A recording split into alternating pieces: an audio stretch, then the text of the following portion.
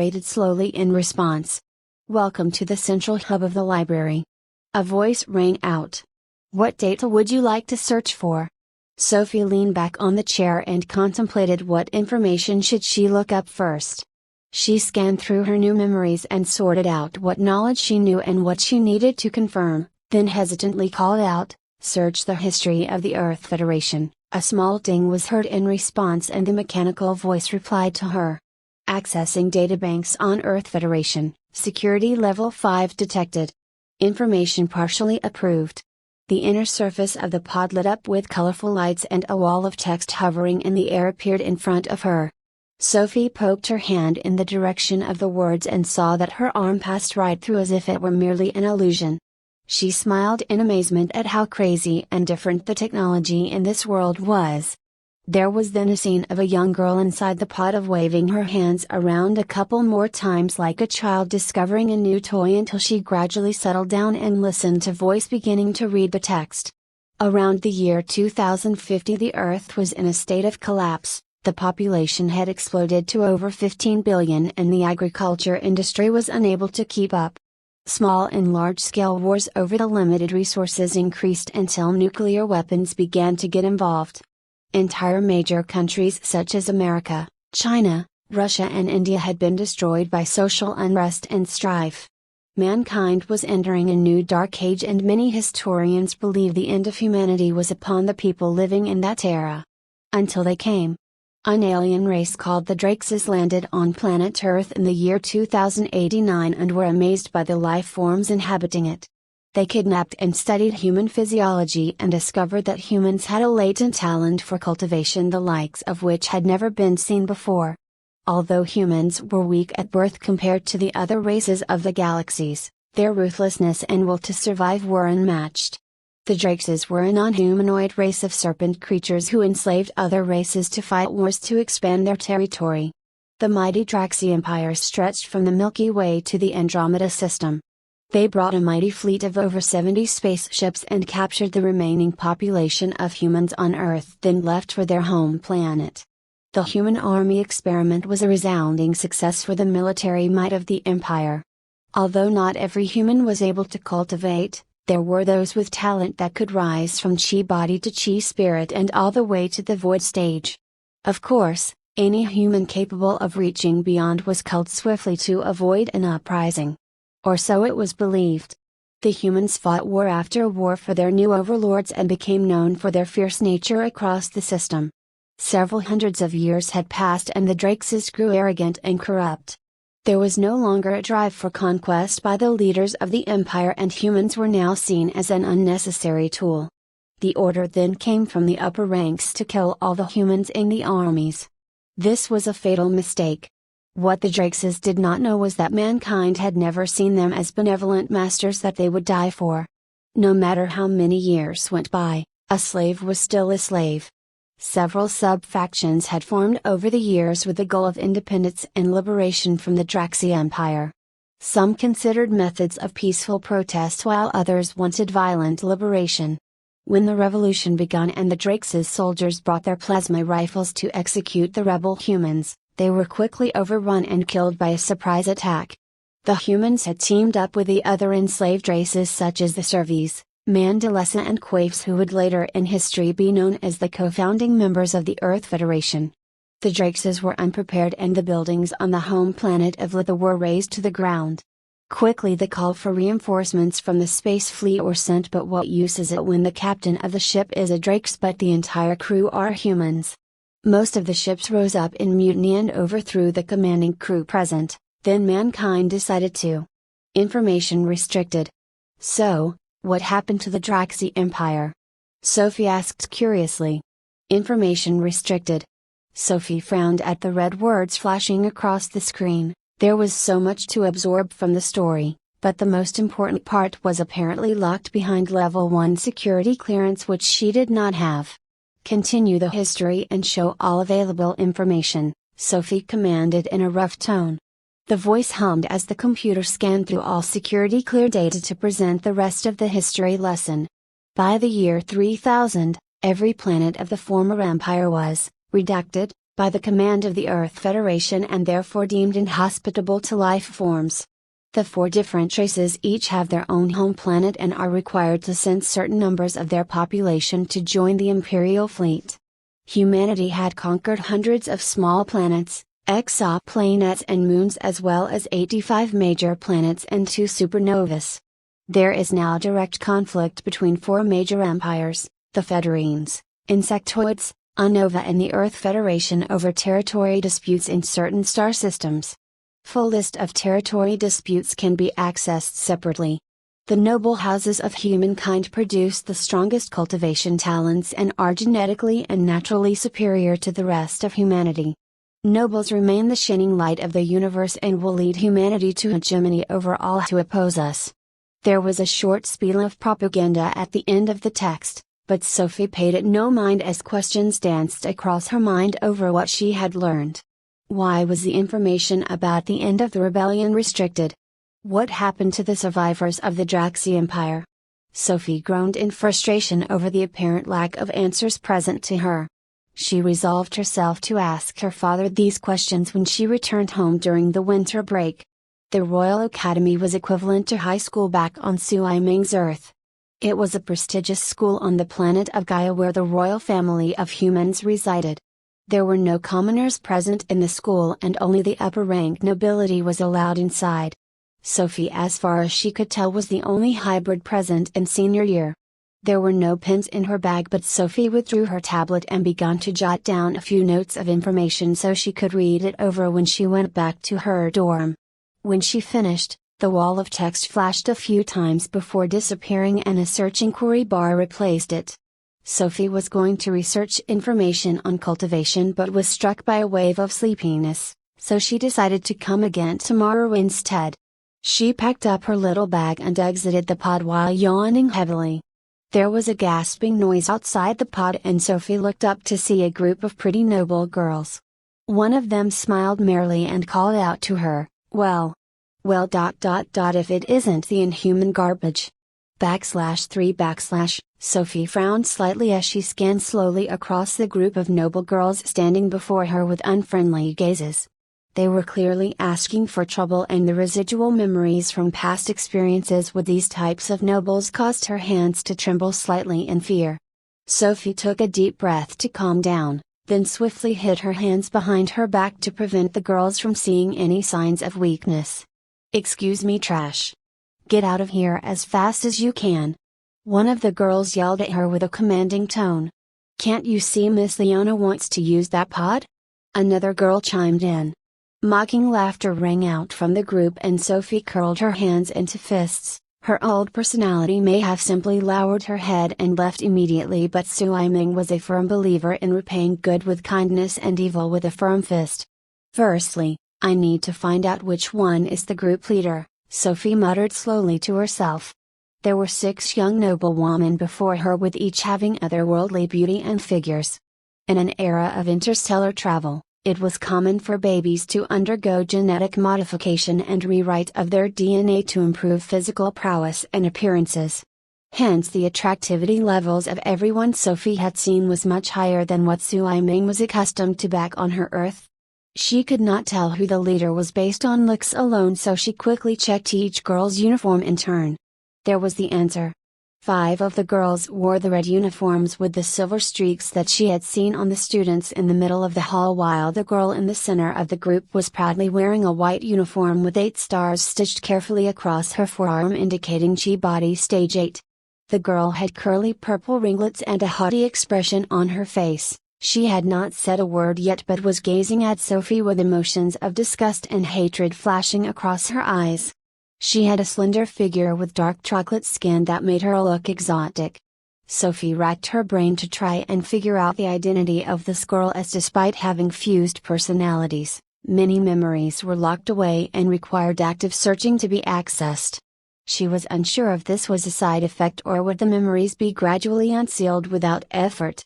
Suddenly a person's name flashed across her mind and an expression of rage surfaced on Sophie's face, which was luckily hidden by the long hair covering her looks.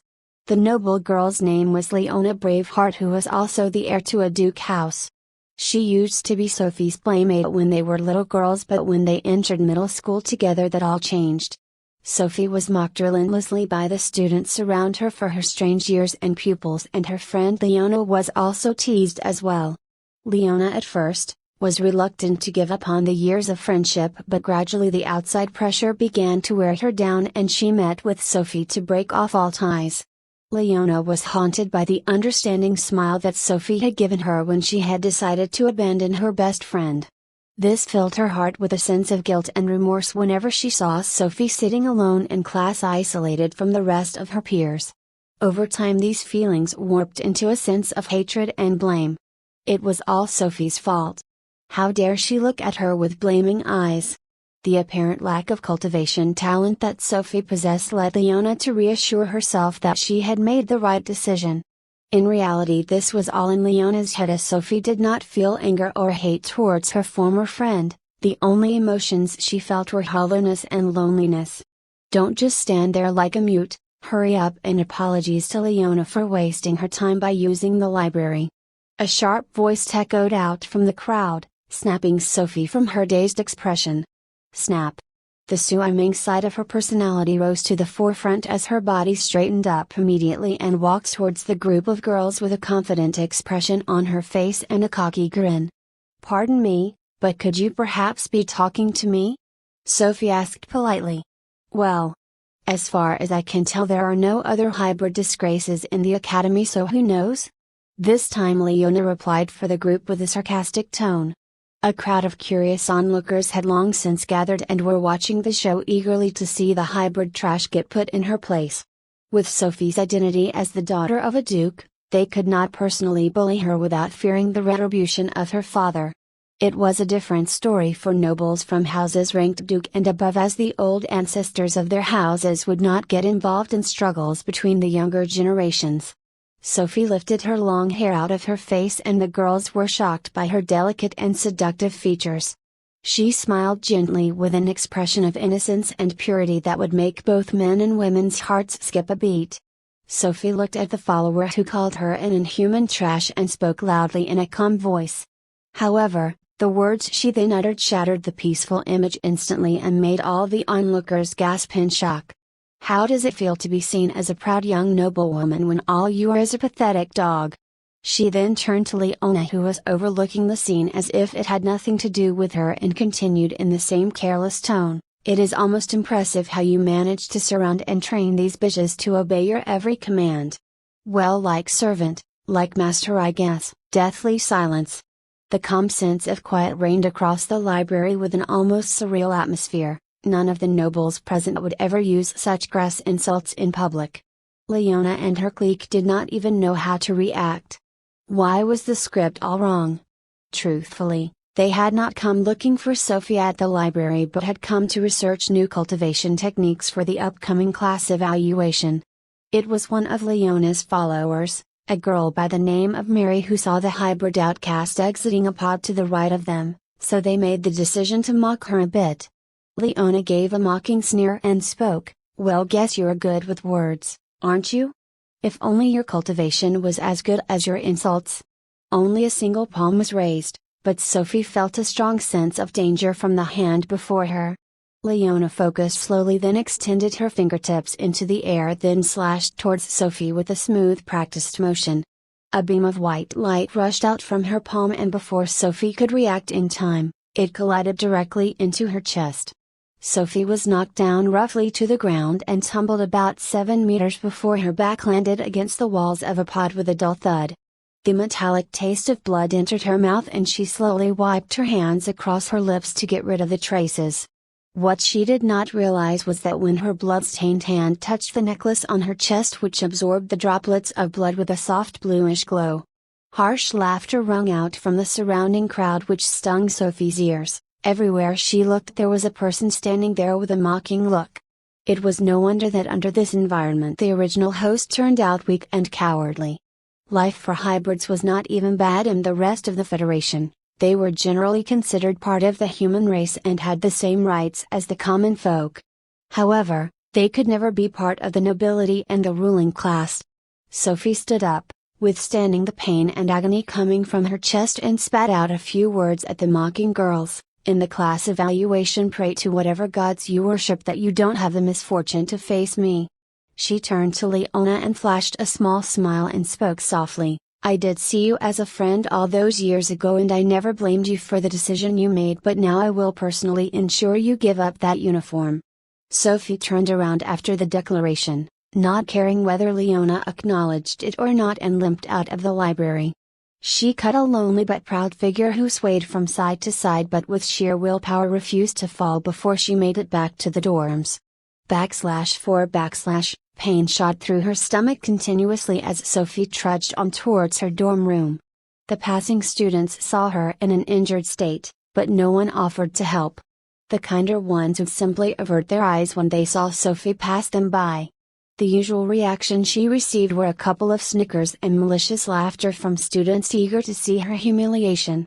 Those looks burned a deep impression in Sophie's mind and fueled the growing sense of rage in her heart. What a bunch of self-righteous assholes! Bragging and boasting of the superiority of the noble blood when none of them had any idea what a life in society was like. I need power, Sophie muttered to herself in a low voice. The world she was in obeyed the simple rule of survival of the fittest. The noble children laughing at her today would lose power almost instantly were it not for powerful cultivators associated with their households. Sophie did not seem to realize it, but her eyes started gleaming in a hypnotic light when her desire to get stronger began to overwhelm her. The campus dorms were optional for students to live in, as with the creation of short-range transportation technology, there was no need for students to worry about traveling to and from their homes. Most of the students in the dorms were those from other planets or those that sought independence from their households. Sophie's father was fiercely overprotective of his only daughter and did not approve of her living at the dorms by herself. The original host argued and threatened to stay at school as she did not want to return home with injuries and cause her dad to worry. What a foolish girl, Sophie spoke softly with an almost sorrowful look on her face.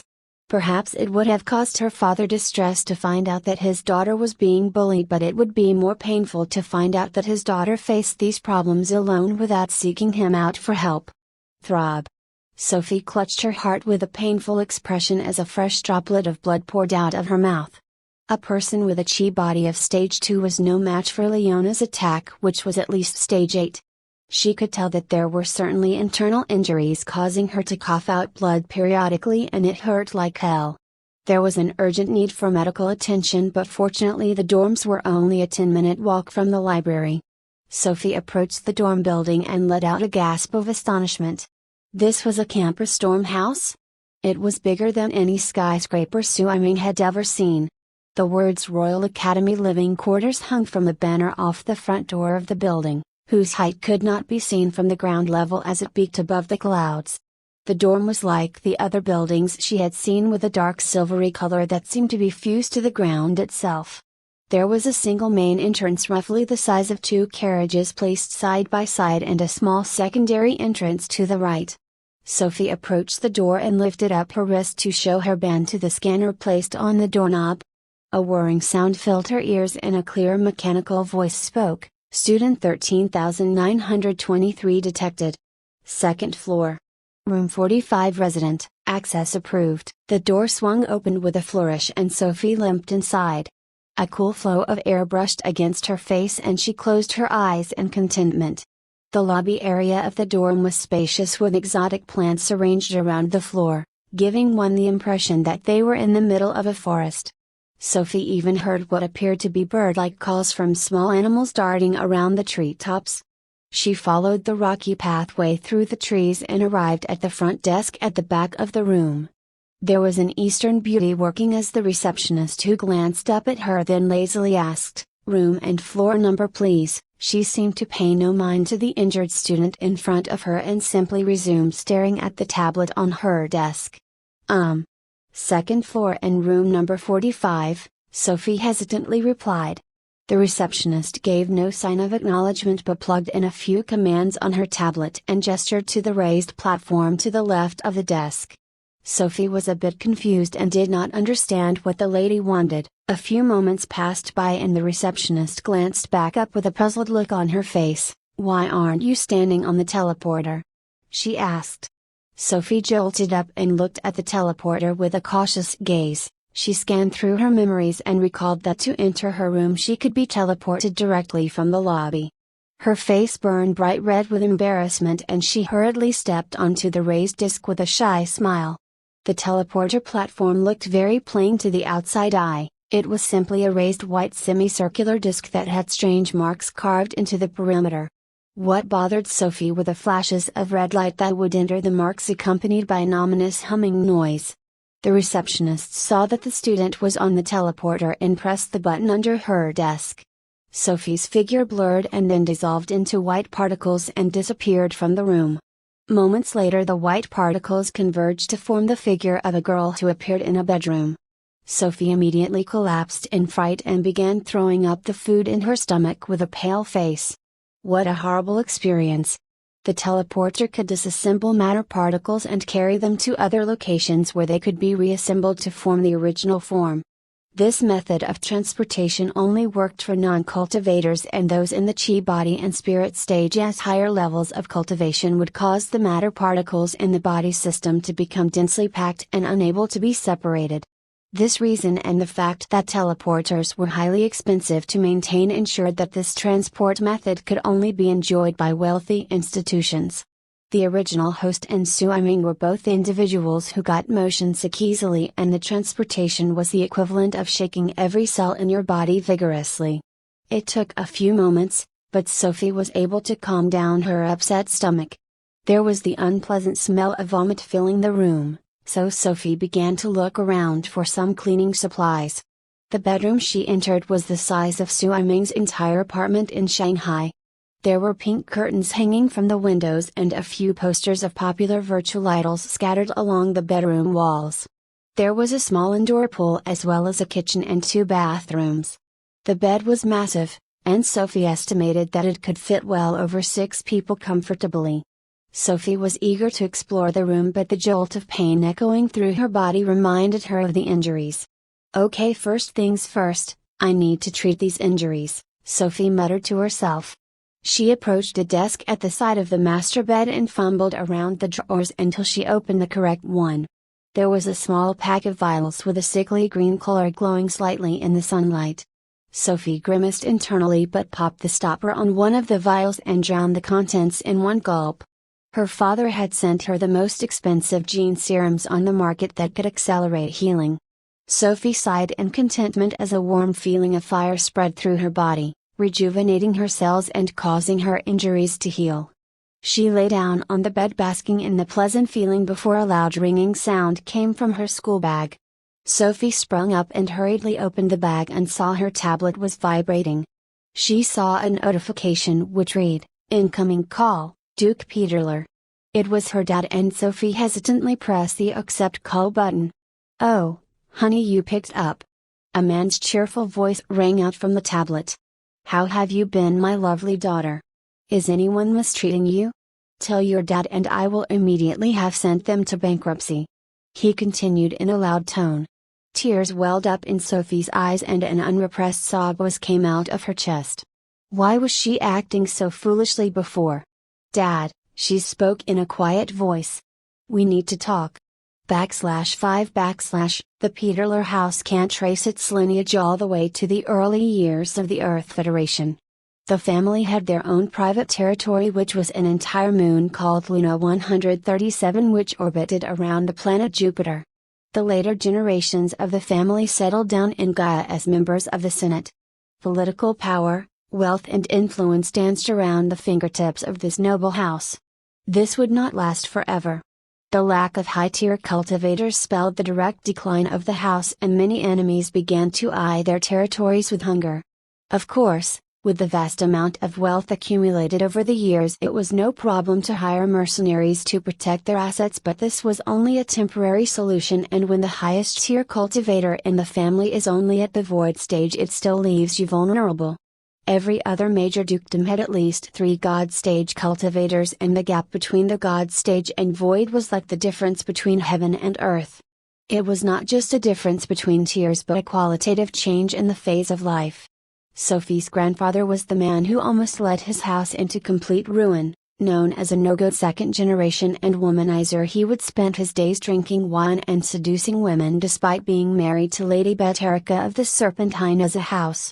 This displeased and offended House Serpentinezza and caused the relationship between the two houses to disintegrate almost overnight. Being a wastrel would not be a devastating blow in and of itself, as many houses had gone through periods where the head was a person with less than ideal qualifications. But it was upon his death that Sophie's grandfather shattered the entire family. He died prematurely at the age of 35 under suspicious circumstances in a pleasure bar on the outskirts of the capital city of Tadanya. He had 2 children by his wife, a twin pair of 2 dragons from Lady Beterica, and numerous bastards roaming around the city. It was beneath Lady Beterica to hunt down these children, as illegitimate children would hold no claim to the family. She would come to regret this act of mercy. It was soon discovered that her husband had written up a will that legitimized every one of his outside children. The contents of the will had sent up a stir throughout the capital, as no head of house had ever done something like this before. He also failed to name an heir to the household, so suddenly there were over 50 candidates to lead House Peterler. The other noble houses could hardly sit idly by, as a potential slice of meat had fallen into their hands, and each house picked a bastard to support and gave them aid and men secretly. It unleashed a proxy war in the Federation that led to the deaths of most of the main branch of the Peterler household. The issue became so out of control that the royal family had no choice but to step in and quell the fighting. They announced that a tournament would be held among all surviving members of the potential successors, and the person who won would be qualified to lead the house. Rare herbs, gene serums and cultivation techniques were given by the houses to those that they supported secretly, with almost no limit, in a bid to raise their cultivation level as quickly as possible. This led to issues with the foundation of chi building, and many children suffered from deviation and backlash. The tournament began and was broadcast to the upper nobility of Gaia. Bets were placed on one child over another, but no one dared to say who would come out on top in the end. It was a brutal tournament, with fights often lasting to the death or severe injuries. The royal family could not set guidelines of mercy, as the wars over succession have traditionally followed the mantra of the strong rules. When the dust settled after a week of fighting, the noble houses were shocked to discover the winner was an unknown bastard son called Dragon. This child was not supported by any major houses, as he was only 10 years old and seen as a useless prospect. But his talent in cultivation was the likes of which the Federation had almost never seen, as without the use of herbs or gene serum, he could still quickly raise himself to Chi Spirit Stage 5 before the tournament. He defeated many opponents, often older and with higher cultivation levels than himself. Even Lady Beterica's children were felled by his hand, which caused her house to raise an uproar. Unfortunately for them, the royal family had already claimed that the winner of the tournament would be the head of the Peterler house, so there was nothing they could do to stop the young boy's rise to power. Lady Beterica left Gaia to return to her family's territory in the Andromeda system and cut all ties with the Peterler house. Numerous other merchants and houses followed suit, and Draken inherited a dukedom on the verge of collapse. All the family assets were taken away by bankers reclaiming the debts from the wayward father of his, who took out loan after loan to pay for his lifestyle. Everyone expected the House of the Fallen to ruin and disappear from history, but despite all their expectations, the boy survived. He joined one of the 4 great universities and then became a commander in the Imperial Army. His talent was praised by all his teachers, and by the age of 24, he was one of the youngest void stage cultivators within the last centuries. Joining the Imperial fleet was a smart decision, as it prevented many would-be assassins sent by noble houses who felt threatened by his rise. It was one thing to kill a noble with no other power and backing, but it was quite another matter to kill an officer of the royal family. The penalty could mean the execution of their entire family line. There were still those willing to take the risk by using lesser nobles as scapegoats, but all assassination attempts were thwarted by Draken's extremely higher combat sense. Unlike his father, he was a man known for his duty and dedication to the army, and had not sired a single offspring.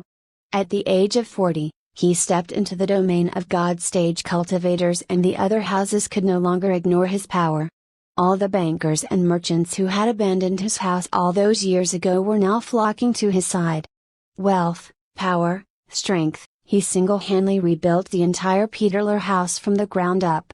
Many noblewomen eagerly sought him out for companionship, but he refused all offers. No matter how beautiful or seductive they were, there was seemingly no woman who could catch his eye. Until he met her. /6 / flashback continued. It had been 10 years since Commander Peterler had cultivated to the God stage, and his prestige in the army was unmatched amongst his peers. He led the First Order fleet of the Imperial Army and was on the front lines of the war against the insectoid races. The insectoids were considered as the plague of the universe and consisted of several thousand different races of monsters. Some were humanoid and had intelligence rivaling that of humans, while others were mere beasts of slaughter. Humanity had been engaged in bitter battles with the insectoids for hundreds of years over the ownership of certain planets and star systems.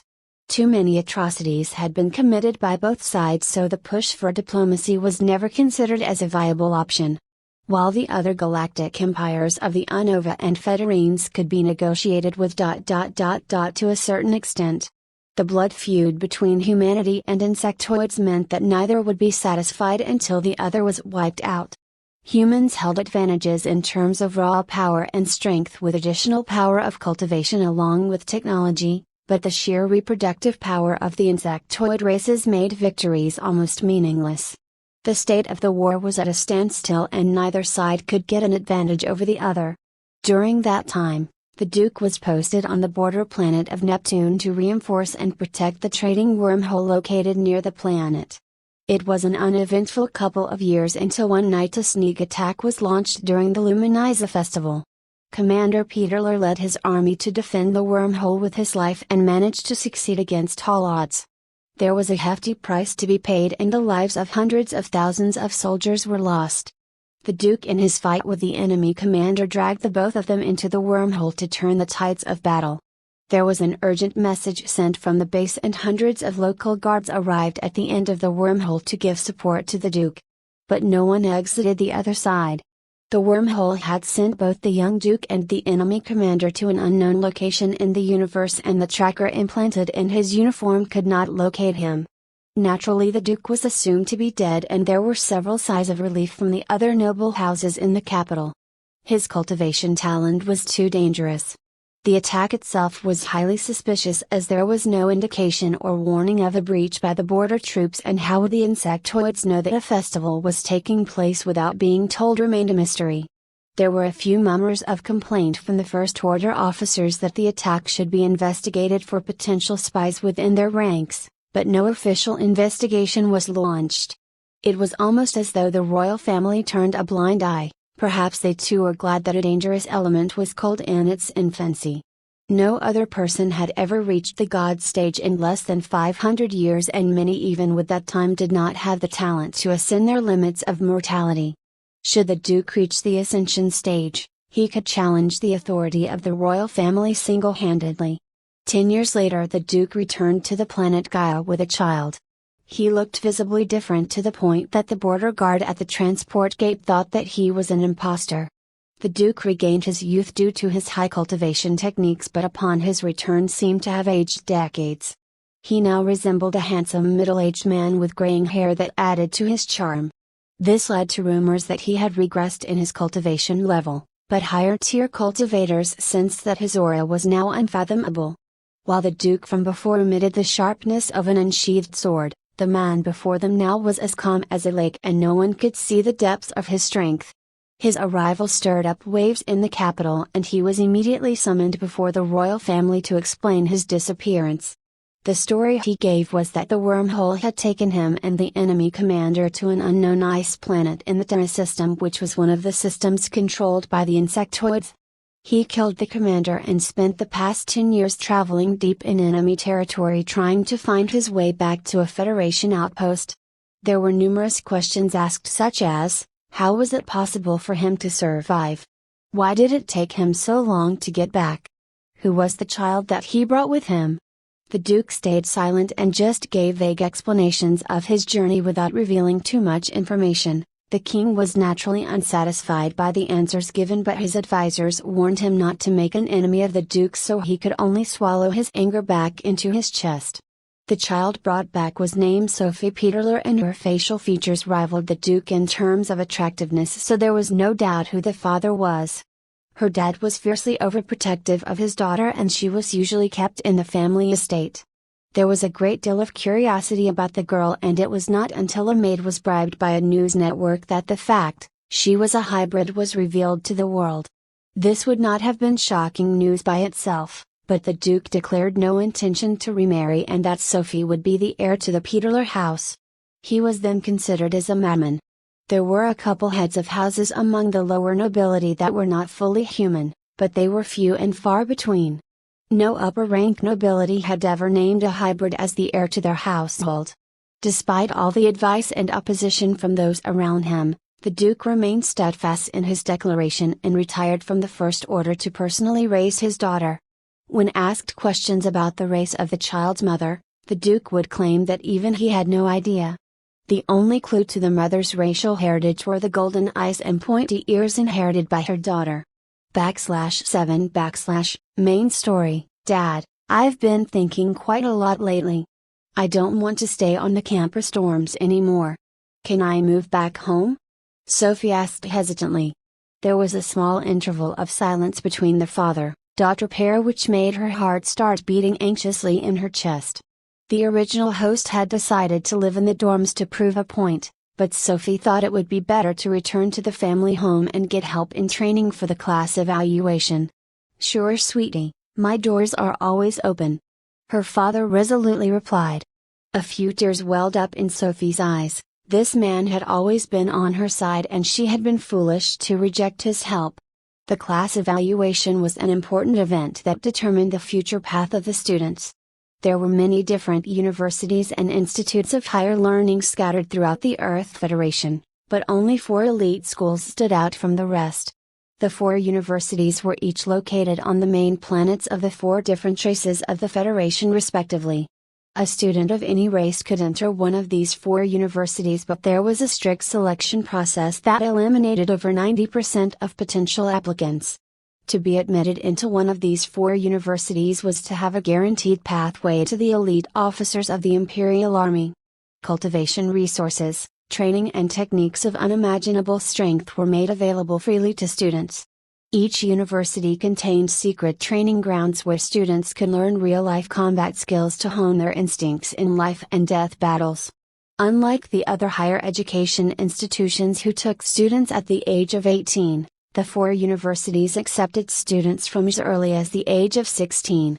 In fact, it was highly unlikely that any future student over the age of 19 would be accepted, as they would be deemed as lacking potential. The first test begins with an initial selection of seeds, and each school on a planet is assigned a quota of students to nominate for the second round of testing. The students are then randomly selected to go to different sites where a battle simulation would take place. Students are judged by their cultivation level, combat strength and survivability. Only the strong would dare to go through the selection process, as accidental death and injuries were fairly common during the simulation testing. There was also a third round of testing, but the details typically remain a mystery and vary greatly from year to year. The selection of seeds in the Royal Academy was determined by a tournament between all students of the sophomore grade. The top 20 participants would then be given a chance to move on to the second test. At the current time, Sophie had no confidence in passing the first couple of rounds, much less qualifying as a seedling. While her father had stated that he would be proud of any university that she attended in the future, the original host had strong feelings of following her father's footsteps. Suiming was also a highly competitive person and did not want to accept anything other than first place in the tournament. Sophie did not want to remain in the shadows of her father's achievements. She wanted to forge her own legacy to repay all the love and kindness that she had received from her only family. Did something bad happen in the academy? Concern shone through the voice of the Duke, and Sophie was snapped out of her daze. No. It's just that I decided that I want to take part in the class evaluation and win a seedling spot for the 4 great universities, Sophie murmured gently. Are you insane? Her father's loud voice echoes through the room. Sophie was shocked. This was the first time that her father had raised his voice with genuine anger towards her. His voice continued on with a stormy tone. Do you know the kind of people you will have to fight in the simulation? Nobles raised from birth as cultivation prodigies trained to eliminate threats as soon as they appear, freaks of nature from common families who possess extremely high cultivation talent. The average chi level of those who actually get into the university is chi spirit stage 2. If you received a single attack from one of those students, you could die before the safety barrier kicks in. Sophie was also furious and bit back a sharp retort in her mind before she realized her father was not lecturing her out of anger but rather a sense of deep concern. At her current level it would be highly unlikely she could qualify in the first place, but even if she did, there would be the risking of her life against stronger participants. Meanwhile in the Peterler mansion, Sire, please calm yourself down, a cold voice echoed behind the Duke. Rockin stopped his rage and looked around his study. There were now books scattered all over the room and a conspicuous giant crack ran along the floor where some of his power leaked out. The old butler at his side had placed the maidservants cleaning the room behind him so they would not be affected by his loss of control. The Duke was not in the right frame of mind to worry about the details as his mind was in a state of complete shock. His precious baby girl wanted to join the Imperial Army as well. She even wanted to aim for the top universities that even cultivation geniuses had slim chances of entering. The Duke sighed slowly and sat back down in his chair with a wary look on his face and ordered the servants out of the room. Part of him wanted to dissuade his daughter from participating in the tournament, but another side of him remembered the figure of a graceful woman slaughtering her enemies. The Duke chuckled in mirth. He was known as one of the most powerful God stage cultivators in the Federation, but somehow against that woman he was powerless. It was part of the reason why he never quite believed his daughter had no talent in cultivation despite what others said.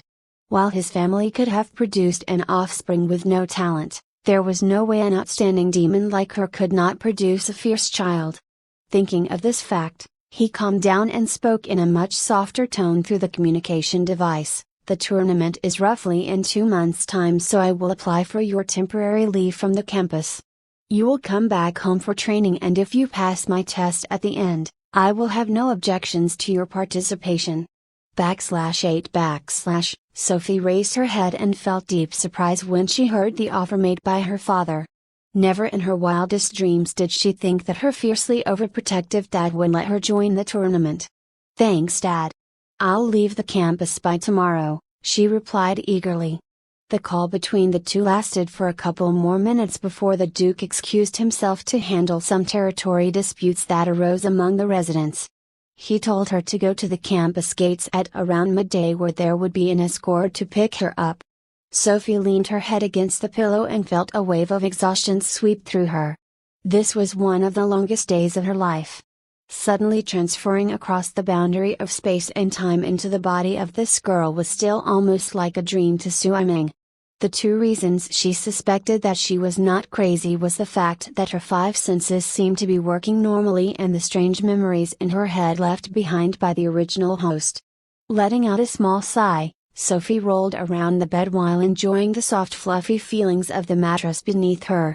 The internal injuries were long gone and the cells in her body seemed energized thanks to the gene serum. The healing effect was so great that Sophie was tempted to experiment with its power. She rummaged around the drawers along her bedside and found a small energy knife. The knife was only 7 inches tall, with the hilt being adorned with patterns of wolves and a small white button in the middle. This was a knife given to Sophie by her father as a hidden weapon in case of an emergency. Sophie pressed the button and with a small hum, a yellow blade popped out from the hilt.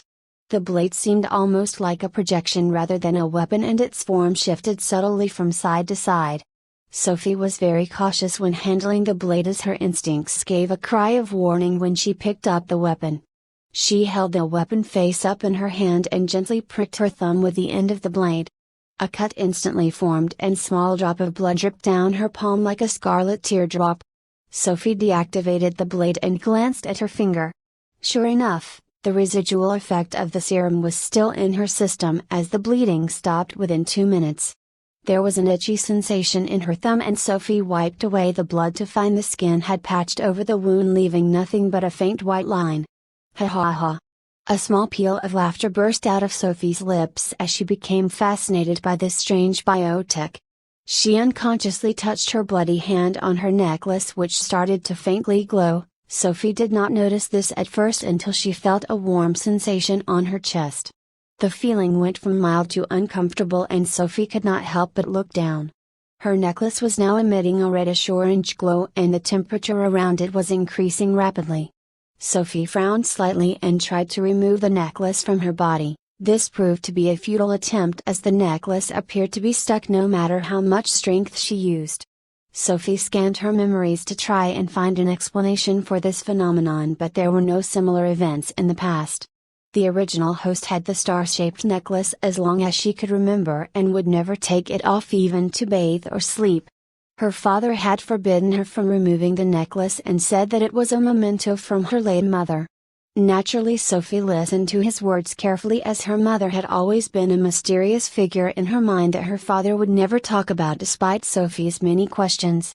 Through the information she overheard from the castle maids, she determined no one except her father knew what happened to her. Snap! Sophie jerked backwards in alarm as a sudden pain spread through her whole body.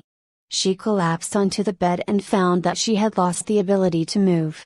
Fear and panic began to set in, and Sophie struggled desperately to reach her tablet to contact her father, but it was already too late. Ah! It hurts! It hurts! Sophie screamed loudly. The necklace had now reached a boiling hot temperature and her chest began to bubble when exposed to the heat. The blood in her veins started to circulate faster and faster alongside her bones, feeling as though they were getting crushed. Her vision became to blur, and Sophie could sense her consciousness was beginning to fade into nothingness. She tried once more to reach out to the tablet, but her trembling fingertips could only lightly touch the screen before it all turned to black. If someone had entered the room, they would have been shocked in horror at the sight before their eyes. A normal-looking girl was laying down on a bed, but her figure began to warp and shift dramatically.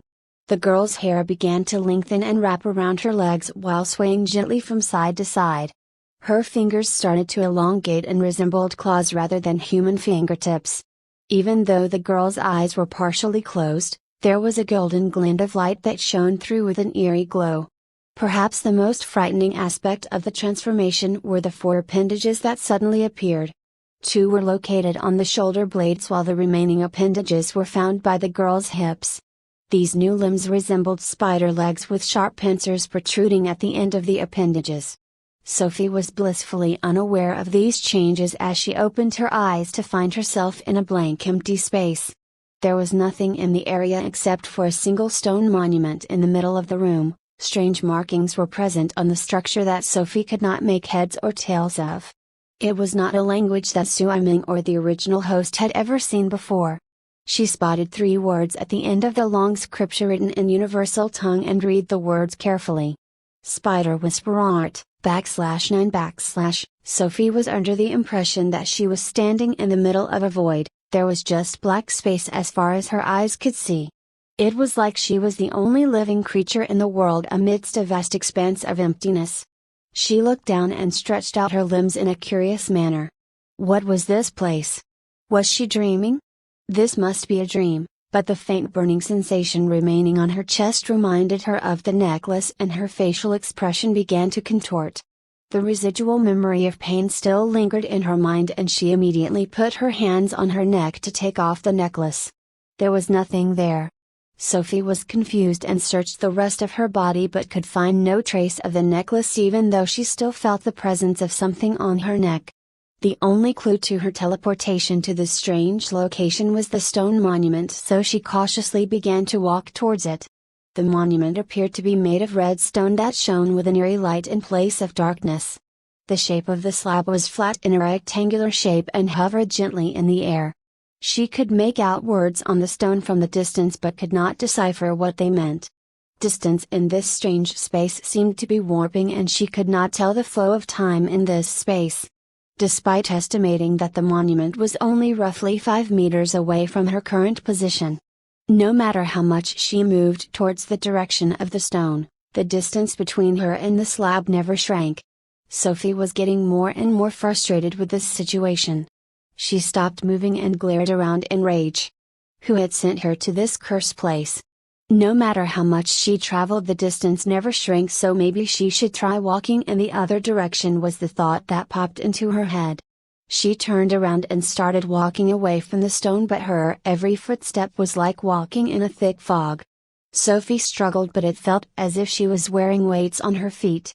As she about to give up and just sit down, the slab emitted a blinding light and 2 enormous chains burst out from the sides of the stone. The chains were a golden color and started to slither towards her. Sophie panicked and began to run desperately in the opposite direction, but could not outrun the chains. One wrapped tightly around her waist while the other captured her legs and dragged her kicking and crying towards the stone. "Please, someone help me! Help me!" Sophie screamed. There was complete silence and Sophie was dragged to the front of the stone tablet. The chains roughly dropped her on the ground and retracted back into the monument. Sophie took a step backwards in fear, but there was no more movement from the stone in front of her. She continued to watch the slab with a wary expression for a couple more minutes, but nothing happened. A sigh of relief slipped past her lips and she curiously looked closer at this mysterious object. The stone itself was unremarkable in its outer appearance, but as Sophie observed the surface, letters began to appear on the exterior. What language was this? Sui Ming scanned through the memories of the original host but could find no indication that Sophie had ever seen this language before.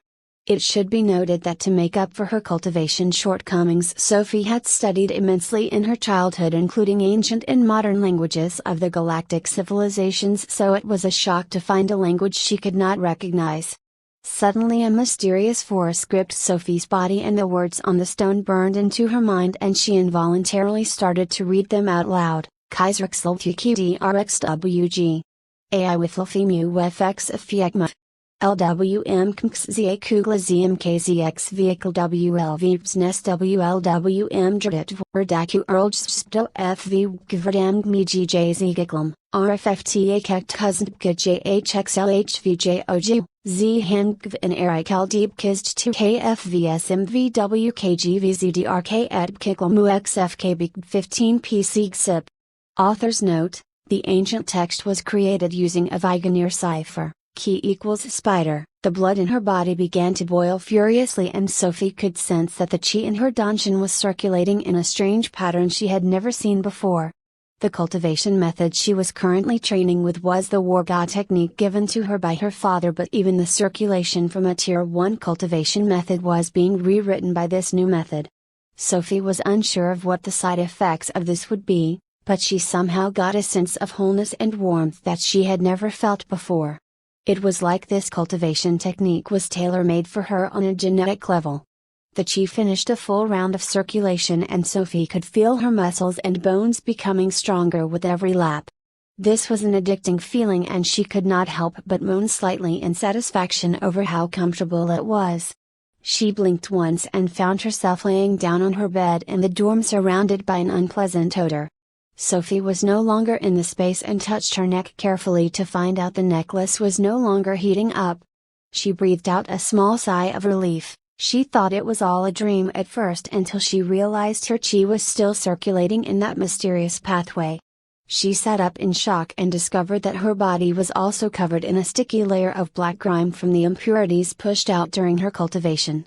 Sophie frowned slightly at the smell and moved towards the bathroom to take a shower. She passed a mirror and paused when she saw her new body with 4 spider legs jutting out from her back. Yo! What the foo? A loud scream was then heard coming from her room. /10 / this not happening. This is not happening. It's just a dream. Sophie closed her eyes and muttered softly to herself. Wait a moment. It must be that the attack she received early might have possessed a mental component that had side effects. A small smile formed on her face and she took several deep breaths to calm herself down. clearly when she was hit by the spiritual attack by Leona. It must also be a skill that causes illusions to form in the victim's mind.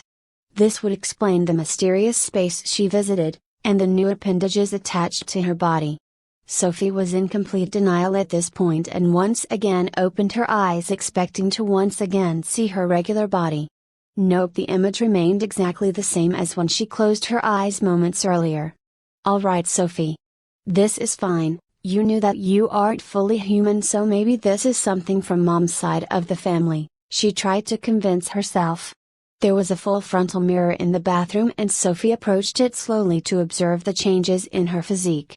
The most obvious difference were the 4 spider legs protruding from her back. 2 were located on the lower side while the remaining legs jutted from her shoulder blades like a pair of wings. Her hair was now much longer and gently flowed from side to side down to her knees. It was purplish black in color and moved as if it were alive, which freaked Sophie out quite a bit.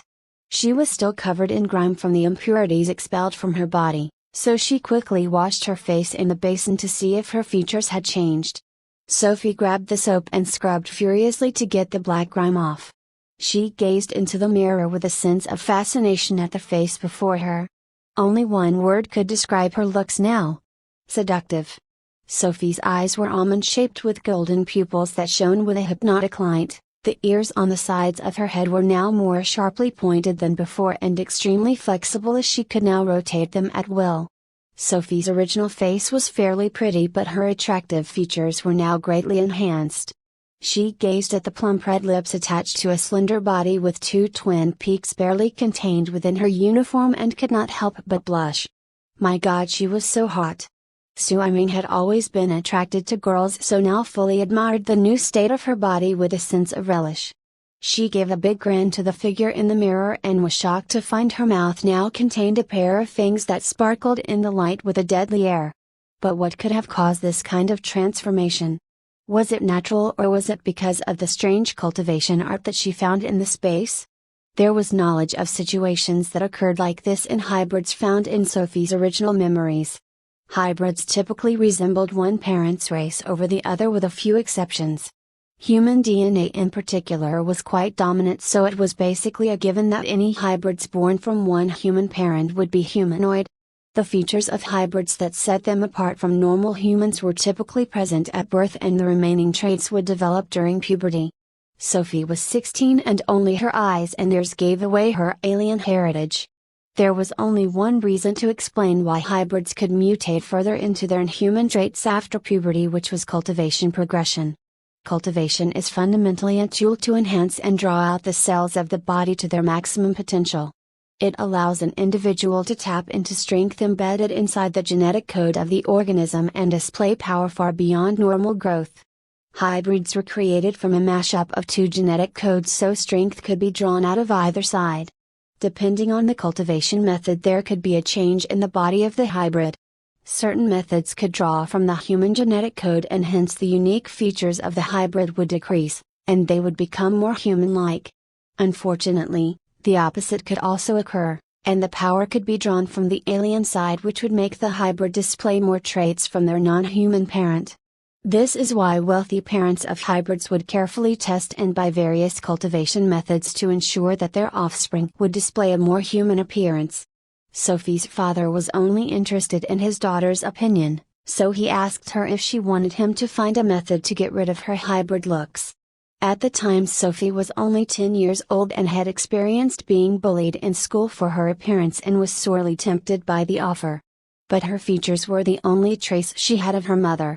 So, she politely refused and just trained in her dad's cultivation method, War God technique. Despite training for 6 years, there was no change in her looks, so she just assumed that would always be the case. Obviously, she was greatly mistaken. Sophie released a small sigh and walked away from the mirror to clean up the rest of her body in the shower. She tried to enter the shower door, but her new limbs would not fit through the entrance. No matter what angle she took, her appendages would crash into the walls of the opening. Yes, that would be the end to this day, Sophie mockingly laughed. She tried a few more times, but there was no difference. Sophie was feeling heavily frustrated and punched the sides of the door in anger. With a loud crash, the door flew off its hinges. Sophie froze in shock with an expression of guilt on her face. Their door had been flung off to the far ends of the room and the resulting hole had several cracks running down its side. "I won't have to pay for this, right?" Sophie asked herself in a worried tone. She completely forgot that her father was wealthy enough to buy the whole academy, much less a fragile shower door. The hole was now big enough for her to comfortably pass through, so she entered the shower and began to scrub the grime off. The water had turned completely black from the impurities and flowed out of the hole in the shower to the rest of the bathroom floor. Sophie was concerned by the mess, but right now, she had much bigger worries to consider. Do these things retract? /11 cool water flowed down her body and Sophie sighed happily in contentment. This was the first time since she had transmigrated that she could just simply relax. Freebnoll.com, the grime and filth washed away by the shower made her feel refreshed. She stood in the running water for a couple more minutes before pressing the small button on the side of the wall. A small buzzing noise rang out twice before a little robot dropped down from a gap in the ceiling. The robot circled Sophie 3 times before blasting hot air on her body to dry her off. This was a strange sensation, but she had to admit it was more efficient than simply using a towel. Especially with her new spider legs that were sharpened like blades at the ends which would tear a hole through any cloth. Sophie struggled for a few minutes before somehow managing to wrap a bathrobe around her gorgeous figure and walk towards her closet. There was an optional fighting class taking place during the evening on the campus, but with her current looks, Sophie did not dare to go outside.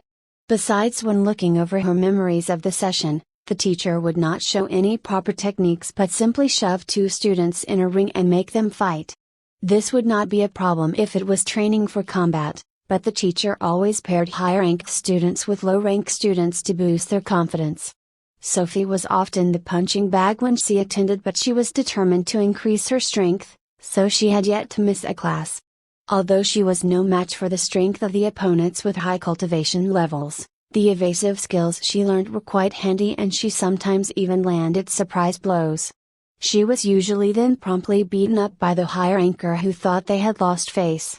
Sophie's closet was filled with multiple copies of her school uniform and a small box filled with unopened casual clothes. The original host did not have a social life and would simply go from the campus dorms to the lectures and then back again to her room. Sophie opened the box and beautiful expensive dresses were packed neatly inside. It was almost nighttime, so she just wanted to put on some sleepwear. She began rummaging around the back of the closet to look for a nice and comfortable gown. "I found some!" Sophie exclaimed. The bottom of the closet had a small drawer with undergarments and sleepwear, so Sophie took the clothes and placed them on the bed. There was a really comfy loose-fitting robe and she tried to put it on. Hold up! Why on earth is this not fitting? Her new spider legs had completely slipped from her mind and Sophie was dismayed to find out she could not fit the robe over her head without it being blocked by the appendages on her shoulder blades. She tried one dress after another in rapid succession, but they could not fit on her new body. It was only after several minutes of struggling that she managed to squeeze on a pair of underpants, but none of her bras would fit. Sophie looked at herself in the mirror for a moment and admired the image of her sexiness before laying down on the bed with a sigh. She had no idea what to do. Those damn spider legs had ripped holes in all her good dresses that she had attempted to put on, and the price of some of her clothes that were now ruined made her want to tear up in grief. Her father had sent someone to pick her up at the school gates tomorrow, but she could hardly go outside in her undergarments.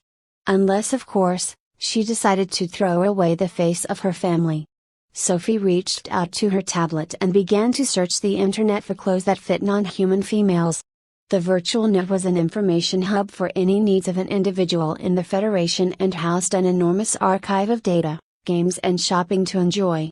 Of course, certain items were not for sale using the regular search engine, but rumors of a dark web where one could buy rare cultivation manuals, slaves and even bioweapons surfaced from time to time. The beauty of teleporters was that small items could be transported instantly across the range of a planet, which made online shopping more convenient. Sophie simply had to put the serial number of the teleporter in the lobby room and any items bought would be transported instantaneously. The school teleporter had a scanner that would automatically check the material of the molecules being sent over and would halt the reassembly if the products was deemed dangerous. Once the item arrived, the receptionist would send a notification to her wristband and after she pressed the confirm button, it would be sent to her room. Sophie browsed a popular clothing store from her memory called Sci-fi, who designed and created luxury clothes. She clicked on the non-human section and was blown away from the sheer volume of clothing to choose from. There were dresses with space for tails, wings, horns and came in all shapes and sizes. Sophie struggled to choose the right outfit for her when a small icon popped up on the side of her tablet. Virtual Shopping Assistant. Sophie was quite curious about this option and pressed the icon. Immediately a bright light beamed out from her tablet to form the holographic figure of a fairy. The fairy was only 6 inches tall and had a cute appearance. The hologram had short hair with a childish air surrounding her and a bright and bubbly voice came from her figure. "Hello lovely customer. I'm the virtual assistant of Sci-fi, accessible to members with a platinum standing and above. Please scan your thumb on the corner of the screen to confirm your identity." Sophie followed instructions and lightly placed her thumb on the scanning area indicated by the fairy. A green light ran over her finger and the data was sent to the virtual assistant. Identity confirmed. Sophie paid her Black Diamond member. The fairy's tone became visibly more excited and spoke in a respectful tone. "When did I get this high level of membership?" Sophie wondered to herself. Then the memory of her father handing her a black card for her last birthday flashed through her mind. Sophie had yet to use the card as she felt uncomfortable spending her father's wealth on things that she deemed non-essential. It appeared he had also bought her membership for this luxury brand without her knowledge. She looked at the little fairy and asked, "Do you have any clothes that would fit me? Do you want to activate the tablet scanner to closely match your body type? All data taken is strictly encrypted." The fairy paused for a moment then replied. Sophie was a bit unsure but did need clothes quite badly, so she clicked to confirm yes. The fairy opened up her palms and a white light enveloped her body and quickly measured all her physical data. There was a short moment of processing before the fairy spoke again, this time in a more hesitant voice. "Your body does not match the data of any species in our database. /12 /" Sophie frowned slightly and looked at the little fairy with some confusion on her face. How could her race possibly be unknown? It must be noted that high-end luxury brands like Sci-fi had access to the entire databank of known species due to their ties to the upper-class clientele. One could not shop from the Sci-fi store using wealth alone, as a certain level of connections or influence was required to even apply for membership. The fairy could sense that Sophie was in a bad mood and hurriedly spoke again. "We may not know your exact genetic makeup, but your DNA has similarities to 3 potential species." Sophie was now slightly intrigued by this information. Her father had never spoken directly about her mother's race or how he met her. Whenever she brought up the subject, the Duke would quickly change topics and pretend that she never asked. However, she had discovered that once a year her father would spend the day in his study looking at a strand of hair hidden away in a box under his desk. Sophie would never forget the look of sorrow and pain that crossed his face when she had spied on him. She never brought up the subject again. "Okay, why don't you tell me which species I resemble the most?" Sophie replied. The fairy acknowledged her with a small hum and the scanner reactivated and once again flashed a light through her body. Closing her eyes, the fairy then checked through the database a second time to filter for all potential matches. A few minutes passed before she opened her eyes with a soft glow and spoke, scanning through potential matches of DNA. 3 species of genetic similarity found. Human - greater than 50% genetic match. The client is a confirmed human hybrid, mutated spider beast, greater than 9% genetic similarity, low probability of second genetic parent, Chenille, greater than 20% genetic similarity, low to medium probability of second genetic parent. Warning: this species is a humanoid class race of the insectoid empire, threat level, lethal. Click any option to find out more information about the race. Sophie was not surprised by the first option, as she had always known that her dad was fully human, and his family had been that way for generations. The other potential matches were a shock, as they made no sense. The mutated spider beasts were a low-class species of the insectoids empire that resembled horrific 10-feet-tall spiders with razor-sharp fangs and deadly poison. They had low intelligence and were simply wild animals. Unless her father had a death wish, he would not have sired a child with one. But the last option, with the 20% genetic similarity, was even more improbable than this spider beast. Despite the thousands of insectoid races, there were only a few humanoid species capable of intelligence. These races were considered the leaders of the empire and had the strength to match. They were few in numbers and lacked the reproductive capabilities of their simple-minded brethren, but made up for it in raw combat skills and strength. The Shini'al were one of these races who outwardly looked almost identical to humans were it not for their silvery eyes and transparent wings jutting out from their backs. Members of this race were responsible for a genocide of a mining colony in the Andromeda system, and the Federation, under public outrage, had declared them as a lethal threat to be exterminated on sight. Is my mom an insectoid as well then? But how can that be possible? There were some recorded cases in history of successful offsprings between humans and high-class insectoid species, but by and large the two civilizations avoided each other save for in battle. Her father was a commander in the Imperial Army, for God's sake. How could he fall in love with the enemy? Any child produced from the union would be seen as too human for the insectoids and regarded with suspicion and fear from humanity. A myriad of emotions flashed across Sophie's face, but she soon calmed herself down and issued instructions to the fairy, using my identity as a Black Diamond member. Purge the entire record of this conversation and remove the search of my potential race from the database. It was unlikely that she would be able to conceal her heritage, especially with the spider legs sticking out from her back, but there was no need to have this information on file. A clear mechanical voice rang out from the fairy as she replied, "Permission to delete client's information. Client information classified as level 2 priority, request granted. All data has been purged." Sophie let out a small sigh of relief and leaned back on the bed with heavy thoughts racing across her mind. She needed to have a long conversation with her father once she returned home. There was no longer the option of allowing him to change the subject. "My dear client, we can also use memory foam to make custom clothes for you using your body measurements," the fairy spoke up suddenly. Sophie's eyes brightened immediately, and she was tempted to give the tiny fairy a pat on the head. Why didn't she think of that option before?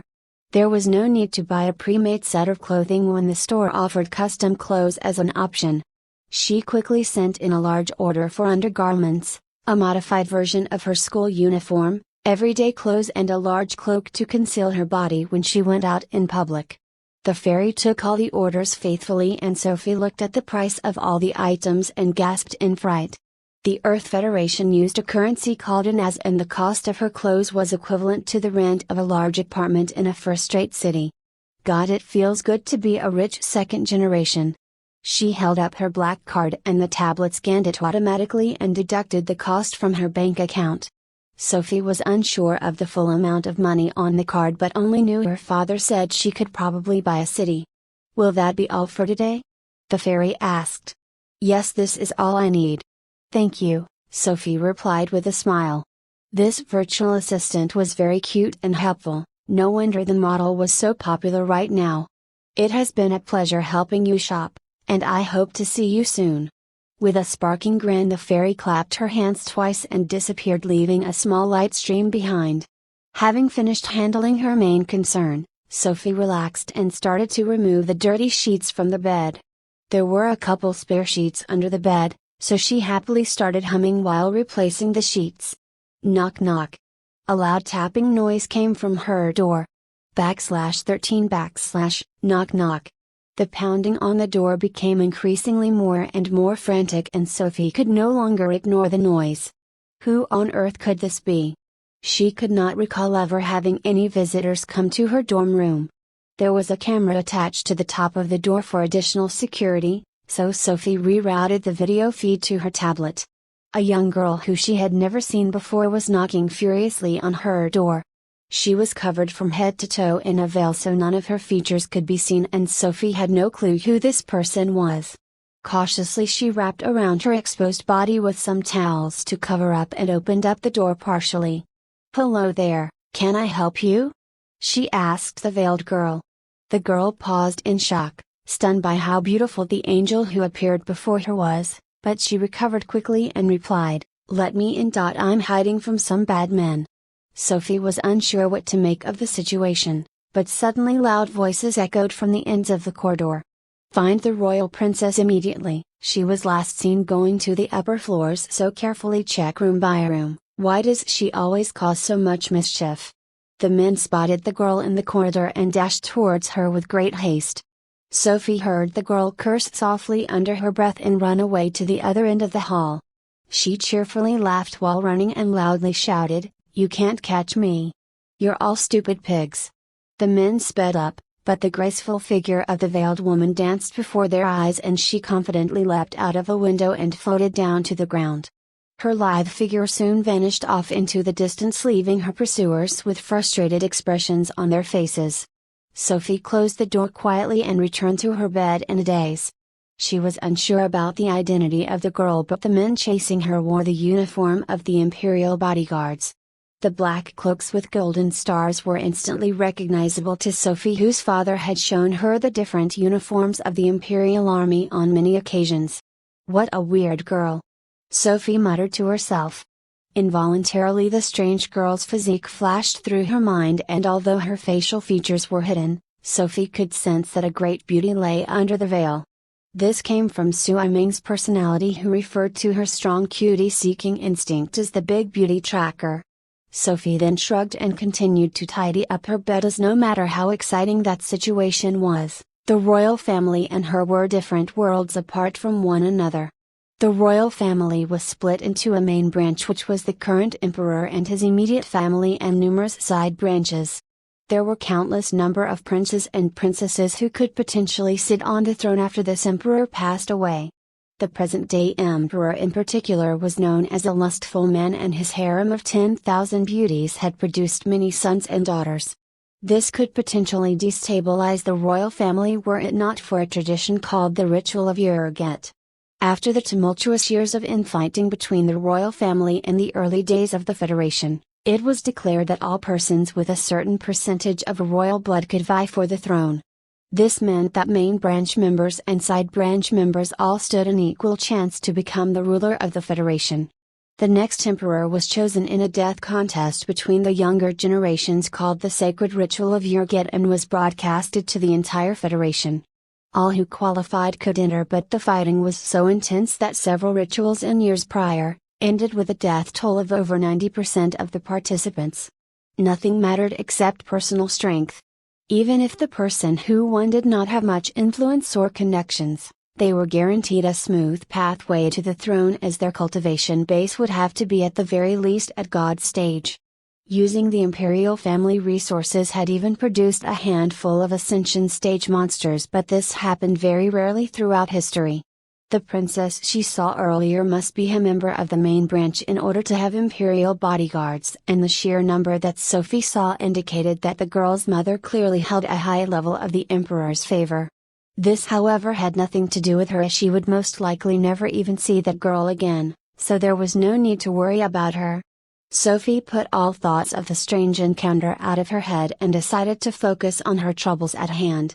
Meanwhile, in the Peterler family home, Duke Raken looked at the four figures in front of him with a satisfied grin on his face. Each person commanded an unfathomable aura of strength and strong killing intent.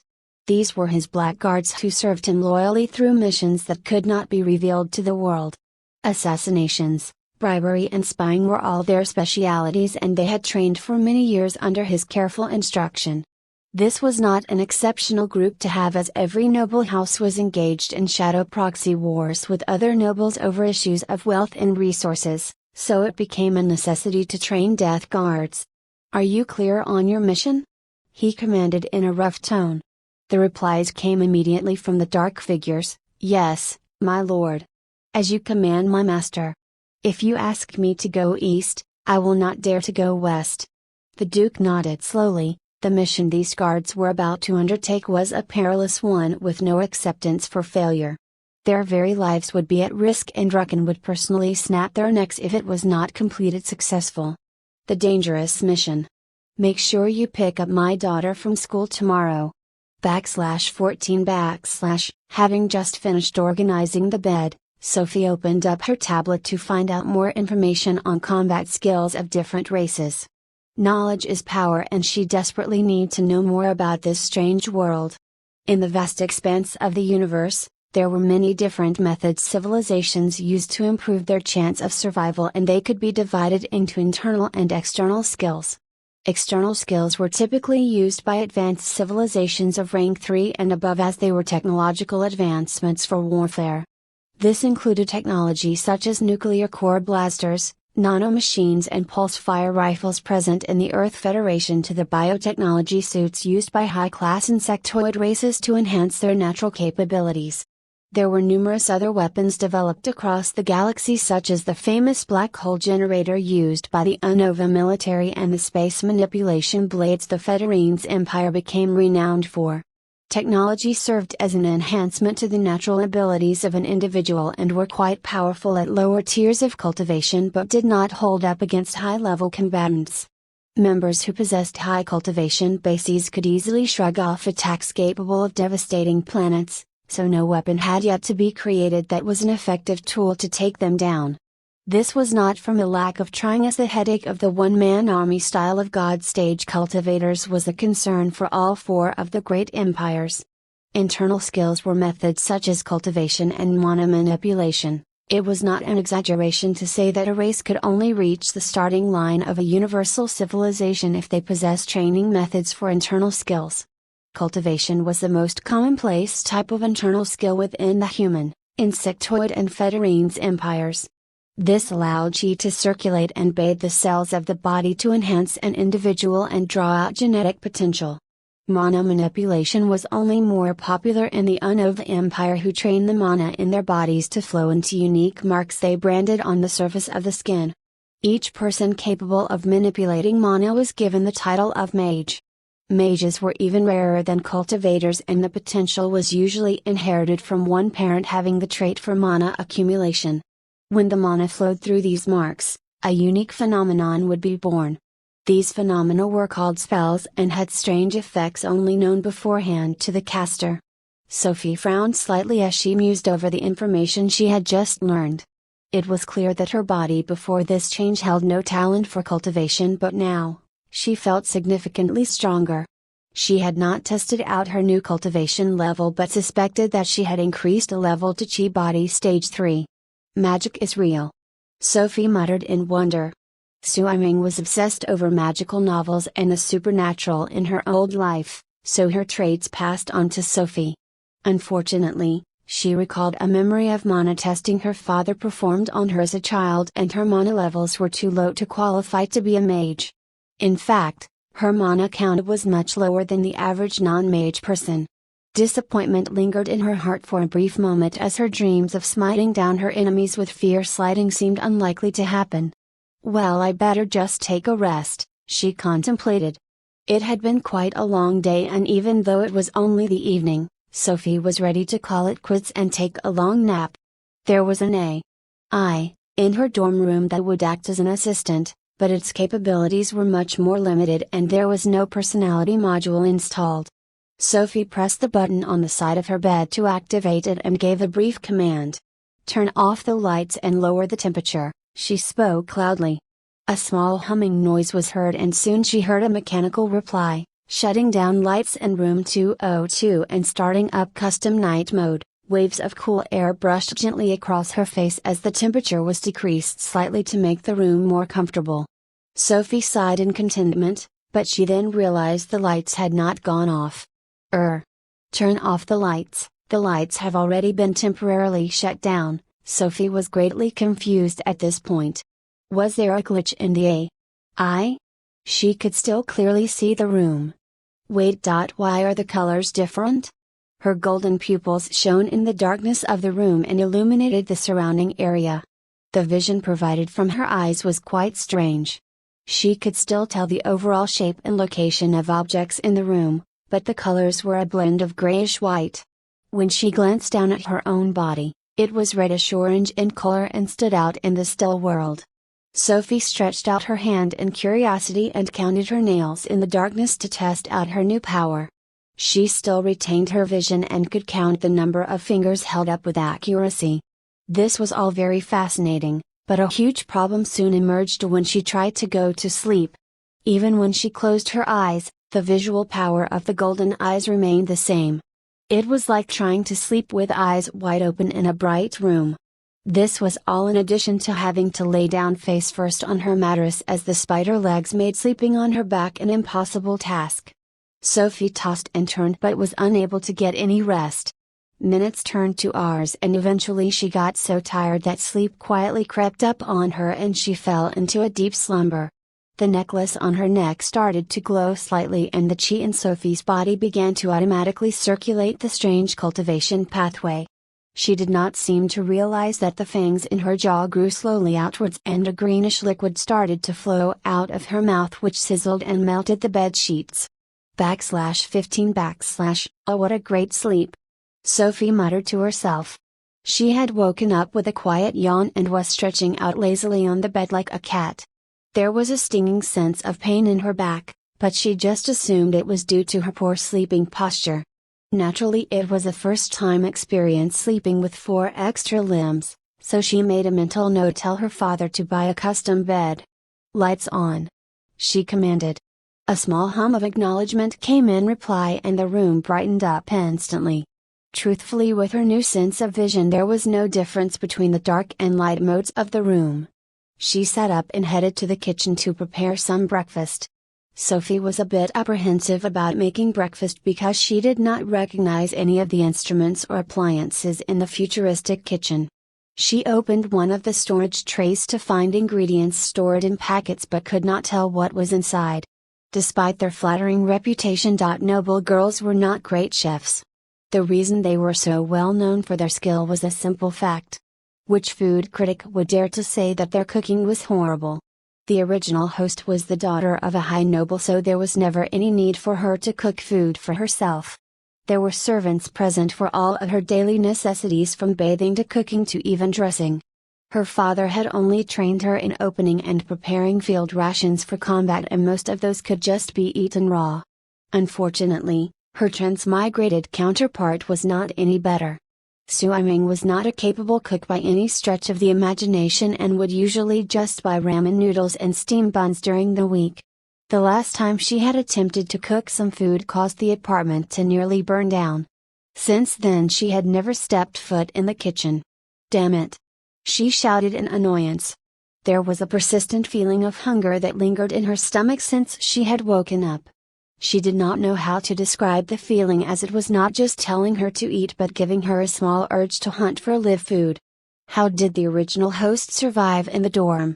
A sudden memory flashed across her mind and she hurriedly looked towards a drawer tucked away at the side of the kitchen. She reached in and pulled out the drawer to find vials and vials of high-grade nutrient solution. The original host spent all of her day studying and cultivating relentlessly, so there was no additional time to cook meals. Her father had sent her nutrient vials that could recover her energy after training. Sophie unscrewed the cap of one vial and downed its contents in one gulp. The liquid inside was clear in color with sparkling minerals glistening under the light. Despite how pretty it looked, the taste was quite unpleasant. It felt like drinking cough syrup and the sickeningly sweet taste lingered in her mouth. Sophie twisted her face in an unpleasant expression but forced the rest of the solution down her throat. Still not full, she frowned with a grimace. Another vial was opened, and the contents were downed rapidly. Maybe one more. One more can't hurt. It should be noted that a grade-S nutrient solution was sufficient for a full day's worth of food for a chi body cultivator. But what idiot would waste such a high-quality mixture on a chi body person? Somewhere in the Peterler castle, Rockin was in his study looking at documents for territory matters when he felt the urge to sneeze. He shook his head and looked around. Was someone talking about him? Hopefully it was his beautiful daughter. A silly smile of joy spread across his face and he went back to work with an uplifted mood. Main story: nutrient overload was a medical condition caused by pumping the body with high-energy stimulants that would not allow the body to break them all down.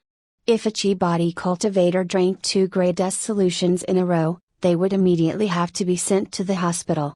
Sophie drank 7 vials of gray dust nutrient solution.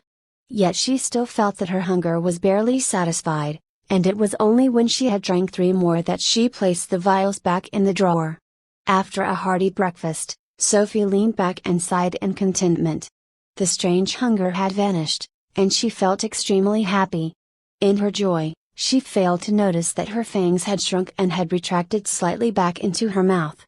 There was a small notification on her tablet that the custom clothes had arrived at the reception desk and needed confirmation before it was teleported to her room. Sophie figured she should tidy up the bed first, then handle the clothes, so she dashed out of the kitchen to air out the sheets. She glanced at the bed and started to roll up the sheets to put them in the washing machine while whistling a cheerful tune. Wait a minute. Hold up. Since when were there holes in the mattress? And why did it look like the holes were burned through the material? Sophie had not noticed this when she got up, but the mattress looked like it had been through hell. There were enormous holes drilled into the bedding, but it did not look like it was done by a tool. All the holes were located at the upper part of the mattress where her face was, and the corner of the holes were bubbling slightly as if doused in acid. She cautiously approached one of the holes and poked it with her hand wrapped around some of her old clothes. The clothes immediately started to sizzle, and Sophie flinched and quickly withdrew her hand in fright. Clearly someone was playing a prank on her, and this was not funny in the slightest bit. Sophie hurriedly reached for her wristband and opened the virtual access screen to review the camera footage for the night. The room cameras were installed privately by students who could afford it, and the feed was only sent directly to one device. She started the feed from the moment she fell asleep and carefully observed any movement in the room to find intruders. A few moments later, and intruders were the furthest worry on her mind. My God! She drooled acid. Was this a new ability she had gained after the transformation? The life of singleness flashed before her eyes. Who would make out with someone with acid coming out of her mouth ducts? She would completely melt off their face. /16 The tablet buzzed slightly on the desk, and a message popped up which shocked Sophie out of her daze.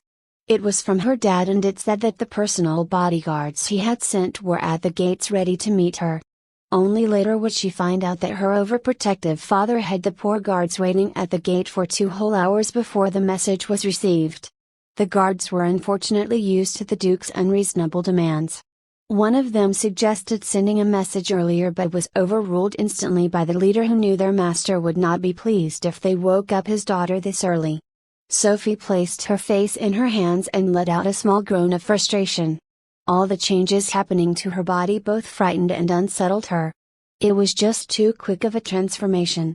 Just earlier yesterday she was a relatively normal-looking girl, but now she had 4 spider legs as well as the ability to spit out acid. Anyone would feel lost and afraid. She slapped her cheeks lightly and took a couple of deep breaths to calm herself down. The most important thing to do was to put on some clothes, then hopefully dash to the academy gates unseen. A small button was pressed on the bottom of the black wristband and she opened up the virtual screen. In another time she would have been amazed at the holographic technology before her eyes, but the pressing urgency of the matter quickened her command prompts to authorize the transport. Detecting 14 items for teleportation to room 45 inches, a mechanical voice boomed. Authorization. Cleared. Selecting area for teleportation. Please clear the space. Red lines beamed down from a strange device on the ceiling and formed a large square on the floor. Sophie cautiously moved backwards and pushed the bed sheets to the side of the room. White beams of light were emitted from the device, which landed on the red square with a buzzing noise. Sophie could see the outlines of small boxes being formed from the white light before the device emitted a flash that temporarily blinded her. All items have been assembled correctly with a 0.004% chance of error, the voice then went silent. Sophie opened up her eyes with a wince and saw several small packages the size of her palm laying down on the floor. This was her clothes? There were labels on each box, and on close inspection the boxes seemed to absorb the light from the surroundings. Each box was obsidian black in color with silvery sparks that danced in the eyes of any onlooker. The logo of an angel's wings was present in the center of each box, signifying it was a Sapphire product. "What a fancy package," Sophie whistled in appreciation. Roughly 10 minutes had passed already, and she felt uncomfortable making the guards at the gates wait any longer. She began to sort through the boxes looking for a dress or any type of outwear. There was a slightly bigger box to her right, and a small smile flashed across her face when she saw the words Sapphire Oceanic Model. This was one of the dresses that the little fairy had recommended for her. She quickly opened up the box to find a small note and an unknown gelatinous mass inside. Was this the dress? Sophie read the note, which detailed how to activate the memory foam to wear the dress. With a fair amount of hesitation, she placed the lumpy mass on her right foot and placed her thumb on a sensor present on the underside of the box. A green light scanned up and down her finger, and a small beep was then heard. Instantly the mass moved as if it were electrified and rapidly spread up her body. Sophie was a bit surprised, but the instructions had mentioned this step, so she did not panic. Less than 1 minute later, and her entire body beneath her neck was covered by the strange goop. Sophie could feel the material shift, and a feeling that resembled ants crawling on her skin made her shiver involuntarily. Luckily, after a couple of minutes the goop stopped moving, so Sophie looked down at the dress. It seemed to cover everything properly, and the gelatinous mass had somehow transformed into a silk-like material. Sophie glanced at the mirror and exclaimed in shock as she did not recognize the girl standing before her eyes. The figure stared back at her with enchanting red lips and a shapely body with clear skin. Her hair was a bit too long and covered her facial features partially, but did little to detract from the seductive charm and beauty. What tied the look together was the expensive dress she wore on her body. The deep blue material shifted slowly from side to side, mimicking the waves of an ocean. Precious gems and diamonds were embedded along the sides of the neck to resemble an expensive necklace. Never in both her lifetimes had she ever seen a work of art like this before. A laugh burst out from her chest, and Sophie twirled around the mirror like a little girl. She could not help being excited over the pretty dress she wore. Even the spider legs that were poking out of custom holes placed in the back of the garment oddly added a bit of charm to her appearance. It was a real shame that she needed to cover up. There was a large cloak hidden in one of the packages, so Sophie dug around until she found it. Fortunately, it was just made out of regular thread, so she could wear it directly. She swung the cloak around her shoulders and covered her lower body. It was far from an ideal disguise, as there was clearly something protruding from her back, but no one could tell her features from under it. Sophie made a final check in the mirror to make sure her spider legs were not sticking out, and left the room with her tablet and bag, which she stuffed with the remainder of the packages. It was time to go home. /17 Sophie exited her room and tossed the hood up to cover her face, as she did not want to run into any of her classmates. The receptionist at the desk gave an intrigued look at the hooded figure who walked out of the front door, but the black wristband visible on her hand dissuaded any thought of alerting security. Many noble sons and daughters would sneak out of the academy to go play in the capital city outside. This ranged from innocent fun such as restaurants, virtual arcades, and shopping to darker pleasures. Some students would visit brothels where the enchanting ladies inside came from all sectors of the galaxy. Others would try illegal stimulants to boost their cultivation potential before an exam. The school was forced to turn a blind eye as the political pressure from the influential parents prevented them from reprimanding bad students. The only course of action was to simply invest only in good seeds and give basic education to the rest. This is why students were divided into 3 groups every year to determine their academic potential. The white uniform with gold stars was for the cultivation genius, who would receive one-on-one instructions and resources. The red uniform with silver streaks indicated students who were average and received fewer resources and group instruction sessions. The smallest group were the worst kids of the year and were distinguished by a plain black uniform with no other markings. This included students with a history of violence, laziness, or in case of Sophie, low cultivation talent. They could listen to lectures at the back of the hall and join group sessions as training partners for better students. Naturally, this created a strict hierarchy in the school, with only a few exceptional students rising up to join the gifted group. Luck was on Sophie's side, as she was ignored by all the students who walked by. There were a couple of strange looks, but everyone figured it was one of the trash kids sneaking outside to play. It took roughly 10 minutes before Sophie could see the outline of the gate ahead. The Royal Academy was the training ground of all the high nobles of planet Gaia, and even some notable royals were alumnus of the school. Naturally, security had to be top-notch to prevent any threats to the students. The gates up ahead were the first barrier of entry and would only permit those with a black wristband to enter or leave. The gate was not technically physical, as it was built with holographic technology to give the impression of a thick 10-foot wall. Inside the projections were numerous sensors that formed a 360 dome of protection around the school and constantly scanned individual to determine the presence of the wristband. Anyone found without one was deemed as a threat and politely escorted off the premises. This only happened on a few occasions, as the hidden guards were a deadly force to be reckoned with. Even Sophie's father warned her about taking care of herself and not angering the security protecting the school. The powerful guards were just the tip of the iceberg. Rumors had it that an Ascension stage monster had stationed some of his forces to aid in the school's protection. Sophie walked through the seemingly solid wall and felt the impression of static shocks buzzing around her body. Her wristband vibrated twice in response, and the feeling soon went away, but Sophie could still feel a tingling sensation.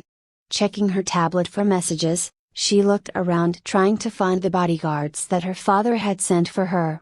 "Young miss, is that you?"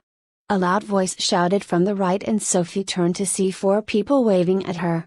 She felt a feeling of familiarity when looking at their distinct figures, so she turned and walked towards them without hesitation. "Ha! What did I say, Jack? I told you I could spot the young miss from a mile away," a strange woman said to her companions. "All right, a deal is a deal." Her male companion sighed with indifference and handed her a couple of annas. The 2 other men stood silently in the back with an oppressive air of strength lingering around them. Sophie searched her memories to recall the names of these people and soon found the memory. "Hi, Katerina." She broke out in a big smile and gave the woman a hug. Katerina was the leader of her father's shadow guards and was the one she had known the longest. She was a slender woman with violently red hair and scars running down the sides of her face. She was also Sophie's personal guard when she stayed on the family estate, as her father did not want any male presences around her. The other 3 men smiled slightly as they saw the warm sight. Katerina was a cold-blooded killer with high efficiency in mission completions. It was only in front of her young miss that she showed a friendly side and sunny personality. Sophie broke out from the hug before Katerina could wrap her arms around her, as well as she remembered the appendages on her back. She gave a polite nod to the other 3 men, who bowed deeply in return. Jack was the second in command of the Shadow Guard and was in charge of data hacking, mission control and espionage. He was indifferent and lazy in his usual interactions with other people and preferred to spend most of his time sleeping. He was completely ordinary looking, with average height, looks and brown hair, which made him blend into crowds with ease. The 2 silent men at the back were twin brothers Kane and Luke, who were muscular mountains of pure combat strength. They did most of the fighting and possessed the highest cultivation level of the group, just touching the void stage. They were identical in looks, and one could not tell the difference between them if they stood side by side. "That's quite a new outfit, my lady," Katerina teased her gently. Sophie blushed as she wrapped herself tighter in the cloak and replied, "I need to talk to Dad urgently. Something happened to my body." A worried look surfaced on her loyal bodyguards' faces, and Jack spoke up with a rare tinge of concern. "I did notice your eyes are shining a bit more than usual. Should we take you to a hospital first?" Sophie shook her head furiously. She needed answers from her dad, and given that she was apparently half of an unknown species, the doctors in the hospital would not be able to help her. /18 I don't mind showing you guys. Because I doubt that this matter is going to remain a secret for long, Sophie thoughtfully spoke. It would be foolish to think that she could hide forever, and there was no way to go to noble events dressed like a thug covered in a hood. Besides, there was bound to be one maidservant in the castle who would leak the matter to the outside world. But please wait till we get back to the mansion. Jack looked like he wanted to say something more, but Katerina looped her arms around his shoulders and gave him a pointed look. The words died in his throat as he could detect a trace of killing intent in her gaze. As you wish, my lady. Let us depart to meet your father immediately. Katerina turned around to face her young miss with her face showing no sign of the previous threat. Sophie heard a small whistling sound and an enormous spaceship landed in front of them. It was the latest model in the Braveheart series, designed by Leona's family and was custom designed as a private military vehicle. The cool exterior was unlike anything she had seen before, with golden painted stars lining the back that shone in the light. The ship was designed like a semicircular blade with powerful thrusters attached to its sides. It was light blue in color and the crest of the Peterler house was placed front and center on the hull. The crest of her house was a raven holding a sword within its beak with the family motto of strength, will, ruthlessness. In addition to the giant spaceship were two smaller vehicles that followed behind with smooth landings on the ground. They resembled pod racers and could fit 1 to 2 people at once. These vehicles were built purely for speed and did not have any heavy weaponry attached. After you, my lady, Katerina said with a smile. The walkway on the big spaceship swung down and Sophie hesitantly took small steps, then walked inside. She was closely followed behind by Jack and Katerina while the twins entered the smaller vehicles at the side of them. This was the standard safety formation the Blackguard had devised to protect the young Duchess. The twins would guard against external threats while Jack and Katerina would stay close to make sure no danger befell their miss. As the sole heir of a powerful noble household, there was an enormous temptation to kidnap or eliminate Sophie from the countless enemies the Duke had made during his rise to power. It was no secret that the Duke doted on this hybrid daughter of his, so she made quite the tempting target. Inside the spaceship was like another world and Sophie could not help but to gawk in amazement. The interior of the spaceship was large and spacious like an open hall. Strange buttons and machines lined the walls and a soft white light illuminated the surroundings. There were several rooms attached to the main room that lead to a small kitchen, dining room, restrooms and bedrooms. It was almost like a 4-star hotel packaged in one area, but yet the space did not seem cramped. Jack confidently took a seat and pulled out his wristband, which he then inputted a steady stream of commands faster than Sophie could see. His fingers danced and blurred across the virtual stream almost like an art performance. Location has been set, a mechanical voice sounded out. Estimated arrival time is 25 minutes. The spaceship began to shake from side to side and Sophie had to hold onto a guardrail to prevent herself from falling. There was a loud boom from the thrusters outside and the ship started to move upwards to exit the atmosphere.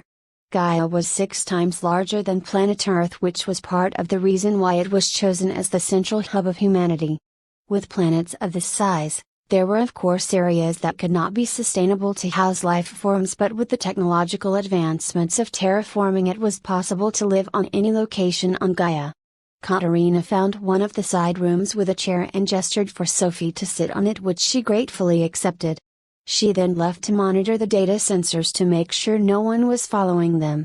Sophie leaned back on the chair with a grin. It was so damn comfortable. She was unsure of what material the chair was made from, but it reminded her of the memory foam mattress in her room. The chair shifted slightly to mold itself to her body figure and it felt like sitting down on puffy clouds. She fought to control her eyes from closing, but the temptation became overwhelming and she surrendered to the sweet release.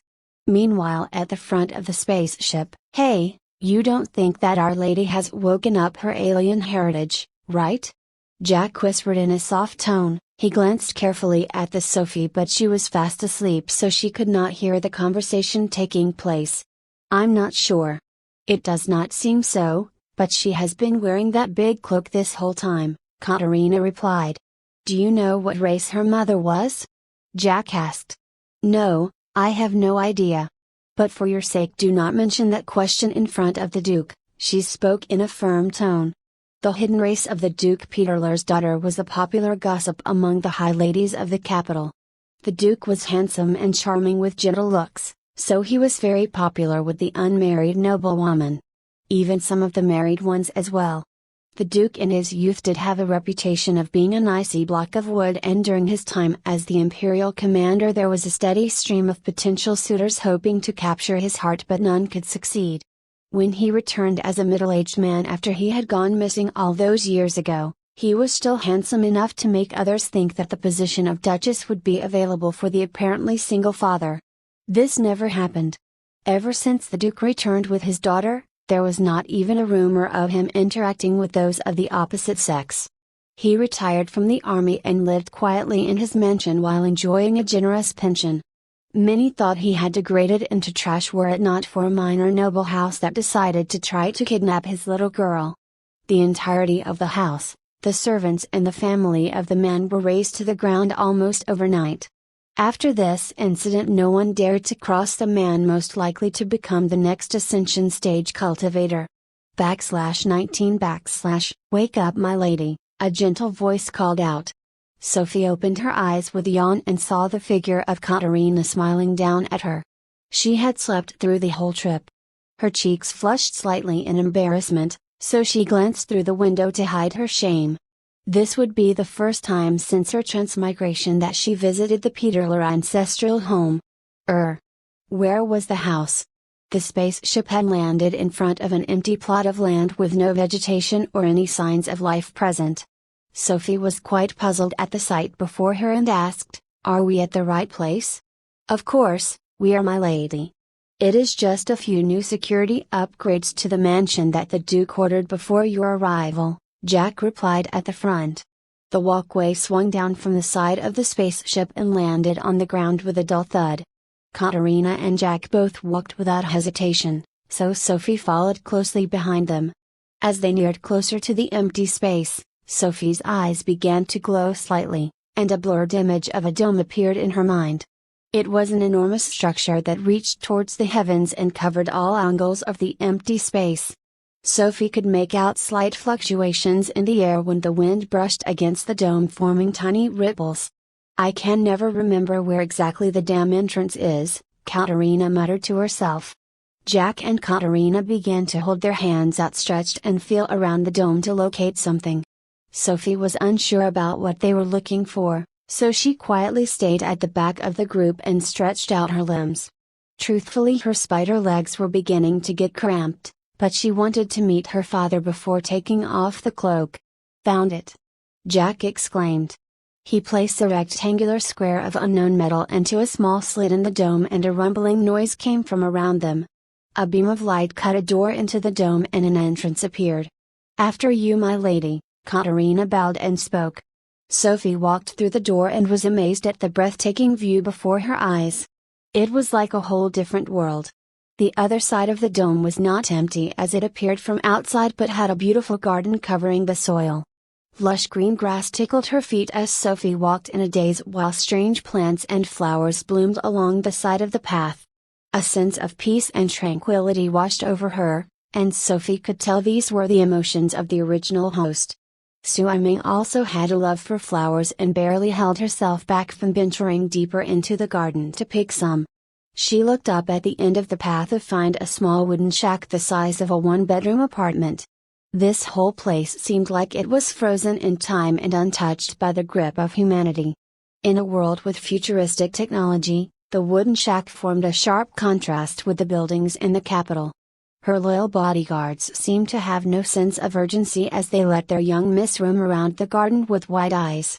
In fact, there was a small look of resignation as if this was a scene they had viewed too many times. Sophie was shocked out of her trance by the bleeping noise of her tablet. She quickly held it up to see it was a call from her dad. She pressed accept and a calm voice spoke from the screen. "Honey, I know the garden is your favorite place, but don't you want to see your old man? I also heard you wanted to have a talk to me urgently, so you can find me in my study where we can have a long chat." Sophie suddenly remembered the purpose of the trip and hurriedly replied, "Don't worry, Dad. I'll be there shortly." A small hum of acknowledge was heard from the other end and the call was ended. Inside the mansion, the Duke had gotten a report on his daughter while she was asleep during the ride and Katerina had told him the suspicions. He may have sounded calm on the phone, but his palms were sweating slightly, and he could hear his heartbeat racing in his chest. Did his daughter resemble her? No, that should not be possible. There were no signs that his little girl was a monstrous talent or had any features of her mother other than her eyes and ears. He had been able to hide her identity for 16 years without revealing her racial heritage, but if his fears were true, he dared not imagine the consequences. Not from the humans who would simply treat her as yet another hybrid because there were many species with insect-like appendages. Not even from the general races of the insectoid empire who would see her as just another human. The main fear was that her mother's race would find out and send high-level hunters after them. They would kill her in a heartbeat just for the sin of being born. Flashback: it had been over 3 years since Rocken had arrived in the heart of the insectoid empire thanks to the warp gate, and he had been through many trials and tribulations. His cultivation base had shot up due to the numerous life and death battles. He was now the youngest God stage cultivator humanity had ever seen. There were no known Ascension God cultivators among the insectoid empire, so as long as he chose to flee, none could catch up to his spatial manipulation techniques. He was unmatched among all the opponents he encountered, and arrogance swelled up in his chest. He was an invincible fighter and considered himself untouchable to all cultivators below the Ascension stage. Until he wasn't. She was the strongest person he had ever seen. The chi in the air seemed to flow into her body as naturally as breathing air. The swordsmanship he was so proud of was shattered by one casual thrust of her palm. He still recalled the seductive figure in his dreams, and the words she said while he lay on the floor in total defeat still haunted his mind. "Say, human. Tell me this," she spoke with a devilish grin on her face. "Are you afraid of spiders?" /20 My lady, shall we enter the mansion? Katerina inquired. Sophie was unsure of what direction to travel, so she confidently gestured for her bodyguards to lead the way. Jack nodded and walked towards the shack in the distance, with Sophie following swiftly behind him. The shack's outer appearance was very unassuming and seemed to be made of plain wooden planks arranged in the style of a simple hut. The trio then entered the main entrance and a blinding green light swept over them. Scanning 3 biological life forms, a robotic voice sounded out. Recognized. Jack Napier, level 2 personnel, recognized. Katerina Suursa, level 2 personnel, recognized. Sophie Peterler, alpha level personnel, transport to inner level granted. The room inside the hut began to shake violently, and Sophie held onto the side of the walls, trying desperately not to throw up. Katerina and Jack just sat down cross-legged and cycled their chi to use a movement technique to lock their feet in place. With a loud hissing noise, 3 holes opened up in the floor and Jack stepped into one and promptly disappeared. Sophie stared wide-eyed in shock as Katerina smiled at her and did the same with a small wink before she vanished. "Do I enter as well?" Sophie muttered. She had always been slightly claustrophobic, and the thought of squeezing into this small underground hole seemed like a daunting task. Taking a couple of deep breaths, she closed her eyes and stepped into the last hole. Whoosh! Sophie had her eyes closed and had the sensation of falling down a slide. There were twists and turns constantly present which made her stomach feel quite upset, but she managed to avoid hurling in the tunnel. With a dull thud, her feet landed on solid ground and Sophie reluctantly opened her eyes and was amazed at the sight before her. It was a complete underground city. Tall buildings reached for the heavens with small hovercars zipping between them just like the structures in the capital. Despite being underground, there were artificial lights everywhere which covered her body warmly with a gently glow. She quickly found her bodyguards next to the hole she had exited from and held Katerina's hand tightly as they wandered around this strange place. Sophie could not tear herself away from looking at the city around them, but soon noticed something strange. "Where are all the people?" she asked. There were plenty of signs of life, but Sophie had yet to meet a single person on the street. The busy hovercars were carrying packages in their back seat, but no drivers could be seen. "Ah, my lady, we have actually expanded the number of biological workers to about 200 recently, but they mainly stay in the manor. All the grunt work is done by robots and artificial intelligence drones," Jack explained. Sophie nodded in understanding but sighed slightly in her heart. No wonder life was so tough for ordinary people in these times. If you did not have the cultivation talent to fight in the army, you were essentially useless. Most of the jobs were fully automated and the artificial intelligence could have a much higher production rate than what humans were capable of producing. It was an eerie experience to walk through a busy city, but it seemed hollow and empty at the same time. Fortunately, they arrived at the entrance of a 60-floor tall skyscraper, which was the tallest building in the city after only 10 minutes of walking. Sophie walked through the entrance and was greeted by a large group of men and women in uniform bowing down to her. "Welcome back, my lady." An elderly man with a friendly look approached them and spoke, "The Duke has requested your presence in the study immediately upon your arrival. Allow me to escort you there, young miss." The two bodyguards motioned to follow Sophie, but a stern glint appeared in the old man's eye which halted their tracks. "The Lord has requested the meeting to be private." "Yes, head butler," Katerina dutifully replied. Sophie saw them off with a small wave and followed the head butler to the study room. The study room was the private place of the Duke to relax and was located on the 30th floor. There was fortunately a glass elevator at the end of the reception room, so Sophie quietly stood in the elevator while traveling upward. The head butler had not said a word since they had left the first floor and quietly gestured to Sophie to follow him into the corridor once the elevator arrived. The 30th floor was just one long corridor leading to a single room at the end. Portraits of the ancestors of the Peterler family lined the walls, giving the floor an air of solemnity. The head butler knocked on the door 3 times before a gruff voice sounded from within, "Enter." The head butler bowed and gestured for Sophie to enter and then quickly disappeared to an unknown place. Sophie strolled into the room and was comforted by the smell of old books. The study was not extravagant or big but was rather quite humble. The walls were surrounded by bookshelves containing numerous rows of titles that Sophie had never seen before. In fact, many of the books appeared not to be in languages she had learned. "My dear daughter, am I not as interesting as some dusty old books?" A grumpy voice sounded out from the man before her.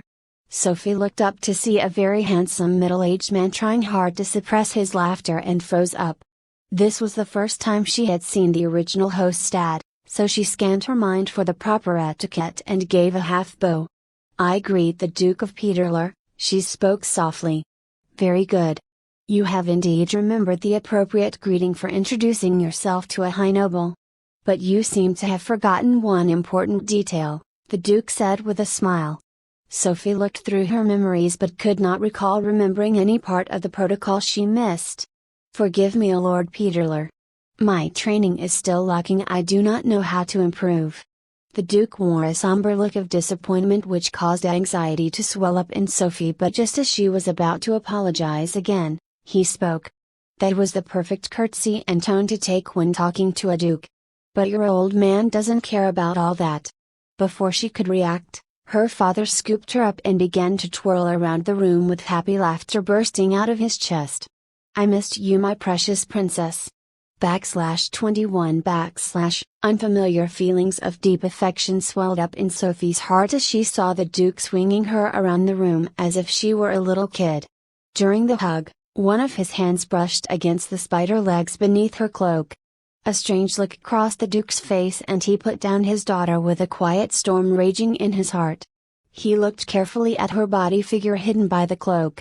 Sophie trusted her father, so she unclasped the buttons on her cloak and revealed her new appendages. "As you can see, father. My body grew these freaking spider legs in one day." Sophie hurriedly spoke. The Duke was silent for a moment before hesitantly approaching his daughter and ran his fingers along the length of the spider legs. "Ouch!" he hissed. His finger had a small line of blood when he touched the bladed end of the appendage, which dripped slowly down to the floor. "Are you okay?" Sophie panicked with a fluster. "Don't worry, your father is a tough old cultivator," her dad hurriedly reassured her. The calm exterior projected outside did little to hide the emotions swelling up in his heart. He was a god stage cultivator and yet was injured slightly by a body stage. This was impossible. Ordinary blades should simply shatter against his hardened skin, but her spider leg had still sliced a slim cut across his thumb. It crashed through his defenses just like the deadly style of fighting her mother possessed. Even after many months of sparring, no matter what defensive cultivation technique he circulated, she would always cut through his body like it was soft tofu. It appeared her daughter inherited her natural weapons. Lost in thought, he failed to notice Sophie trying to get his attention until she grabbed his hand and then spoke loudly. "Dad! I think it is time I learnt the truth. What happened to you in the insectoid empire? Who is my mom? And why is there no record of her race on the database?" The Duke looked at his pleading daughter and a pained look flashed across his face. He always wanted to protect her from the truth. It was not a problem that she did not have cultivation talent. He feared that she would. The Duke stuttered for several minutes trying to work up the courage to explain to Sophie her true origin. Sophie just patiently waited as her instincts told her that this would be a difficult story for her father to tell. "I can tell you up to a certain amount of information, but for your own safety I cannot tell you everything," he warned. "I understand, father," Sophie nodded in acknowledgement. Eventually, with a deep sigh, her father began to tell the story of how he met the devilish woman who would later become his wife. Many years earlier, it was little over 3 years since Rocken had been hurled into the heart of the insectoid empire, and like many hot-blooded youths, the constant victories in battle had left him arrogant and conceited. He had just escaped an ambush set by the Praeith tribe of low-level insectoids and visited a small exoplanet to rest. The planet was about half the size of an average moon and was covered in lush forests. Having received some injuries, he spent the day resting and healing using chi circulation techniques. It would be foolish to underestimate the regenerative ability of God stage cultivators, as most could have a complete recovery from any injury as long as it wasn't fatal. Rocken could still recall the moment he had restored his physical body to its peak, that a soft voice whispered out from the bushes behind him. "Are you well rested now, human? It would be too boring to play with prey that is half dead." He quickly lunged backwards and unsheathed his blade in an unhurried motion while he anxiously scanned the surrounding trees. Why did he not detect a presence? Mocking laughter echoed around him and a woman walked slowly out of the shadows with an air of confidence. Rocken had seen many different species and beauties in his time as a solitaire. But never to this extent. The woman was roughly 6 feet tall with long slender legs and beautiful golden eyes that shone brightly in the darkness. Her plump kissable lips and a seductive figure with 2 twin peaks could distract any person who witnessed them. She would be an instant model in the Earth Federation were it not for the 6 spider legs jutting out from her back and razor-sharp fangs sparkling in the light. "Do you like what you see, human? Why don't you come and play with me for a bit? I have not seen your species in person. Is it true that you bleed red?" The strange woman spoke in a gentle tone, but there was a dangerous glint in her eyes as she slowly approached the wary young man. Rocken gripped his sword firmly and chanted a heart-clearing meditation to prevent himself from succumbing to her wiles. "Blizzard Yin slash!" he roared. The temperature immediately dropped drastically, and tiny snowflakes surrounded his blade, which started to emit a chilly air. The woman simply cocked an eyebrow in amusement and waited for him to attack. Anger welled in his chest at the thought of being looked down on, and Rocken dashed forward and pierced directly at her heart. There was no way she could survive the direct attack of a god stage cultivator. He felt his sword pierce through something and glanced up with a confident grin on his face. "Are you finished?" Came a suppressed laughter from the insectoid. His sword was embedded deep within her chest, and yet she spoke as though it were just a minor inconvenience. She had not circulated any type of defensive art and simply absorbed the blow with her body. Rocken pulled out the blade and leapt backwards with a cautious expression surfacing for the first time in years. No blood had gushed out of the wound, and before his very eyes, the flesh wriggled and knitted back together as if the injury had never happened in the first place. "It is impossible that she did not get hurt," he muttered to himself. "There must be a cost to that level of regeneration. How could a creature shrug off an attack by a god stage cultivator?" Rocken sliced open his palm with the sword and used his trump card to boost his strength and speed drastically. Blood sacrifice art. He ruptured several of his minor meridians to direct the flow of chi to only certain acupuncture points in his danshan. It was an incredibly dangerous method as the backlash would leave him crippled for a couple of weeks. Overwhelming power flowed into his body and he let out a sharp cry of pain as the unfamiliar strength filled his mind with a sense of calm. He gazed at the spider woman, but the expression on her face was that of a hunter watching the struggling death throes of her prey. Rakan swore in his heart, "I will personally send you to hell." /22 The young Duke roared in rage as his muscles began to swell up with frightening power. His eyes were now scarlet red and small droplets of blood dripped down from his mouth. No trace of the elegant young man remained, as this was a troublesome opponent who he could not afford to underestimate. Phantom blade dance. His figure vanished from the spot and reappeared above the spider woman without making a sound. The blade in his hand started to glow with power as the Duke sliced down with enough force to split a starship. A resounding boom was heard, and a cloud of dirt swirled up in the air which blinded him temporarily. Rakan leapt backwards with a small frown on his face and quickly scanned the landscape around him. Why was there no contact? The phantom blade dance could only be performed after forcibly raising his cultivation and would allow him to strike at superhuman speeds. Even if the woman's reflexes were quick enough to pick up on his attack, there was no way her body should have been able to react in time. "Is that all you got, human?" came a mocking laughter behind him. Rakan froze in shock and quickly swung his blade at the direction of the voice. Phantom blade dance. Another cloud of smoke rose up in the air as the planet's surface itself began to tremble under the weight of his attack. "I can't last for much longer," he muttered to himself. Using the blood sacrifice art forcibly granted him enormous strength, but he could not maintain this state, otherwise his cultivation foundations could be damaged. This fight was on a timer that was ticking dangerous in his opponent's favor. Stake it all on one strike. Under the curious gaze of the insectoid woman, the little human closed his eyes and started to breathe deeply in a strange pattern. The chi in the air began to flow into his body at a rapid pace and trace amounts of lightning flickered around his sword. Rakan opened his eyes and unleashed the strongest sword skill he had. Main story, then what happened? Sophie asked hurriedly. She had been deeply engrossed from start to finish and could not believe how powerful her mother was.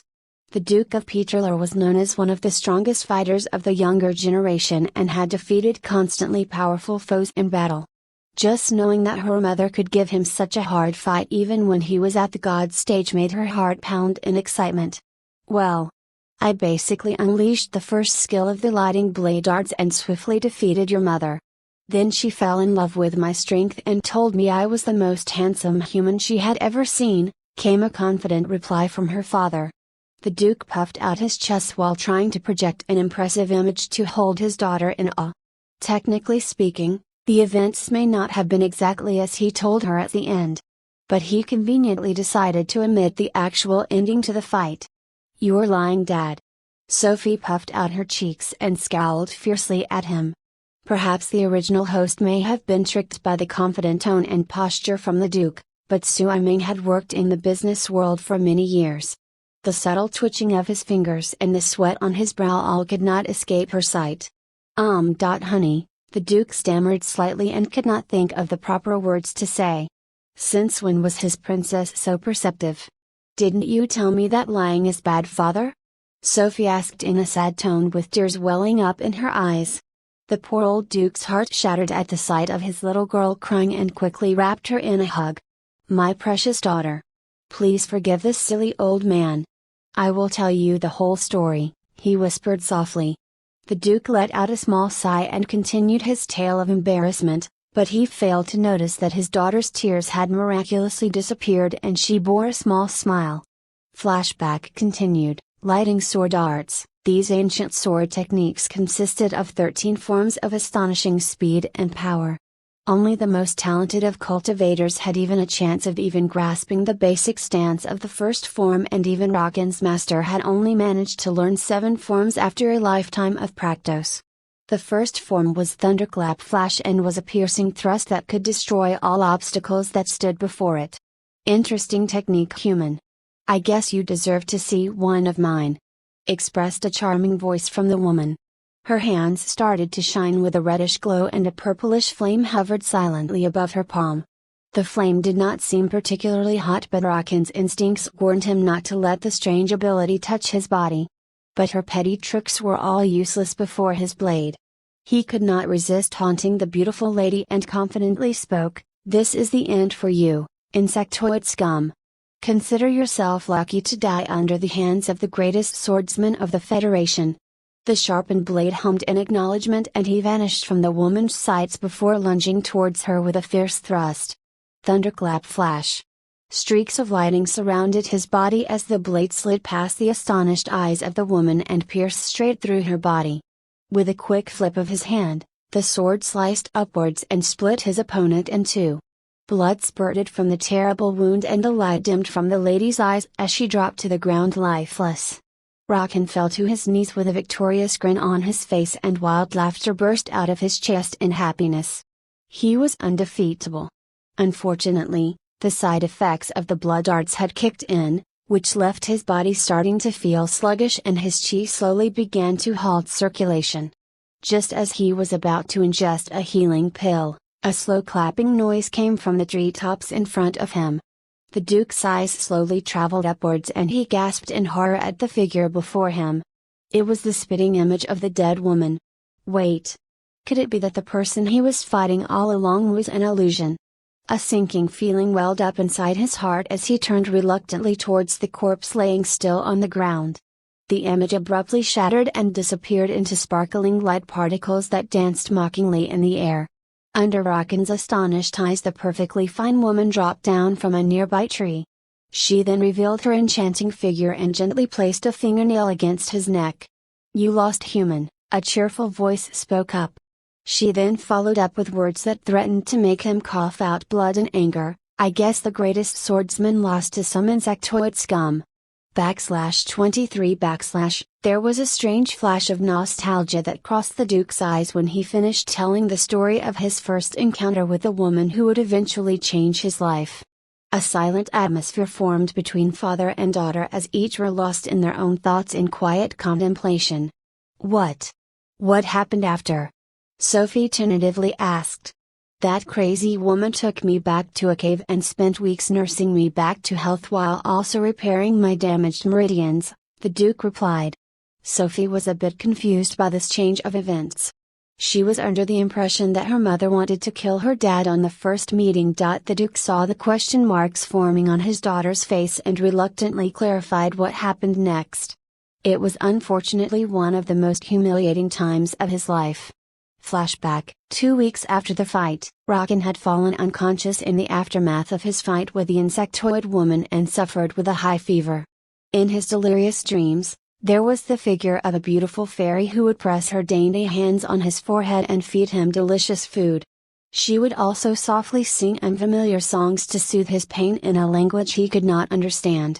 "Human! You're finally awake!" a surprised voice echoed beside him. A pounding headache assaulted his head and Rockin slowly raised his eyelids to observe his surroundings. He found himself on top of a grass bed with fruits and flowers covering the sides of his chest in what looked to be some sort of underground cavern. "I was relieved that you woke up. I thought humans were pretty fragile, but you didn't stop breathing, so I figured you would probably regenerate." Non-stop chatter filled the Duke's mind and he glanced at the end of the cave to see a woman happily talking to him. Gentle glows of light from the rocks illuminated her face and made her seem like a celestial maiden sent down from the heavens. Except the image was ruined by spider legs attached to her back along with pointed fangs poking out of her mouth. "Wait a minute. Wasn't this the woman who nearly killed him? What's your name, human?" "My name is L," spoke the insectoid. Rockin struggled to reach the blade at the corner of the room but found that his arms had no strength. Watched his struggle with bemusement flashing through her eyes, so he stopped trying to pick up his weapon. Maybe he should go along with his captor's whims and attempt to make an escape once he regained his strength. "I am Rockin, the proud and noble Duke of the Peterler House," he curtly replied. He could not resist the curiosity in his heart and asked, "Why did you heal me?" A demonic grin flashed across Le's face and she simply fed him some fruits then left the cave to hunt for prey. "I will regain my strength and escape by tonight," muttered the Duke. Unfortunately, this plan was doomed to failure as he found himself tightly bound to the bed by what seemed to be spider webs. 1 month later. "You foolish insectoid! Now that my strength has recovered to the peak, I will slay you with the second form of the lighting sword arts," the Duke roared. Phil smiled softly and raised a palm with purplish flames dancing merrily under the sunlight. 2 months later. Cough. Cough. "I was going easy on you last time, insectoid fiend. Now I will no longer fall for your petty tricks and illusions," a confident declaration spilled out of Rockin's mouth. He spent the past 2 months carefully observing this devilish woman whenever she cultivated and memorized the chi circulation of her illusion techniques. Now he would be able to identify the clones from the real image. "Don't call me insectoid fiend, you ignorant human. My name is Phil." The Spider Woman charmingly pouted and stomped her feet on the ground in rage. "I'm going to beat you up till you remember it." 5 months later. Insectoid Wim, began the Duke. A fierce glare that sent shivers down the Duke's spine was then directed at him from the woman sitting across in the cave. "I mean, a gentleman knows that 10 years is never too late to take revenge. I recently cultivated to the peak of the god stage. You should take care lest I injure you too badly in this fight." "Oh?" came an intrigued look from the lady. "Maybe I should go all out then?" 6 months later. "Look, maybe I was too rash when I talked about defeating you in revenge. How about we just settle this grudge with peace and forgiveness?" Rockin had now entered the bargaining phase of his unfortunate stay with this demon. Phil smiled at him with a loving gaze and spoke gently. "Actually, the grudge was just an excuse. Truthfully. I really." She was interrupted by a fierce beam of sword light that was thrust towards her chest. Rockin had decided to try a sneak attack while she let her guard down. His blade was stopped by a clenched fist from Phil, who now had an extremely stormy expression of rage on her face. What were you going to say before I attacked you?" the Duke hopefully asked. He was then met with a fierce kick to the face. 1 year later. I don't want to fight anymore. Please just let me go." The once proud Duke was now in tears. He no longer had any thought of fighting this crazy battle maniac. It turns out that she would beat him within an inch of his life, then allow him to heal and then repeat the process. "Too bad, human," came a swift reply. Main story. "Dad, how on earth did you and Mom end up together?" Sophie was in utter bafflement. Were her parents lovers or life and death enemies? /24 / let's just say. Having spent 2 years in that devil's company. "I can't say that it was all bad," the Duke stammered out with a blush. "Your old man even managed to defeat her in combat during the last months of my stay," came a proud boast as the Duke valiantly tried to restore his image. "So why did you leave?" Sophie asked in puzzlement. A look of sorrow crossed her father's face and he just silently shook his head in reluctance to say more about the matter. Sophie could tell that she had pushed him enough today and would not receive any more information on what happened to her parents' relationship.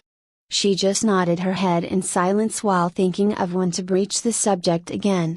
The Duke snapped out of his daze and asked the burning question on his mind, "So what exactly happened to your body? Where do I even start?" Sophie frantically began to tell her father about everything that had happened to her, from the strange space in the necklace to her new spider appendages with added fangs. Not to mention the acid spit that melted the mattress on her bed. There was actually a brief moment of hesitation when deciding if to reveal the knowledge of the cultivation technique or not, but her father just nodded in silent contemplation and did not seem too surprised. "Could it be that human chi gathering methods have no effect on your body?" her father muttered softly. It would finally answer the vague feelings he had over the years, as it made no sense that with parents as talented as Sophie had, his daughter had remained at the chi body stage for years. "May I check your danshin?" the Duke asked. Sophie nodded in consent and he gently placed his hands on the lower back of his daughter. A warm flow of chi exited his palms and entered Sophie's danshin, where it checked all the acupuncture points and meridians. A strange look crossed the Duke's face as he withdrew his hands and stood up. "It must be the same method that your mother used," he confidently declared. I only saw that particular chi circulation path once in my life. When your mother decided to perform some dual cultivation. His cheeks suddenly flushed bright red and Sophie groaned in embarrassment. From her memories she could tell that dual cultivation was not sexual in the slightest way but simply meant the act of joining hands and allowing the chi to circulate both bodies. But her father, from his bashful expression, definitely did a lot more than just hand-holding. The tablet on the Duke's desk suddenly vibrated and her father gasped in shock. "Sophie, you haven't eaten dinner yet. I set a timer to make sure we had some father-daughter bonding time. The chefs have prepared every single one of your favorite dishes, and if a single one is undercooked, your old man will have him executed on the spot." Wait. I still have questions to ask." Came a resigned pout from Sophie, who was ushered abruptly out of the study room and escorted down by her cheerful father down to the dining hall. Before they entered the dining room, her father quietly whispered in her ears, "I know you want to learn more about your mother, but I really can't bring myself to say any more at this time. Some memories are best left undisturbed. Just know that your mother loved you very much." Sophie smiled at the warm figure conjured up in her mind but failed to notice the complex expression in her father's gaze. 16 years ago, take our child and run as far as you can." An angry shout came from as she thrusted a small bundle into his hands. "I don't want anything to do with you or this girl." The Duke stood in shock as the woman he loved showed a face full of rage as she threatened to kill him and her own newborn daughter. "You don't mean that. I thought you loved Sophie," a trembling voice replied. Rocket no longer saw the image of the beautiful insectoid woman who would dance and laugh with carefree abandon. Instead she gazed upon him and the child as if they were nothing more than strangers. Fl snarled with her fangs menacingly flashing in the sunlight as she moved towards Rocket with purplish flame flickering above her palm. "This was all just a game to me. You foolish human."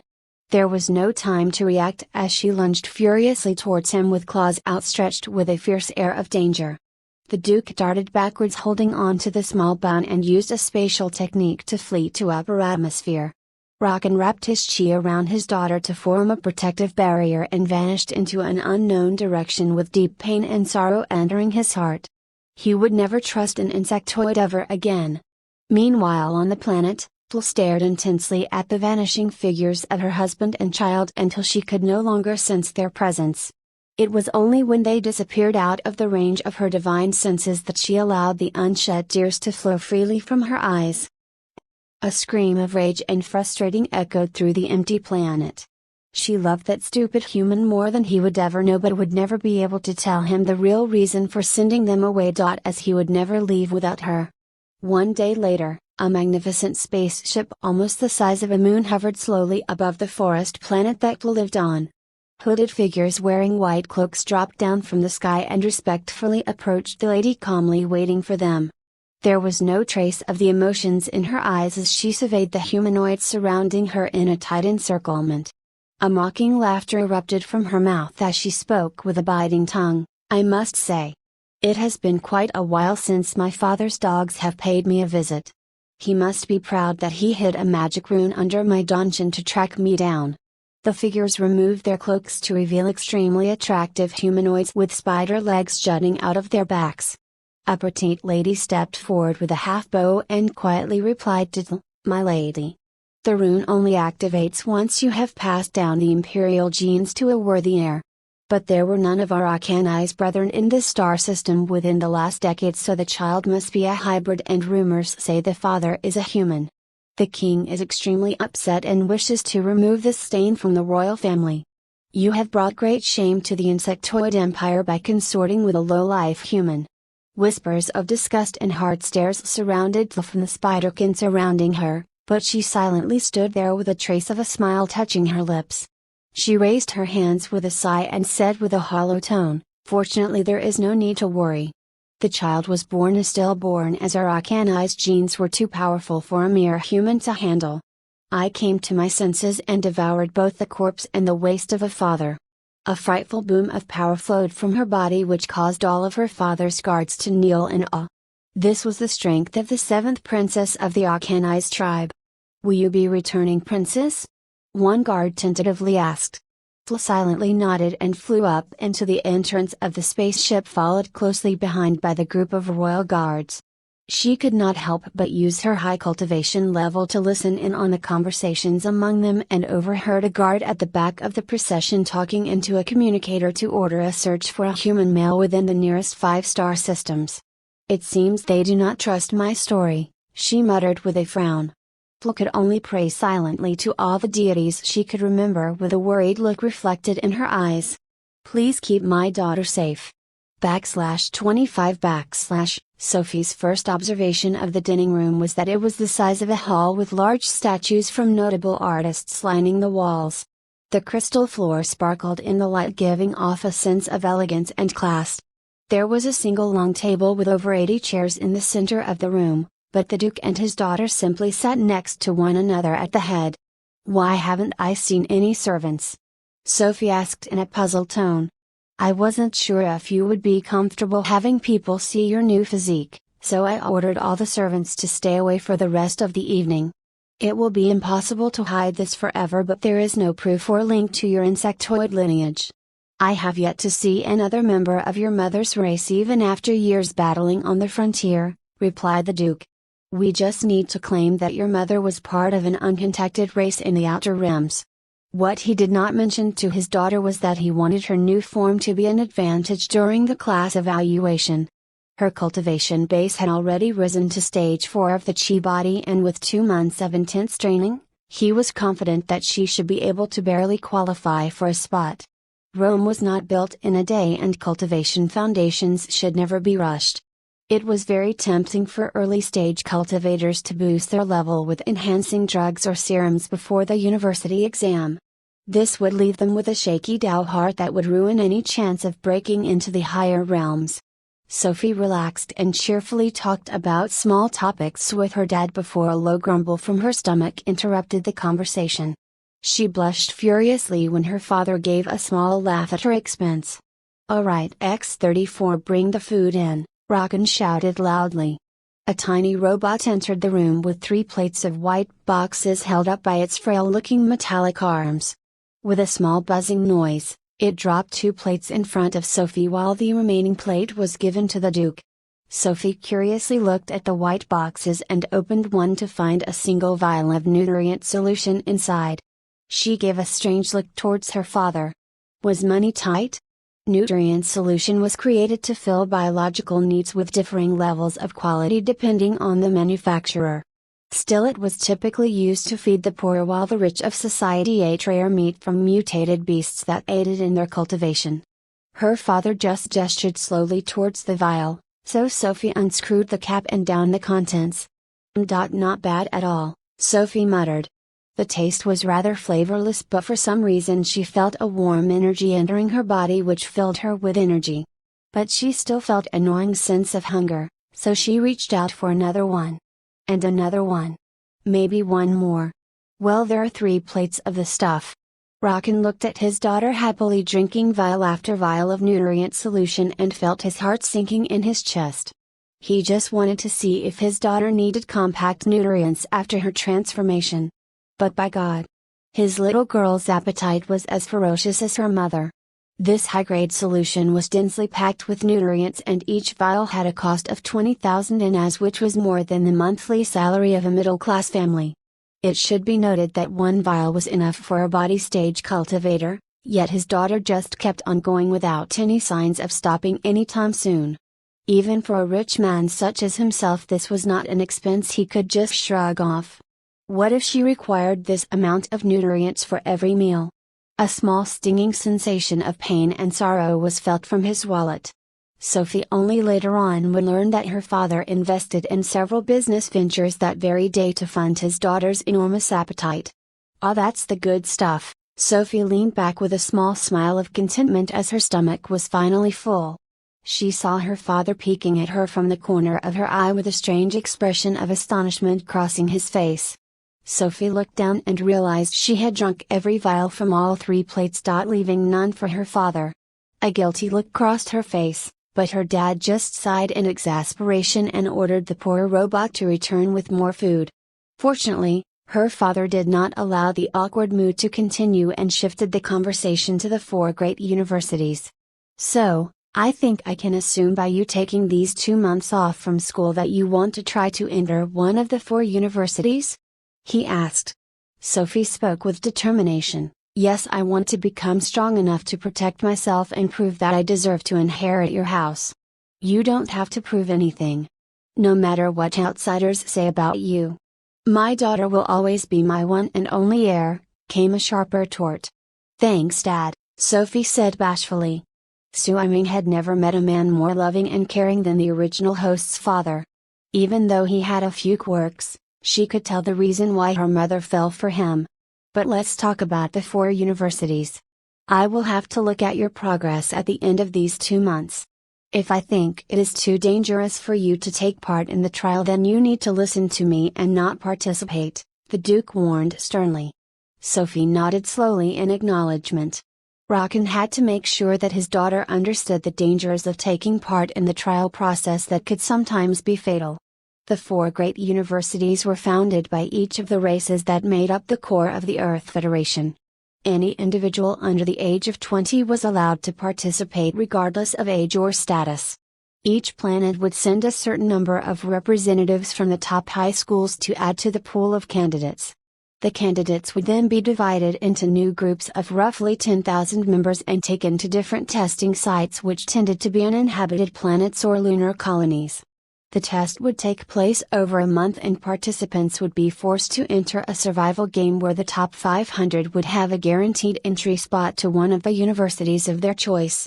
It was also possible that candidates outside the top 500 could be scouted as well, but this was only for notable exceptions. Every single one of these candidates were geniuses in cultivation and stood at the peak of their respective age group. For even a minimum chance of making it to the cutoff point, they would have to be at least Chi Body Stage 9. With such a gathering of talent, it would be foolish to make the young seedlings fight to the death, so each candidate was equipped with an amulet that would activate a protective barrier upon fatal damage towards their host being detected. The supervisors also monitored the site closely to ensure that accidents did not occur. However, the Duke, having been through the survival game before, was painfully aware that if the barrier was a split second late to deploy, it would lead to instant death. The thought of his little girl being in that situation made his blood run cold. Maybe the discrimination would not be terrible amongst the commoner students, but no noble would dare to team up with her.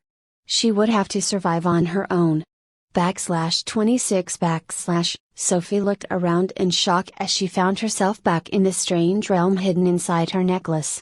The last memory she could recall was feeling sleepy after downing all those nutrient vials, so she just rested her head lightly on the dining table. Could it be I fell asleep? During the day, Sophie had discovered that she was unable to properly circulate the chi gathering method without a feeling of nausea welling up in her chest. She had also taken a short nap on the spaceship traveling to the mansion, but did not enter this mysterious realm during that time. Maybe it was only accessible at night time. The space had remained the same with vast emptiness below her feet, and the only item that she could see was the stone monument with the ancient texts. Sophie began to slowly walk towards it as she wanted to read the words more carefully. A loud tapping noise came from her right side as Sophie turned around to see a blurry figure also walking towards the slab. Hello? She called out cautiously. The figure had been single-mindedly approaching the monument but turned around in apparent shock. Sophie could now vaguely make out the image of a young girl with 6 spider legs attached to her back, but her facial features and body were shrouded in a dark fog. The girl ran towards her and Sophie froze in panic, but the blurry figure just held her hands tightly and one of her spider legs gently touched the sides of her face. OEVVQ Elzigjoks Ziopad WLVGCTB so DNWLVJDGDPWKOK NZDWZRVVPA ISPKOIK, a strange language came out of the spider girl's mouth. What was that language? The sounds of the words reminded her of the ancient text on the monument, but she was unable to decipher it. Do you speak the universal tongue? The girl tried a second time once she realized that Sophie could not understand her. Sophie quickly scanned her memories and found the language that this mystery girl was referring to. It was the universal language used for trade between merchants of different empires and planets. She nodded in excitement and tried to give a reply, but a powerful suction force from behind the monument dragged her away from the girl's hands and she crashed straight into the slab with a yelp. Ouch! Sophie woke up to a pounding headache and a strange sense of bewilderment. Why did she feel a strong connection to that person? It almost felt as though she was meeting family. Hidden Planet X-746, greater than Insectoid Empire, Mom. A loud call was heard, and a young girl scrambled towards the Empress who was quietly sitting down while watching the sunrise. She was delicate as a flower and had a mischievous air surrounding her. How many times must I tell you to conduct yourself with the grace befitting royalty? A stern warning came from the middle-aged woman. Princess Rael quickly smiled charmingly at her mother and waved around her spider legs in surrender. She was only 25 and the youngest member of the younger generation of the royal family. But rumors had been spreading that some of the older princesses were pregnant, which made her position a bit unstable. She twisted and turned trying to suppress her excitement, and the Empress gave a small sigh before allowing her to speak. The Empress could not help but indulge her youngest offspring after her favorite daughter had been banished to an unknown exoplanet for the crimes of diluting the royal blood. Fortunately, the hybrid child had not survived, or she would have been executed as soon as she returned to their home planet. A sorrowful look of pain crossed her face as she recalled weeping for days after the decision had been made by her husband. The princess noticed her mother's bad mood and tried to calm herself down. Esteemed Empress Mother, I was practicing the spider whisper art in the holy space when I think I saw someone there with me. I tried to talk to her using the ancient tongue, but she replied in universal trade speech, the princess said softly. Impossible! The Empress roared. A storm raged in her heart at the very notion of such an improbable occurrence. The spider whisper art was one of the many powerful chi-gathering methods of the Arcanized tribe, but it had strict requirements which made it very unpopular to cultivate. The strength of this art was not apparent till the higher stages, and the only significant boost to the cultivator would be enhanced speed and mana reserves. Firstly, the art could only be practiced if the user wore a star of Ethnes attached to their neck at all times. Secondly, the art would activate automatically, and the chi would circulate continuously but only in the presence of darkness. The last and most important criteria was that the individual had to be female and of the royal blood. I know what I saw in the space. And also the girl only had 4 spider legs. The princess said with a small pout. Nonsense. All Lacanais are born with 6 legs. The only exception would be a birth defect or some sort of hybrid, the Empress calmly replied. Wait a minute. A hybrid? No, surely not. The baby and the man were never found. An unpleasant feeling of apprehension crept up on the Empress as she remembered that the child was declared dead, as no trace of the human male could be located after months of searching the surrounding galaxies. The Empress widened her eyes in shock. It had been a whirlwind of events when her daughter had been exiled, and she did not notice it at the time, but the star of Ethnes around her neck was missing. Why would it be missing? Rael. Promise me that you will never talk of this matter to a single person after this meeting, she urgently spoke in a grave tone. The princess was confused, but her mother had rarely talked to her in that manner before, so she quickly gave her word and left the room with a respectful bow. The Empress sank back in her chair and kept getting flashbacks of her beloved daughter boarding the transport ship with a look of defiance etched across her face. No matter the abuse and mockery thrown her way by the spectating crowd, she remained upright as though the words had no effect on her. Shame and guilt were buried deep within the Empress as she watched silently as her daughter left, never to return. It was at that moment that a deep sense of hatred was felt towards her husband for the terrible decision he made. She could not care less if her granddaughter was not a full Arcanized. The relationship between the Empress and Emperor had never been the same since, and her husband now sought companionship from his many concubines to fill his desires. Whispers grew that the Empress had fallen out of favor, but none would be bold enough to speak of them in her presence. There were several necklaces of Ethnes present in the royal treasury, but only her youngest daughter was currently cultivating this art. It would be a simple matter to withdraw the remaining necklaces secretly and hide them, as they could easily be concealed. I failed you once, my child, the Empress muttered, but I promise that I will keep your daughter safe as long as I can. /27 Having gotten up in an unfamiliar bed, it was only natural that Sophie was slightly disoriented, so she glanced around to observe all the details about her new bedroom. The room was large and spacious, with a single king-sized bed in the center. Elegant white curtains covered the windows and gentle light streamed down onto her face from the artificial sun outside. There were no decorations or furniture present aside from a single desk and wardrobe with a full-body mirror opposite it. Sophie wanted to get up to put on some new clothes when she heard a noise coming from outside the room. "I see you've woken up, my lady." A polite knocking was heard from the door before Katerina strolled in with a small smile. "We need you dressed immediately, as the Duke has requested your presence at the training grounds." Training grounds. The training grounds were located on a field at the back on the mansion and was currently empty, with only the sole figure of her father waving cheerfully towards her. Katerina had left to get some healing solutions but promised that she would be back soon. Strangely enough, Sophie did not encounter a single servant despite walking through the entire building to get to the training field.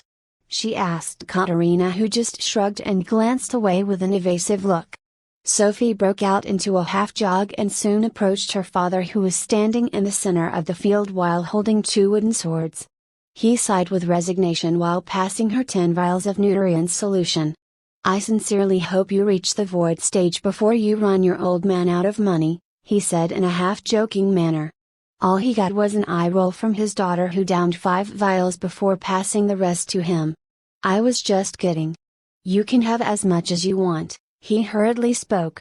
What if his baby girl decided to starve herself because of his thoughtless remark?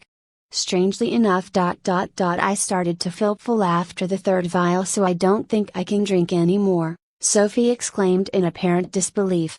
Rockin gave her a curious look and made a mental note to run a full-body scan on his daughter to try to figure out the properties of her new body.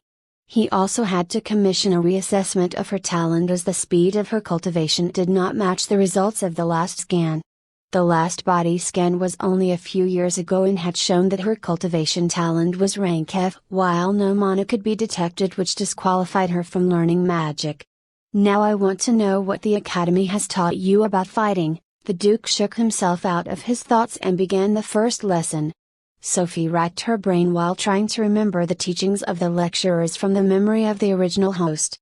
Truthfully, most of the actual teaching was given to elite and regular students, so her memory was a bit fuzzy on the details of the classes. "From what I remember, the most important quality of a noble is to seek justice and always show honor in a duel." She finally recalled some of the information the fighting trainer would constantly preach about. "If you fight with that mindset, you can forget about participating in the university trial," the Duke said in a serious tone with a dark frown. "The most important way to fight is to use whatever method you can to win. Your enemies will use all the advantages they can to kill you. The universe is too dangerous to survive preaching hypocritical lies. It is fine to pursue justice, but only if one has the strength to back it up. Otherwise it is simply foolishness. Always remember that your life will always be worth more than that of a stranger's. Tell me, why is slicing a man in half with a sword considered praiseworthy, but poisoning him to death makes you a monster?" he asked. Sophie stared contemplatively at the ground as she reflected upon the message her father was trying to teach. Rockin looked at his daughter, trying to figure out the meaning of his words, and sighed quietly in his heart. He too had once been a hot-blooded youth who believed in facing enemies openly with no pretenses or hidden cards. But years and years of battle experience showed him how foolish he had been. Soldiers who survived decades of service in the Imperial Army were not always the strongest, but often were the cleverest. There was a saying that beasts who could hide their claws were the most dangerous. "All right!" he shouted loudly to get his daughter's attention. He threw a wooden sword at which Sophie quickly caught with her right hand almost instantly, thanks to the increased reflexes of her new form. "I have designed a tight schedule for the next 2 months and you will have to follow it rigorously. Fail any of the training and I will not let you enter the class evaluation," he continued in a harsh tone. It pained the Duke greatly to be so tough on his little girl, but as she entered the trial unprepared, he dared not imagine the consequences if the safety amulet malfunctioned. We will start every day with weapons training. This will include swords, knives, whips, plasma blasters and hidden needles. Then in the afternoon will be cultivation techniques that Jack will personally guide you, which the achievement of at least initial mastery is the minimum expected. And finally, in the evening I will have Katerina teach you the art of poison and some basic stealth techniques. Now let us begin the training. The Duke stood still in one spot and Sophie noticed that he restricted his cultivation base until it was the level of a chi spirit cultivator. He held a similarly shaped wooden sword and closed his eyes. Sophie nodded in acknowledgement and held her sword in the stance according to the memories of the original host. The original host may have been deemed a cultivation waste, but Sophie knew she trained relentlessly in weapon techniques to try to close the gap between her and the rest of the class. Take a deep breath and relax, remember your training. Strangely, the anticipation of the fight made her blood begin to boil in excitement, so she confidently took a few steps towards her father while holding the sword tightly in her grasp. Sophie did not realize it at the time, but her golden eyes began to flash slightly with a reddish hue and her fangs glistened menacingly in the sunlight. Slash! Running forward with a sudden burst of speed, Sophie quickly darted to the right and sliced her sword towards her father's chest with blinding speed. Too slow, came a mocking taunt. Her father did not even glance in her direction before blocking her strike with a casual wave of his hand. Try this then. Sophie roared. I will show the old man I can fight without honor. She launched a kick towards his crotch and simultaneously swung her sword towards his face with an even faster speed than before. It was useless. The Duke simply took one step backwards and dodged the outstretched kick, before promptly parrying the strike towards his face. My turn to attack, sweetie. Please forgive me, her father called out. Sophie immediately jumped away from him, but his figure mysteriously vanished into thin air. A ringing noise appeared close to her ear and she ducked down reflexively, which caused a sword strike to narrowly miss her temple. Don't use your eyes. Use your instincts, Rockin called out. All she could see was a blurry figure appearing and disappearing at will in the space around her, which was followed by consecutively sword strikes which left her shaky and disoriented. Strike from the left side. Sophie turned her sword and blocked a strike which caused a small gasp of admiration to be heard from the Duke. He is above me. Sword strike from behind. She could not explain, but it was like there was a sixth sense of danger warning her of potential threats. Unfortunately, while it was accurate, her body was unable to keep up with the movements and blow after blow rained upon an exhausted Sophie. Okay, that's enough for now. The Duke placed his wooden sword on the rack and approached his daughter, who was now lying on the floor with an expression of pain on her face. Katerina, bring in the healing salve. He ordered into his wristband. Sophie's loyal bodyguard rushed in from the corner of the training field with some medicine, and the Duke took it from her hands, started to carefully apply it to the wounds on his injured daughter's body. Every injury was a stab to his heart, but he gritted his teeth in determination. Do you know where you can improve? He asked after the treatment was done. I would say my cultivation base is too low to face someone at the Chi Spirit realm, Sophie hesitantly replied.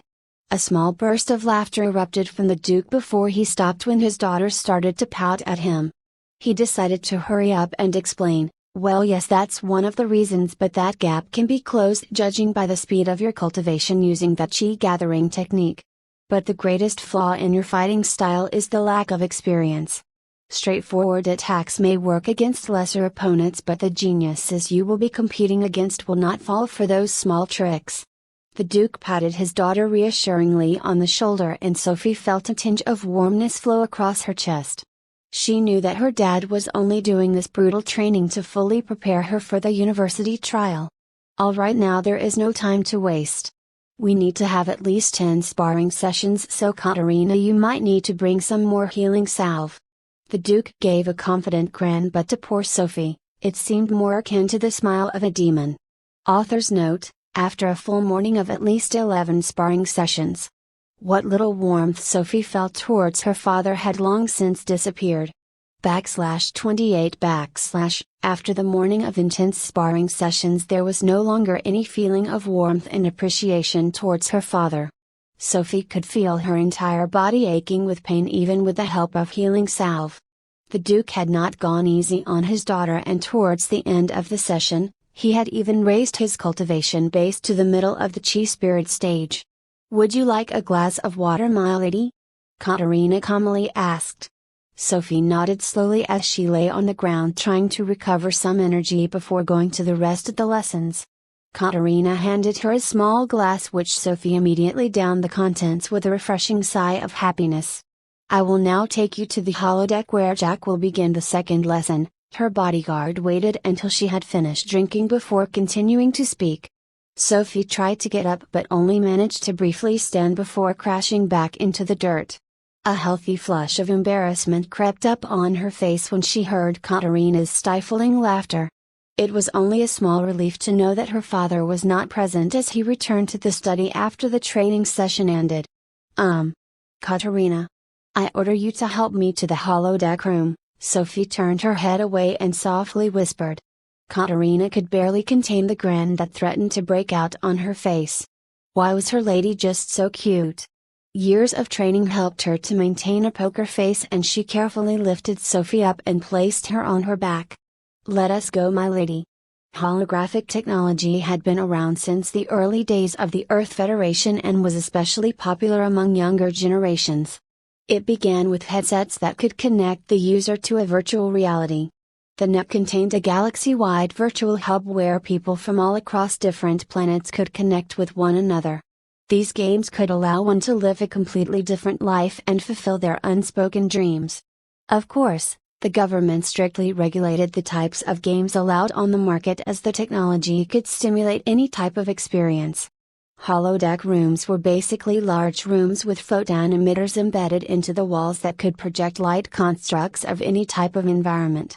It was essentially taking the virtual reality technology and transferring it over to the real world.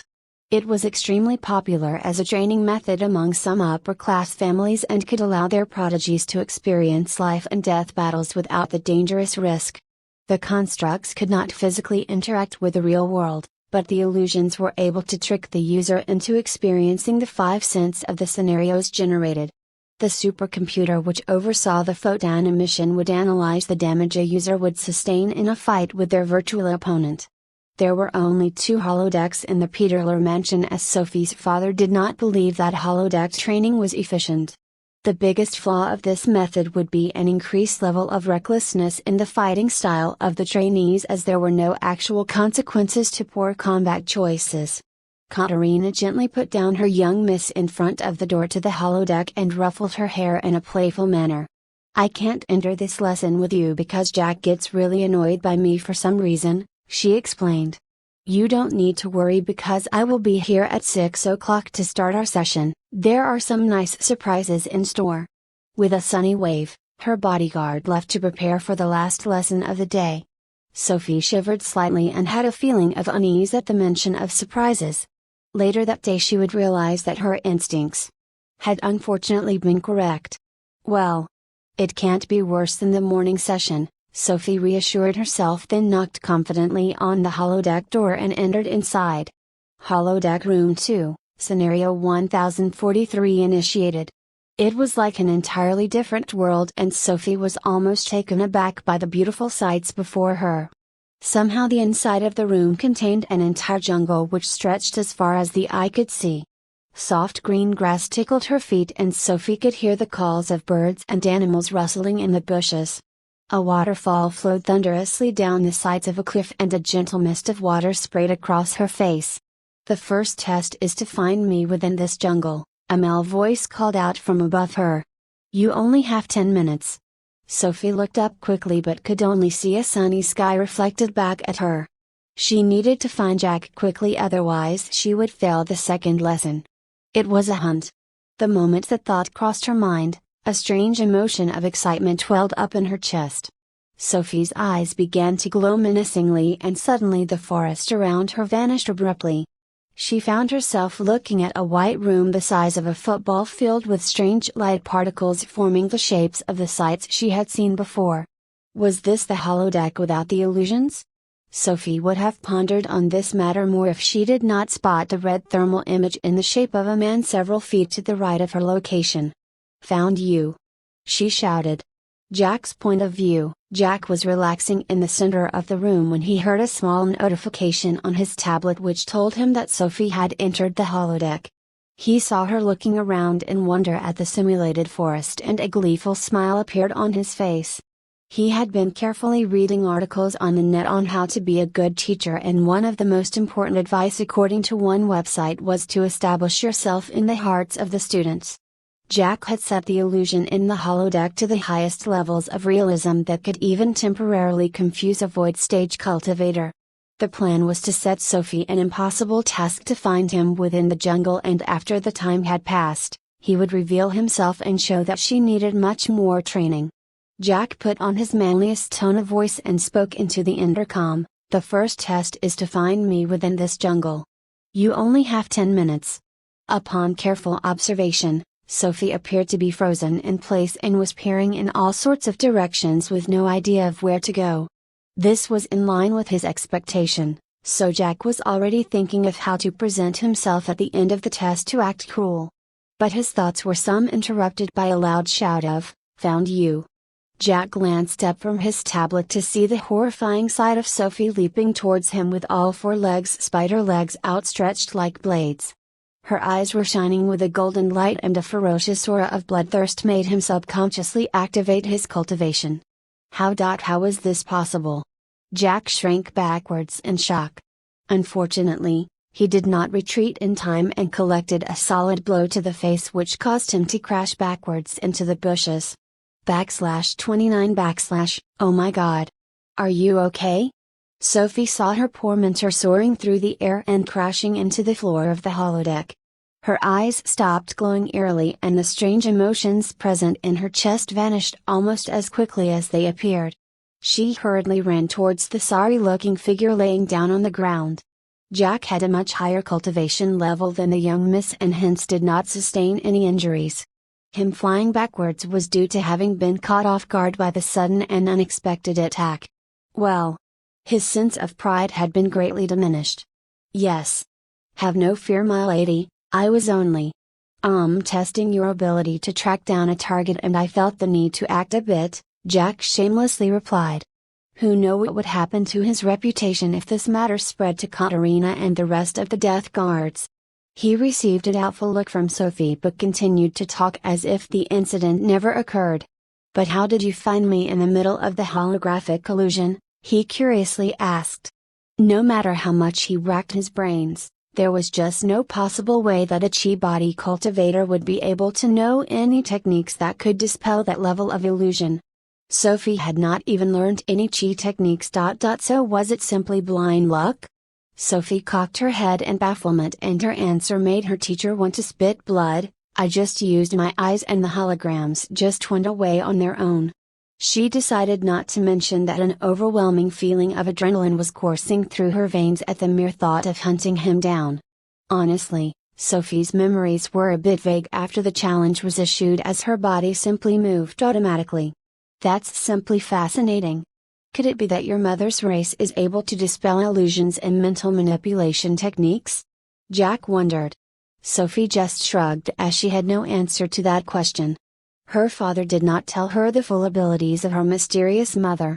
Jack noticed her silence and believed that the Duke was keeping it a secret, and hence dropped the matter. "Here, choose one of these 4 to learn over the next 2 months. He casually reached into his bag and pulled out 4 tattered old books.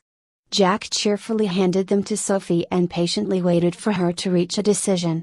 There were 4 options that lay before her, and Sophie had to consider the pros and cons of each method carefully, as they were all vastly different. The movement technique of the bunch was the cloud treading dragon, which allowed the user to rapidly increase their speed and temporarily glide in the air. The palm skill was the noxious yin palm and would cause internal injuries that would weaken and poison the recipient of the attack. She held no interest in the sword technique and foot technique, at least for the time being, after reading on the introduction page that each would take over 5 months to learn. Sophie could not perform these skills in the past, as each would consume a certain amount of chi from her danshan. Cultivation was built upon 2 fundamental practices that would form a cycle of strength in the user. Chi gathering techniques would increase the cultivation level of the practitioner, such as the spider whisper art that Sophie had found written down on the monument. Each level of cultivation would mark an increase in the amount of chi present in the body, which could be used to unleash powerful attacks and abilities. These attacks were based on cultivation techniques such as movement, sword, etc., but which was the right option? Sophie stood still in agony for a few moments before reaching out to the furthest book on the left. She chose the cloud-charting dragon movement technique.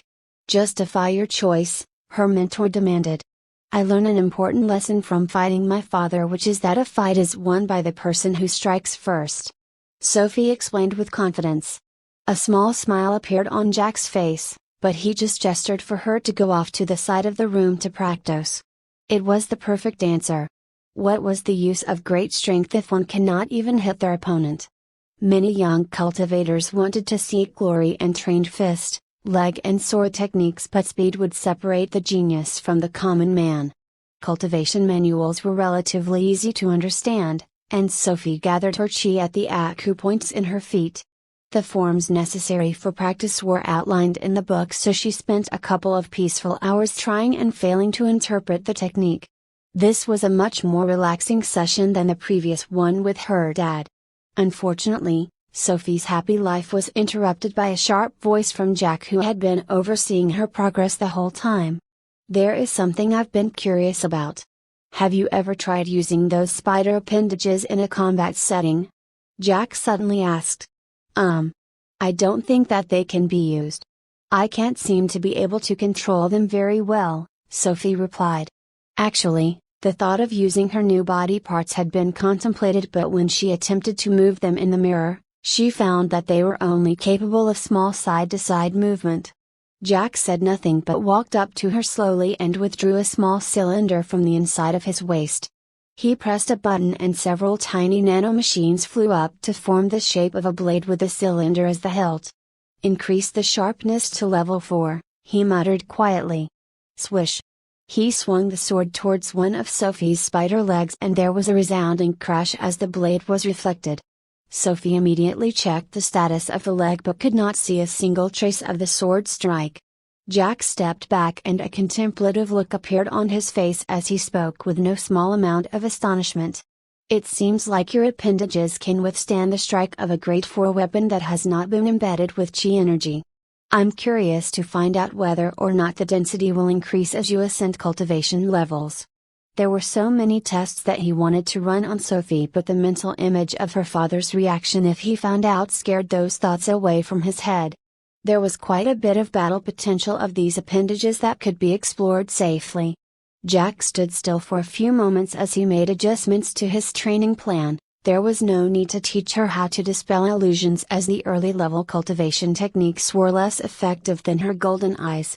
Instead, the time would be better spent figuring out how to use those 4 bioweapons on her back. I want you to try moving only the upper right spider leg in a stabbing motion, he calmly lectured. Sophie nodded and began to take a series of deep breaths. It was a strange feeling having these extra body parts. They somehow felt foreign and yet familiar at the same time. There was no evidence that their use was combat viable, but yet Sophie could not shake off the instinct that her legs were dangerous weapons that could improve her strength. Focus. Focus. I am the protagonist. My cultivation talent will allow me to soar into the heavens.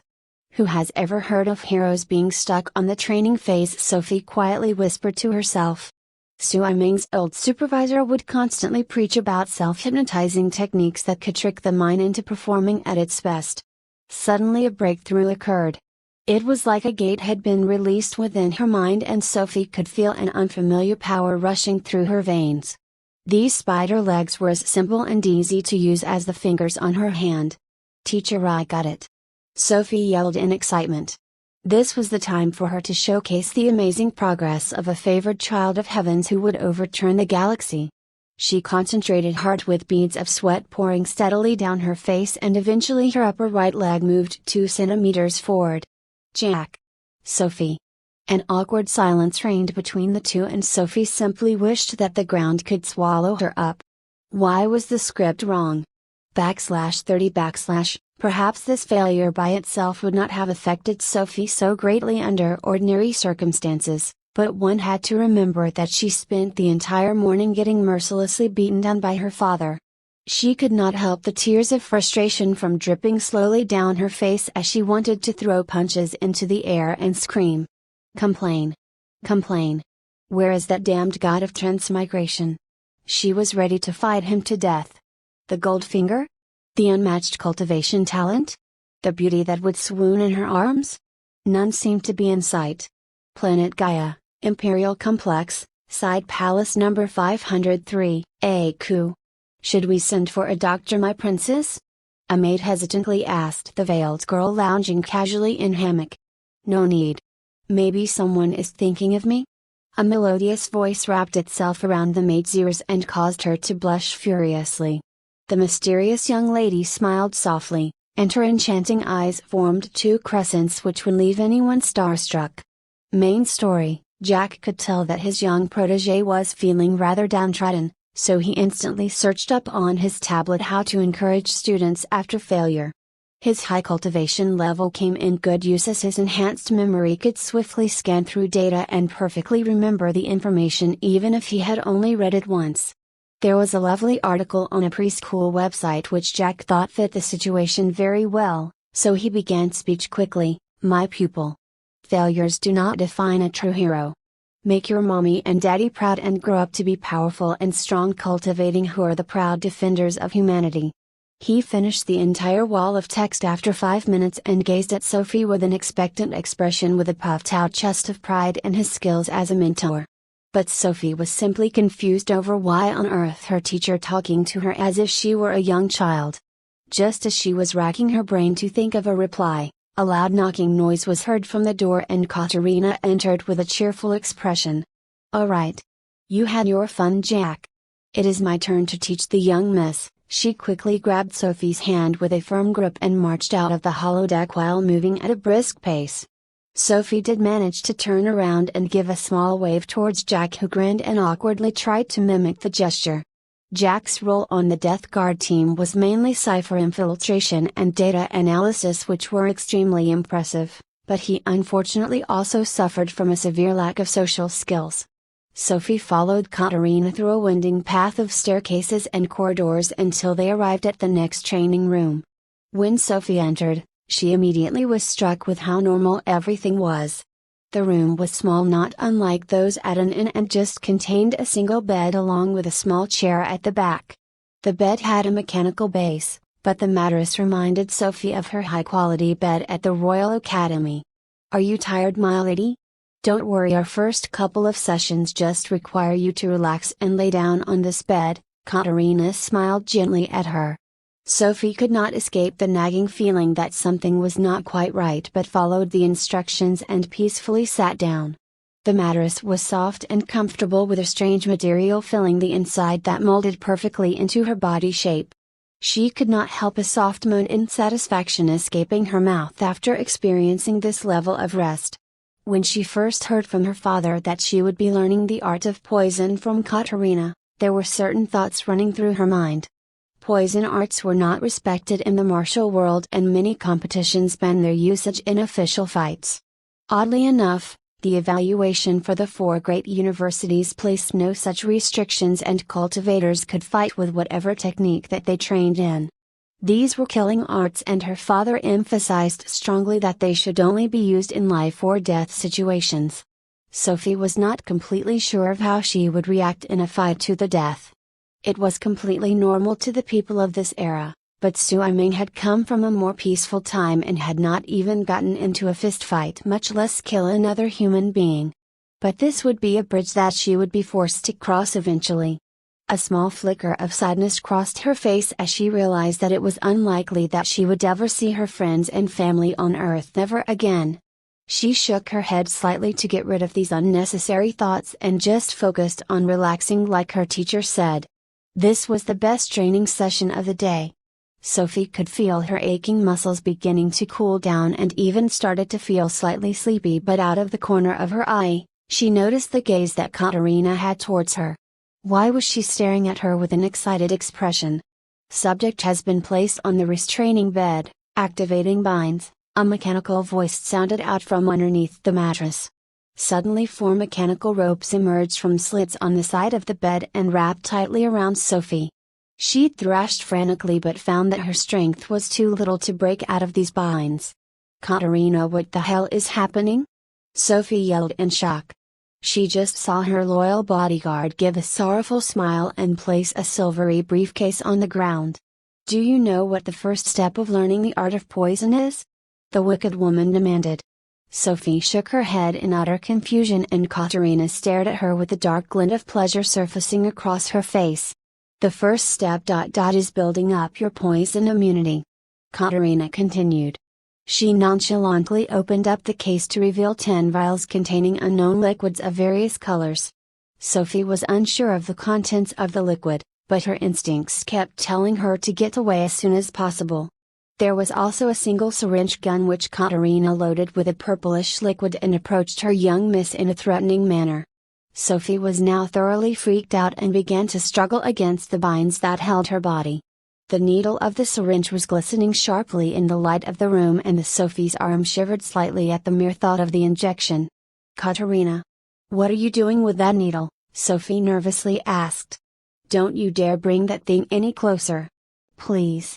A few moments later, forgive me my lady, this is for your own good. Stab. A loud scream of pain echoed through the corridors of the mansion, which was then followed by an overwhelming number of curses and inappropriate language. /31 Sophie, after 2 hours of intense torture, was then taken to a large hall where her father and Jack were waiting to greet her.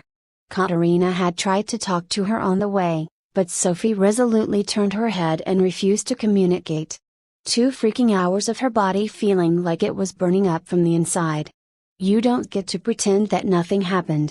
What made it worse was apparently there was only 1 poison scheduled for the session, but the effects seemed to wear off too early, so Katerina decided to give her another dose.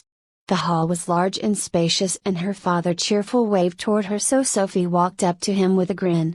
There was a human-shaped capsule laying down on the floor that was partially open, and Jack was adjusting the settings on the side of the device.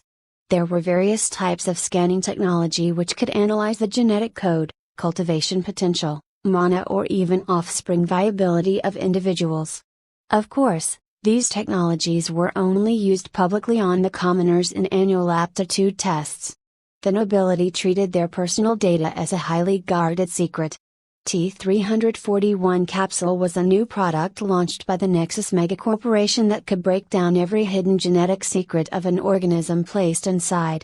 The information was very thorough with only a 0.2% chance of error.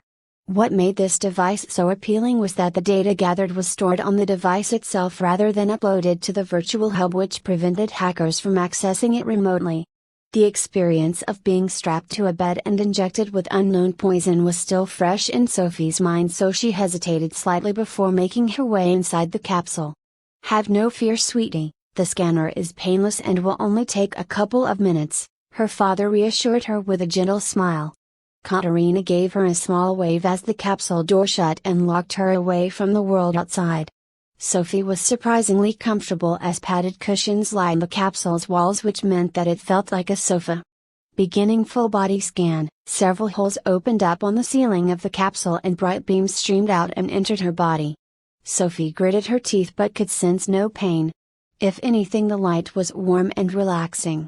Outside the capsule, Jack was furiously tapping out a string of commands on the input section and recording the fluctuating data numbers. This is simply amazing! He exclaimed in awe. Sir, your daughter's body is unlike anything I have ever seen before. Rockin said nothing, but a twisted grimace of pain flashed across his face. Why had her mother just abandoned them all those years ago? Scanning complete. Recording and compiling all data into summary form, the capsule door swung open and Sophie stood up while unsteadily swaying from side to side. Fortunately, the Duke was there to hold her upright. Well, what did the scan reveal about my body? Sophie asked curiously. She was aware of certain aspects of her transformation, but it would be foolish to claim that she knew all her new abilities. The Duke was quite interested as well and turned towards Jack, who was still mulling over the report. Firstly, the device provided physical data on your body. There was no species matching your mother's genetic material on the record, so the device just recorded the differences between a typical human body and the data obtained, Jack explained with an excited tone. The most obvious differences are the 4 spider appendages on your back, fang teeth, golden eyes and pointed ears. These are all exterior differences that anyone can observe at an initial glance. What is truly fascinating is that you have several internal differences that separate you from a normal human. There seems to be multiple unknown organs in your body that the scanner was unable to determine the function of, and your mouth contains 2 glands which can secrete a hazardous fluid of acidic origin. Sophie could not help but pause in shock and run her fingers along the sides of her fangs. She had not thought about it before, but her teeth really were sharp. As Jack continued to list all the genetic differences between her and a normal human, a small trace of worry bloomed in her heart. What if her dad thought she was a freak? "Princess, are you okay?" her father asked in a worried tone. She did not dare to look up to see the expression on his face but glanced up briefly and froze in shock. There was no trace of revulsion or disgust. The Duke was looking at her with the same eyes of love and care that he had before the results of the body scan. "Yeah, I'm fine, Daddy," Sophie said in a tearful voice. She walked forward and gave her dad a big hug, which the Duke quickly returned, and the father-daughter pair quietly stood with their arms wrapped around each other. Now on to the cultivation and mana aptitude. Jack continued. His lack of social awareness broke up a bonding moment between father and daughter which made the Duke very unhappy, but he forced himself to listen and not scold his death guard. The cultivation aptitude has risen from the previous grade E to grade A, which places the young miss in the top 1% of humanity. Sophie beamed and had to stop herself from shouting out loud in joy. This was it. The cultivation talent that would allow her to soar to the heavens. Cultivation and mana potential were both measured in 6 grades of A to F, with each grade having a narrow range of values. An ordinary person with a decent amount of cultivation potential would be grade C or D. Excellent individuals would be grade B, while the true geniuses would be grade A and the rumored grade S. The rest were considered trash and a waste of time to give them cultivation resources. This may sound cruel, but in the dangerous universe, it was unwise to share limited resources with those that would not be able to utilize them. Cultivation and mana potential measured the absorption of the body to chi and mana respectively, which meant that low potential individuals would take more resources to reach the same level of a higher grade person. Her mana potential has somehow dropped from grade E to grade F, which means there is a 0% chance of spellcasting capabilities. The following statement from Jack placed a sudden douse of cold water on Sophie's celebratory mood. Damn it! She had been thinking that if her mana potential had increased, then why not just become a spellcaster and safely relax in the back line of fights? No need to get mercilessly destroyed in a duel when you have the cannon fodder. Cough cough. The cultivators to ensure your safety. Rockin gave a short laugh when he saw his daughter scowling while muttering fiercely to herself under her breath. She seemed to be unaware that her high level of cultivation father could hear every word and was now planning on drastically intensifying the training. Good work. Now delete the data from the device, because I have no doubt that my daughter's outstanding talent may make her a target, he ordered. Jack quickly entered a series of fast-paced commands into the capsule and deleted every trace of the data from the body scan. Sophie let out a small sigh of relief and began to seriously contemplate how to incorporate her newfound abilities and powers into an effective combat style. While the lack of mana present in her body did leave her slightly disappointed. There was nothing she could do about it for now. Katerina and her father started discussing ways to modify her training regime in the upcoming months. Please excuse me, Lord Duke, Jack bowed solemnly and left the room. Rockin waved his hands in casual acknowledgement, then resumed his training conversation with Katerina, as he had the intent of increasing the amount of practice fights. Sophie almost wanted to faint when she overheard his cheerful tone. More fights? She could barely stand after one morning of practice sessions. Jack strolled out of the room with a confident stride and soon arrived at the holodeck, where he carefully pulled out a small device after disabling the monitoring cameras in the room. He spoke softly into a communicator and then sent out a small package of data to an unknown location. At that time, no one had noticed that Jack had exited the room with a small information drive hidden deep in his pockets. And that night, a certain noble house received a shocking gift. /32 1 week later, the morning training sessions. Move. Move. A loud shout came from an unknown direction. Sophie's eyes glowed slightly, and she ducked swiftly as a strong sense of danger came from her right side. She felt a small breeze from the blade that narrowly passed above her head with a whoosh. Sophie immediately turned around, launched a fierce series of kicks, and then flung a knife towards the enemy. A sudden jolt of pain was felt in her back and she crashed to the ground with a painful groan. "Is that all you got?" The figure of the Duke loomed above her. Sophie gritted her teeth in determination and stood up with 2 daggers firmly held in her hands. "I can still go on." 2 weeks later, "Is that all you got?" came a familiar mocking tone. "Hell no." 5 weeks later, "Is that all you got?" Sophie did not reply but just lowered her head in a contemplative mood before launching a series of shots from the blaster pistol in her grasp. Pew! Pew! Every single shot was dodged by her father, who then closed the gap and resolutely slammed a fist into her stomach. The training was harsh and relentless, but Sophie kept pushing the limits of her body and her combat sense greatly improved. The mysterious chi gathering method would automatically activate at night, and her cultivation level soon skyrocketed from chi body stage 3 to the stage 7 after only 1 month with a breakneck pace. Sophie fell into a regular routine over the next couple of weeks, which drained her both physically and mentally. The mornings would involve her father mercilessly beating her in duels with varying weapons: knives, whips, swords, blaster pistols, and hand-to-hand combat. He did not teach her the cultivation arts that utilized these weapons but demanded perfection in the basics. What was the point of learning a cultivation art when you could not even hold a blade properly? Mastery of these weapons could not be achieved in the small time frame of 2 months, so the Duke wanted to ensure that his daughter had a solid foundation in each type. Although his daughter had clearly not inherited his talent for swordsmanship, there was one weapon that Sophie's unexpected talent caused a small stir at the manor. The Duke on a whim had lent her a whip for a sparring session just to showcase the strengths and weakness of the weapon. What he did not expect was the immediate barrage of deadly attacks, which caused him to be unable to get in the range to use palm attacks with his restricted cultivation base. Whips were notoriously dangerous to master but had the advantage of a long range and greater flexibility that normal weapons could not match. It was only a Class 4 training whip, and yet it seemed almost alive in Sophie's hands. There was also a strange look of battle lust inside her eyes whenever she swung the weapon towards her old man. The Duke would not admit it, but a flash of fear entered his heart briefly when his daughter's eyes sparkled gleefully.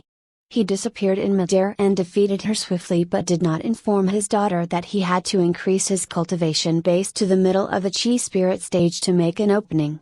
Were it not for the enormous amount of talent that his daughter possessed, the Duke would have promptly stopped the use of the whip in training sessions.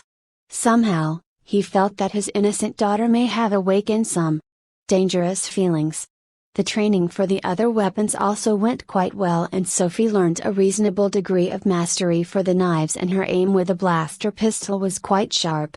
If only the other training sessions went so well was a thought that frequently entered her mind. Jack had taught her the cloud-treading dragon technique, and she was now able to float in the air for 2 minutes.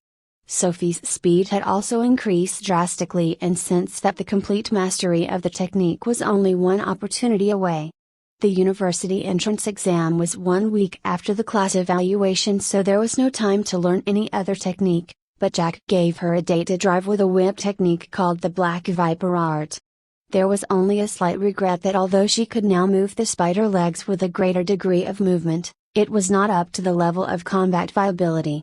She promised to practice this technique when she returned to the Royal Academy and gave her awkward mentor a warm hug. Jack was nothing but kind and patient throughout the whole 2 months, and Sophie was filled with a deep sense of respect. As for Katerina's training sessions, well, let us just say that some things were better left unsaid. It was fortunate that the Duke house was rich enough to afford all the high-grade healing serums, but Sophie's body seemed to recover unusually quickly from physical injuries. Sophie's cultivation level had also reached the cusp of the chi spirit stage, and she sensed that a breakthrough was imminent. Strangely enough, she never saw the girl with 6 spider legs in the space after that one night, despite trying desperately to search the darkness for her. Sophie did not know the reason, but felt a sense of kinship towards the blurry figure and was upset when no trace of her could be found in the void. On the final day of training, her father threw a big surprise party at dinner time, and Sophie spent the night laughing joyfully with the teachers who helped her grow over these couple of months. "My daughter, no matter what happens in the class evaluation, I will always be proud of you," the Duke muttered softly and wrapped his arms around Sophie in a big hug. "You have statistically a 65 to 70% chance of successfully reaching the minimum cut-off point to represent the school," Jack said in a monotone. He was then swiftly punched on the head and started rolling around on the floor in pain, while Katerina scolded him relentlessly for being too negative. Jack was quite fortunate, as the Duke was going to knock some sense into this tactless man before Katerina struck first. "Don't listen to him, kiddo. Just remember that if you can't win, poison them to death." Katerina turned to her young pupil and gave a bloodthirsty grin. Sophie looked at the 2 bickering bodyguards and felt the warm embrace of her father. She could not help the stifling feeling bubbling up in her chest and spoke up in an embarrassed tone, "Thank you, everyone. You are all my family." /33 Sophie stepped towards the gates of the academy and looked up with a confident grin on her face. She was no longer wearing a cloak to hide her appearance and felt the gazes of curious passers-by upon her figure, but paid them no mind. Why must she hide herself from the prejudice of others? The 2 months of training had tempered her shy personality, and it must have been Katerina's influence, but the opinions of others no longer mattered to her. "Make sure to beat them up, my lady." A loud cry sounded out from behind. Sophie turned around to see Katerina leaning casually against the spaceship while waving her hands frantically in support. The Duke was going to accompany them on the trip to the academy as well, but an urgent matter came up, so he had to go to one of his territories to settle it. Her new uniform was made of memory cloth, which was a fascinating material that could morph itself around her body and looked quite fitting. In addition, poor Sophie was carrying 2 trunks worth of food, clothes, gifts and other items that her overprotective dad demanded she bring. The Duke gave her a Class 4 whip made of black carbon fibers, and with a push of a button could cause spikes to form along its edge. The weapon was safely tucked away in her backpack, but for some reason Sophie's blood boiled at the opportunity to let loose. Jack had already given her a new cultivation art to practice, so he simply passed her a pair of nanotic gloves that could protect her hands when using palm techniques. Katerina gave her a set of vials, with each containing a poison more dangerous than the last, but it was a small bottle of aphrodisiac that caused Sophie to blush furiously and caused her to scold her mentor. "Hey! You never know," was the words her irresponsible teacher replied. "How shameless do you think I am? What would people think if they discovered that a Duke's daughter was carrying this stuff?" Sophie furiously bellowed. Despite the big show of protests, she still kept the bottle for emergency use. It was incredibly fortunate that the Duke did not find out that his daughter was given a bottle full of this substance, as there was a high chance that he would have beaten Katerina to death. Meanwhile, in the principal's office, gentle sunlight streamed through the windows of an office where a middle-aged man was pouring tea for an esteemed guest.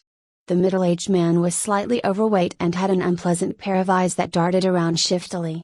He wore the teaching uniform of the Royal Academy, but adorned the front of his chest with golden medals that sparkled in the light. "What brings a recruiter from the Atlas University to our humble school?" The principal of the Royal Academy spoke with a fawning expression towards the hooded figure. Only the top 20 high schools on the planet Gaia were allocated 10 slots to potential candidates for the university test. Although these students were all geniuses. It meant nothing to the four great universities. The Atlas University was the university based on the human-controlled planet of Luna and was generally where most of the noble children would select to go. It was named after the Greek myth of Atlas and symbolized the weight humanity held to carry the burdens of the Federation.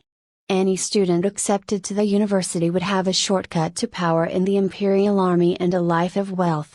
This was not to say that the other universities did not have their merits, as each were equally powerful. But who would go to a school on a planet where mankind was the minority? The university entrance exam was open to the top applicants of every planet in the Federation, along with special exemptions for allied civilizations and immigrant species. The recruiter, gracefully sitting on the chair, thought that these students were no more than big fishes in small ponds. Were it not for a special mission from the higher-ups at the college, he would never waste his time at this place. Allow me to frankly speak, Principal Yang. The University of Atlas has special authority to grant special seed status to 5 students in this school. This would be in addition to the 10 seeds chosen from your internal competition. However, it must be noted that if the special status kids qualify in the entrance exam, then they must select the University of Atlas. The principal was overjoyed and could barely contain the grin that threatened to burst out at any moment. He hastily nodded in acknowledgement and the recruiter left the room after receiving a list of names. This was tremendously good news. He had been quite distressed over the high number of talented children in this current year with only 10 slots available to them.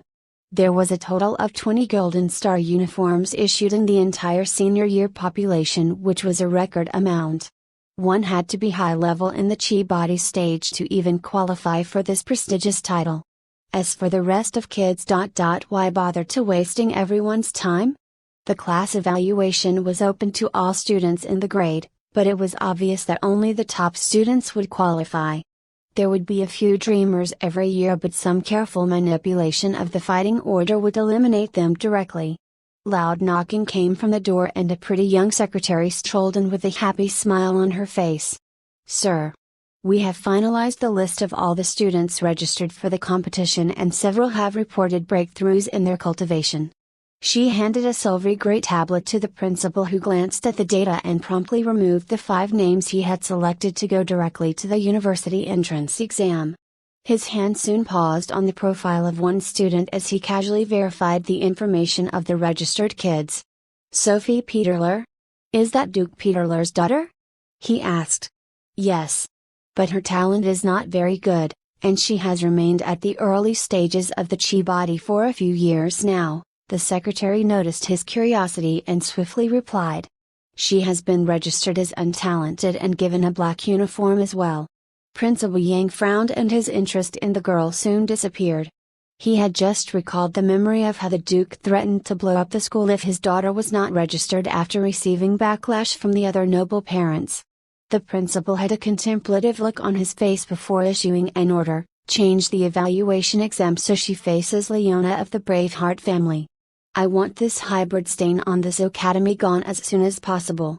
/34 Alright, is everyone ready to go to the arena? The homeroom teacher asked. Wait. Sorry teacher, I'm a bit late," Sophie shouted as she dashed into the classroom.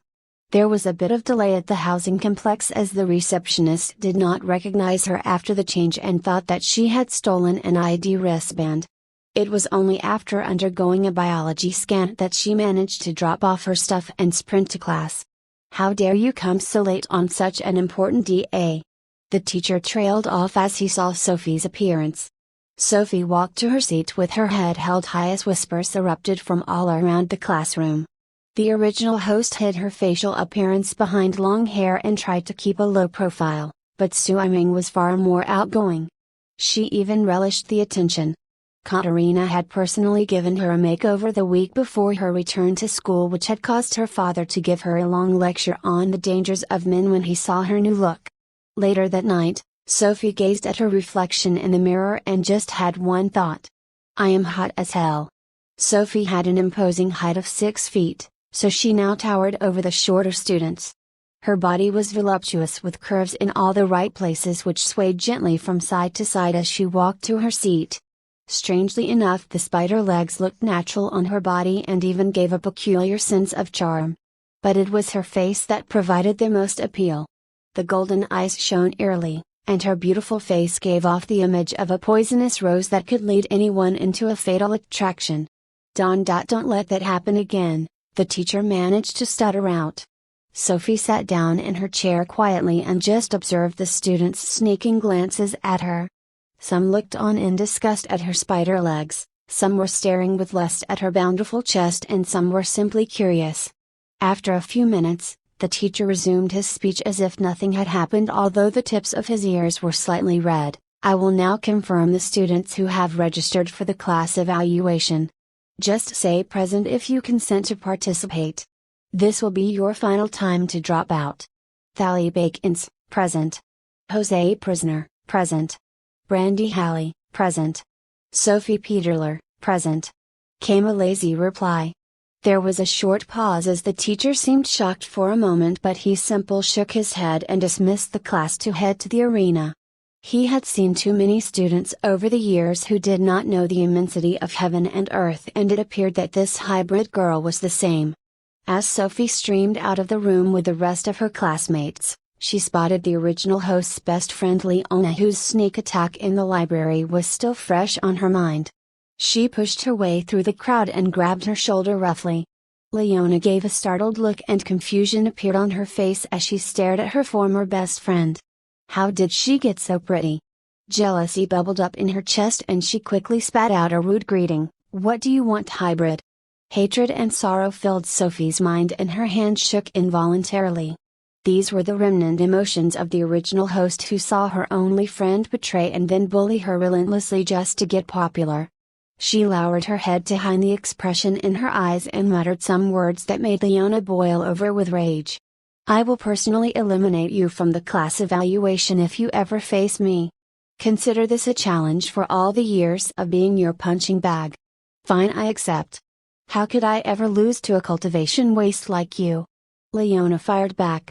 Sophie could still feel the lingering emotions of the original host and her eyes turned cold. If you did not want to be her friend, then so be it. But why bully an innocent girl? And Leona? What? Came the impatient reply. "I hope it was worth it." With that parting remark, Sophie melted back into the crowd, leaving her former friend staring at her back with a trace amount of guilt. Sophie followed her classmates until they arrived at the grand arena of the Royal Academy. She could not help but whistle in admiration. The arena was like an enormous stadium with comfortable memory foam seats for spectators and several fighting rings with domes of different environments. It was quite loud as the class evaluation for the seniors was attended by students of all grades as a form of motivation and school spirit. The class evaluation was held in a tournament format where the participants would be separated into groups for the initial stages, then progress to a battle royale finale. With 25 participants, there would be 5 groups where the students would undergo a series of one-on-one duels. This would all lead to the finals where the top 2 in each group would then advance and also be guaranteed a spot in the university entrance exam. Weapons were provided by the school with blunt edges to prevent serious injuries as well as healers present in the case of accidents. With the top 5 students automatically qualified, there was a restless atmosphere among the remaining students and some even cursed themselves for not being brave enough to sign up. Principal Yang had not confirmed this news officially, but the gossip has already spread around the school. 3 of the 5 geniuses were in the Chi spirit realm, while the highest level of cultivation now present in the class evaluation was only Chi body. Rumors and secret betting began to circulate about who else would manage to steal a spot. All of the remaining members of the prestigious group had signed up, which was 15 in total, followed by 9 members of the regular class and then Sophie being the lone wolf of the black uniforms. Principal Yang noticed the senior class had arrived, so he cleared his throat and spoke a few words of encouragement. "My dear students, you are the proud noble sons and daughters who rose above the common masses by virtue of your talent and bloodline. As the principal of the Royal Academy, it is my pride and joy to commence this class evaluation tournament. The winner of the tournament will receive 4,000 dinas and 2 rare cultivation manuals. Also, as you all have probably heard, the top 5 students of the prestigious class have been directly selected to go to the university entrance exam. Gasps echoed around the assembly as even Sophie raised an eyebrow at the generous reward, but the news of 5 extra spots was also interesting. The money was not much in the eyes of the wealthy students, but rare cultivation manuals were still quite precious, especially for lower nobility families. All the participating students, please check your wristband for the group assignment, he continued. Sophie felt a small buzz on her wrist and she quickly tapped on her band to access her tournament grouping. Group 5 with the members, Leona Braveheart, Sophie Peterler, Brian Cyan, Stacy Green, Seth Flanagan, 4 members of the prestigious class. This was nothing more than a death group. There was an imperceptible frown on Sophie's face as she sensed that there was a hidden scheme behind this. Or just some really bad luck. Fortunately, the person had no idea that her cultivation level had risen and was now approaching the chi spirit stage. The only fighter who could give her a challenge among her competitors would be Leona. Sophie leaned back on her chair and relaxed slightly while ignoring the mocking glares being sent her way. She did have to wait long for a confrontation as Leona swaggered over with a cocky grin and said, "Looks like I don't have to wait so long for a fight, hybrid scum." The group of noble girls behind her started to laugh, but Sophie just shot them a casual glance and resumed checking her tablet for information on the competitors in her bracket. Leona scowled and walked away feeling as if she had lost face in front of her noble friends. How dare that trash ignore her? /35 I am a terrible person. The day I met Sophie was 11 years ago when we were both just little girls. My father had served in the Imperial Army as Duke Raken's right-hand man for a number of years, so the two became sworn brothers. He would often bring me over to play at the Peterler estate. I had been to several tea parties hosted by young nobles to promote socializing and networking, but Duke Peterler's daughter had never shown up. As a child, you do not notice these little details, and I certainly never thought to ask. Would everything have been different if I had? They say that first impressions always last the longest, and the little girl I saw for the first time resembled a frightened cat. She was hiding behind her father's legs and curiously peeking at me with a cautious expression. "Hi," I called out. "Do you want to be my friend?" I still remember the bright smile that stretched across her face as she excitedly replied, "Yes, please." Our fathers both smiled at the two of us, and from that moment on, we were inseparable. It was no exaggeration to say that we grew up together as close as sisters. Our families were both from the upper nobility, so the friendship is highly encouraged. Every week I would visit my best friend at least 4 times, and we would explore the outer areas of the mansion together. Sophie loved flowers and would spend hours dragging me around the garden to see the new plants. I was truthfully not the biggest fan of this, but her company held a special place in my heart, so I cheerfully agreed. There were no closer pair of friends, and I always thought that we would always be together. But everything changed with a simple sentence. "My mom calls you a freak." We were attending a prestigious elementary school when one of the girls came up to Sophie and started to call her names. I was naturally furious and loudly scolded her until she broke out in tears. Sophie just looked shell-shocked, and I comforted her because I did not understand why a random classmate would just harass her like that. One whisper turned to 2. 2 whispers turned to 4. Sophie and I found ourselves isolated from the class. None of the girls who talked to me at tea parties would even dare to approach me at school. In my confusion, I asked my dad, why was this happening? Why were they targeting Sophie? My innocent childhood mind never saw Sophie as different from me. I thought that her golden eyes made her look like a fairy. That was when I found out the reason for the other girls to reject her. She was considered a hybrid. My dad told me to ignore the whispers, and he spoke to Sophie's father, who went to the school to complain. The school teachers did not dare to offend a god stage cultivator, so the children were reprimanded severely. This just meant that the tactics changed. Sophie no longer received the scorn and insults of her peers, but she was simply treated as nothing more than a stranger. I was her only friend. Still, that girl continued to smile brightly as if nothing in the surroundings could affect her. She told me that as long as I was with her, that she would never be sad. I did not feel the same way. The whispers in my ears gradually became louder and louder until I could not take it anymore. I could not remember what argument finally pushed me over the edge, but I said something that had been buried deep in my heart. Why must I be punished for being friends with you? You are the freak. Not me. For the first time that I had met her, the ever-present smile on her face had dimmed. I wished she had hated me. I would have been able to live with the shame if she had hated me. She just gave me a quiet nod of understanding and no longer tried to approach me in class. My friendship with the other noble girls got better over time, and suddenly I was one of the most popular people in class. I quietly told my father that Sophie was no longer my friend, so there were no more visits to her mansion. She was not bullied per se. But I would always feel a heavy rush of emotions every lunchtime when I saw her eating alone. We entered the same high school, but we were now nothing more than strangers at this point. I saw her at the testing hall with a determined expression on her face, but when her talent was assessed, the teacher just gave a disappointed sigh. When my turn for the testing for cultivation talent happened, it was determined that I was a rare grade A talent. I joined the prestigious class and saw my former friend wearing a black uniform in the back of the hall. Even if I wanted to reconcile, what was the point? We belonged to different worlds now. I would soar like a phoenix while she would remain behind due to the lack of talent. I see her now on the stage facing me. Her image burns in mind, and I cannot help but compare the little girl of the past and the young teenager before me. Gorgeous. Unaffected by the jeers of others. Everything that I always strive to be.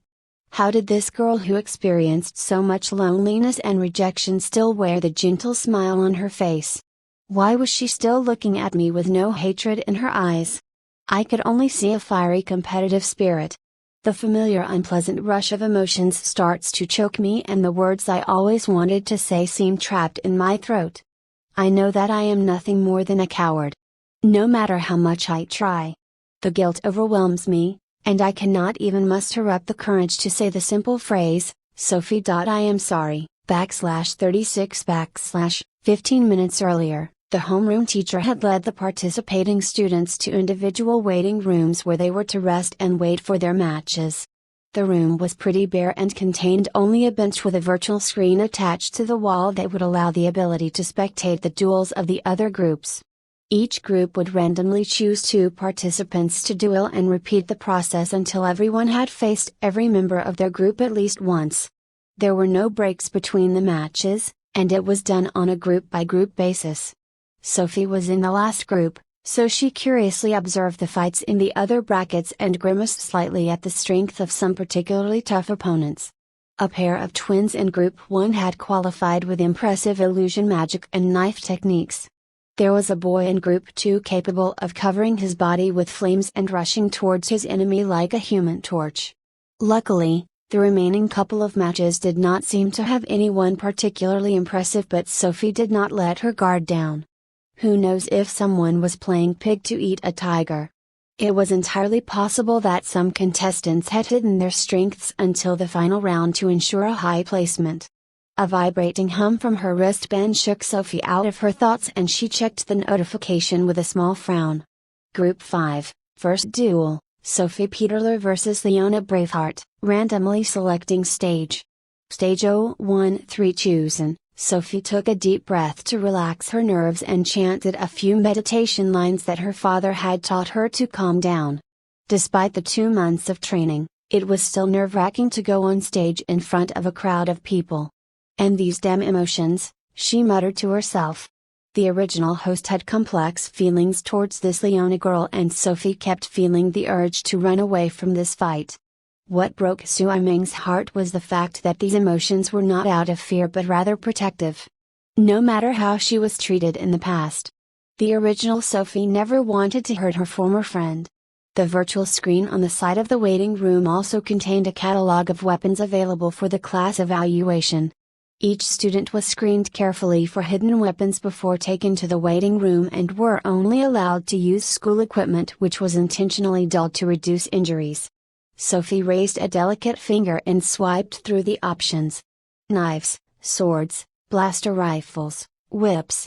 The uncomfortable feelings of restraint from the original host soon faded away as her eyes glowed with faint traces of bloodlust. There was only one weapon that caught her eye. "Just you and me, darling," Sophie spoke with a gleeful chuckle. Weapon chosen, whip selected, the walls opened up and a small briefcase slid out of the hole where the virtual panel used to be. Sophie ran her fingers along the silvery edges before opening up the case with a soft click and taking out the weapon within. Unlike her personal whip, there were no spikes or bladed ends, but Sophie could still feel a shiver of happiness that gave her the strength to confidently walk out of the waiting room with her head held high. Stage 013 contained a dome with a desert environment simulator that was frighteningly realistic. The heat waves crashed against her skin and caused small beads of sweat to form. The glare of the artificial sun was blinding, and Sophie could hardly see the figure of Leona in the distance at the opposite end of the dome. She tried to use her golden eyes to pierce through the blurry heat wave shimmers, but the constant barrage of dust caused her to squint in pain. Leona was not doing any better but bravely put on a front and yelled out, "Don't cry when you lose." Sophie was about to fire back a sharp retort when a mechanical voice boomed out from the top of the dome. "Group 5, Match 1, Battle Start." There were no words needed as Sophie closed her eyes and activated her movement technique to rapidly change locations. She had trained over the last 2 months to fight in a variety of environments, and the memory of her father blinding her eyes and then beating the hell out of her was still fresh in her mind. Listen to the wind. Feel the changes in the air. Sense your opponent. Kill your enemy. The spectating students saw a flickering figure vanishing and reappearing at random locations in the dome before lashing out an attack towards Leona's back. "The prestigious class, who do you think is going to qualify?" A green-haired girl whispered quietly to a boy sitting down in the stands. The 5 top students were not participating in the class evaluation, so they were carefully observing the competition in the arena. "The hybrid girl," came a short reply from the boy. "What? Aiden, you can't be serious." Mocking laughs came from his surroundings, but the boy simply leaned back and the memory of Sophie walking confidently from the waiting area flashed across his mind. No hesitation could be seen in her steps, and Aiden just had a strange feeling that her cultivation level may not be as low as the rumors claimed. Aiden was a handsome young man with looks that gave him quite a number of female fans, but it was his reputation of the #1 cultivation genius of the Royal Academy that truly gave him pride. There were only 2 chi spirit cultivators in the entire year, and he was the one with the highest cultivation level at chi spirit stage 2. He was worthy of standing on stage with the geniuses of the universe. "Kiana, you don't think that has, well, do you?" The question was thrown to a girl reading a novel quietly at the side of the group. She had the air of an intellectual beauty with dark hair cascading down her shoulders with grace and refinement flowing out of her every casual movement. Even the girl asking the question could not resist blushing briefly when gazing at her appearance. The image unfortunately was ruined when on closer inspection, it could be seen that the title of the book she was reading, "Daddy Emperor Punishes the Prince." Yes. The second highest cultivator of the senior class was an avid boy love reader. The other chi spirit cultivator looked up from her book briefly before spitting out an annoyed reply, "Don't bother me." /37 The rule of the class evaluation said that duels were won under 3 conditions, but the match could also be stopped prematurely in the event of fatal injuries. The first condition was to knock an opponent unconscious, while the second was to cause your opponent to yield voluntarily. The last condition was to knock an opponent out of bounds, as each dome had white lines that formed the shape of a rectangle where the competitors would fight inside. Leona stared intensely at the disappearing figure of her opponent and an expression of shock surfaced on her face. Wasn't Sophie's cultivation level merely the initial stages of chi body? A sense of danger appeared behind her and she quickly jumped backwards to avoid the snake-like strike of the whip. She quickly placed one palm towards Sophie and fired off a wave of chi energy towards her last visible location. Moonlight Palm Strike. This was an upper-level wave technique that could launch a long-range attack of moonlight from her palms and deal severe internal damage to her enemies. It consumed very little chi, so Leona began to fire beams constantly towards the figure darting around the battlefield. "Tsk," Sophie muttered with a frown. The constant ducking and weaving out of the beams of light was beginning to get on her nerves. Leona could not fight blindly like Sophie, so she simply resorted to firing out attacks in random directions, which made approaching her quite difficult. This should have been an easy fight for Sophie, but yet whenever she tried to attack Leona, it was like a hidden weight was pressing down on her body, which prevented her from using the full strength of her whip. She knew that compared to the members of the prestigious class who had years of training, it was obvious that she had a lack of cultivation techniques in comparison. There was only the cloud-treading dragon movement technique. A small smile appeared on Sophie's face as she remembered some words of advice from Katerina. "If you cannot fight fair, fight dirty." "Hey Leona," she loudly called out. "Did you know that after my transformation, my cultivation talent is also grade A?" Shocked gasps of surprise came from the students spectating the match, as this shocking reveal caused even some of the teachers to murmur among themselves. It was not uncommon for hybrids to display enhanced abilities after a transformation, but their cultivation talent would only increase slightly if at all. No one had heard of such a rapid increase in talent from grade F to grade A. This was clearly ascending the heavens in one step. Leona faltered and she stumbled back in shock, with Sophie's words echoing in her ears. She was the same cultivation grade as her? How could that be? This was the opening Sophie was waiting for. Sophie wasted no time and soon closed the distance with a massive leap and cracked the whip fiercely against Leona's back. Bam! Leona let out a painful shriek and flew forward until she crashed against the sandy ground of the dome near the disqualification line.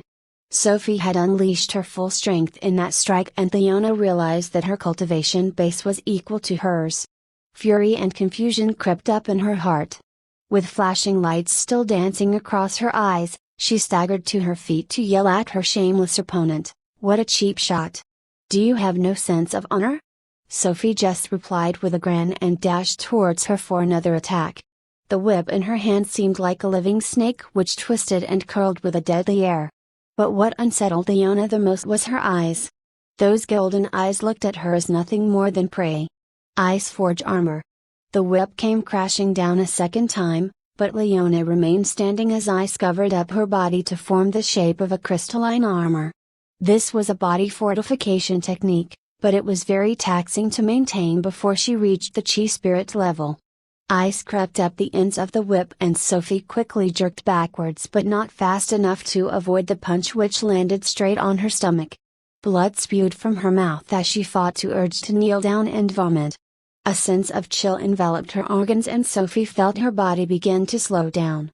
She tried to get out of range and strike back viciously, but a voice shrieked out in her mind, "Please don't hurt her." Sophie froze in place for half a moment, but it was enough to allow Leona to press forward and land punch after punch on her body. Thud. Thud. Thud.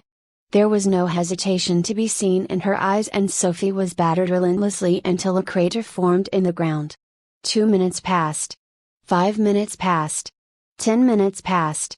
No matter how injured Sophie got, she refused to yield or fall unconscious. The spectators were deadly silent, as the only sounds echoing throughout the arena were the furious attacks of Leona and the muted grunts of pain from Sophie. "Why won't you yield?" Leona spoke finally with an exhausted tone. Her ice armor was long gone, as it had broken apart after her chi reserves had been fully consumed. Sophie reached out with a gentle hand and stroked the sides of Leona's cheeks with a complicated expression on her face. "I wanted to show off my new skills, but it appears that I still can't bear to hurt you." Leona hung her head in shame, and the past events of her misdeeds flashed across her mind when she gazed upon the battered face of her former friend. "Sophie.I." The words died in her throat as Sophie suddenly twisted out from beneath her and shoved her harshly towards a certain direction. "What the hell was that?" Leona roared. A terrible thought struck her mind, and she gazed down at her feet to discover that she was now out of bounds and had lost the match. "I win." Sophie muttered before succumbing to her injuries and falling unconscious. The last thing she saw was the dumbfounded look of Leona, still in shock over the apparent loss. /38 / Sophie's point of view, sweetheart, wake up. It's already noon, you silly girl. Sophie opened her eyes and yawned softly as she found herself lying down on a fluffy bed with gentle light streaming through the windows. She lived in the biggest and best home in the world with the strongest man of all time. Daddy was big and powerful and always made bad guys go away. Daddy! She called out to the man smiling at her. The Duke was sitting down next to the bed and gave an indulgent look at his daughter, who constantly overslept. He summoned a few maids to the room and Sophie was quickly dressed in a beautiful princess outfit. Sophie gave a gasp of excitement when she came down to the dining room and saw the delicious breakfast feast containing piles of eggs, sausages, and toast. Her dad fed her by the spoonful with great patience, as most of the food would end up on the floor. It was slightly embarrassing to feed at her age, but the private teacher had told her that it was normal for kids to have poor hand skills. I have a surprise for you, he suddenly said. Miss Leona will be coming to visit you this afternoon. His daughter glanced up with a look of glee and hurriedly rushed back to her room to pick out some toys. Other than her daddy, Leona was her best friend in the whole wide world. She was her only friend and second most important person in her life. There was a large mirror hung up on the side of the bedroom wall, so Sophie took a small peek to make sure that there were no food stains on her dress before the playdate. She then saw the image of an adorable little girl no more than 4 years old stared back at her. Surely the only girl more pretty than her was the legendary mommy that Dad would tell her stories about. She could not shake off a strange feeling when she saw the mirror showing her childlike features. Wait, this was all wrong. The reflection soon warped and shifted into the image of an older big sister who had Eastern features and a plain appearance. What? Sophie was startled and fell backwards due to the shock. Hundreds of new memories crashed into her head and the resulting fierce headache made her squint her eyes in pain. She heard an unfamiliar voice talking from the other side of the mirror in an almost hypnotic tone. My name is Sui-Ming. My name is Sophie. My name is Sui-Ming. My name is. Sophie screamed in agony as the world around her collapsed into a void of darkness and she came face to face with the stranger. Sui-Ming's perspective, I found myself in the bedroom of the mansion, but the details just seemed slightly off. The furniture seemed to be the same, but there was pinkish glow on some of the chairs that was not there before. I could not remember the bed being so large nor the room being so spacious. A million questions ran through my mind. How did I get here? Did I fail the class evaluation? The gentle voice of my father echoed in my ears as he softly woke me up, and I tried to ask him a series of questions, but my mouth just would not move. The hands and feet of my body seemed to be controlled by someone else, and I was no more than a passenger along for the ride. My senses of touch, taste, smell, hearing and even sight was still present, but this was more akin to a curse rather than a blessing. I could feel the sensations of my surroundings but was unable to respond. A few hours passed and fear crept up into my heart. I could not help but recall the mysterious voice that shrieked in my ears during the fight with Leona. Had the original Sophie reclaimed her body? Conflicting emotions welled up in my chest. I was under the impression that we had both fused into one personality, but the fight with Leona caused small seeds of doubt to be planted. I only experienced a few hours of being trapped as a spectator in my own body, and the experience was driving me mad. What if I had subjected that innocent girl to this torment for the past couple of months? Bright light blinded me momentarily and I saw the image of a young girl twirling around happily in a princess outfit. She seemed startled to see me, and I also panicked due to the unfamiliar situation. For some reason I was now trapped behind a silvery screen that prevented me from reaching out into the other world. The child suddenly called out in pain and I furiously pounded on the glass to try to break out, but it all seemed in vain as the barrier refused to shatter. Sophie, get help! I called out in frustration. But wait. My name was now Sophie. No. My name was Sui-Ming. No. No. No. I started to chant out my name almost like a prayer as I could tell that a stream of memories were being transferred from my mind and entering the brain of the little girl kneeling down in agony. There was the sound of glass shattering and I found myself in a blank void with the little girl shaking in fear in front of me. Third person point of view, Sui Ming looked around the void and discovered that it looked quite different to the space in the necklace. She did not know how to describe it, but it was like this space was intimately connected to her spirit. The child version of Sophie was shivering in fear, so Sui Ming approached her hesitantly and tried to calm her down. Don't worry, she muttered quietly while using her hands to gently stroke Sophie's back in a relaxing manner. Eventually the child started to calm down and looked at her with innocent eyes full of curiosity. "Who are you?" Sophie asked. "My name is Sui Ming," she replied with a small smile. Sophie hummed in acknowledgement and gave Sui Ming a contemplative glance before stepping out of her grasp.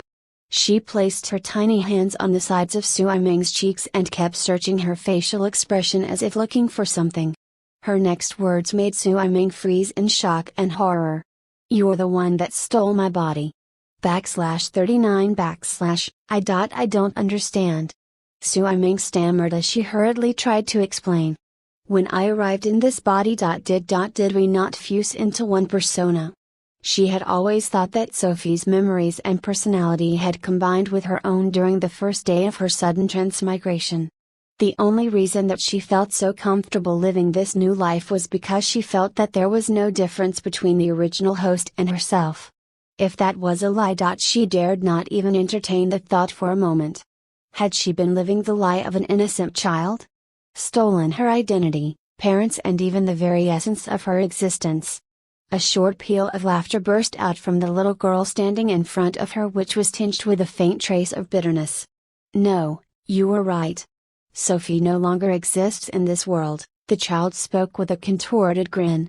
"I am nothing more than an echo. The faintest trace of a life that has been slowly disappearing with the passage of time."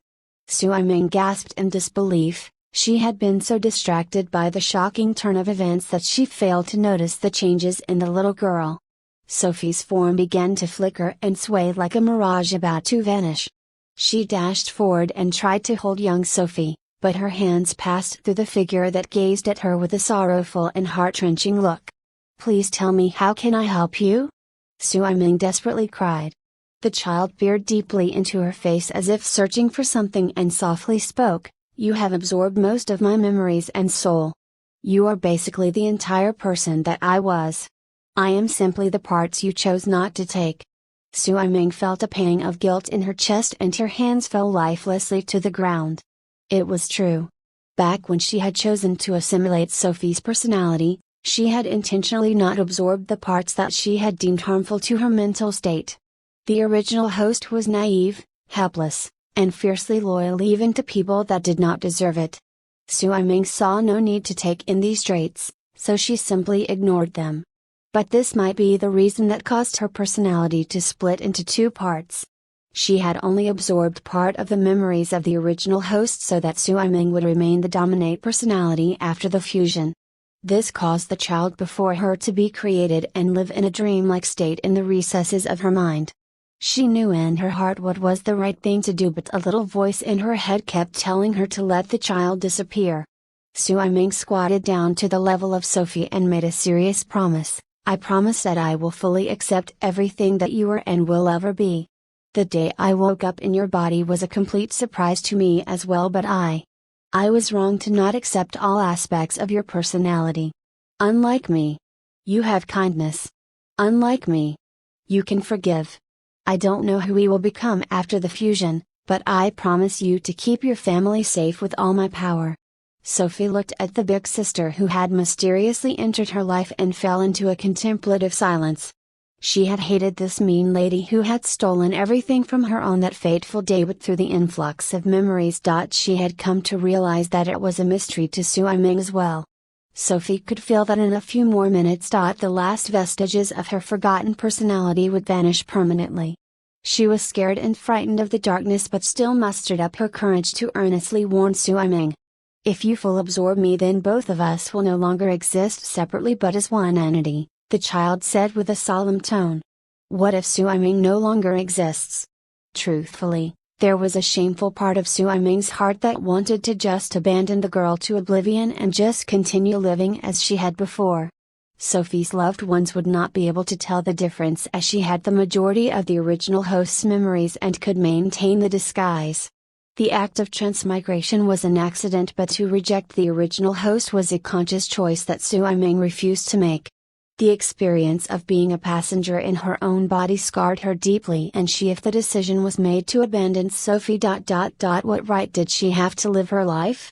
I understand, she replied. Sophie nodded and soon vanished into sparkles of blue light that floated merrily around the empty space before entering into Su Ming's head. Su Ming did not know what would happen once she opened her eyes, but strangely felt a warm sense of relief and gratitude from the remnant soul of Sophie. Who would be the person that woke up? Arena Hospital Ward. The nurse was doing the daily rounds of patrolling the hospital wards when she noticed that the patient at the far end of the room had awoken. The class evaluation typically led to some students being heavily injured, so the workload of the doctors was greatly increased. Fortunately, none of the injuries so far were fatal and most simply suffered from chi exhaustion. She walked up to the patient and saw a beautiful hybrid girl lazily sitting up on the bed with a hazy look of confusion in her eyes. The student was peering out of the windows of the ward to observe the flower garden planted outside. "Glad to see that you are up and awake, miss," the nurse called out. She fumbled around and brought up her tablet to check the identity of the patient. Darn it! One of the interns in charge of the data entry had messed up the registration of the patients in this particular ward, so all the students' names were just question marks. "My apologies, miss, but the data record has a bit of a malfunction. Would you mind telling me your name?" the nurse asked cheerfully. The girl turned around and the nurse could not help but be captivated by her stunning appearance and seductive gaze that seemed to see into the depths of her very soul. "My name?" she called out hesitantly. A radiant smile blossomed from the sides of her mouth and she replied after a short minute of thinking, "You can call me Sophie." Underneath the bright appearance of the teenager, the nurse failed to recognize the small teardrops falling gently down the sides of her cheek. /40 Sophie stretched out her limbs lazily to try to feel for any injuries that would decrease her combat capabilities, but was pleasantly surprised to find out that her wounds seemed to have vanished after only a short nap. "Have the qualifying matches finished yet?" Sophie asked the nurse with an expectant gaze. The nurse tapped her wristband and typed in a series of commands before looking at the patient calmly sitting on the bed. "According to the schedule, there is a 35-minute time slot left before the top two of each group are selected for the finals." Sophie frowned internally as there was clearly not enough time to complete 3 matches unless she ended them quickly. Or face them all at once. But how to get them to agree? Another wise saying from Katerina floated across her mind at that moment: "If you want people to get into a fight, piss them the hell off." This would be difficult no matter what option she chose, as her chi reserves still had not fully recovered, but luckily all her physical and internal injuries seemed to have healed. "Thank you for the help." Sophie beamed at the nurse, who clutched her heart while blushing furiously. But before she could recover, her patient jumped out of the bed and made a dash for the hallway outside of the ward. "Wait, you still have not fully recovered yet," the nurse yelled out. Sophie just gave her a cheeky wink and disappeared into the distance. The black wristband contained a map of the school facilities and layout, so Sophie navigated the twisting corridors with a careful eye on the countdown. She saw the hospital exit in the distance, but also observed the figure of Leona leaning casually against the wall while staring at her with a fierce look. "You only won because of a cheap and underhanded method of winning. If it was a real fight, then I would be the clear victor." "I don't have time for this," Sophie replied. Maybe the older would have stopped and waited, but she was in a bit of a rush, so Sophie just brushed past her and continued to walk steadily towards the direction of the exit. I was going to say back there that I'm sorry," Leona suddenly said. Sophie froze in place for a moment and the air between them seemed to freeze, before softly asking a question: "Leona, if you could go back in time, would you have made the same choice?" The girl behind her stiffened, and the momentary pause of hesitation was enough for Sophie to realize that she already knew the answer in her heart. Her so-called best friend would have made the same decision then as she would now. Sophie just gave a small smile and continued to speak. "You don't need to worry because I no longer care enough about you to hold a grudge. Why waste her time on accepting empty words just meant to make someone feel less guilty?" Maybe it was the fusion, but Sophie felt as though her mind had been clear and no longer muddle-headed as before. There was a small spring in her steps as she felt a chain wrapped tightly around her heart begin to loosen up. If she faced Leona in a fight now, the results would have been far different. Despite what Leona might think of her actions, she truly had no wish to harm her now. They were simply strangers who would be going different paths of life. Leona gazed at her former friend walking hurriedly into the distance while paying her no further attention. A small bud of rage started growing in her heart. She had tossed aside her pride to apologize to Sophie, but she did not even accept her kind and merciful gesture. The trace feelings of guilt were incomparable to her pride as one of the cultivation prodigies of the Royal Academy. The fact that Sophie secured a victory with a cheap method only caused the last traces of goodwill that Leona had towards her to disappear. "Fine," Leona growled. "Field, Principal, we should just announce the qualifying seeds and start the finals," one teacher spoke up from the crowd. "No. Are you crazy? That hybrid girl was clearly at the cusp of the Chi Sprit stage, and the current second place in that group is merely Chi Body stage 7, another retorted. This argument had been raging back and forth as the teachers could not make up their minds on what to do in the situation. On one hand, Sophie and Leona were clearly the strongest participants of Group 5, even if the former had won her match by pushing her opponent out of bounds. But there was an issue of points, as Sophie only had 1 point while the other members of the group had played their matches already and passed her amount.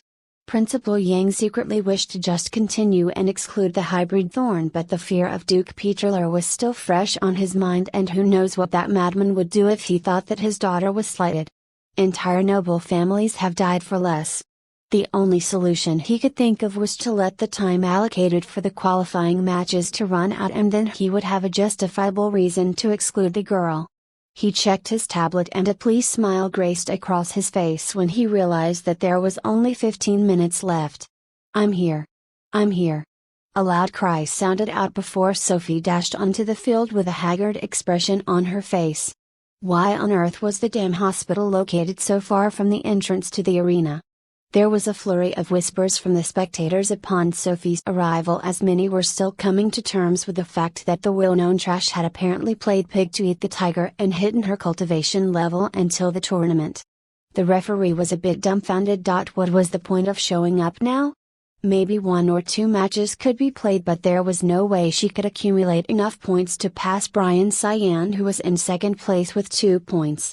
Group 5 standings were currently: Leona Braveheart, 3 points, W-3 liters, 1, qualified; Brian Cyan, 2 points, W2, L1, qualified; temporary, Stacy Green, 1 point, W1, L2, Sophie Peterler, 1 point, W1, L0, Seth Flanagan, 0 points, W0, L2, eliminated. Still, the poor man had to do his job, so with a respectful tone he asked Sophie, "Which opponent would you like to face first?" Sophie glanced at all her opponents, who gazed at her with wary looks, and spoke up with an arrogant tone, "I'll face all of these trash at once." /41 / What possible reason would convince us to do that? One of her opponents replied. Sophie stiffened as a bad feeling surfaced, and another student followed up with, "Yeah. You just want to face all of us before the time runs out." I thought that it would be easy to provoke them, Sophie muttered softly under her breath. This made no sense. Why were these young masters so calm and nonchalant? Shouldn't at least one of them have an attitude of seeking death? She may be standing confidently in the arena, but the time restraints and low chi reserves would put her at a great disadvantage if she were required to face them one at a time. A series of plans raced across her mind as she tried to figure out how to force them to accept her challenge. Appeal to the teacher? Using my movement art to launch lightning fast attacks? Peer pressure with public shaming? That is the one. I had no idea that the so-called prodigal class was filled with cowards. She yelled out. Sophie's loud voice echoed around the arena and caused her three opponents' faces to flush red with anger. The mocking jeers of the students spectating the match as well as the looks of shame from their elite classmates made these poor youths fall right into Sophie's trap. Nobles have to pay particularly strong attention to their image as it concerned the pride of their clan and standings among their peers. The violent nature of the galaxy meant that those with a reputation of being cowards were scorned by the general population. Even if they still chose to decline the match now, then their reputation would be in shambles as the label of being afraid of battle would stick with them. The ridiculous noble sense of pride would not allow these proud sons and daughters of heaven to face such mockery without protest. This fact did not escape their notice and the trio cursed internally about the shamelessness of this hybrid trash. "Fine, we agree," snarled Seth with an aggressive tone. Brian kept feeling that something was wrong with this situation, but logically a cultivator in the chi body stage would not be able to face three opponents even with a slight difference in level. He nodded in consent and Stacy also followed suit with a reluctant look on her face. The referee looked at the willing students and secretly stole a glance towards the principal but saw no noticeable reaction, so he took that as silent consent. Principal Yang leaned back in his chair and stared silently in contemplation at the events unfolding before him. That wretched girl was shameless just like her father, and he could tell that her attitude and personality seemed to be problematic. The only issue was that strong students in the past had chosen to face their entire group at once, so there was no way to justify a series of one-on-one duels once consent from both parties was given. Sophie's black wristband gave out a faint hum and a series of information lines appeared. Group 5, Final Duel, Sophie Peterler vs Stacy Green/Brian Cyan/Seth Flanagan, randomly selecting stage. Stage 01A chosen. There was only 11 minutes left now, so Sophie rushed towards the stage and started to perform a few deep breath exercises to calm down while waiting for her opponents. Stage 018 was a simulation of a grassy plain, so Sophie felt a gentle breeze sweep across her face while the small plants tickled her feet. The referee saw that all the participants had arrived in the stage, so he spoke with a commanding tone. "This group match will begin with a time limit of 10 minutes, start." Sophie shot forward like an arrow the very moment that the words escaped the referee's lips. The last place boy was her first target, and Seth let out a small gasp of surprise as Sophie appeared right before his eyes. Before his teammates could react, the whip had already struck. Seth's body flew backwards and crashed out of the stage boundary, where he lay on the ground while clutching his chest in pain. 10 seconds had passed. Sophie unhesitatingly launched a series of fierce kicks towards Brian, whose body turned into a crystalline structure and absorbed the blows. Sophie knitted her brows in frustration, but a small ball of flame zipped towards her, so she had to leap backwards to avoid it. She opened up some distance between her and the duo while running potential strategies across her mind. In group battles, seek out the weakest target first for elimination. Done. One appears to have a long-ranged flame art while the other packs an impressive body fortification that can deal with normal attacks. Those two opponents were not going to give her the luxury to think for long, and Stacy soon interrupted her train of thought by beginning to fire one attack after another at her location. Sophie ducked and weaved through the flames while trying to find an opening. Brian had given up targeting her and was silently standing in front of Stacy with a protective aura. Sophie could already figure out their plan. Stall for time. She checked her wristband and realized that 8 minutes had passed without her notice. With only 2 minutes to go, both of her opponents were beginning to relax slightly while ensuring that Sophie could not get close. An insane idea soon surfaced in her mind, and Sophie gave a short bark of laughter before checking inwards on her chi reserves. Just enough for 2 activations of the cloud-treading dragon. Should be good enough. Sophie's eyes sharpened and a terrifying golden glow stared menacingly at the duo across the stage.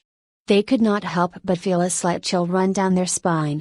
Under the watchful eyes of the enraptured spectators, the figure of Sophie vanished and reappeared several feet in the air above the two students. First move. Sophie rushed forward at Stacy with startling momentum and Brian stepped forward while activating his defensive art. Two small flames flickered on Stacy's feet as she sprinted to the other side of the stage while Brian would hold down that demon. Unfortunately for her, she was not the target. Sophie ducked a wild haymaker from Brian and wrapped her arms around him in a bear hug. The bountiful mountains pressed against his chest and caused poor Brian to get momentarily distracted. But that was all that Sophie needed as she smirked with a devilish grin. Second move. The figures of Brian and Sophie darted forward with inhuman speed and headed straight towards the boundary. /42 / how could her plan work so easily? Brian realized something was wrong immediately when the scenery started to wrap and shift around him. He started punching Sophie's stomach with vigorous force that caused her to start coughing out blood. Sophie tried her best to ignore the blows, but the constant barrage of attacks caused her vision to begin to blur. 20 meters. 10 meters. 5 meters. Damn it. Unfortunately, her other opponent was not willing to sit ideally by and allow Sophie to gain victory easily. A fireball swelled in size in Stacy's hands and she launched it towards the back of the retreating figure. Sophie could feel the scorching heat approaching her rapidly and quickened the pace while frantically rushing towards the boundary. 1 more meter. With a fierce throw, she hurled Brian just over the boundary line and turned to face the fireball threatening to explode. Sophie just managed to raise her arms in self-defense before the flaming mass hit her squarely in the chest. Sophie stumbled back slightly, and her body landed right over the edge with a resounding thud before a mechanical voice boomed throughout the arena. Match complete, calculating results. Elimination winners, Sophie Peterler 2 points, Stacy Green, 1 point. There was an inaudible sigh of relief from under Sophie's breath when she realized that with 3 points, she had claimed the qualification spot for the university entrance exams. Leona and she had tied for first place. Cheers loudly rang out from the spectators around the stadium and Sophie beamed while soaking in the glorious applause with a look of satisfaction. Until she saw her image on the projection screen. The fireball had charred her exposed skin into a sooty color and certain section of her gorgeous hair was now on fire. Instead of the image of a champion, she more resembled a disheveled beggar. Sophie could only thank the heavens that the battle uniform was flame resistant, otherwise she would have been in quite the awkward situation. You don't deserve the win. It was my spot, stupid bitch. A frustrated yell came from Brian laying down on the ground with a sulk. Better luck next time, darling, Sophie replied with a wink. She did initially have some sympathy for this boy who had been previously qualified before the match, but no one insulted her without receiving a sharp-tongued reply. It was a waste of time exchanging words with her former opponent, so Sophie just gave a wave and trudged off slowly towards the infirmary. Truthfully, she should have packed healing serums. Her chi reserves were now completely empty, and Sophie would need to either take a chi replenishing pill or spend a couple of hours cultivating to rapidly recover her strength. It was not nighttime yet, so the second option was not viable. Crack! The wineglass inside Principal Yang's hand shattered with a loud bam. That wretched man's daughter had actually managed to snag a spot under his very nose. His small tricks to place her in a guaranteed death group resulted in his prided class turning into stepping stones. He looked on with a frown at the cheering students who celebrated the hybrid girl who impressively beat 2 of the 3 opponents in a timed elimination match. This was not right. As pure-blooded humans, it was a great shame to lose to filthy half-breeds. Principal Yang was an old-fashioned man who had risen up the ranks by making connections with several high-nobility households who wished to send their children to the exclusive elementary and high school branches of the Royal Academy. Several of these noble houses looked down on hybrids, and Principal Yang shared their opinion on more radical ideologies such as banishment from Class 1 planets of the Federation and revoking the right to participate in governmental work. Of course, these ideas were merely empty talk with no actual plans for implementation in the foreseeable future. Humanity was only one of the 4 races of the Earth Federation, and even though they were the most abundant, that did not mean that they were the strongest. The other races held a neutral stance towards hybrids and mostly considered them part of humanity. But what if she gets heavily injured during the finals? Principal Yang muttered to himself while mulling over the situation. The university entrance exam was only 2 weeks after the class evaluation, with the qualifying students receiving the location of their testing site as early as 3 days from now. This was to allow students to research in advance the location of the planet to plan ahead. Preparation and readiness were also important factors that would give students an early advantage in the beginning stages of the exam. The hybrid girl had just fought a hard battle and was still suffering from internal injuries from her first match. She was guaranteed to lose badly if she participated in the finals. With these thoughts in mind, the principal stood up and addressed the crowd. Students of the Royal Academy. Due to the delay in the first stage of the class evaluation, we will begin the final immediately. Sophie looked up at the principal, who now had the appearance of a kind elderly man, and knew for sure that she had been targeted. There were just too many coincidences from the high cultivation level group members to rushing the start of the finals before she had recovered. The referee was about to input a few commands to summon the other finalists, but Sophie tapped him gently on his shoulder. "Yeah, I'll just withdraw from the finals and get some sleep," Sophie said in a calm tone. Principal Yang heard her request due to his cultivation level and tightened his hands into fists, before then just leaning back in his chair with an exasperated sigh. Why did this young lady not follow the rules of common sense? He had survived in the position of principal for many years and knew when to retreat if no benefits could be found. It would do him no good to keep pressing the matter. The last thing he wanted was for his anti-hybrid views to come to light. Mocking laughter rang out from her previous 3 opponents, and Sophie cocked her eyebrow in amusement at the sight. "Oh, how the mighty have fallen!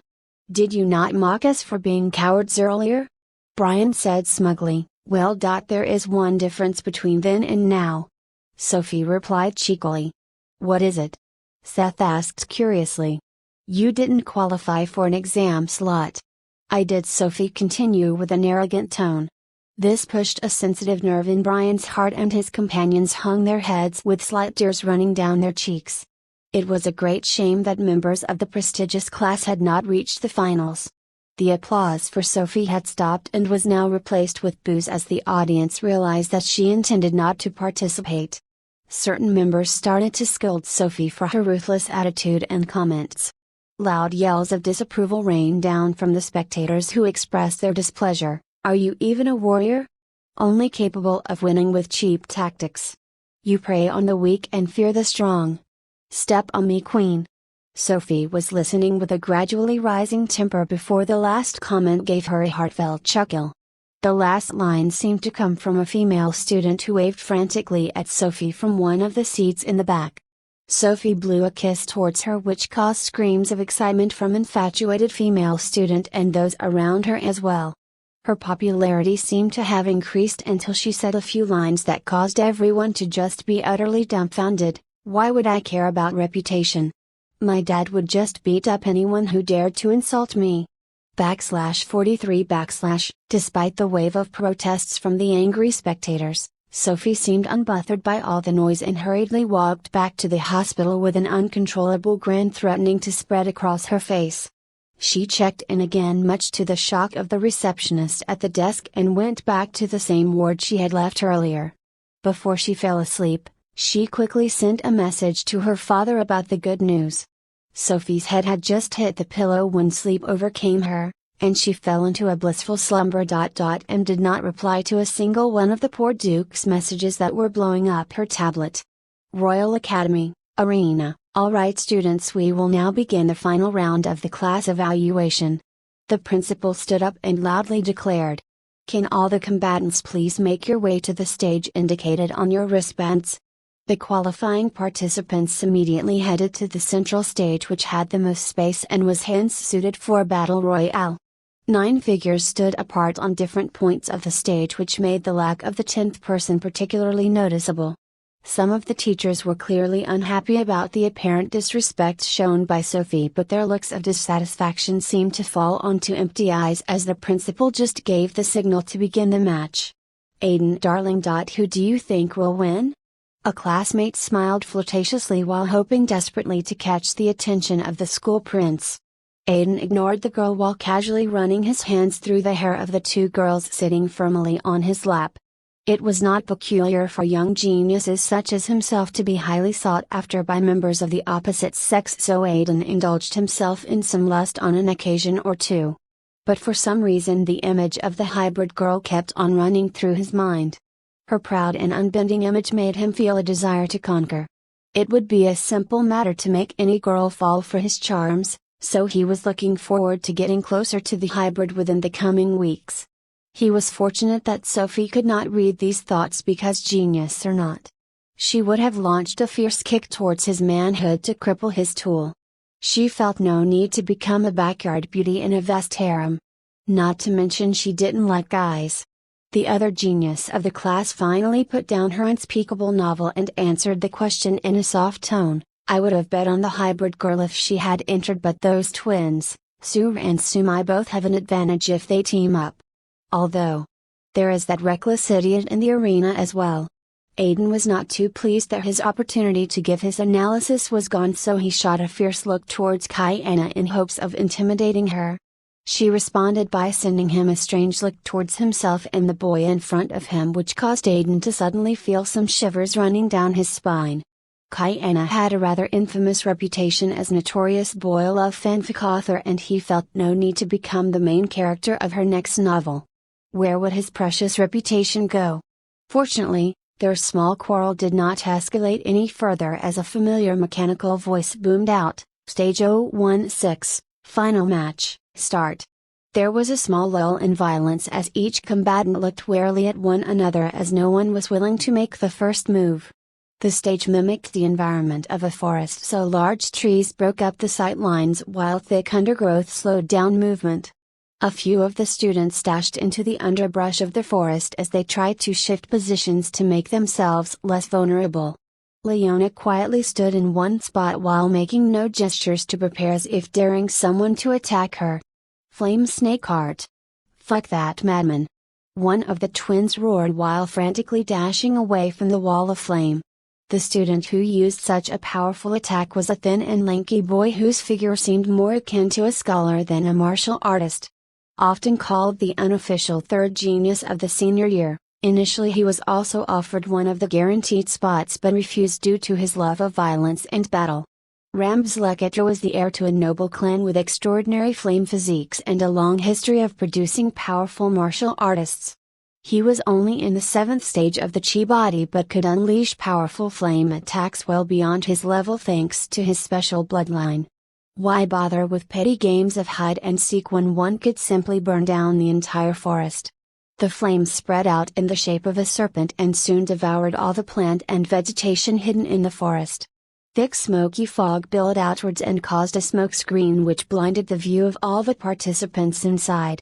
A few unlucky participants had been caught up in the fire and were swiftly rescued by the referee, who was keeping a careful eye on the situation. In the span of 2 minutes, 5 participants had already been eliminated. Leona was able to avoid the attack by forming a chi barrier and tanking the attack head-on. She was still slightly worried as the image of the twins had blurred and vanished as soon as the battle begun, but their locations could not be found no matter how hard she looked. Only 4 participants were left, but now the true battle was only just beginning. Meanwhile, at hospital wards, No. 4, Sophie was calmly sleeping on a bed while hugging a pillow with small amounts of drool dripping down the side of her mouth, which made a sizzling noise as small holes appeared on the mattress. She was having the most pleasant dream of spending a romantic date with a mysterious lady. Pretty eyes, Sophie muttered cheerfully in her sleep. /44 / the blaze of fire will consume all. A maniacal laughter echoed around the arena as the flames turned the small stage into a living hell. Leona could feel small beads of sweat running down her face as she desperately tried to avoid the deadly flames. If she did not have such a high cultivation in her body fortification technique, then her flesh would have already been burned off. An anguished shriek of pain came from the far corner of the arena as another participant was disqualified. The remaining 4 included herself, the twins, and that damn pyromaniac lighting up the whole arena. "We need to work together to stop him," came a soft whisper from behind her back. Leona turned around with a startled yelp as a quiet girl stood silently behind her. If one had to discuss the twins from the prestigious class, then it would be almost impossible to describe them, as neither seemed to have much of a presence. It was even something of an inside joke that both seen as mysterious members of the prestigious class, and perhaps the only thing of note was their identical appearance. Leona was startled to find one of the twins looking at her with a gentle smile, as if the fierce heat were nothing more than a trick of the imagination. No drops of sweat could be found on her face, and she looked perfectly fine despite the temperature. "Which one are you?" Leona growled. "I'm Sumai. My sister will aid you in distracting Rams while I sneak around the side and deal him a fatal blow," the girl replied. Leona paused for a moment, but her headstrong nature made her unable to make a decision in the short amount of time. She wanted to win the final round using only her strength, so it would be against her goal if she teamed up with the twins. But eventually common sense and reasoning won out over pride. Leona felt it was easier to deal with the twins than to deal with the third genius of their year. How do I know if I can even trust you?" Leona struggled for a bit before voicing out a concern. Sumai just gestured ahead, and Leona turned to see the other twin already engaging in a brutal combat with Rams. She ducked and weaved through the flame attacks before landing strike after strike with a knife that seemed to be almost alive in her hands. The knife fluttered around like a butterfly, and soon blood began to drip onto the arena floor. Leona's doubts vanished and she dashed forward as she intended to aid Sue in the fight. If only she had seen the glint of mockery in the twins' eyes. She dashed towards her new partner and unleashed beam after beam of deadly moonlight towards Rams to disrupt his counterattack. With a 2 versus 1 situation, the tide began to turn, and injuries began to pile up, which slowed down the third genius. "I'll burn you all!" A frustrated yell came from Rams as he unleashed a fearsome attack. Flame Nova explosion. Boom. A wave of fire surged out of Ram's hands as all Leona and Sue could do was to hold their arms in front of their faces as the powerful blow sent them flying away. Leona landed with a dull thud and glanced at her companion, who seemed no better off than her. She even still had that small grin on her face and glanced at a figure moving quietly towards Ram's blind spot. Leona also casted her eyes towards the location to see the other twin slicing a painful scar into Ram's back with a knife before following up with quick slashes. Hopefully, this would put down that monster for good. As for what happened after, Leona started to discreetly charge a moonbeam in her palm to deal with the girl next to her. Unfortunately, her thoughts were seen through almost instantly, and Sue just whispered softly in her ear, "I was actually saving this secret for the university exam, but the first place prize was just too good to pass up. Let me tell you a little secret. I was never at win. Mere illusion art." Leona widened her eyes in shock as the seemingly injured girl next to her lifted her up and flung her towards the boy standing in a crater.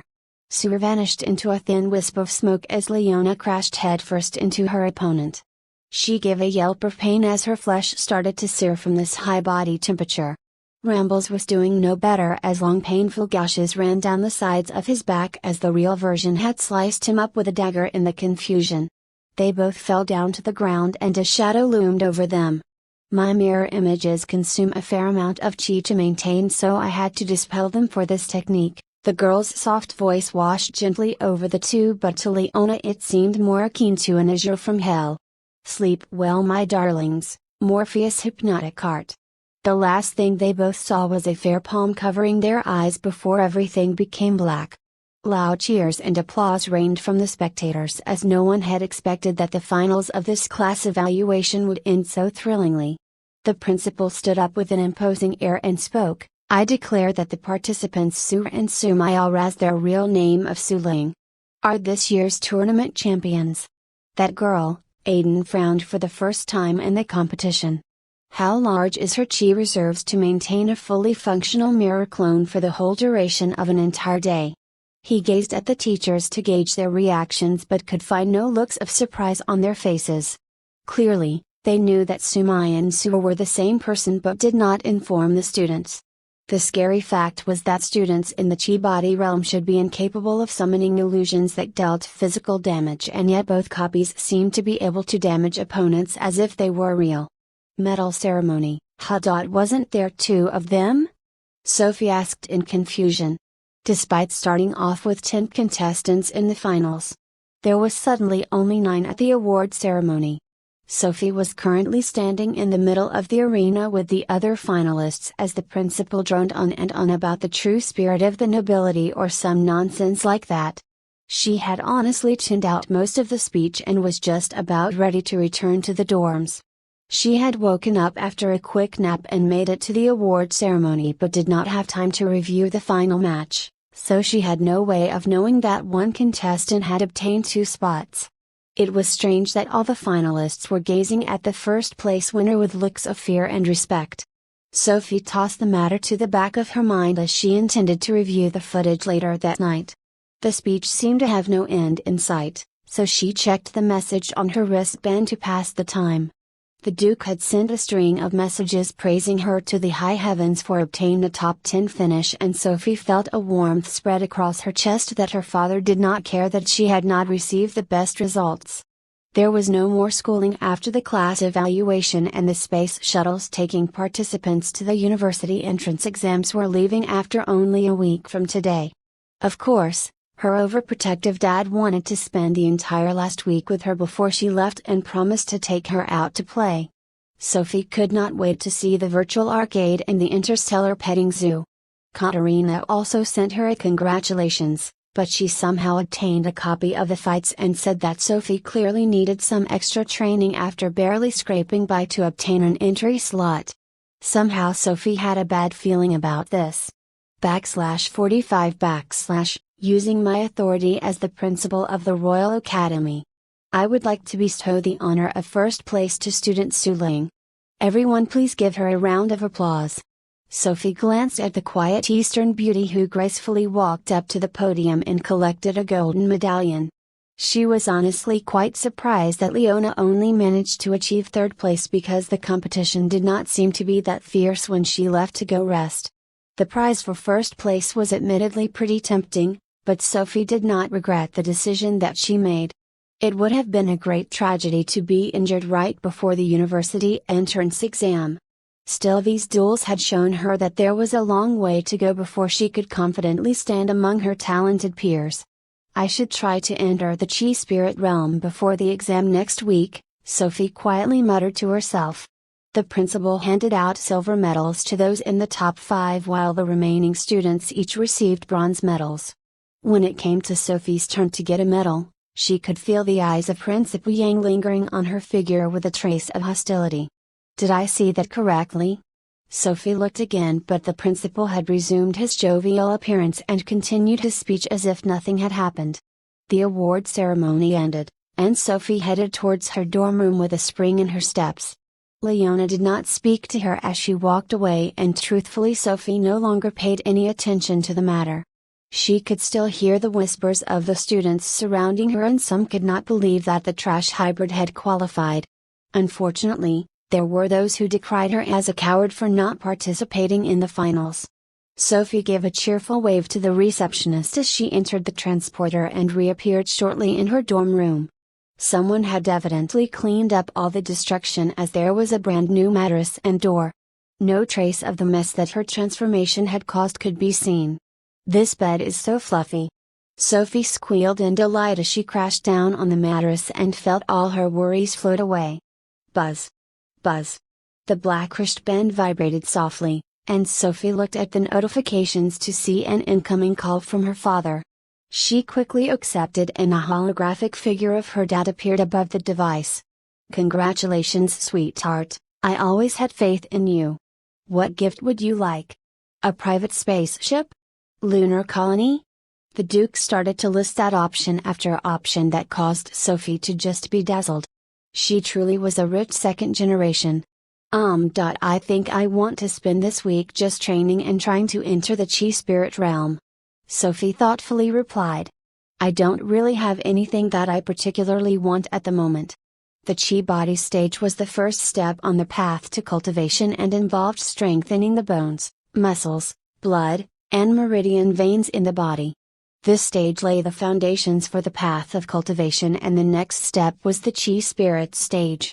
One could only break into the chi spirit realm after expanding the donjon to a certain size and circulating chi into at least 7 acupuncture points. This was a painful process as each acupuncture point would cause sharp pain to be felt when it was opened for the first time. The following stage was the chi tide stage, but Sophie did not bother to think that far ahead. Tonight, Sophie planned to tackle the first acupuncture point and open one every day until the university entrance exam. Although the spider whisper art seemed to be powerful, the fact that it could only be cultivated during the nighttime was quite the disadvantage. Sophie could typically spend the day practicing combat techniques to gain some practical experience. Her father emphasized that high cultivation levels meant nothing if one could not properly utilize the power gained. Actually, I also received an invitation from the royal family. The Duke interrupted her train of thought. Oh? Sophie cocked an eyebrow and listened. It seems like quite a few of the many royal children will also be competing in the university selection exam this year. There is one whose mother is very favored by the king himself, so it seems like the royal family will be holding a banquet in her honor tomorrow night. The banquet is in honor of the younger generation, so old farts like me won't be attending. Would you like to go? Sophie thought for a moment before replying. It would be impossible to remain hidden forever, and being part of the upper nobility meant that in the future she would have to deal with situations like this eventually.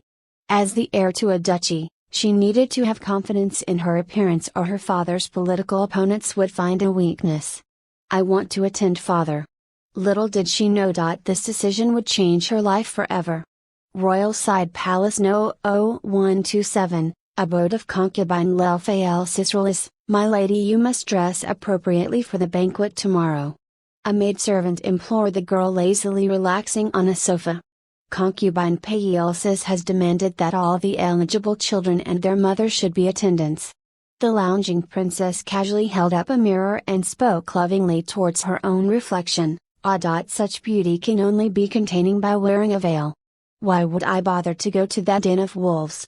Piercing green eyes stared back at her, which contained traces of mischief and seduction, with the rest of her features being covered by a black cloth. Her other hand was holding a tablet filled with images of the class evaluation from the various high schools on Gaia. One image in particular seemed to stand out as an image of a hybrid girl holding a whip seemed to be in the center of the sea of pictures. The princess had done some research on the mysterious girl whose beauty had blown her away. Do you know if Duke Peterler and his daughter will be attending? The invitation to all the upper nobility has been sent out, but the Duke's daughter has yet to appear in one of these public gatherings, the maid replied. What a shame. The princess trailed off before closing the windows on her tablet. I would have liked to meet her again. /46 / Are you nervous, honey? A calm voice spoke with concern. Sophie glanced sideways at her father and gave a small hum of acknowledgement in reply. They were currently seated in a private luxury car and traveling towards the royal palace complex where the banquet was to be held. The Duke had picked up his daughter in the evening and brought at least half a dozen dresses for his precious girl to try on. Sophie had taken one look at the price tags on some of the outfits and nearly had a heart attack. One common theme was that not one single outfit showed any part of her cleavage or excessive skin, as in the words of her father, if any of those horny dogs dare to look at you in a funny way, you must let your old man know at once. Sophie gave a self-deprecating laugh as she knew that none of the upper-level nobles would ever want to flirt with a hybrid, even one with such a strong backing as her. But she had to admit the transformation of her body often left her staring at mirrors with an almost transfixed expression. There was a lovely flaming red dress that made her look like an enchantress of sin that she decided to wear. One could still hope. Although it was not exactly boys that her father needed to worry about. The trip should have only taken about 2 hours to arrive at the location of the main palace, but the security was extremely robust and even a duke had to clear several checkpoints to gain entry to the complex. Gaia was several times larger than Earth, and as the home planet of humanity, it was the obvious choice of residency for the royal family. The members who lived in the complex were those with the qualifications or the favor of the emperor. The royal complex consisted of a large walled-off zone which had a spectacular main palace where the emperor lived and numerous smaller side palaces where the harem and the children would reside. Screech. They had finally arrived at the entrance to the main palace and her father kindly held her hand to help her step out of the vehicle without stumbling. Sophie was not the biggest fan of the high heels that she wore, but it seemed to match the rest of her outfit. She walked towards the palace at a casual pace and admired the design of the buildings. Even compared to the luxurious mansions of the noble residences in the capital, the imperial palace stood out.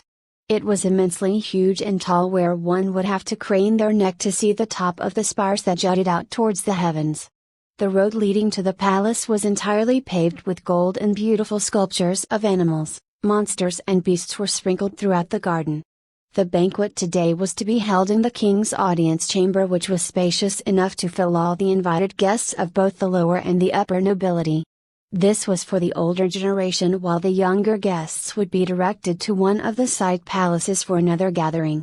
Being slightly late did not seem to bother the Duke, as he confidently walked past the bowing guards while Sophie hurried behind him like a little shadow and entered a series of doors until they arrived at an enormous chamber. There were 2 exquisitely crafted golden thrones with sculptures of dragons and phoenixes at their feet, but they remained conspicuously empty as the king and queen would not be making an appearance before later that night.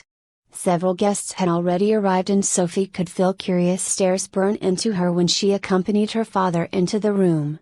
She felt that whispers would have broken out were it not for a casual release of chi from the Duke that caused all the gossip to die down instantly. No one wanted to get on the bad side of that madman. A visibly nervous servant approached the father-daughter pair and offered his service to escort Sophie to the youth banquet. The chilling glare from the Duke caused cold sweat to roll down the poor man's cheeks. "Sophie. Make sure to let all those boys know that your father is one of the most powerful men in the Federation," the Duke warned his daughter once more. "Bye, Dad. Have fun." Sophie gave a small wave before she got the pleasure of receiving yet another lecture from her overprotective father, then followed the servant through a series of winding corridors. Announcing the entrance of Sophie Peterler. Sophie heard a loud call before she entered a large room quite similar to the space that the older generation were using to host their banquet. There was a flight of stairs leading down to the floor of the hall, so Sophie had to grit her teeth and carefully walk down while trying not to fall and make a fool of herself. "That is the secret daughter of the Duke? It appears that the rumors are true. She is a hybrid. Why would she come to this gathering?" The whispers were getting louder and louder, which made Sophie feel like an animal on display at the zoo. She ignored the background noise and picked out a glass of wine before taking a few sips. "All right, Sophie. You can do this. Just go out there and socialize." Sophie muttered some words of encouragement before approaching several groups of nobles. "Greetings, my name is Sophie Peterler. Sorry, we have some urgent matters to discuss." "Good evening, how are you all enjoying this fine banquet?" "Sorry. We don't want any trouble." The responses ranged from slightly fearful to outright hostile, which led Sophie to feel utterly defeated. She tried to find some familiar faces from school, but the crowded banquet made it impossible to identify her classmates. Wait, there was Leona with some of the prestigious kids. On second thought, maybe she should just pretend not to see her. Sophie sighed and then headed to the corner of the room and just took a few more sips of wine. It was a good spot to hang out as it was behind a pillar, and everyone's attention soon shifted due to the announcements made by the attendant standing on the stairway. Introducing the princesses and princes of the glorious Gaia dynasty. A eunuch loudly called. Sophie glanced up the stairs to see some ridiculously attractive young men and women walking down the stairs with grace and nobility. Each wore a golden amulet that shone with a glistening luster under the lights. These were clearly young dragons and phoenixes who stood above the masses. She had seen good-looking people very often, as genetic manipulation at birth ensured that all nobles and commoners with money were able to change the physique and facial features of their children. But those princesses were seriously hot. It would be at least 200 years before the next successor to the dynasty would be selected, so most nobles adopted a wait-and-see attitude to the potential candidates. This meant that the numerous royal children did not wield much political power. The direct children from the lustful current emperor numbered at least in the 200+ range, while those of the side branches of the royal family greatly inflated the pool of talent that the future emperor could come from. Enter Princess Anastasia Cicerolis. Enter Prince Nathan Cicerolis. Enter Princess Cleopatra Cicerolis. There was a total of 20 children who would be entering the university entrance exam this year, and Sophie briefly took note of their appearance before heading deeper off into the secluded corner to just relax. She clutched the glass of wine in her hand and ruefully thought about how awful the night was going. It was not from a lack of trying to network and talk to these young nobles, but it clearly seemed that no one was interested in forming any sort of connection. The royal children seemed to be extremely popular as small groups flocked to their sides hoping to befriend and bask in their glory. One of the princes was wrapping his arms around several young girls who giggled gleefully as he wore an arrogant grin on his face. My fellow nobles must be truly foolish to pass up a chance to interact with the precious child of the Peterler family. If they were truly wise. It would be a perfectly good chance to form a relationship with a future duchess. A cheerful voice came from behind Sophie's back. Sophie turned around to see an unfamiliar girl approach her side with casual familiarity as if they were already acquaintances. The golden amulet of the royal family swayed from her neck, which indicated her status as one of the princesses in attendance. "So, do you want to gain the support of my house then?" Sophie teased with a gentle smile on her face. "No. I just saw a beautiful girl standing alone in the corner and figured I would swoop in and make a move," came the reply with a seductive wink. This was the first time that someone had flirted with Sophie in both her lifetimes, so she was a bit stunned at the sudden attention. She took a second glance at the girl and realized that she was quite the heartthrob. The girl seemed to be roughly 16 or 17 with a youthful face that brimmed with mischievousness and charm. Her figure was slender with a pair of modest breasts that were prominently displayed with long hair that flowed down her lower back in gentle waves. She had no idea where this lively girl had come from, but somehow her piercing green eyes seemed to be oddly familiar. Sophie quickly tried to recall ever interacting with this princess, but no memory seemed to surface. "Have we ever met before?" Sophie asked hesitantly. "Oh. Where are my manners?" The girl was startled and quickly backed away. "Princess Cleopatra Cicerolis greets the heir to House Peterler." She gave a short half bow of acknowledgement, then resumed innocently smiling at Sophie. "My friends just call me Princess Cleo. Author's note, Princess Cleo, my future wifey talked to me. Sophie : Who the heck is this? /47 / Miss Cleo." Sophie hesitantly called out. "Just call me Cleo," came the quick reply from the princess. The princess had followed the advice of various love books extensively, and the number one method to close the distance between two people was to get on a first name basis. The girl before Sophie had the appearance of a meek little bunny with a lovable appearance that screamed out innocence and purity. Why then was she so dominating? Sophie had never been so aggressively pursued by someone of either sex before, so this was a new experience for her. Sophie was not dense and could tell that the opposite party was clearly interested in her romantically, but why could she not recall ever seeing this person? She was about to bring this matter up when a quiet hush came amongst the guests, and Sophie turned around to see one of the servants making an announcement in a pompous voice. "Precious guests from afar, we will now begin the dancing portion of our evening banquet." A loud call came from the eunuch standing at the side of the entrance door. "May we start with the opening dance from the sons and daughters of heaven?" The princesses and princes each moved out confidently from the crowd and approached the center of the hall, which had now been cleared. They each held the hand of a partner whose faces displayed various degrees of happiness.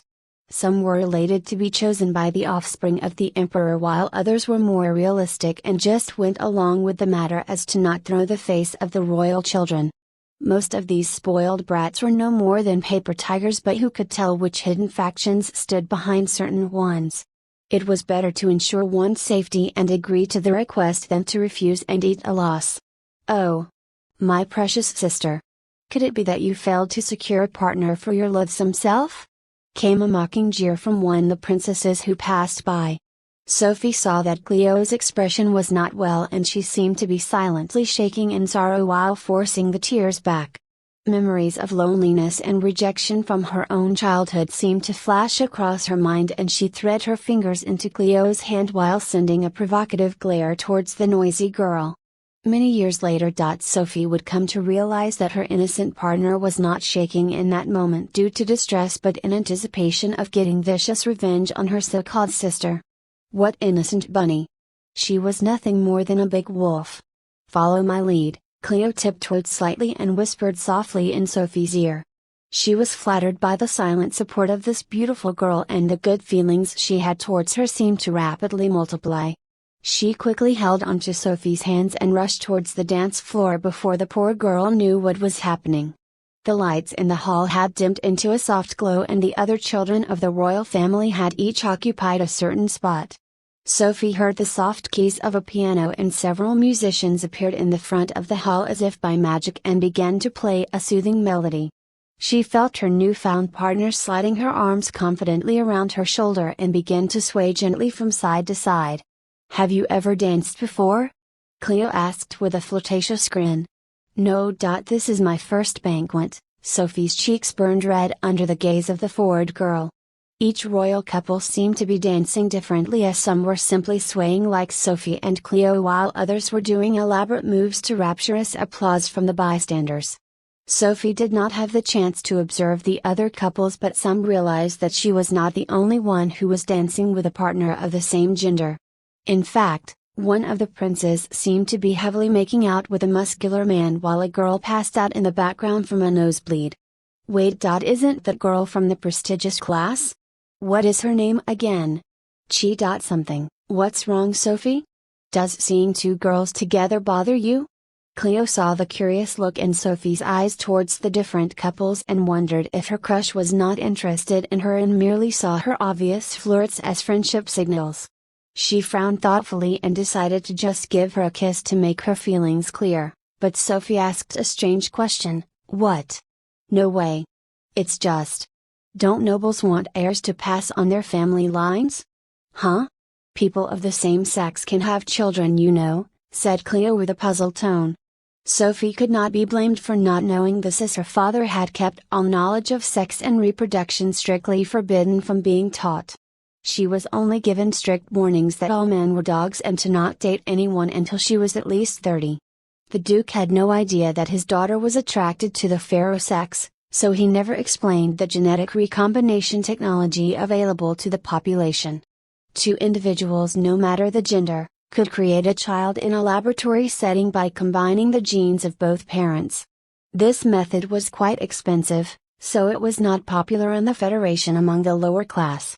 Naturally, the resulting embryo produced would be placed inside one of the two mothers and the birth would occur naturally. In the case of two men, the unborn child would be inserted into a surrogate. Sophie absorbed all this new information and the look she gave Cleo slowly changed. Did this girl want to knock her up? She did feel slightly relieved that this technology existed as a small part of her did imagine a future with little people running around. Cleo glanced up at the suspicious gaze in Sophie's eyes and gave out a short burst of laughter. "I met you at the Royal Academy when I was chased by some guards," Cleo confessed in a guilty tone. "Ah! That is why your eyes looked so familiar," Sophie exclaimed in excitement. Cleo said nothing but held onto Sophie's waist with a firm grip and spun around the dance floor. Truthfully, it had been mere curiosity when she approached the hybrid girl who stood alone in the corner. But now, suddenly she had the desire to capture this innocent girl's heart. "Why don't you take my communicator number? /48 /" This was her first friend since arriving to this world. Sophie's only contacts on her wristband were her father and the death guards, which was not exactly bad per se. But none of these people could be called friends in her age group. She quickly tapped her wristband against the band on Cleo's wrist and an affirming ding indicated that they had exchanged numbers. "Truthfully, from the moment I saw you, I felt a feeling of love and passion swelling up in my chest," Cleo continued to flirt. "You are the stars to my universe. The gentle moonlight that chases away the shadows. Sophie was very flattered, but the other party was moving way too fast for her liking. I do think you're pretty cute as well, but I want to get to know you a bit more before making a decision on dating. Sophie decided to be as honest as possible with this forward girl. Cleo held her tightly as they waltzed around the dance floor while seemingly trapped in their own little bubble. Well, my full name is Cleopatra Vostra Risal Neltos Sisralis and I'm currently 16 years old. My cultivation level is pretty low compared to the rest of my siblings. I am merely on the second stage of chi spirit, Cleo said with a nonchalant expression. She paused for a moment before leaning in and whispering softly into Sophie's ear, the reason I'm valued so highly is my innate talent for mech piloting. Mech warriors were a highly specialized branch of the Imperial Army that focused on controlling humanoid or beast-like robotic structures for use in battles. The main criteria to operate one of these systems was an extraordinary amount of mental force, and a high cultivation level was not necessarily a factor. No artificial intelligence was immune to hacking, so out of necessity, most mechs were operated manually. Mental force was even more rare than cultivation potential, so those that showed even the slightest positive deviation from the norm were encouraged to enlist in the program. Strength was the most important factor on a battlefield, so even those who ridiculed mech warriors as turtles were forced to admit that their damage output far outdid those of higher cultivation levels. Your turn. Sophie's train of thought was interrupted by a cheerful whisper. My name is only Sophie Peterler and I'm also 16. Few hours later, Sophie had spent the last couple of hours with Cleo seemingly attached to her hip and standing in the corner while talking. She had tried to limit her alcohol intake, but the wine seemed to have a high concentration as Sophie was beginning to feel lightheaded. Having gotten to know the princess a little better, she was surprised to find how much they had in common with one another. Cleo was considered a problematic personality by the royal tutors, and her mother's concubine status did not leave them in a stable position in the imperial family. She had started explaining to Sophie that her dream was to fill a harem of beauties just like her father. But a sudden chill from her future wife's frosty expression caused the words to die in her throat. Buzz buzz. Sophie glanced down at her wristband to see a notification from her father saying to meet him in the other banquet hall. Is everything okay? Came a concerned voice from the princess. Yeah, my dad just plans on leaving soon, so he said to meet him in the other banquet hall, Sophie replied. She hesitated for a moment as a strange feeling of reluctance came over her when she saw that her banquet experience was coming to a close. Cleo was like a whirlwind that just uprooted her entire calm evening, but it was not so bad. Cleo leaned in and gave Sophie a big hug and softly spoke, That's a shame.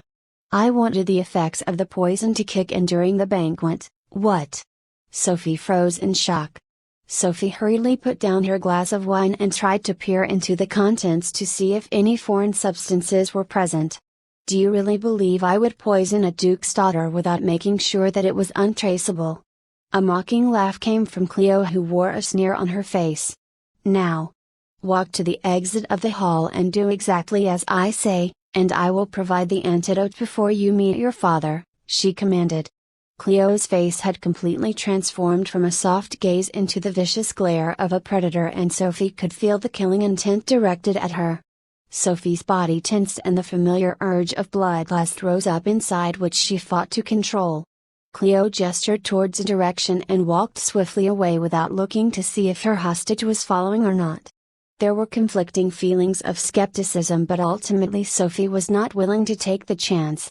She secretly tapped the emergency icon on the wristband and set the alert to broadcast in 15 minutes. Cleo wrapped an arm around her own, which would have made Sophie very thrilled only a few moments ago, but now it simply filled her with dread. How could she have been so careless? The hall was quite spacious, so it took the pair around 10 minutes before they managed to reach the exit. Give me the antidote. I did what you asked, Sophie muttered as she saw Cleo reach into her pockets and grab something. Her eyes activated automatically and began glowing slightly, and she could see the object inside Cleo's hands. Huh? Why were they empty? Here is the antidote as I promised, Cleo said in a serious tone. She lunged forward unexpectedly, and Sophie could not react as she stumbled backwards while trying not to trip on her high heels. Before even her fighting instincts kicked in, one soft pair of lips brushed gently against her cheek. "Got you," came a teasing voice, and Sophie opened her eyes to see the princess furiously blushing. "Wait. It was all a joke?" Sophie roared.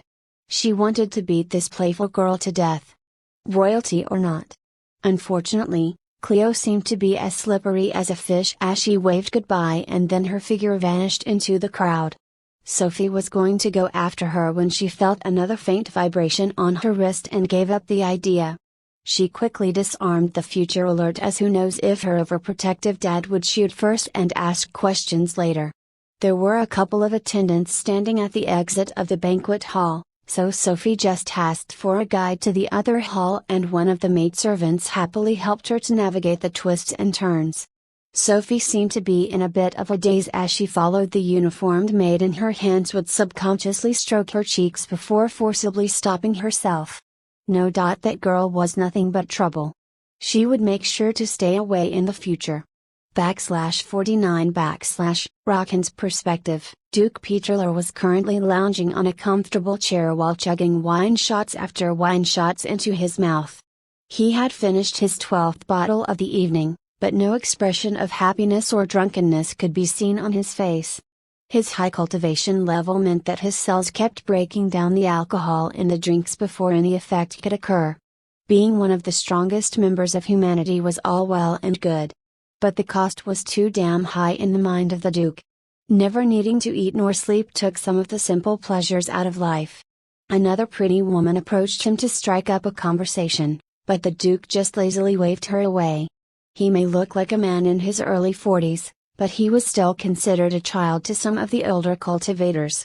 High-tier cultivators would be able to restore their youthful appearances, but Rockin had chosen not to do so. There was no shortage of beautiful women who wanted to marry into the Peterler household, but he had turned down all the offers. His precious daughter was the only person he had in his heart now. It was the last gift he had gotten from the woman he used to love. Plus, he knew that any child he sired would pose a threat to Sophie's right to inherit his duke's status. The ministers of the court only kept silent due to his strength in the fact that no other relatives with a claim to his inheritance remained. "Can you please conduct yourself with dignity befitting the upper nobility?" a stern voice sounded out from the side. Rockin looked up to see an elderly man gazing at his figure with a stern expression. The man had a wrinkled hand which tightly gripped the cane that he used to balance upright. There were permanent frown marks on his face that made him seem particularly unpleasant. Ah, if it isn't the Grand Tutor himself. "Care for a drink, old man?" Rockin ignored the harsh words and passed the man another glass of wine. If it were not for the fact that this was a royal banquet, he would have knocked the other person directly to the ground. Isa may have the appearance of a grandfather, but he was quite the influential figure in the royal court, as he led a popular faction that was in the emperor's favor. Rockin intensely disliked the man, as he was one of the chorus of voices that had petitioned the king to get his daughter's status removed from heir apparent when he had returned 16 years ago. The Grand Tutor had recently been quietly gathering support for a controversial bill that advocated to kick the other races out of the Federation and leave it entirely in human control. It was a shadowy movement, as significant backlash would occur among the general population if became known to the public. "I hope you have considered marrying an appropriate lady from one of the households I suggested and finding yourself a proper heir," the tutor spoke with narrowed eyes. "You may be powerful, but will that strength of yours last forever?" Rockin had one message for him: fuck off. He was about to give this man a fierce beating when he noticed a maidservant walking up from the corner of the room with his lovely daughter in tow. Sophie's point of view: Sophie noticed her father relaxing on a chair while speaking with an elderly man, but she could tell that there was tension between the two of them. The maid led her to the Duke and bowed once before departing. The conversation between the two men was immediately halted at her appearance, and the man opposite her father shot her a strange look before departing with an angry huff. "Come, Sophie. Let's go from this wretched place," the Duke said with a scowl. Sophie observed that her dad was in a bad mood, so she just nodded in acknowledgement before following him out of the banquet hall. Sound void. A black pulse was emitted from her father's hand that covered the pair in a thin layer that seemed to distort the air around them. The Duke turned to his daughter and spoke solemnly, "That man leads a dangerous faction of radicals that seem to be getting more and more popular among the upper nobility circles, so please be careful in the future. They hate hybrids in the other races of the Federation and have recently been pushing for their elimination from society." Would that even be possible? Sophie gasped in shock. "Actually, I do believe that if humanity decided to wipe out the other three races from the Federation, it would be possible," her father replied after a brief moment of contemplation.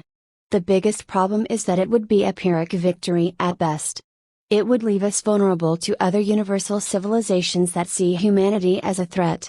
The Earth Federation was founded on the backs of the 4 slave races of the previous Traxi Empire. They rose up against the oppression to fight for equal rights.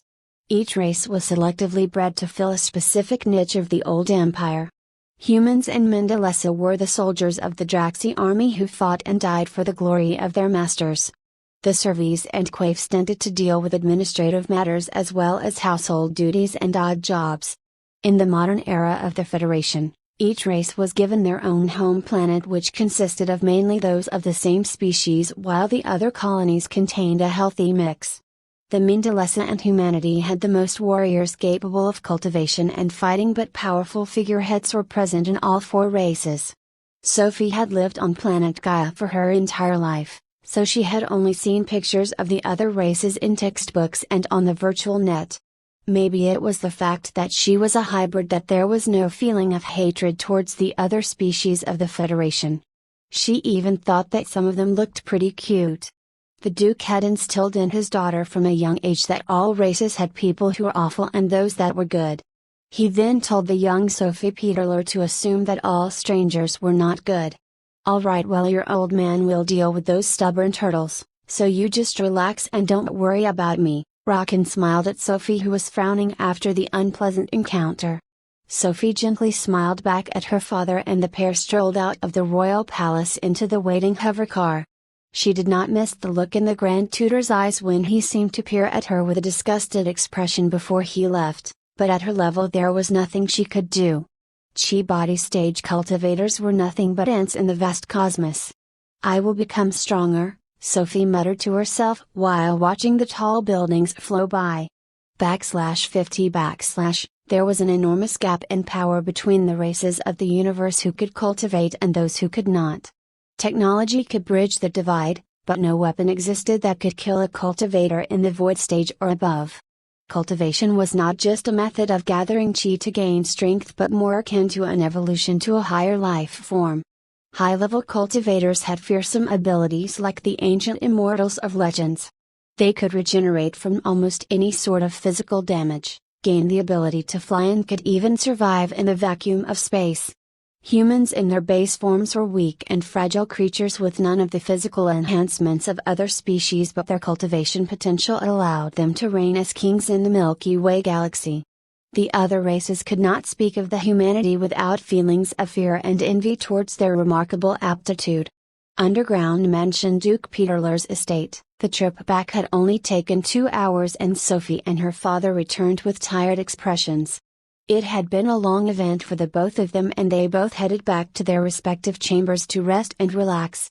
Sophie's bedroom was located on the floor below the Duke's study room and was outfitted with soundproof walls, so there was no chance of disturbance while cultivating. Just to be on the safe side, the Duke ordered all the servants to stay away from the West Wing for the next couple of days. There were always stories of those who broke through in battles or spent time mediating in harsh environments, but who wouldn't want to just relax in their own home? Certain powerful figures even built specially designed cultivation palaces to aid in their training.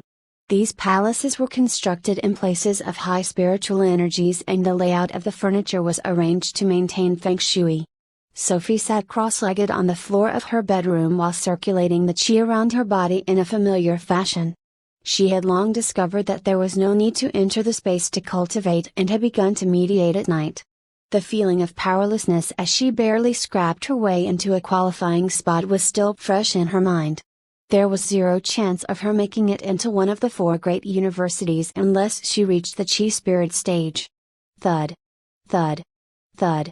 Sophie grimaced in pain as she crashed wave after wave of chi into the first of the 7 acupuncture openings. She needed to fully unlock at least 7 of them to transform her chi from a gaseous state into a liquid state. Damn it!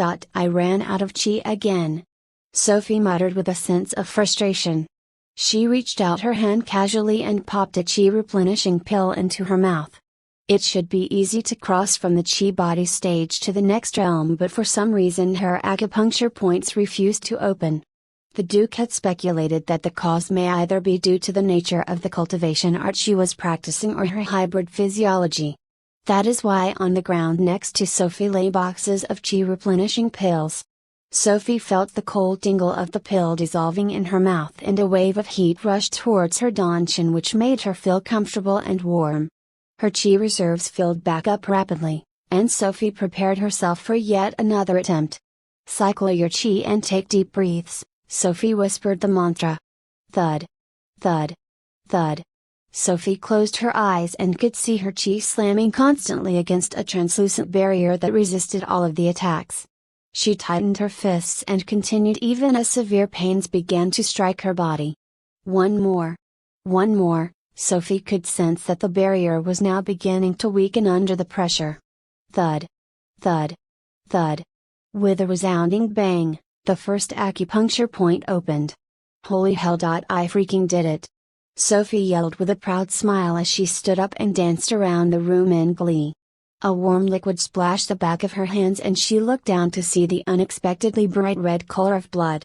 She hurriedly turned to the mirror and saw that both her nose and mouth were dripping out blood at a steady rate. There was a first aid kit in her school bag, so Sophie took out a few tissues to stem the bleeding. It was genuinely concerning that her body seemed to be showing signs of rejection to the spider whisper art that she was cultivating. When she had first ran into this issue, she had attempted to switch her technique with a more stable one, but despite trying so many different kinds of human chi gathering techniques, none seemed to work. Sophie's only option was to hope that her hidden genetic problems could be healed during the process of ascension when she reached the chi tide stage. Until she reached that level, she would have to endure the pain of breaking through different stages. Her chi reserves were already depleted after those vigorous attempts, so Sophie waited until the bleeding stopped completely before placing another pill in her mouth. 1 down and 6 more to go, Sophie laughed with a vicious smile. She had a small hunch that this was going to be a very long night. /51 / knock. Knock. Sweetie, are you okay? Came a concerned voice from behind the bedroom door as the loud knocking failed to get a response from the girl inside the room. The Duke was pacing around the hall anxiously with a worried expression on his face. Sophie had not left her room for at least 4 days now and he was afraid that something had gone wrong during her cultivation. What could he do if she fell into chi deviation? Most people took only 1 night to break through all 7 acupuncture openings, and even in rare cases it usually only lasted for the maximum duration of 3 days. The head butler glanced at his nervous lord and tried to reassure him. My liege, the young miss has enough food and chi replenishing pills to last for a month. Her wristband has not sent out any distress signals, so her health should be perfectly fine. You also have the envoy from the royal palace currently waiting in the main hall for the yearly inspection of goods and properties. I even heard rumors that one of the minor princesses is mixed in the procession this time. Every noble was required to pay a certain amount of taxes which corresponded with the rank and wealth of the house in question. There was no doubt that many of the properties and weapons possessed by some households were not listed on the official disclosure form, but it was nothing a well-placed bribe could not solve. Duke Peterler had steadily built up a reputation as an honest man, so he made sure not to have any problems with the taxes collected from his territories. This was not due to a love for the monarchy, but rather he did not want a hidden tool for his enemies to bring up against him in court. It could prove to be a troublesome matter to defend against. This annual envoy was just a mere formality to remind the upper-ranked nobles of their duty towards the empire. It would in theory promote patriotism in the subjects of the Federation, But most nobles just sent their sons and daughters to listen to the propaganda. The Duke paid the matter no extra thought and was prepared to have them wait in the main hall of the mansion. He was even less concerned about the minor princess who snuck in among the envoy. Now if it were a prince, then the poor boy would not have even stepped 1 foot near his precious daughter. The unfortunate Duke came to realize several years later that he had allowed a wolf into his home. Rocken frowned at his servant but remained silent and just patiently waited. Truthfully, his daughter's situation with cultivation had caused him to secretly collect multiple chi gathering methods which were not limited to the ones practiced only by the human race. But his daughter seemed to be content with the method she was currently training with despite the side effects. The Duke was unsure if the reason was because of the suitability of the method in question or the fact that it was given as a gift from her mother. That point alone just brought ripples of confusion in the Duke's heart. He could not understand the logic of Tla, who wanted to harm him and her child, but she gave up such a precious amulet with a hit in space. "Dad?" came a call from inside the room. The Duke shook those stray thoughts away and hurriedly unlocked the door with his fingerprint and entered inside, but the sight before his eyes made his blood run cold in horror. "Sophie. What happened here? Butler, call a doctor immediately." Rocken roared in shock as he saw his daughter laying down on the floor with a weak expression. She was covered in blood and the red liquid continued to ooze out of her mouth and nostrils at an alarming rate. There was a terrible stench in the room as black impurities and grime were expelled out of her body during the breakthrough process. Sophie no longer had the energy to move her body and could only close her eyes when seeing the frantic face of her father. Warm hands wrapped around her and the Duke ignored the horrible smell while picking up his daughter and carefully bringing her to the mansion's infirmary. Sophie just felt warm and comfortable, which lulled her gently to sleep. Several hours later in the infirmary, Sophie yawned and blearily opened her eyes to find that she had been taken to a clean white bed in the infirmary. She looked down to discover that her clothes had been changed and all the blood and filth had been cleaned as well. "The beautiful lady is finally awake. I will need to inform the Duke immediately," a startled voice came from the figure standing on the side of the bed. Sophie turned slowly to see the familiar smile of Princess Cleo staring back at her with what seemed to be traces of concern in her eyes. "How long was I out?" Sophie spoke hoarsely. "It must have been at least 5 years since the night you fell unconscious," Cleo spoke as her smile slowly faded into contemplative frown. How could this be? Had she missed the university entrance exam? More importantly, would she fall into a coma every time she broke into another realm using this method? Sophie felt the world collapsing all around her as various thoughts ran across her mind. She did not realize that her myriad of interesting expressions was seen in the eyes of the no-good princess. She even forgot to ask why the girl she met in the banquet was suddenly at her side in the Peterler estate. Logically speaking, there was no reason for a minor princess to appear in the territory of an upper noble without an ulterior motive. Cleo figured that her teasing had gone a bit too far, so she popped her head back into the room before leaving to give a teasing grin and muttering, "Just kidding, my lady." The princess walked out into the corridor and took a couple of deep breaths before her figure blurred and then vanished. /52 Only a few minutes after Cleo departed, the worried figure of the Duke rushed into the room and immediately gave his daughter a big hug. Sophie wrapped her arms around him and could feel the silent shaking of her father as he tried to suppress his visible relief that his daughter was okay. Warmth filled her chest and she gave a short prayer to the gods to thank them for giving her such a wonderful parent. "Dad, I did it. I finally broke into the Chi spirit realm." Sophie shouted with joy and released a small wisp of Chi energy for her father to inspect. "Congratulations, my dear daughter," the Duke spoke in a gentle tone. When he saw the figure of Sophie laying down on the floor covered in blood, his heart ran cold. In fact, he was tempting to persuade Sophie to just stop cultivating.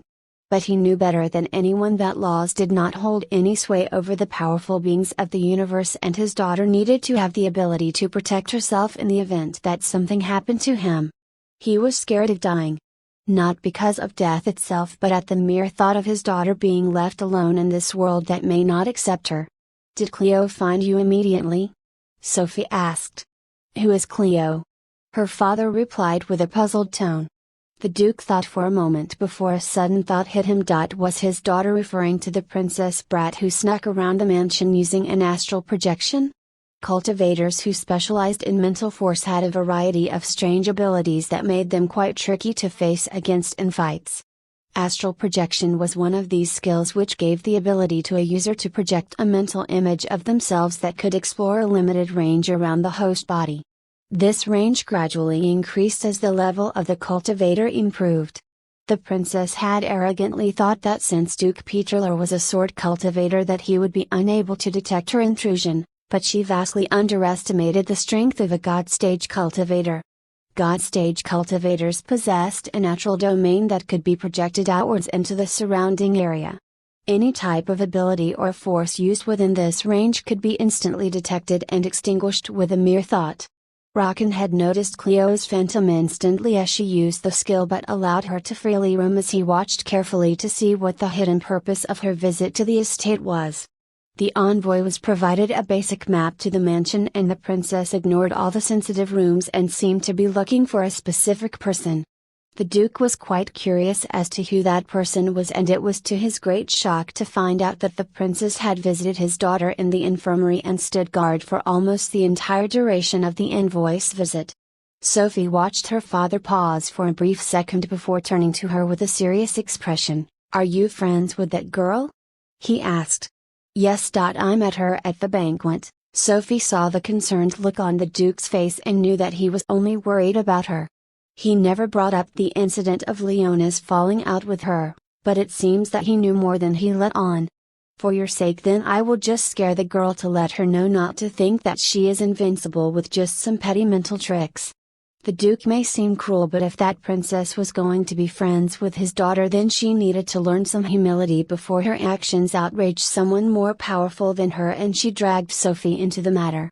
Conference room. The conversation between the head butler and the envoy representatives was winding down to a close and a variety of topics had been discussed.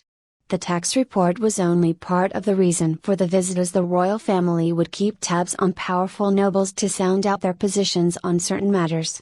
Duke Peterler was a crafty old fox, and by having the head butler be his representative, there could be no discussion on matters outside of tax collection, as the servant would have no authority to disclose information on his master's behalf. "You can expect to receive the full tax report in 2 months' time, and Duke Peterler would like to reiterate his stance of remaining neutral for the battle of succession," the head butler spoke in a monotone voice. The Duke's actual words were more along the lines of he did not care which bastard sat on the throne, but the head butler decided to go for a more diplomatic translation. "Glory to the Federation," the envoy leader spoke in reply before giving a short bow and then signaling the team to depart. Cleo stood up with the rest of the delegation as they prepared to leave the Peterler estate. She smiled cheerfully as the memory of her sneaking into the infirmary just to see Sophie made her feel immensely proud of her mental abilities. Suddenly a wave of pressure struck her with incredible force and Cleo froze on the spot as she lost control of her limbs. Panic began to set in as she could not even call for help from the maidservants beside her. She attempted to tap her amulet to activate the teleportation function, but then a booming voice echoed in her mind, "Consider this a warning. Don't behave so arrogantly in the presence of a God Stage cultivator. My daughter seems to like you, so I am willing to overlook this transgression, but rest assured, there will be no more second chances." Just as quickly as the mental suppression appeared, it vanished abruptly, and Cleo gasped in shock as she clutched her chest in pain. "Princess, is everything okay?" One of her personal servants noticed Cleo's apparent discomfort and asked in a concerned tone. Cleo took a few deep breaths to settle herself and then straightened out her back to pretend that nothing had happened. She ignored the question from the maid and walked out of the mansion with a brisk pace. Why was her father-in-law so scary? She did not know this fact, but had it been a boy who visited Duke Peterler's precious Sophie? Well, let us just say that he would not have bothered asking for his daughter's opinion. Meanwhile, at the infirmary, Sophie saw her father close his eyes briefly and give a casual wave of his hand which caused a pulse of energy to be sent out. She did not train in mental energy, but her golden eyes could see small ripples exit her father's hand, which was something that had never happened before. Could it be that her abilities were enhanced after breaking into the chi spirit realm? She stretched out her arms and legs to try to feel for any changes, but fortunately there seemed to be no more extra appendages this time around. Getting used to the spider legs was already quite difficult, and it took some time to get accustomed to sleeping with those bulky things. The Duke opened his eyes and gave a short laugh before boasting in a proud tone, "I gave that arrogant brat a little lesson. She will think twice before messing with the Peterler family." Sophie felt a small tinge of unhappiness and glared at her father, who seemed to have scared the princess that was willing to be her friend. Rockin could sense that his daughter seemed to be unhappy, so he coughed lightly before switching topics. "Did your body undergo any changes?" he asked curiously. Sophie frowned in contemplation, but there really seemed to be no significant alterations to her physique other than a slight increase in her visual perception. She was feeling a bit thirsty after resting for so long and reached out for the glass of water on the side of the bed. The glass seemed to sparkle in the light with an almost hypnotic pattern, but Sophie did not pay any attention to the details. The tray was placed just out of the reach of her hands, so Sophie stretched forward to try to grab it, but the frustrating thing just kept eluding her. "Fuck, just let me get this stupid thing."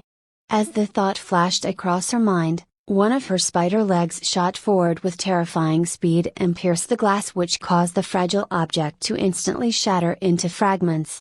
Sophie saw her dumbfounded look reflected in her father's eyes as the pair looked down at the glass shards scattered across the floor, and both spoke at the same time. I haven't been able to use them that flexibly before. My expensive glass. /53 Princess letter to my precious Sophie. It has been 16 years since we have been separated, and not a single day goes by without me worrying about your safety. Have you been eating well? Are the humans bullying you?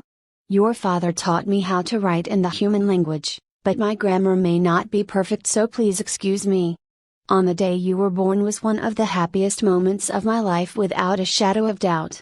I am a princess of the Arachne Empire and have seen countless rare and exotic materials, but when I held your small body in my arm, I had never seen such a priceless treasure.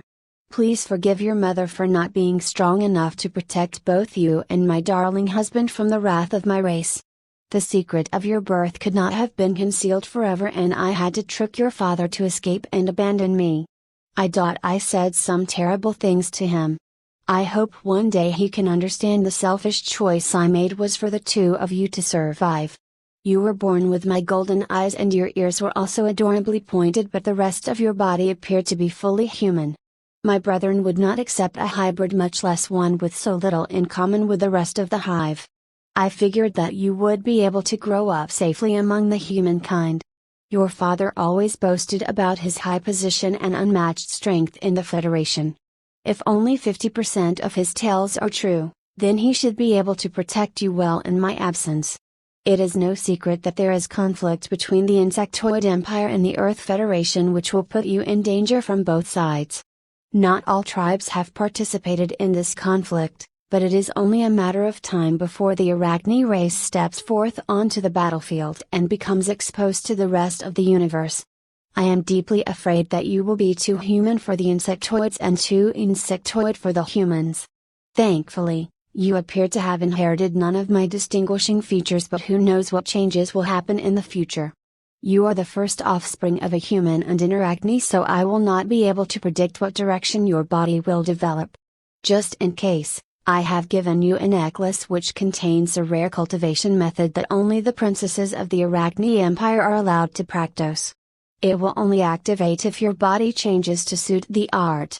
Life in banishment has been pretty boring so far. I was exiled to a desolate star system, and there are guards at the entrance of the nearest stargate to prevent me from leaving. I am not alone, and plenty of prisoners have been keeping me company. Cough.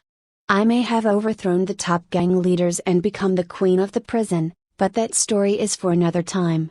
Freebnoel.com. The matter of your birth has been kept as an open secret among the general nobility, but none should have any idea that you survived. It was the only way to keep you safe. Beware of no good human males and females who just want your companionship for ulterior motives. I have no doubt that you will grow up into a peerless beauty just like me and attract all kinds of annoying pests. Many suitors have visited the prison to attempt to gain me as a wife, but well, let us just say that they left with no such ideas in mind. The only man for me is your father, but do not tell him that or his ego will swell even more. I know we have been apart, but if your father dares to take another wife, HMPHC if I don't beat him up until he becomes a cripple. I do understand that certain human nobles have multiple partners, but I do not share. OmkvikmuFX Afisrpki Sotlrcgkm.z Sotlrcgkm Isis. My apologies. I got a bit heated and wrote down some words in my native language of Virilis, which tends to happen when I get upset. The meaning of that statement is, when members of the Arachne fall in love. We fall in love for a lifetime. Your father is not a disloyal man, but do make sure that no flies swarm around him just in case. I have been training relentlessly against the primordial creatures that roam this god-forsaken place, and my cultivation has improved. Within the next 5 years I plan on escaping this prison and disguising myself to visit and live with you in the Federation. I miss my family. Freebanal.com, tell your father that when I return, we will need to have a rematch to see who has gotten stronger. In all honesty, I do not know if you will ever see these messages, but just writing down these words gives me the feeling that I am talking to you. I sincerely hope that one day, I can hold you in my arms again. I love you, my darling, Princess L. A woman placed down her pen and looked at the parchment filled with carefully written words with a sad expression on her face. She reached across her desk to find a small envelope and folded the parchment slowly before placing it inside. There was a small chest hidden under the boards of the floor, and Till ran her finger across a certain spot, which caused a small blue light to scan her fingertips. The chest opened up with a creaking noise, and the numerous stacks of letters inside were almost overflowing. Till added yet another envelope to the pile inside the chest and closed it shut with a resounding thud. /54 hiss. Sophie groaned as the all too familiar pain of a needle sliced through her flesh and delivered another dose of poison into her body. She glared angrily at Katerina, who withdrew the needle and prepared another batch of toxins with no hesitation. This was a regular occurrence, and Sophie was reluctantly used to it by now. Many seemed to be under the impression that using the poison arts consisted of merely throwing vials at enemies during battle, but those moves were only done by amateurs. One had to train for at least 2 years to build up required immunity before even thinking of manufacturing their first poison. Releasing poison without having an immunity to it was no more than tossing out a suicide attack. Katerina was a specialized poison cultivator, so her training methods were even more robust, and she refused to teach anything until Sophie's body had adapted to 10,000 different types of poisons. Well, if there was any bright spot, she no longer had to be strapped to the bed, as the frequency of the injection had raised Sophie's tolerance for needles. Now she merely gave a small grimace of pain when she saw one. Cleo, 2 more days till the university entrance exams.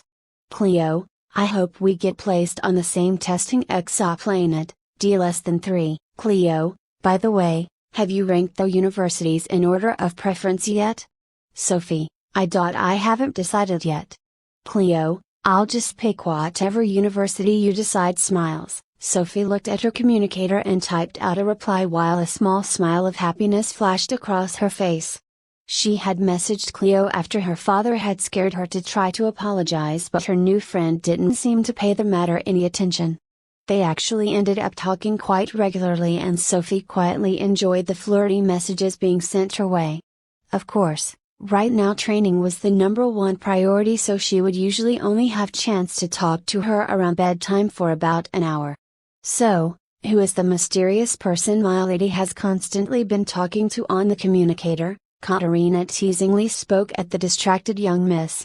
Sophie was startled and hurriedly tucked her small device in her pocket while blushing slightly. Katerina gave a knowing grin and just continued to sort through the various poison vials without bringing up the issue. She found a purplish red vial that glowed eerily in the light with a dangerous glint. Katerina turned to Sophie, who now had a bad feeling about the situation, and spoke, "Well, if you have time to be distracted, then I clearly need to increase the dosage." A few hours later. Study room. There was only 2 days left until the transport for the university entrance exam arrived, so Sophie's father had brought her to his study to explain some more details about the 4 great universities. "Dad, don't I have to just pick the human university?" Sophie asked. "Who said so? Each university has a mixed population of all 4 races of the Federation and even a few exceptions from outside the galaxy," the Duke responded in a puzzled tone. "In fact, in order to promote cooperation between the 4 different races, each university is required to have a population of 65% native and 35% from the other 3 races," the Duke continued. "Each one of the 4 universities are at the top of the Federation, but they all have one particular area of specialization." Sophie listened with great attention as her father explained each merit of the different universities while giving his opinion on the suitability of each one. Truthfully, she did not put much thought into which university to select, as merely qualifying seemed like a faraway dream just a few months ago. She had just assumed that her father would want her to attend the human-controlled Atlas University. Atlas University had its main and side branches located in the Virgo star cluster and was known for its command and leadership training, and boasted one of the most impressive collection of starships for training recruits in the art of space combat. All slots for humans were exclusively occupied by nobles who had qualified via the selection process, and only when those spots were filled would the commoners be allowed entry. Most of the imperial officers in the army had been trained in this university, including the Duke himself. "Sophie, if you want to go this university, then I can pull some strings once you pass the entrance exams," her father spoke hesitantly while watching her expression.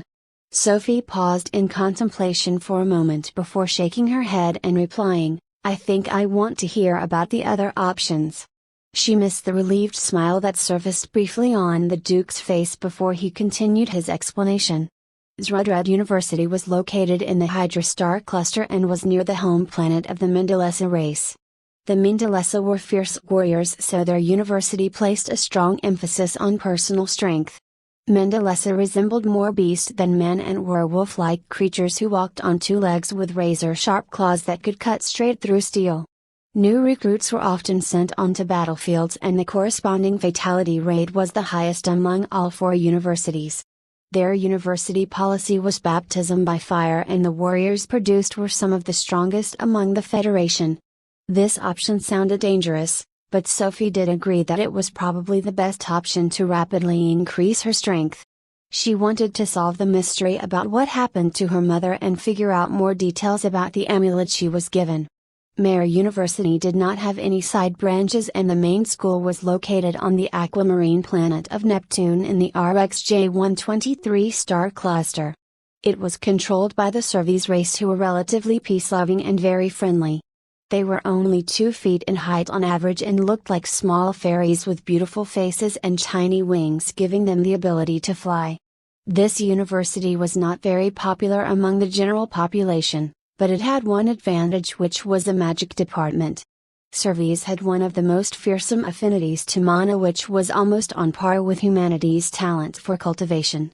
Many of the most prominent warlocks and mages in the Federation had gone to this university. Sophie wouldn't have minded going to this university, as she thought that the Servies looked quite adorable, but unfortunately her extremely low aptitude for mana would make her an undesirable prospect for recruiters. The last university would be the Tantibas University, whose main and side branches were located in the Centaurus star cluster. This university was run by the Quaifs, who were quite an interesting race. Quaifs were a shape-shifting race of sentient liquids who could mimic the appearance of any species. Gender and sex had no meaning, as members of the race could mate with others or self-replicate. The species they enjoyed mimicking the most was humans, as they found their aesthetic to be highly attractive.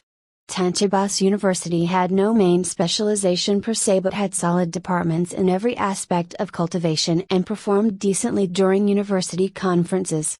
This was a solid option, but the lack of a known specialization was clearly a demerit.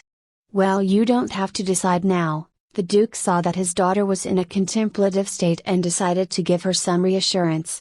You have the information about each one, and no matter which you choose, I will support you unconditionally. Sophie smiled and thanked her father before returning to her room to practice some more cultivation. These university choices meant nothing unless she could qualify for a candidate spot and defeat the other geniuses of the Federation. /55 / Sophie, you need to focus and dodge the projectiles. The Duke yelled out. It was the last day of training before the transport ship would arrive to take the qualified candidates to the university entrance exam. Sophie was standing in the middle of a training field while being surrounded by hundreds of training droids whose red eyes stared down at her figure with menacing hums. Advanced civilizations did typically have technological advancements in the areas of AI and robotics. Training droids were small silvery robots created to increase combat experience with tiny wings and energy cannons that fired non-lethal attacks. Although it still hurt like hell to be hit by one. Sophie held a black whip in her hand and slashed out furiously at the targets that shifted around the battlefield in erratic patterns. But each attack seemed to find the exact location of the droid as if it were tracked. Boom. Boom. Boom. Mechanical parts scattered on the ground as 5 droids suddenly exploded under the immense pressure of the attacks. Sophie did not even spare them a glance before leaping backwards to avoid the energy projectiles from the droids in front of her. Don't forget to practice using your spider appendages. Remember, your body is a weapon. Came the harsh reminder from her father. Sophie was still getting used to the new range of movements from her spider legs, but for some reason she found that she was able to produce fluid movement in combat settings. It was almost like an instinct, the way she could accurately find targets despite not having vision of them. She activated her movement skill and hopped gracefully around the arena while her deadly appendages pierced straight through the seemingly fragile mechanical shells of the droids that wandered too close. It had already been 5 hours so far and Sophie's stamina was beginning to wear out. There were no more training sessions for the day as her other 2 teachers were on a special mission to infiltrate the headquarters of a terrorist cell that had popped up on the outskirts of one of her family's lunar colonies. All right, old man. I'm going to show you a new move. Sophie cockily grinned at her father before tightening her grip on her trusty whip. Black Viper art. Chi flowed from her dungeon into her fingertips and passed straight into her weapon. Sophie could feel a subtle connection being established and the whip became an extension of her own body. She looked up at the remaining droids that hovered menacingly before launching a quick strike against the densest cluster. A thin black line traveled outwards from her hand and a fearsome projection of a black serpent followed the trajectory. Hiss. Destruction followed the wake of the black line's path and all the poor droids could not even track the movement of the attack before they exploded. The serpent gleefully roamed around uncontested in the air before disappearing once the length of the whip finished extending. Sophie felt the last of her chi reserves bottom out and she sat heavily on the floor while gesturing to her father to turn off the surviving droids. With a small push of a button, the light in the droid slowly faded away and they landed on the ground before folding themselves into compact orbs. Training droids were inexpensive to repair, so one of the servants would pick up the scattered parts of the destroyed robots to send to a mechanic shop. Barely passable, came the gruff voice from the Duke, but Sophie could detect a small tinge of pride in his tone. Sophie just lay on the ground while trying to recover her energy. She felt herself growing stronger day by day but tried her best to rein in any thoughts of overconfidence. Being a big fish in a small pond did not mean that one would be able to survive in the ocean. Rocken glanced down at his daughter, who just gazed back at him with a pitiful expression, and felt his heart begin to soften. He discarded his initial plan to extend the training session for a few more hours and decided to give his daughter a surprise. Okay. Well, it is your last day, so I think we can shorten the training just for today, her father spoke. Why don't I take you shopping in the Grand Galaza Mall? Nobles generally speaking would send their servants to buy any items they required that could not be ordered online, but Rocken felt that it would be nice to have some father-daughter bonding time. He was originally just one of the many of the late Duke Peterler's bastards, So he grew up without any servants to tend to his needs. He used to cook, shop, and occasionally steal to survive as an orphan. Sophie's eyes immediately lit up and she jumped to her feet with all traces of exhaustion seemingly disappeared. She hurriedly replied with joy, "You're the best dad. Grand Plaza Mall, wow!" Sophie exclaimed as she wandered around the vast mall with a sense of wonder. This was the biggest shopping place that she had ever seen before. It was almost like a different world with climate regulators providing a warm tropical breeze. Each shop was roughly the size of 2 large apartment rooms and carried a wide variety of goods and services. Her dad held her hand firmly and the two roamed around aimlessly to window shop without any clear target in mind. Sophie could tell that they were getting stares, but it was more directed at her appearance than the presence of a duke. Rockin had retired from the military upon his return to the Federation and rarely participated in politics, so he was not well known among the general population. As for the high nobles, why would they ever shop for themselves? "Dad! Look at that pet store!" Sophie tugged on her father's arm as they passed one of the shops. The sign in front of the shop read, "Imperio's Interstellar Beasts." Sophie had a deep love for animals and fluffy things in general. The pet industry was still highly profitable in this era as many still enjoyed their companionship. There was even a profession of beast cultivators who shared blood bonds with their partners to unleash frightening chi attacks. With the vast exploration of the universe, new beasts were discovered all the time and were graded based on which consumer aspect they satisfied. Combat pets were graded on a scale of common, rare, ultra, legendary, and godly, with each tier being progressively more expensive and difficult to control. It was not always a good thing to aim for a strong beast, as an improperly trained animal could turn on its master. Sophie entered the shop and felt blown away by the strange and mythical creatures in the cages around them. A red bird sung sweetly before spitting out a blue flame which caused a heat wave to wash across Sophie's face. What appeared to be a metallic armadillo was calmly nibbling on small pieces of iron while spikes jutted out of its hardened shell. A pale white jellyfish floated in the air with its tendrils wrapped around a mouse that shook twice before melting into a paste-like substance. And many more fantastic beasts. Sophie's expression of joy was seen by one of the sales girls, who came up to the pair with an enthusiastic smile on her face. "Can I help you today, young miss? Why don't you show my daughter the combat pet section?" "Price is not an issue," came the dominating reply from her father. The salesgirl's smile stretched even wider as she brought the pair to the back of the store to take a look at the available combat beasts. /56 / "Sir, buy the most expensive option. Does that mean the combat pets from the legendary class?" the salesgirl carefully inquired. She had seen many customers ask about the pricier beasts in the store, but when they saw the price, well, let's just say she did not receive any sale commissions.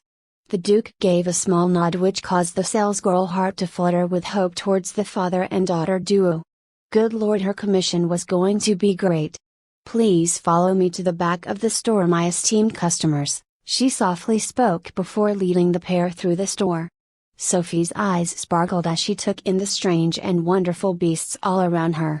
There was no unpleasant smell from the animals, as the indoor filtration system and the cleaning robots maintained proper hygiene. She looked at one of the cages and there was a purple-colored monkey who waved cheerfully before turning invisible. What seemed to be a metallic sludge was shifting merrily around a small enclosure before violently banging against the door as they passed by. The salesgirl led them past the recreational pet section and into the combat pet zone of the store. Sophie noticed that the animals here seemed to be more aggressive and stared harshly at her figure as she walked by.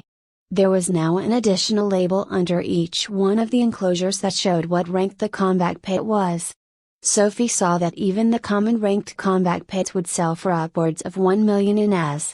What was the price of a legendary pet? She dared not think too much. She sneaked a small peek at her father, who seemed pretty nonchalant at the prospect of his daughter's reckless spending, and quietly made a vow in her heart to pay him back once she entered military service. Sophie saw a rock-like golem with beady yellow eyes that made her slightly sleepy when she gazed into them. The Duke gave her a gentle tap on the head and Sophie woke up with a startled expression. The label under the creature shows that he was merely an ultra beast. Sophie dared not casually look at the beasts inside the enclosures anymore and just quietly followed the guide until they reached a black door with 2 security drones hovering menacingly in the air. "I'm sorry my dear customers, but to gain access to this room will require a deposit of 10 million and as before I can allow you inside," the salesgirl carefully explained. The Duke said nothing but simply handed the girl a black credit card which she quickly tapped against a payment machine to process the amount. Once the payment was complete, the salesgirl took out a metal plate from her pocket and pressed it against the sealed door. A buzzing noise was heard from the security lock and the door swung open to reveal the hidden room within. Legendary combat beasts were notoriously difficult to acquire and only high-end pet stores would be able to apply for a license to breed and sell. Under the laws of the Federation, these beasts were treated as biological weapons, so every sale was heavily taxed. Even the black market would only be able to sell very small quantities under the condition that the authorities would turn a blind eye once they received a cut. The room was surprisingly bare and only contained a virtual hub that showed the projection of a book and what seemed to be a small transporter in the center of the room. Sophie walked inside and was taken aback by the lack of animals. "Where are the legendary beasts?" Sophie inquired in a puzzled tone. "Our store only has a B-ranked pet license to sell legendary combat beasts, so we cannot offer any that have already been hatched.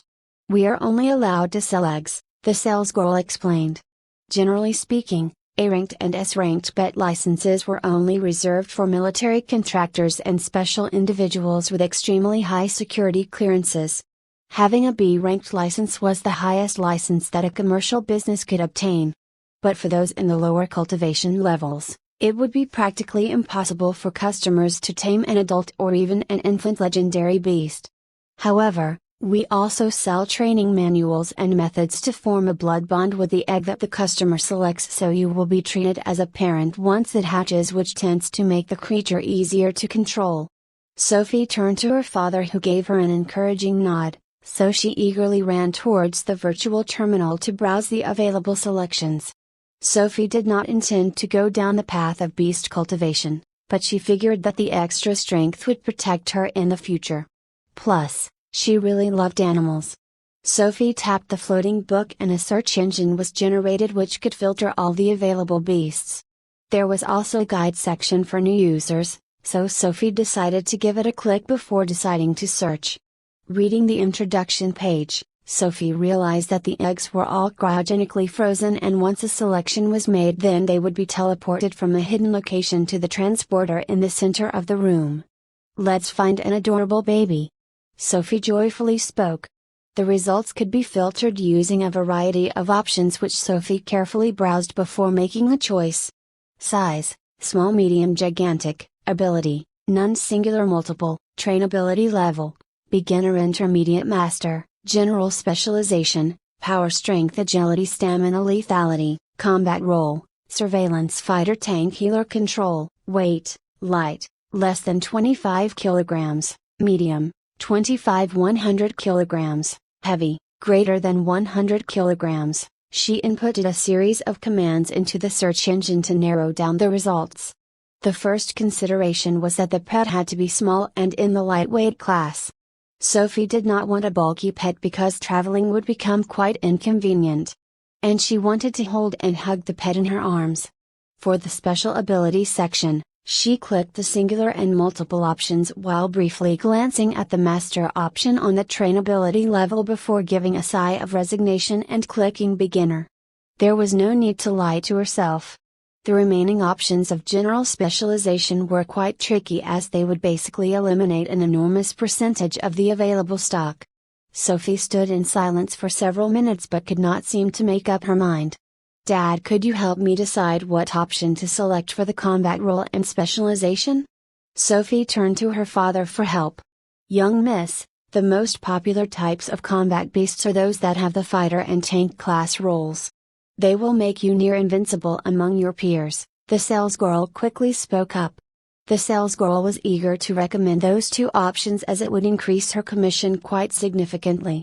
It was true, although each pet for sale was of the legendary status. There was great demand for the tank and fighter classes when compared to the rest, so they were naturally more expensive. Sophie gave a small hum of acknowledgement before waiting for her father to reply. The Duke stroked his chin for a moment before giving the opposite advice. I think you should select a combat beast that is useful for control, surveillance or healing. Why? Sophie asked in confusion. Because the other roles may give you an edge among your peers at the lower levels, but once you reach the Chi-Tide stage then your opponents will easily deal with them or go for you directly, he explained. And it is very easy to become over-reliant on external sources of strength. I'm not going to mock beast cultivators, but unless they have some type of defensive cultivation art, they are easy pickings on the battlefield. Sophie took her father's advice to heart and selected the healer, surveillance and control classes, but left the general specialization filter slot empty. She pressed the enter button and a few small dots appeared on the screen as the AI searched the database to find all matches that included her criteria. Adjusting list of combat beasts based on filters selected. Searching for matches found. To her delight, she found that exactly 5 pets had met her stringent requirements. The list of filters may have given the illusion that there was plenty of choices for customers, but each legendary beast was incomparably precious.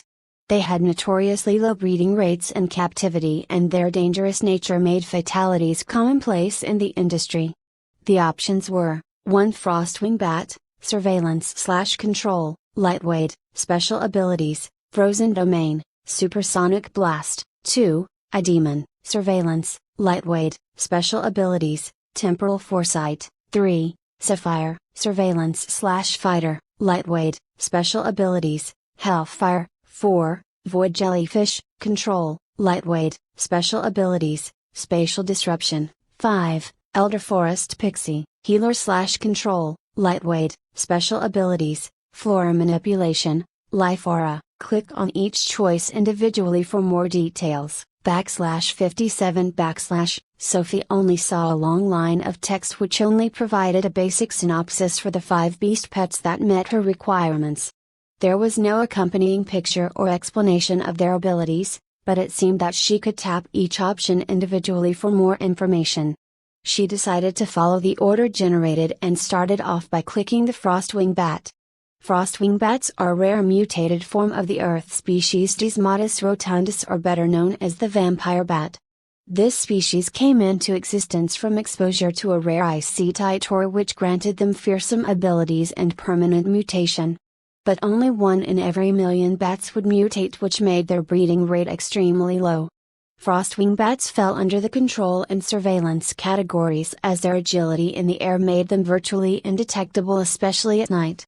They were capable of producing sound waves from an organ in their throat to detect foreign objects up to 10 kilometers away.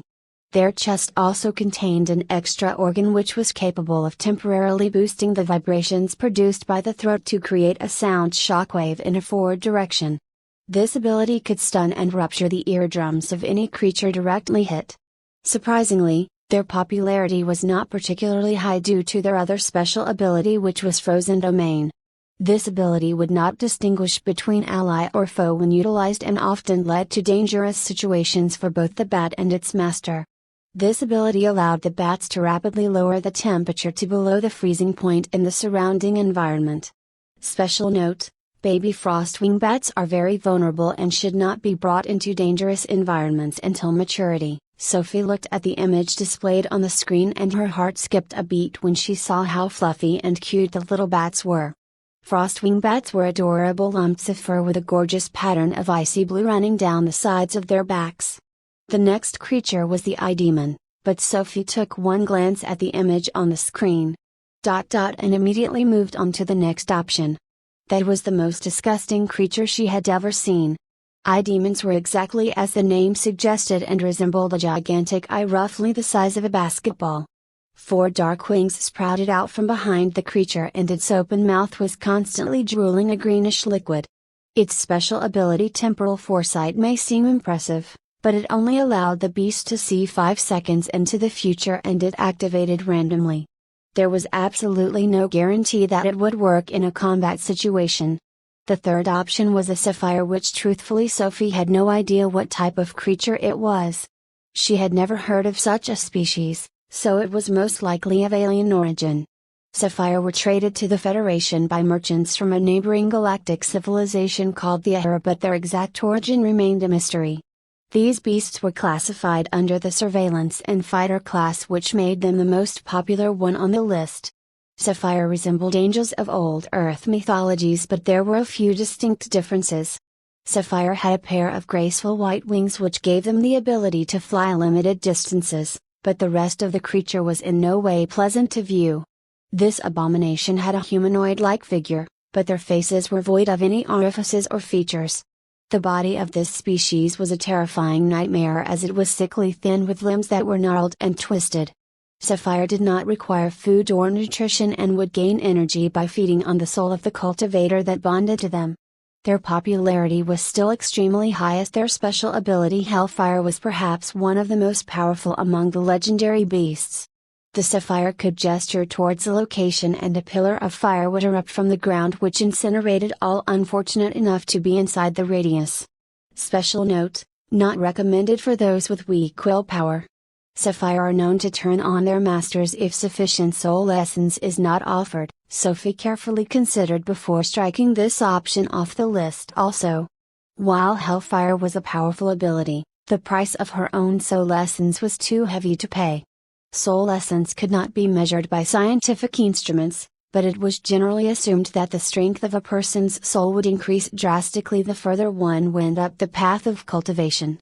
The fourth creature on this list was the elusive void jellyfish, which was genetically altered by introducing the void genes into a species of Chironex fleckeri, or their more common name of box jellyfish.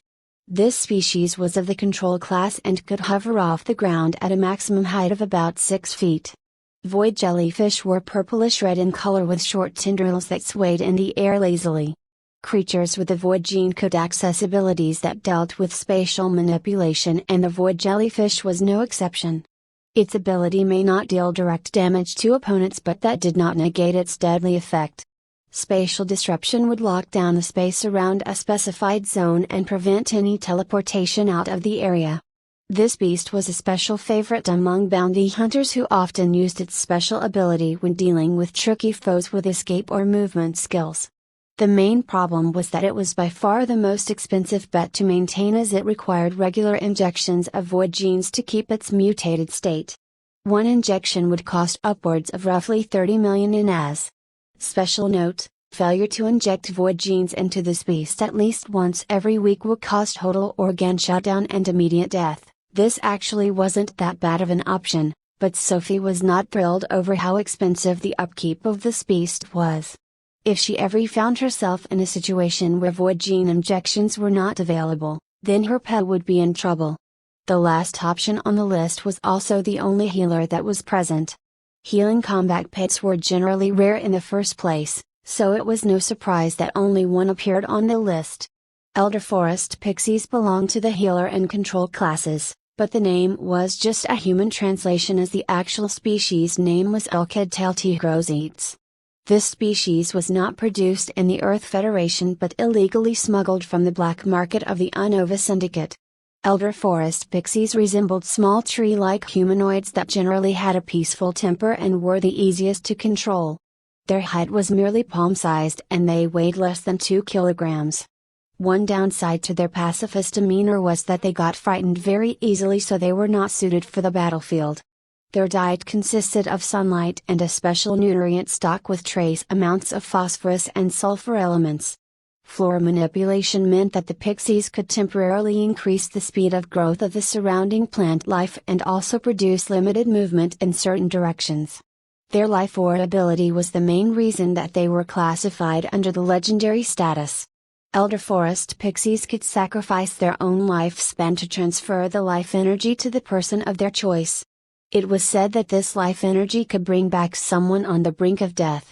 Special note: this combat beast is extremely well suited for medical work but virtually useless in battle scenarios. This was yet another beast that could potentially be a good choice, but Sophie did not want her future pet to give up its own lifespan for her benefit. She decided to review the list one more time to see if any one aspect stood out to her. But yet, as she went over the list, there was one beast that just seemed to appeal the most to her. "I think I'll pick you," Sophie whispered to herself. Sophie knew this was the combat beast that she wanted to be her future partner. She decided to pick the Frostwing Bat. "Dad, I want to get the Frostwing Bat as my first ally." Sophie turned to her father and said with determination. Rocken gave an indulgent smile at the cheerful expression on his daughter's face and felt a surge of happiness. An excited sales girl who overheard the conversation, felt extremely eager to close out this potential sale and hurriedly spoke up, "Sir, the Frostwing Bat will cost 3 billion in as. Will you be paying cash or credit?" The Duke no longer felt a surge of happiness. /58 Royal Academy, Guest Hall. Sophie and the other qualifying students stood on a raised stage while the other students from their year and the parents sat in the audience below. This was the send-off ceremony where the top students would receive their tickets with the location of their entrance examination. The entrance exam this year in particular was special as it was the first year where the site location was to be kept a secret prior to arrival. As previous years, participants who came from wealthy families were too well prepared for the testing environment, which led to unfair advantages. It was decided that Sophie's year would trial this new method to increase the competitiveness. Following the ceremony, there was only a short 2 hours of rest to say goodbye to their families before they would be shuttled into their respective transport ships and begin the long journey to the testing sites. The university entrance exam was only available to the top students of every high school, but the sheer number of exoplanets, planets and lunar colonies in the Earth Federation meant that millions of potential candidates gained qualification. To accommodate these large numbers, the examinees were assigned to different examination sites and only the top 1,000 students would move on to the next round of testing. There were 15 sites in total and the location varied each year. Each site had their own transport starship which would pick up students from the different planets and then take them back once the examination ended. It is my absolute honor as the principal of the Royal Academy to give these tickets to the top 14 students of the senior class. Principal Yang shouted with pride. Thunderous applause erupted from the audience as cheers of encouragement from the students and parents made the qualifying students feel like popular stars. There were originally 15 spots available, but Su Ling had claimed 2 spots for herself, and surprisingly enough, the principal did not seem to raise any issue with the matter. It had caused many to speculate on the background of Su Ling, who had kept a relatively low profile in the school until the evaluation tournament. Sophie saw her father beaming at her with Katerina and Jack also joining in with the cheers. She felt a burst of happiness and couldn't resist giving a small wave towards their direction. "Congratulations, Aiden, for being the first place candidate for the school." The principal gave a resounding pat on the back to the confident boy and handed him a white envelope with a golden seal. Screams of admiration came from several girls in the audience as Aiden smiled with a cocky grin. "Congratulations, Kiana, for obtaining the spot of the second place candidate." Sophie looked at the quiet girl wearing thick glasses who just stared blankly while the principal handed her the envelope before tucking it away in her pocket. She nodded towards 2 serious-looking figures in the audience and then resumed her empty stare. "Congratulations." Principal Yang went down the line of students before handing Sophie an envelope and commending her in a rather stiff tone. She noticed that he gazed at her father with a fearful look before hurriedly wrapping up the ceremony. Gaia International Spaceport Terminal, Gate 104B, the spaceport where the transport ship was located, was on the other side of the planet, so Sophie and her family had to immediately leave after the ceremony. She didn't even have time to open the envelope on the way as her father had just rushed to their private spaceship and spent the short trip lecturing her on the potential dangers during the entrance exam. The other students from the Royal Academy were going into the same gate, so Sophie decided to check the site number on her ticket. "So, tell us, my lady. What site are you going to?" Katerina asked in excitement. Sophie looked at her father and the 2 death guards that were gazing at her with expectant expressions and tore open the envelope. She glanced at her ticket and saw that she would be going to Site 13, which was an exoplanet in the Alpha Star system. There were no additional details about the name or characteristics of the exoplanet. The voyage would take about 1 month to arrive, and the test would be held on the planet over the duration of 3 weeks. It seems like my testing site is going to be Site 13, Sophie said with a smile. Sophie was carrying 2 suitcases with spatial expansion augmentations which allowed her father to stuff what seemed to be a lifetime worth of goods inside the first suitcase. The second suitcase was completely empty except for a high-security container with biometric verification that housed the frostwing bat egg that she had gotten from the pet store. The egg was a beautiful shade of cerulean blue with white lines gracefully running down the length of its sides. It was about the size of a basketball and would feel slightly chilly when touched. There was an intricate pattern carved onto the egg with Sophie's blood, which was the first part of the bonding ceremony. The egg would take about 5 months to hatch and Sophie would need to inject her chi into the young hatchling on a monthly basis.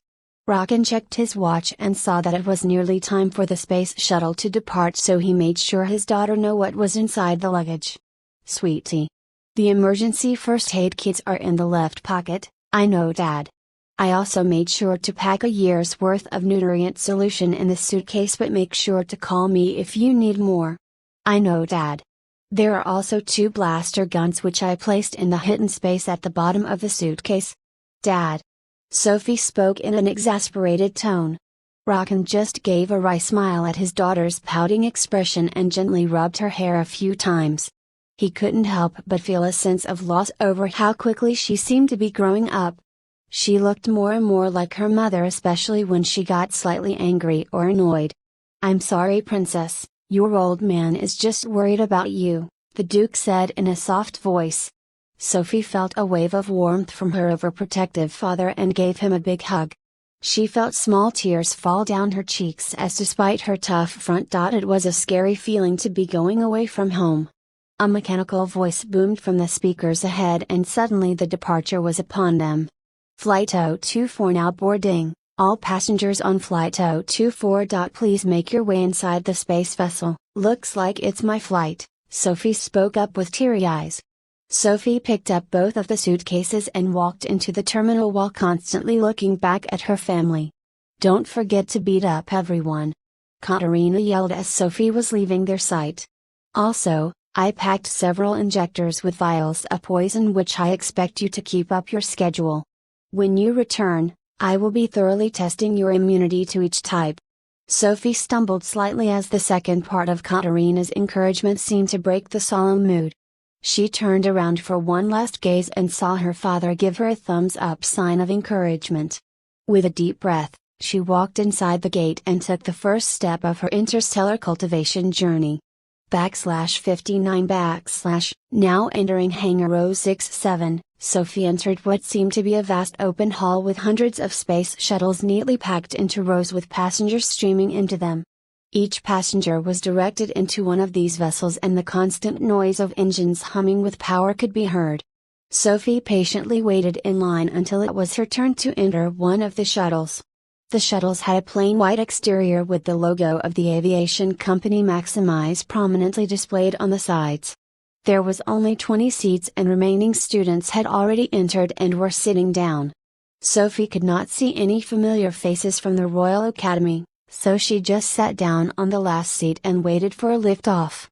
She began to feel a bit bored, so she checked her communicator to find that there were several messages from both her father and Cleo. "Cleo, what testing site are you going to?" "Sophie, my ticket said Site 13, which is in the Alpha system. How about you?" "Cleo, damn it. Looks like we're going to different sites." Frown. "Cleo, I'm heading to Site 03, but we can always meet on the virtual net." Sophie, "Sure. Why don't we talk tomorrow night?" The pair exchanged a few more messages before the shuttle's AI made an announcement that the departure was in 5 minutes. Sophie hurriedly said goodbye before leaning back in the seat to get more comfortable. Well, as comfortable as you could be with 4 spider appendages jutting out of your back. Sophie was going to shift and turn to get a good spot, but she noticed that the other passengers were staring at her with unfriendly gazes, so she just quietly sat in place. There was an intense atmosphere of competitiveness among the students in the shuttle, as each was a genius who knew that their fellow passengers were rivals. Only those who knew each other beforehand were talking quietly amongst themselves in whispers. The ship's A.I. loudly informed the passengers about the final checkpoint before departure. Security protocol initialized, greater than final scan for Class 3 and above weaponry. Blue light beams scanned the entire interior of the space shuttle to detect any security threats before departure. It was highly unlikely that there would be any problems, as all bags were scanned prior to entry into the spaceport, but the additional security sweep was still necessary as a precaution. Sophie basked in the blue glow as the light passed through her luggage without any alarms being triggered. The other passengers were also generally nonchalant about the extra scan, but some wore noticeably tense expressions which caused Sophie to keep a small note on their faces. Security status, greater than cleared for departure. Buzz. Buzz. Sophie couldn't suppress her feelings of excitement as the space shuttle vibrated with power before the thrusters activated and they shot out of the hangar. She looked out of a window to see hundreds of other shuttles exiting the spaceport like tiny drones, all heading in the same direction. The buildings became smaller and smaller as the shuttle slowly rose up and broke into the upper atmosphere.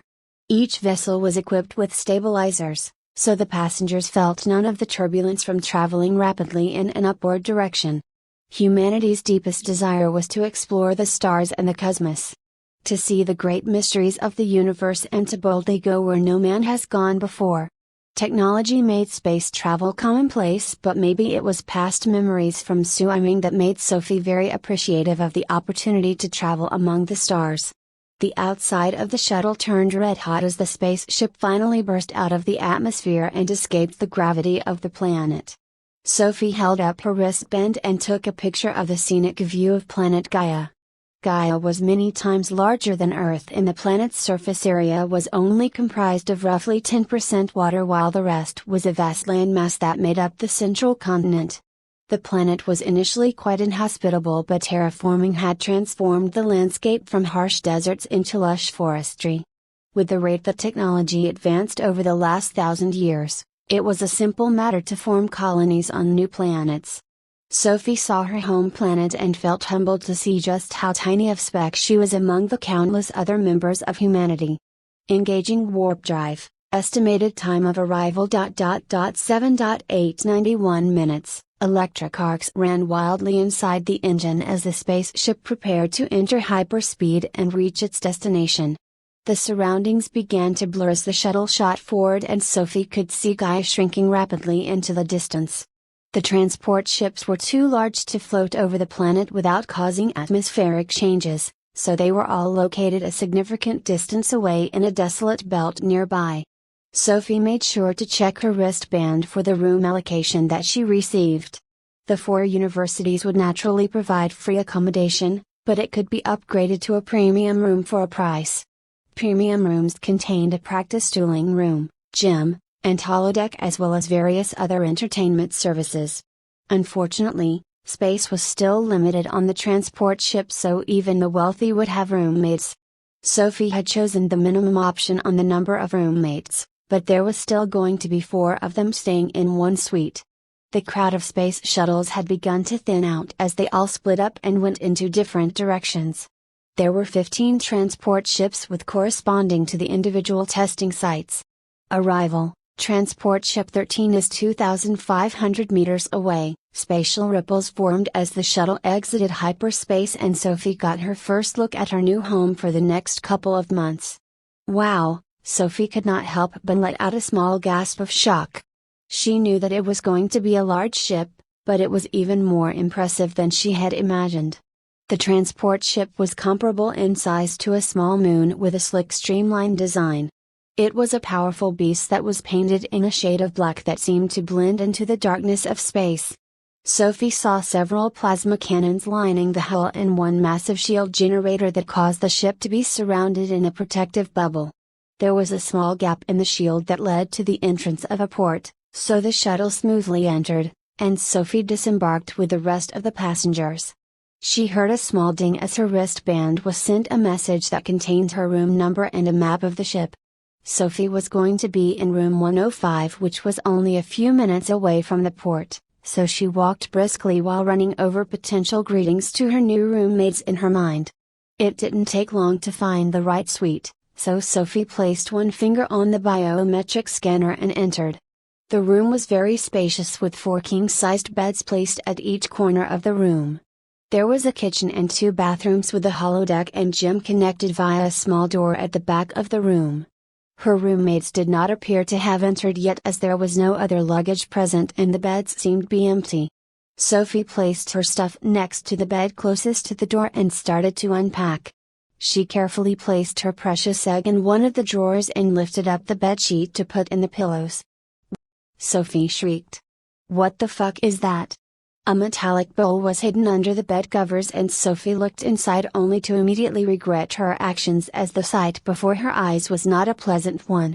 Someone had placed a greenish sloppy liquid inside the container that strongly gave her the urge to throw up. It had a musky odor and seemed to be moving slightly from side to side, almost as if it were alive. Sophie hurriedly turned around to rush for her communicator to contact one of the cleaning staff to sort out this mysterious object, but soon heard a resentful voice behind her. "Hey you! I was trying to get some sleep." Sophie turned around only to see an exact replicate of herself standing completely naked in the middle of the room. The greenish liquid in the container was gone and Sophie just stood dumbfounded. Knock. Knock. I think this is the right place." A soft whisper came in from the outside as Kiana walked into the room with her luggage. She looked up from her wristband to see what appeared to be the naked figure of the famous hybrid girl from her year, and another version of the hybrid girl fully clothed but standing still with an expression of horror. This might be the wrong room. Kiana promptly exited the suite without looking back. /60 "What are you staring at?" The mirror image of Sophie yelled in annoyance. It took a few moments for Sophie to snap out of her daze when faced with this unexpected situation. Quaves were the only race with the ability to exist in a liquid state within the Earth Federation and often mimicked the shape of others in order to communicate, as their natural form had no orifices. "I'm sorry. I did not see you there when I was unpacking." Sophie gave a short apologetic smile. Sophie figured she would also be pretty upset if someone randomly woke her up from a nap. Her new roommate just gave a sigh of exasperation and walked towards the container on the bed. She then casually put one of her feet inside the bowl and began to melt away. It was a strange process to see from a spectator's viewpoint. The body of the quaves would turn a greenish color from head to toe and the outer features of the shapeshifter would start to distort, followed by the rest of the body until the image was fully melted. Before the body finished melting into a liquid state, Sophie heard a faint whisper echo through the room, "My name is Rachel." Sophie quickly returned the greeting with an introduction of her own, but Rachel gave no response and just quietly resumed shifting from side to side in the container. Kiana had left the room earlier and did not seem to be coming back anytime soon, so Sophie just picked another random bed and placed down her luggage. The other roommate was also nowhere to be found. The egg was lovingly placed on the side of her bed and Sophie placed her finger inside the scanner to open up the vessel. For safety purposes, she avoided taking the egg out of the holder but would gently place her hand on the blood mark to inject chi. Sophie could feel the warm stream of chi exiting her palm and greedily being absorbed by the little frostwing hatchling. She still hadn't decided on what name to give her combat pet and was going to hold off on the decision until the gender of the bat was revealed. It was only necessary to perform this ritual once every month or so, but Sophie thought that it would make her closer to the bat if she injected chi on a regular basis.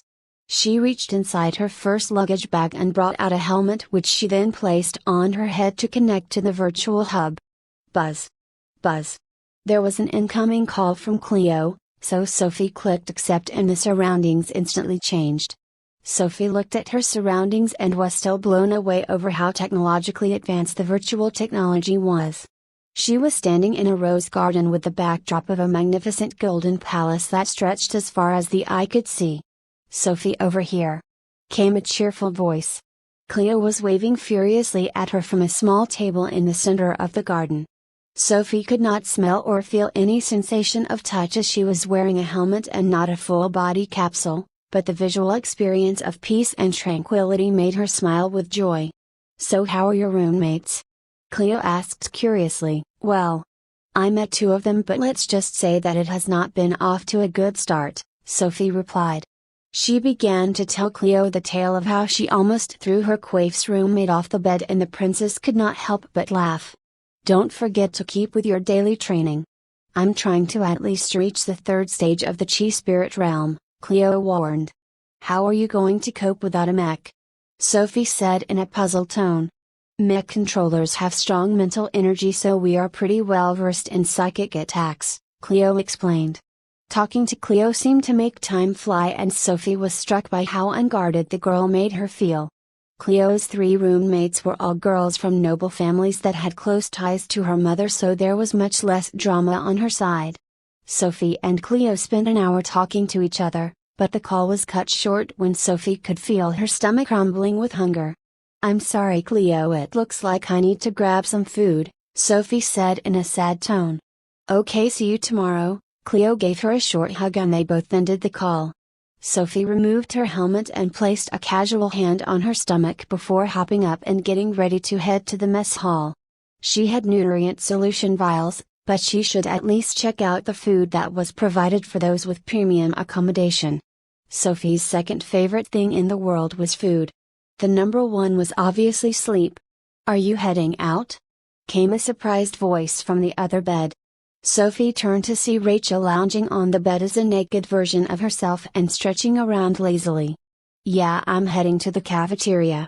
Do you want to come along?" Sophie thought that it couldn't hurt to be friendly. "But can you stop mimicking me, or at the very least put on some clothes?"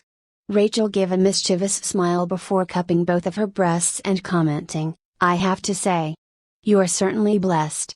She gave a short laugh at Sophie's unamused expression and shifted into another form before putting on some clothes.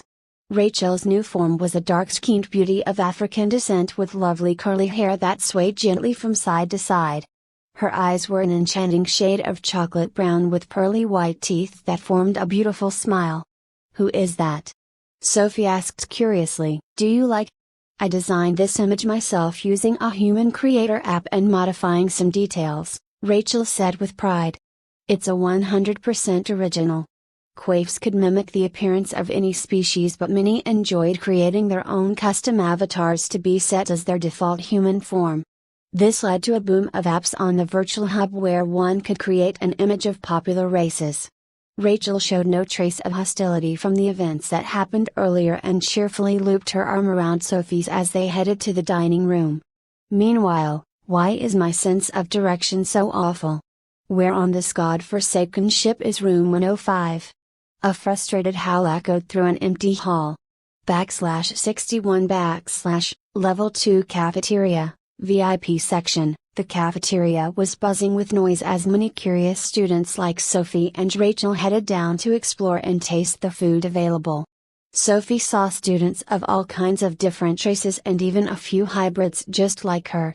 There was a dark-haired boy with 2 extra arms protruding from the sides of his neck, while another girl had scaly skin and dark yellow eyes that blinked lazily in the light. Tiny servants zipped around joyfully while chattering quietly among themselves and occasionally chanting spells to form colorful lights that lit up the room in a soft glow. The huge Mendelesa warriors were tearing the wrappers off the meat packets and shoveling the food into their mouth. Sophie could not spot any Quaifs, but considering that Rachel had adopted a human form, it was very likely that they were simply in disguise. Food dispensary machines lined the sides of the wall with plenty of different options that Sophie had never seen before. Luckily, there was a human food section, so Sophie decided to grab herself some delicious curry and rice. The duo made their way to a small table at the far corner of the cafeteria, and Sophie dug into her meal with relish while Rachel just leaned back and watched. "Aren't you going to eat anything?" Sophie asked hesitantly. Rachel shook her head sideways and gave a short laugh before replying, "Keep in mind that I might look human, but my species can't digest food like you all can."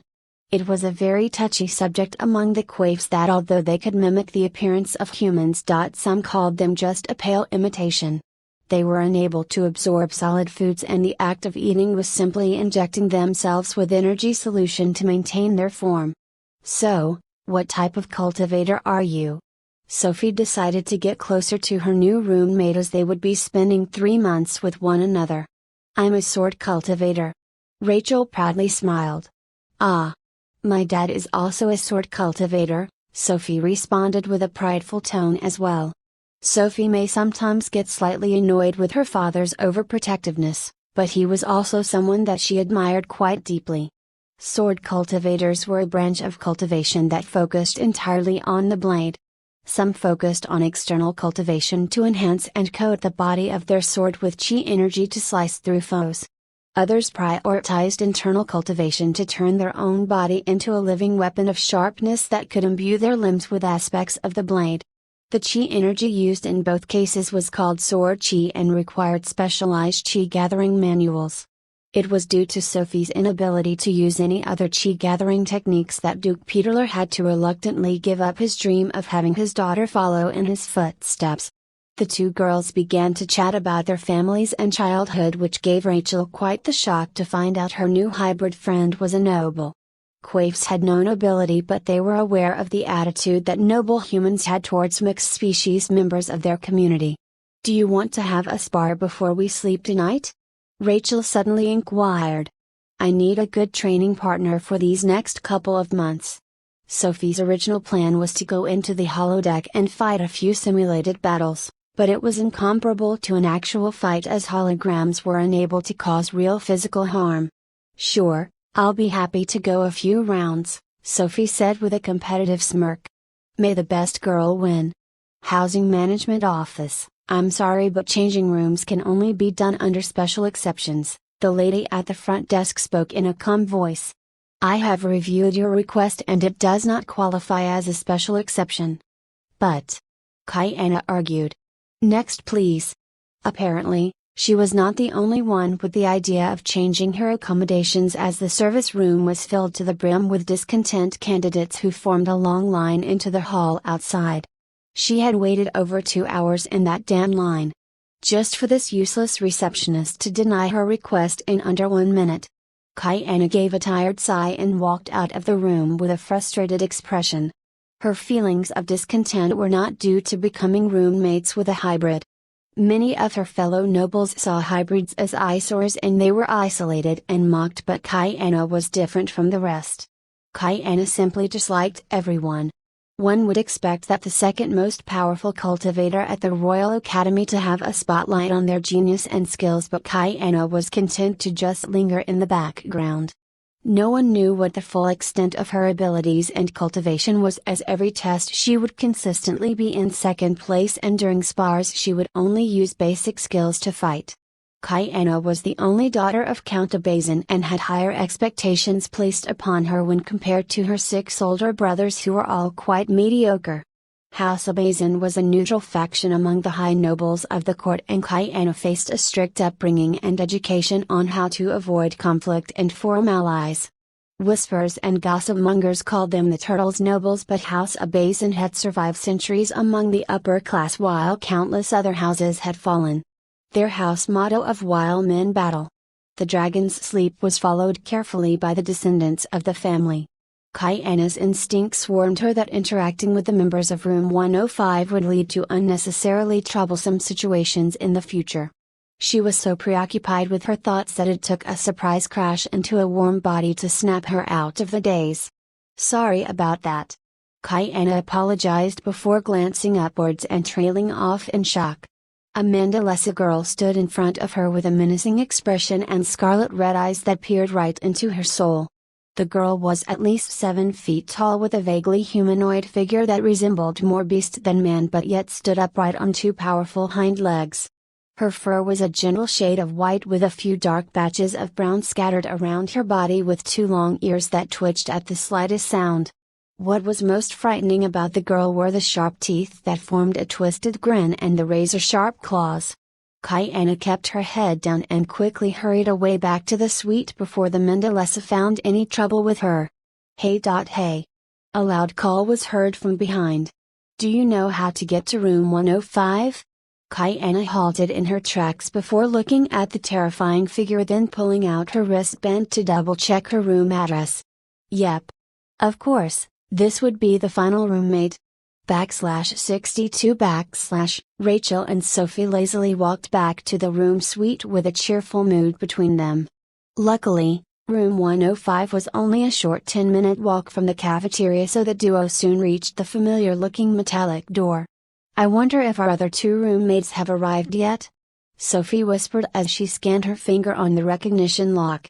Rachel just gave a casual shrug while the door swung open and the pair were assaulted by two furious voices that bellowed out of the room.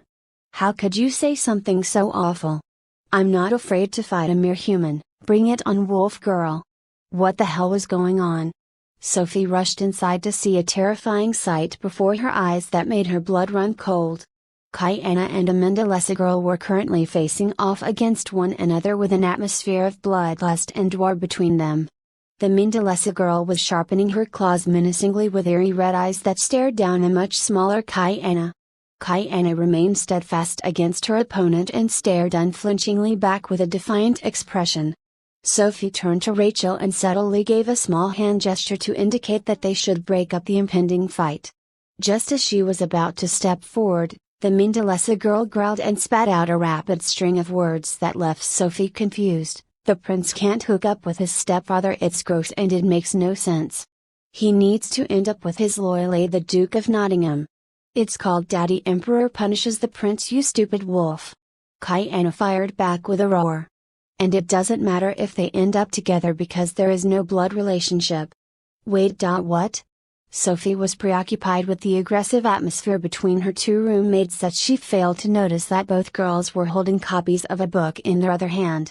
She tried to get a closer look at the title and suddenly a strange expression crossed her face. This argument was due to a boy love novel. A few minutes earlier, Kyanna and the Mendelessa girl were both unpacking their stuff on the respective empty beds in complete silence. After escorting the lost girl to the room, Kyanna avoided all unnecessary contact and just focused on settling down as she planned to take a short nap once the packing was done. She took out her clothes, some weapons, cultivation manuals and other items before reaching into the bottom of the luggage to take out her prized possessions. Her parents would have immediately confiscated her books, so Kyanna had to carefully store them in a secret spot before smuggling them on board the ship. She took out a book with a well-worn cover whose faded letters spelled out the title, Daddy Emperor Punishes the Prince. It was Kyanna's favorite novel that she had read hundreds of times. Oh, I love that book as well! Came an excited cry. Kyanna turned around to see the Mendelessa girl was also holding a copy of her favorite novel and many other similar titles. Kyanna's eyes lit up as she knew that she was in the presence of a fellow Fujishi. The indifferent gaze she directed at the Mendelessa girl suddenly became a lot softer. So, who is your favorite character and least favorite character from the book? Kyanna asked. They both answered at the same time, I like Duke Nottingham. The Emperor is just human scum. I love the Emperor. Duke Nottingham is nothing more than a sissy boy. What? What? Back to the present, why would anyone read such a trashy novel in the first place? Rachel innocently asked. She rarely read books and preferred watching human reality shows on the virtual net. Both girls immediately swiveled around and shot poor Rachel identical gazes of rage. I don't think we have introduced ourselves yet. My name is Sophie Peterler and it is very nice to meet you. Sophie attempted to smooth out the tension by giving out an introduction. The Mendelessa girl just noticed her presence and gave a tiny sniff in Sophie's direction before a contemplative expression flashed across her face. My name is Astrid Lockhart and I am going to obtain the first place standing in the university entrance exam, the Mendelessa girl pridefully stated. Kyanna rolled her eyes and just gave a short introduction, I'm Kyanna Bazin. Please don't involve me in any trouble. I'm Rachel. Came a joyful call from Sophie's side. This was the first time that Sophie had seen a Mendelessa in real life and their reputation as warriors was certainly not unfounded. Powerful bulky bodies with tight compact muscles made them seem like natural predators of all species. The Mendelesa race was second mostly to humanity in terms of raw power, and some even speculated that their low population was the main reason that they were not number one. Sophie, did you obtain the spot of first seed from your school as well? Astrid inquired. No. In fact, I was dead last, Sophie said with a laugh. There were no special advantages given to the top selected seeds once the entrance exam began, so it was not shameful to be ranked near the bottom. But why did you ask? Astrid approached her slowly and gave her body 2 large sniffs before muttering softly in her ear, "You smell like a human mixed with something extremely dangerous." Sophie frowned internally, but her face held a blank expression as she contemplated what Astrid had just told her. Anyways, it's getting pretty late. Sophie, let's hurry up and go to the training hall. Rachel glanced at her wristband and gave a startled gasp. Astrid seemed really excited when Rachel mentioned the training hall, and her face resembled an excited puppy. Can I join your sparring session as well? Astrid asked hesitantly. Sure. Rachel replied. The 2-person sparring session turned into 3 as Kyanna just indifferently gave the trio a glance before returning to her bed and opening up one of her novels. The private sparring hall was accessible from the back of the room via a transporter that would teleport the participants to different training environments. Rachel accessed the hub at the base of the transporter and scanned the list of available training rooms before making a selection. Training room selected, room T92, suitable for 4-6 individuals, preparing transport. A small humming noise was heard as the base of the transporter lit up in a white color and Rachel stepped on the platform before disappearing. I look forward to fighting both of you. Astrid gave a short bow and also walked into the transporter. Sophie clenched her fists in excitement and eagerly took a step forward. /63 arriving at training room, T092. A cloud of white particles formed a blurry figure as Sophie walked out of the transporter with only a small stumble. Her stomach still felt a bit queasy, but she fought down the urge to throw up. She was getting much better at this. Astrid and Rachel had already arrived in the training room and were engaged in a casual chat that Sophie was too far away to hear. Rachel beckoned to her cheerfully at some type of podium-like device in the corner of the room, so Sophie jogged forward to meet them.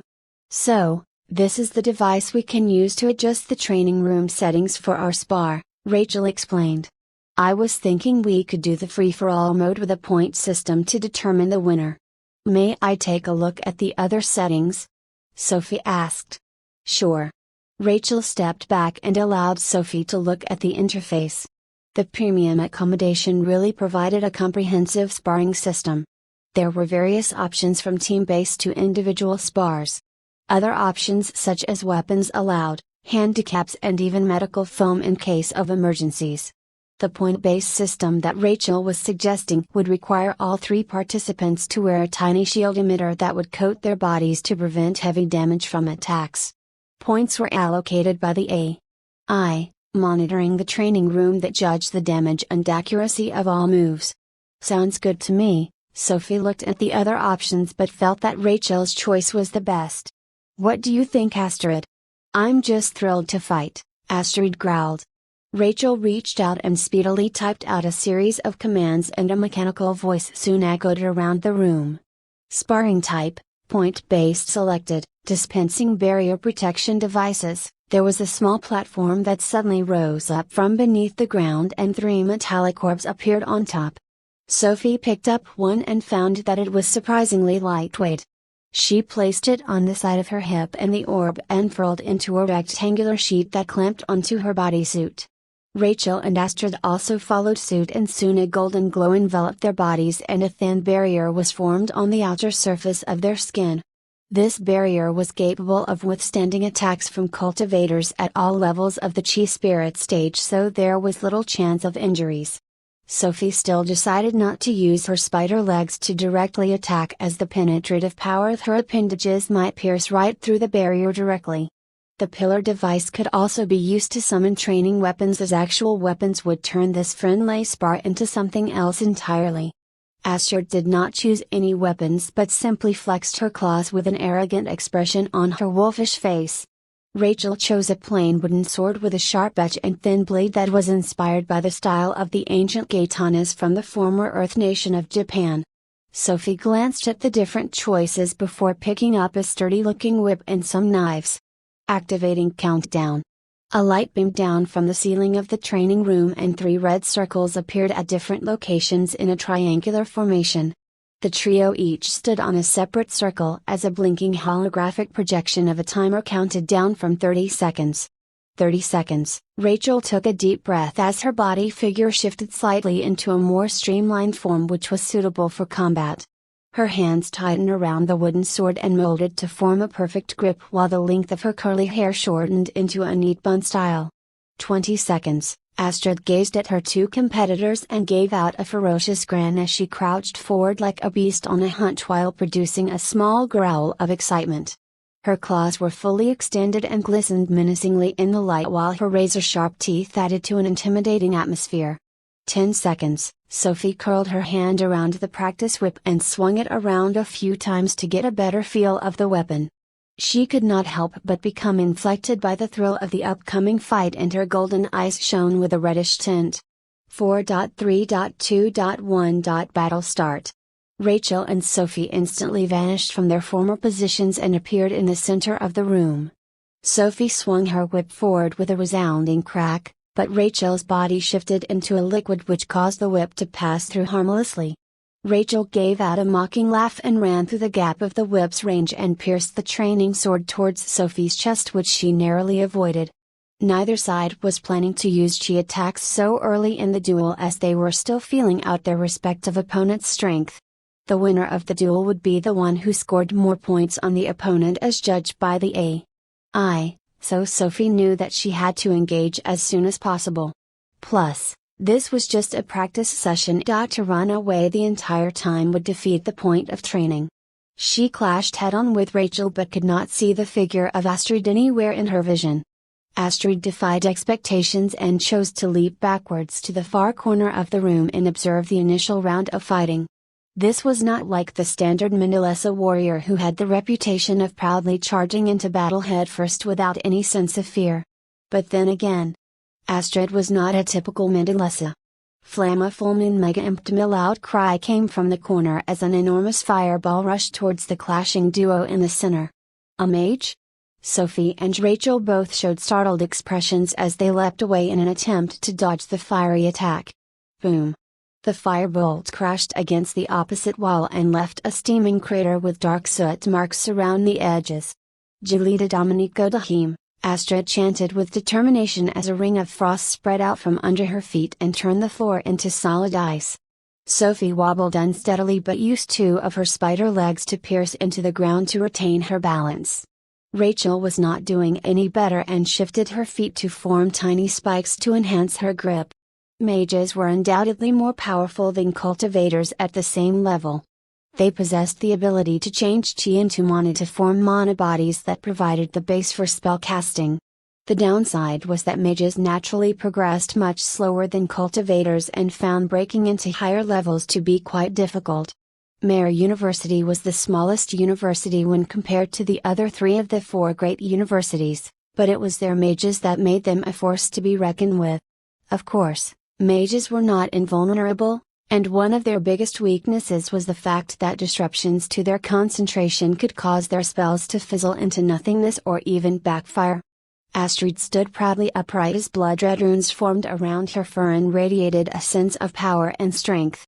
She had achieved the 2nd stage of the Chi Spirit realm and had also specialized in elemental-based spell casting. Astrid was one of the extremely rare talents among the Mendelessa race who had a talent for mana affinity that was even S grade. Sophie knew how dangerous mages could become if the battle dragged on, so she dropped all pretenses and launched a chi attack. Black Viper Art. Sophie leapt into the air and channeled the chi from her palms into the whip, which transformed into a deadly black serpent that charged towards Astrid. Now this is going to be fun. Rachel smiled lightly before circulating her chi in a strange pattern around her body. She was quite the perverted battle maniac, and fighting her 2 new friends gave a sense of pleasure that almost made her moan in delight.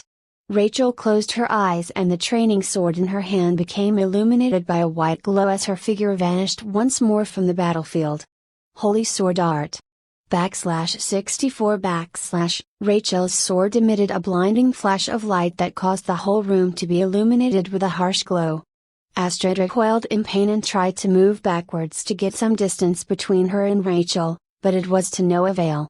Rachel took advantage of Astrid's temporary loss of vision and darted forward to launch a quick thrust toward her back.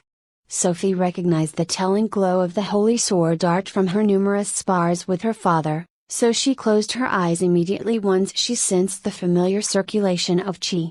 Righteous chi had to be used to form the circulation pattern to unlock the different moves from the Holy Sword Art, so it was inaccessible to those practicing dark or demonic cultivation. Ugh! Astrid gave out a short grunt of pain as the sword connected with her back and caused her to stumble momentarily. No swordsman would miss this opportunity and Rachel followed up by slashing forward to aim at her neck. Crack! Rachel completely forgot about Sophie's position as she simply assumed that the blinding flash of the sword art would leave her temporarily immobile. This was a fatal mistake. Sophie's whip coiled around Rachel's body and flung her into the air before crashing down to the ground with a painful thud. The shield emitter flashed a few times and Sophie could see the holographic scoreboard giving her an impressive 10 points. Oh, it's on now! Rachel yelled furiously before getting up from the ground with a huff. Hear my cry, Lord. Your humble servant seeks to drown my enemies in a sea of holy fire and fury. Archangel's descent. What? Sophie exclaimed in shock. That was a secret body fortification art only taught to core believers of the Nephilim Church who had the potential to become future pillars of the organization. Rachel's figure was covered in a holy light as if she was undergoing a baptism with gentle trumpet sounds ringing in the background. 2 angelic wings of pure gold color sprouted from her back and lazily unfurled to an impressive 10 meters in width. Sophie was under the impression that her roommate had only learned the Holy Sword Art, but it was now clear that she was actually a believer in the Nephilim Church. There was an enormous difference between these two concepts. The Earth Federation did not have or promote any official religion, but there were still several churches of minor to moderate influence. Members of these churches were allowed to obtain cultivation techniques and manuals based on their respective gods or energy. One of the most popular churches was the Nephilim Church, who worshipped the old Earth mythology of the legendary children of angels and demons. Their holy maidens and demon knights were all powerful members of the Imperial Army whose contributions granted the Church 3 planets in a minor star system to govern as they saw fit. Members could choose a path of either demonic or angelic cultivation and the Church would handle all the expenses of training. The secret techniques were graded differently, and the Church would pick out candidates carefully out of a tiny pool of potential seedlings. These children were either connected to the higher-ups of the Church or possessed enough talent to make up for the lack of a background. Sophie's father had paid an enormous monetary price to learn the Holy Sword Art as he was not a member of the clergy. Rachel's transformation was almost complete as the light falling onto her body suddenly concentrated into a halo that floated gently above her head while she hovered in the air. She opened her eyes and a piercing white light shot out, sweeping the entire length of the room. An angel appeared on the battlefield and caused all who witnessed her glory to be left with feelings of awe and veneration. This holy atmosphere was promptly disrupted by a loud chant. Fights, Hazud Canis and Pariat. A roar howled out from the corner of the room. Just as Rachel was about to lightly drop onto the ground, an enormous vine grew out from under her feet and smashed her right into the wall. Sophie! Damn it, you stupid mutt! Rachel stood up from the crater formed in the wall with an expression of rage. I wanted to look cool, but you went ahead and disrupted my entrance. She may have been surrounded by an angelic aura. But the following choices of words that Rachel yelled out were not holy by any stretch of the imagination. Astrid stretched out her claws and dashed straight towards Sophie with an imposing air.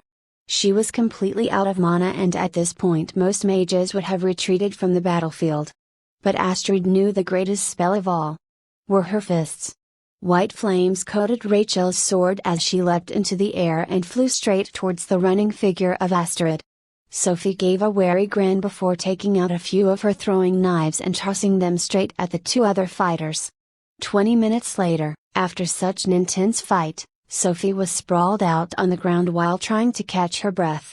Rachel was also leaning casually against her shoulder with the angelic aura long dissipated, leaving behind just an exhausted girl. The only one who seemed to be in cheerful spirits was Astrid, who was happily running around the training room to burn off the extra adrenaline from the fight. "Shall we have another round?" she called out. "No way. And hell no," were the hasty replies from her tired-out sparring partners. "Should we check to see who won the spar?" Rachel spoke up. Sophie groaned with pain and dragged her tired body to the terminal to check the final point tally score for each of them. The holographic display shifted from displaying the duration of the duel to a series of dots before the results came out. Points calculating. Sophie Peterler, 40 points, Astrid Lockhart, 100 points, Rachel Empyrean, 35 points. All three remained silent as they stared at the scoreboard before Astrid howled in excitement and ran towards Sophie and Rachel before sweeping them together and giving them a big hug. "I won! I won!" was the celebratory cry. Sophie pushed down her small feelings of discontent and wrapped around her arms around this naive battle maniac. "Congrats, Astrid," she smiled gently. Astrid glanced down at her with beaming eyes, and suddenly Sophie was struck by the thought that this wolf girl suddenly looked like a little puppy. She had to admit that Astrid was a fierce opponent that she did not have the confidence to beat at the current moment. Even when her mana eventually ran out, Astrid was able to use her natural physique and fierce hand-to-hand combat skills to match both Rachel and Sophie, who were using chi attacks. /65 Imperial Army Headquarters X0293. It was the bi-monthly meeting between Commander Ayleld and the current heads of the military officers under his faction. The Imperial Army had millions of members, so just having one person oversee all the day-to-day operations would be impossible. Commanders were selected from among the 4 different races, and each controlled a different region of the Earth Federation, with the final authority belonging to a small council. Members of this council were the most powerful beings of the Earth Federation, with a minimum cultivation level of God stage to even qualify for entry. Commander Ayleld was seated on a stone-like throne while the other members present were standing at attention, not daring to even breathe under the pressure. Not all officers were physically present, as holographic projections of some officers were also interspersed in the crowd. The meeting had been going on for several hours at this point, and several important matters had already been addressed. Hostility with the insectoid races had recently reached a stalemate, as both sides were reluctant to bring out their high-level combatants over the poor resources in the border star systems. This was merely the calm before the storm, as several hidden operations were in motion to retaliate and destroy some insectoid-controlled planets. "Are there any more matters to address before we wrap up this meeting?" the commander calmly asked as a brief lull occurred. His secretary glanced at a young man who was sweating profusely at the end of the table and gestured to him to speak up. The youth was noticeably younger than the other members present, and his fair skin and golden hair revealed his noble lineage. The young man cleared his throat slightly and began to read from his tablet. "One of the mining colonies in the outer regions has been decreasing production due to a rebellion that started from the native races working on site. The natives are demanding increased payment and to create safe zones on their heritage sites on the planet where no mining can occur."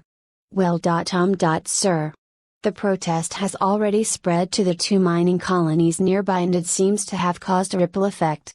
The commander glanced at the young man stammering while reading out the report and just sighed lightly. Lieutenant Paulinus was a noble scion of one of the prestigious houses in the Federation and had been assigned to an extremely easy galaxy to oversee. His father was a powerful God stage cultivator, and his son was the heir apparent to his noble territory. Commander Ayleld gave the child a relatively safe job supervising mining colonies and even promoted his rank directly to lieutenant. The boy was clearly still wet behind the ears to not be able to handle such a simple matter. "What is the nature of the rebellion? Have the natives started to use violence?" one of the officers in the room asked. "No. It has been largely peaceful, and they have just stopped working and stood outside the mine entrance to prevent extraction." Raucous laughter echoed around the room as the older soldiers couldn't help but chuckle. The way the young man had been describing the situation in a frantic tone had made them think that it was a serious matter. "This meeting has come to a close. Everyone except Lieutenant Polina's please leave the room," the commander growled in a deep voice. Holographic figures shimmered and then disappeared while the members who were physically present whispered quietly to one another while leaving. Lieutenant Polina's burnt with shame as he saw looks of mockery and jeers from the other officers before they exited the room. Commander Aleld was his father's close acquaintance, and it was this bond that had allowed him to rise swiftly up the ranks when compared to his peers. He could see the disappointed look on the commander's face and just sat quietly while awaiting the impending judgment. A few minutes passed in complete silence before the commander spoke in a harsh tone. "Did you not read the training handbook for managing colonies?" "Yes. But the only situation described in the manual was a method for suppressing violent insurrections, and none of the natives have used force." Lieutenant Polina's hurriedly explained. "Follow the standard procedure and do what I say to do," came the reassuring voice of the commander. The protocol manual of the military was available to the public in order to increase accountability, but many of the actual rules and regulations were kept in the dark. Military tribunals would deal with officers who committed crimes, but high-ranking officers would usually face inconsequential punishments or simple demotions. Things had been vastly different when Duke Peterler was in the upper echelons of the Imperial Army, but his absence had allowed different factions to fight for control. His stricter rules were now a product of the past. "Sir, forgive my ignorance, but what is the standard procedure?" Lieutenant Polina's asked. The words that left the commander's mouth made Polina's blood run cold. "Exterminate one of the native races as a warning. If this so-called rebellion continues, apply for robotic workers from the military factories to handle the extraction of the materials and slaughter the rest of them." "But sir, that's a war crime!" Lieutenant Polina's exclaimed in shock. "Naive boy," Commander Aleld shook his head slightly. The minute the Imperial Army stepped foot on that tiny little planet, it was no longer their own. He had seen many new recruits unaware of the darkness that lay beneath the patriotism and glory of working in the Imperial Army. Conquest and exploration were all nice terms thrown around by the state media, but what do you think happened to all the native races that resisted the Federation's extraction of their natural resources? The answer was genocide or enslavement. If you are incapable of even doing this easy method, then I will have no choice but to relocate you to a battlefield," the commander threatened. Commander Aleld could see the hesitation and conflict in the young man's eyes, which caused his tone to soften slightly. "If you handle this matter well, I can look at promoting your rank directly by 2 stages. To win over some of the more stubborn recruits, a carrot and stick method had to be utilized to encourage them to do what needed to be done.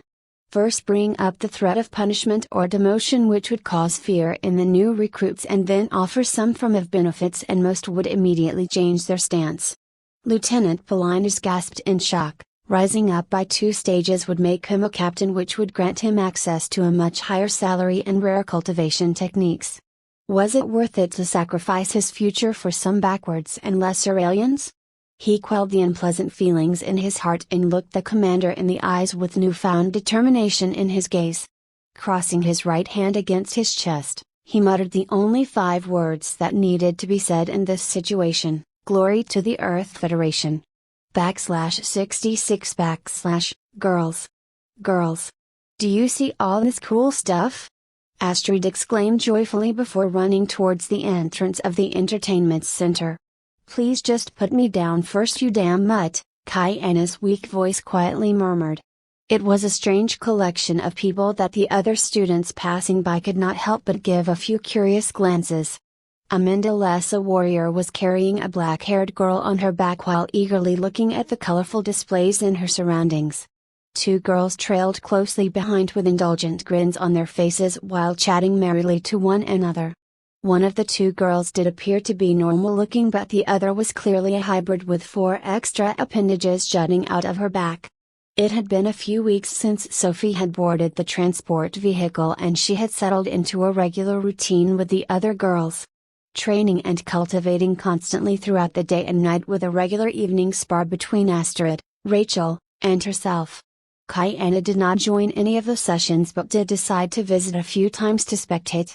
Sophie had learned a bit more about each girl's personality and had naturally gotten closer to each of them. Astrid was extremely friendly and it was even to the extent of being a tad clingy towards Sophie and the other girls. She was fiercely overprotective of her pack and any snide comments made by other students towards Sophie was met by a swift growl of warning.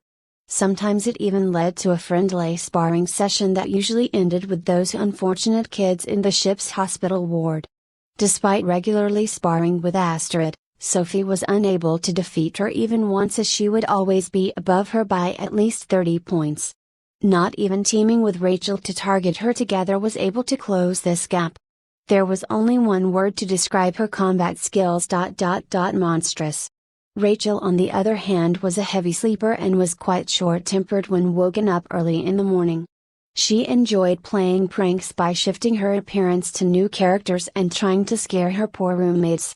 Quaves chose new human appearances the same way humans would select clothes to wear on different occasions. The only special note was that she did not transform into any male figures as that would go against the rules of the dorms. The last roommate was Kiana, who Sophie was not very close to and was uncertain of her actual personality traits. She was a quiet girl who kept to herself and would only engage in social interactions when dragged into it by an enthusiastic Astrid. It was not all training as the girls would usually take the Saturdays off to explore the different facilities on board the ship. Today they would be visiting the arcade to relax and play a few games together. Astrid was the one who suggested the idea and Sophie found herself unable to resist those puppy eyes. Kiana was not willing to go but Astrid ignored all the protesting and just lifted her on her back. Sophie and the rest entered the arcade and were immediately greeted by a cacophony of sounds and holographic screens.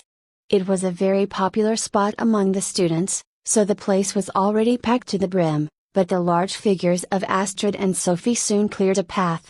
"Should we check out the retro section?" Rachel asked. The gang headed to a less populated area with dozens of physical machines with various games, prizes as well as a ping-pong table in the middle. Kiana got down from Astrid's back with a huff and headed towards a claw machine to win herself a stuffed toy. Astrid rubbed Rachel's hair with her claws sheathed and ran off to an unknown location to play with who knows what. Sophie and Rachel picked up 2 rackets and started an intense game of ping-pong with bets getting increasingly larger and larger. "If I win you owe me 10 inas. Too low, you need to make it 1,000 inas. I'll have you know as the daughter of a duke. I can up the bet as well." It was all in good fun and both girls casually knocked the ball back and forth while secretly circulating their chi to enhance their reflexes.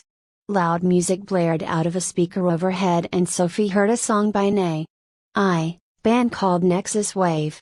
"There is a guardian fire in soul. Love lost as the heartbeats unfurled. I fight with blood, iron and steel. Military life is for me. Spitting flames and shooting shots. Woo. God, that song was horrible." Sophie furrowed her brows and was not impressed. Entertainment such as music and film were not valued highly in the Earth Federation as strength was the main measure of attractiveness. Looks did not matter as the genetic enhancement of the population produced many beautiful women and handsome males. New songs were rarely sung by actual people and were instead created by record companies and performed by AI bands. Rachel took the opportunity when Sophie was distracted to land the decisive point and punched the air with excitement as she won.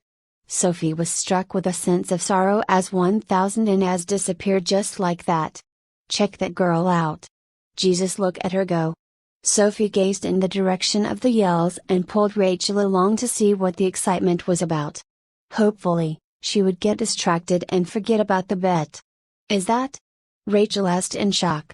A large crowd had formed around a dance game where one girl was tearing up the dance floor with impressive moves and flexibility. Her waist swayed gently to the rhythm of the music and some of the observers could not help but think that a goddess had appeared before them. If only the goddess wasn't a 7-foot-tall wolf beast. Sophie. Rachel. Come here. Astrid saw her two friends out of the corner of her eyes and dragged both of them to the dance floor amidst the cheers from the crowd. Rachel glanced at the dance moves on the screen and did her best to mimic Astrid's movements while giving out charming smiles at some pretty girls and boys in the crowd. Sophie's dancing. Well. She was just happy to be having fun with her friends. /67 pew. Pew. Pew. Green blood splattered across the holographic screen as Sophie shot one stumbling figure after another while maintaining a firm grip on her pistol. Rachel, Astrid, and her were playing an arcade game called Zombie Rush Hour where the objective was to kill as many enemies as possible before the timer ran out. Zombies were not real, but certain parasitic alien species could attach themselves to the heads of other creatures and control their hosts in a zombie-like manner. The risk was extremely low to cultivators, but ordinary people were especially vulnerable, which led to the creation of a booming sub-industry of pharmaceutics purely dedicated to parasite extermination. "This is unfair," came a frustrated growl behind Sophie. Astrid was trying to hold the blaster pistol, but her long claws and the shape of her hand prevented her from getting a firm grip, so all the shots at the zombies were wildly off target. "Looks like this round's winner is going to be me," Rachel jeered at the other two girls before landing shot after shot on the zombies. After Astrid's wild performance on the dance game, the girls explored other areas of the arcade and even picked up Kiana, who was now holding a stuffed toy bunny in her arms. Kiana felt surprisingly bothered while watching Astrid's struggles with the pistol and approached her to offer some assistance. "Stupid mud, let me help you," an exasperated sigh came from Kiana, who was spectating the trio. She held Astrid's claws in her hand and gently adjusted the grip on the blaster pistol before correcting Astrid's posture and teaching her how to fire. Kiana still thought that all of her roommates were unnecessarily troublesome, but hanging out with them was pretty fun. She would never admit this, of course. Zombie Rush Hour, ending, winner, Most Beautiful Queen 045 100 Zombies Guild, 2nd place Captain Liquid 89 Zombies Guild, 3rd place Magic Rules, 30 Zombies Guild. It wasn't necessary to use your real ID when playing the arcade games, so the girls each chose a different nickname. "Wow, Sophie, it looks like you set a new record." Rachel gasped in admiration. Sophie replied with a grin and struck a pose with a triumphant expression on her face. All the training done in the Duke's mansion had not gone to waste, and her marksmanship skills were quite impressive. Astrid was very happy with her score, as Kiana's help had caused it to rise from 2 kills all the way to 30, so she gave the girl a small lick on the cheek as thanks. "Don't do that!" came a furious yell. Rachel could not help but giggle slightly at Kiana's expression of rage while Sophie ran ahead to check out some of the other games. It was good to have some days to just relax with friends. Sophie was exhausted after a long day of playing and just wanted to sleep as soon as possible. She was under the impression that the evening spa would be cancelled today, but Astrid seemed to have a never-ending supply of energy and eventually convinced them to have a quick 10-minute session. Kiana gracefully declined and decided to do some light reading before falling asleep. Needless to say, Rachel and Sophie lost quite heavily, as both were barely conscious by the end of the duel. All of this training made Sophie's cultivation soar rapidly, and she broke into the second stage of the Chi spirit realm. New acupuncture points opened up and Chi flowed through her body cells, which brought her firmly into the upper echelons of cultivation among the rest of prodigies. The star pendant on Sophie's neck gave off a familiar warm glow as Chi began to circulate around her body in a familiar pattern. Spider Whisper Art was unlike any other Chi gathering technique, as no conscious thought had to be used to activate it. Once the conditions were met, the Chi in Sophie's body would just flow automatically. "Maybe I should visit the space today," Sophie murmured lazily to herself. When Sophie opened her eyes, she found herself back inside the empty void with only the stone tablet to keep her company. Breaking into the Chi spirit stage had not made the space undergo any visible sort of transformation, but Sophie could feel that her comprehensive skills increased when practicing cultivation techniques in the space. Sophie was well aware of her biggest weakness: lack of cultivation skills. Other than a movement technique and a whip technique, she had no other moves in her arsenal. Taking a few deep breaths, Sophie circulated chi to the tips of her fingers that soon turned into a silvery color. Steel tip strike. She had been attempting to master a new technique, but it had been very difficult to make any progress outside of the space. Sophie could turn the ends of her hands into the silvery color. Unfortunately, that was the extent of her prowess so far. She was undeterred by the failure and stopped the circulation before trying again while making minor adjustment to the chi flow. Concentrate on the pattern. Keep the flow steady. Avoid all distractions. Sophie was so engrossed in the training that she failed to notice that the space behind her warped and a figure soon dropped into the void. "I found you!" came a loud cry that startled poor Sophie. She turned around and saw the alien girl who had appeared all those months ago. It had been such a long time since Sophie had seen another person in the space that she had put the encounter out of her mind after weeks of trying to find her. The alien was extremely humanoid in appearance with golden eyes and pointed ears that resembled Sophie's. Unlike the last time where her figure was blurred and shadowy, Sophie could clearly see her image and the girl looked just like her. It wasn't that they could be considered identical twins, but the structure of the girl's face and something about her smile was very similar to her own. The main differences would probably be the length of her fangs and the presence of 6 spider appendages instead of 4. "The Empress Dowager told me about you." The alien disappeared from her location and appeared right in front of Sophie with an overbearing air. Sophie clenched her fists tightly and prepared for a fight with the aggressive-sounding creature. She was unsure of what would happen if one sustained an injury in the space, but one could not help but be careful when facing off against the unknown. "I didn't know that my niece was so adorable." Before Sophie could react, she found herself swept up into a tight bear hug by an enthusiastic relative? /68 / "Why are you so skinny? Are you not getting enough food? I heard from the Empress that humans are bloodthirsty monsters. Have no fear. Your Randy will try to rescue you as soon as I can." Sophie's head spun as the strange alien kept checking her body for injuries and rapidly blurting out sentence after sentence.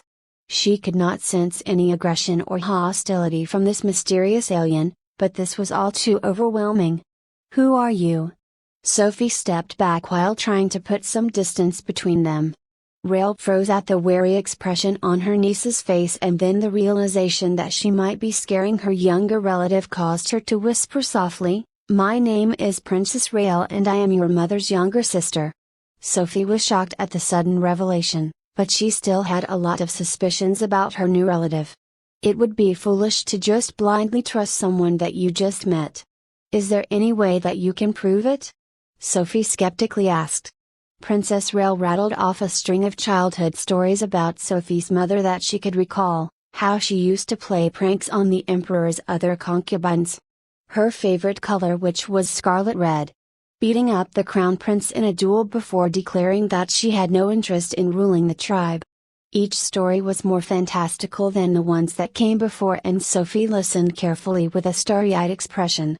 The only problem was, she had no way to verify any of these tales.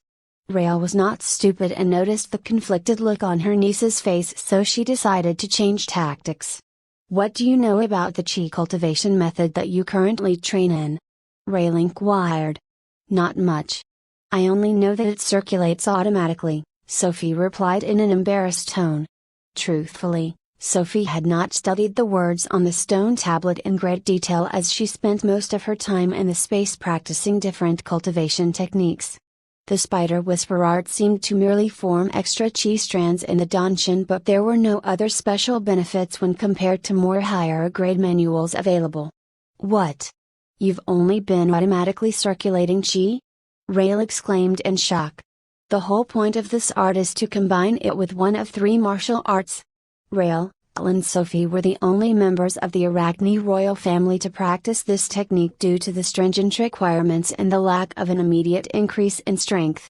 The manual on its own was nothing more than a subpar chi gathering method with a small boost to speed.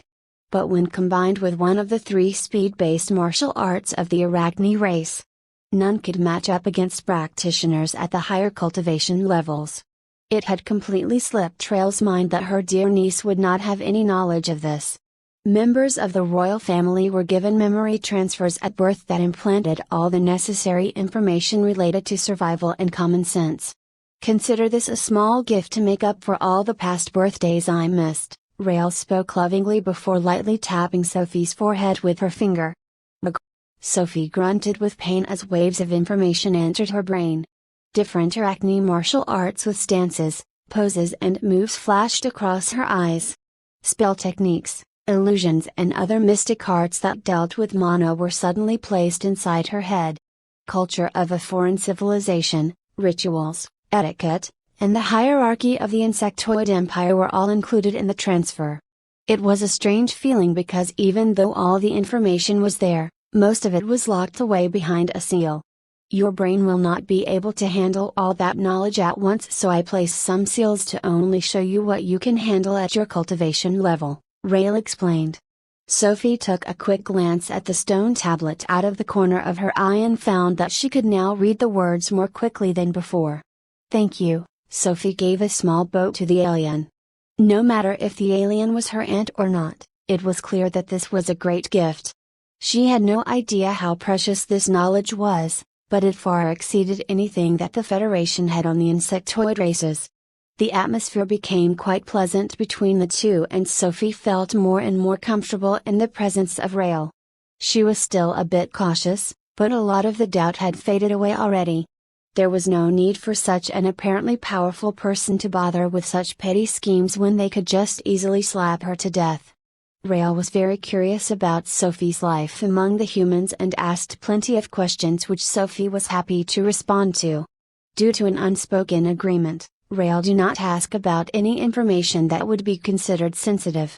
Sophie also learned a little bit about how well humanoid insectoids were treated in the Empire, as they were considered a high life form more akin to demigods. All humanoid tribes could exert natural suppression over their lesser intelligent brethren and had the highest number of high-level cultivators. The disadvantage was that unlike humans, these insectoid tribes with great potential were unable to rapidly reproduce. This meant that in a war, it was unlikely for God stage cultivators to get involved, as they could not easily be replaced.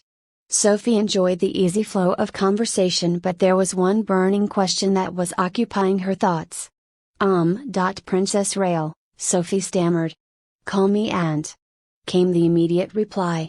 Andy. Do you have any news on how my mom is doing? She looked at her aunt with a hopeful expression. Princess Rael kept seeing the image of her older sister in Sophie's gaze and could not help but shudder slightly while lying through her teeth. Princess I mean your mother. She is currently in closed-door cultivation while trying to break through to the ascension stage. This process will probably take several years. Sophie's face sunk at the news, as it appeared that the reunion with her mother was doomed to be far off into the future. It pained Rael to keep the matter of Tla's imprisonment a secret, but it would do her daughter no good to know the truth. The nearest stargate at the location of the prison was heavily guarded by multiple God stage cultivators, and one would have to be in the ascension stage in order to escape. Princess Tla was one of the most talented cultivators among the Arachne race, so it was a great loss to their combat capabilities to see her locked away. But the risk of her joining the fight for succession had left some of the concubines with no choice but to whisper in the Emperor's ear to delay her release. Sophie was currently the only offspring of any of the royal princes and princesses, so she was far removed from any right to the throne. Plus, there was an enormous issue of whether or not the Emperor would order a kill on sight warrant if the court learned of her existence. Rael saw that her hands and legs were now melting away into a shadowy form, which indicated that the duration of her stay was nearly up. We don't have much time left in the space, Rael spoke in a serious tone. Before I leave, there is one more thing that you should know. /69 Sophie listened seriously as her aunt drew closer and began to speak in a solemn tone. Each star of Ethnes contains its own space for training and cultivation, but practitioners can transfer their consciousness into other areas every couple of months. The duration of their stay depends on the strength of the person transferring their consciousness. Rael's form began to shake and flicker as her outer appearance became engulfed by dark shadows. She was merely in the chi-tide stage, and it was impressive enough to be able to stay for the duration of 10 minutes. Unfortunately, it seems like it would be quite some time until the ant and niece bear could be reunited once more. There were only 3 current cultivators who trained in the spider whisper art, and the Empress had ordered all the remaining amulets to be placed in her storage ring.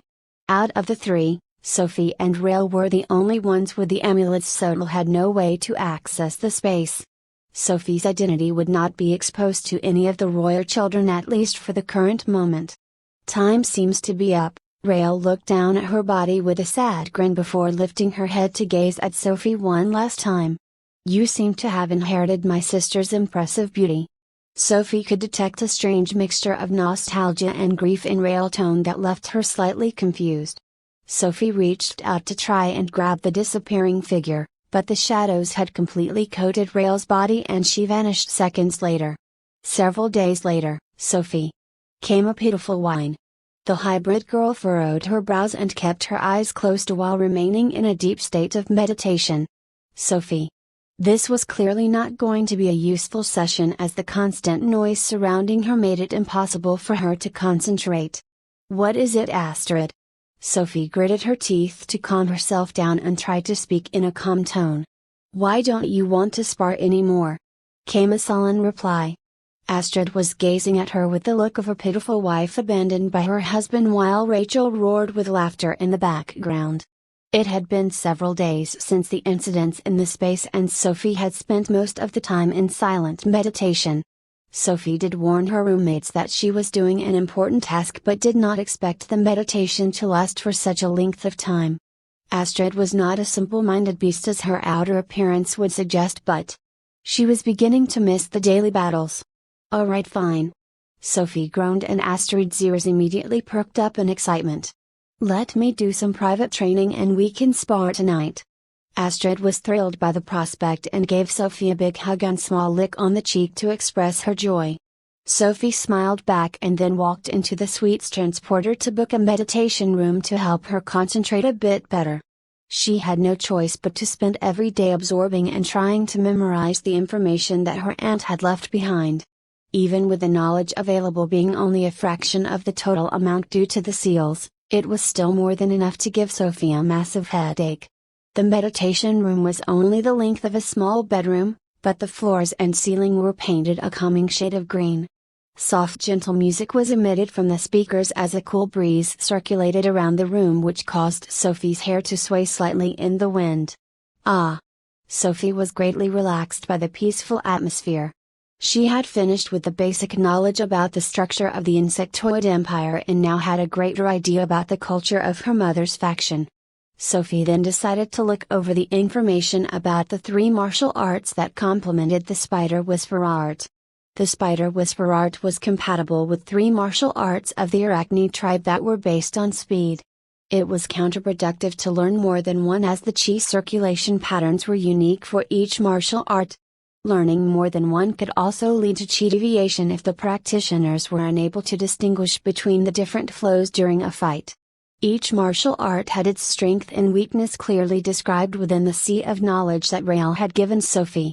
She had even included her own enlightenment and notes on the different arts to help her niece make the right choice.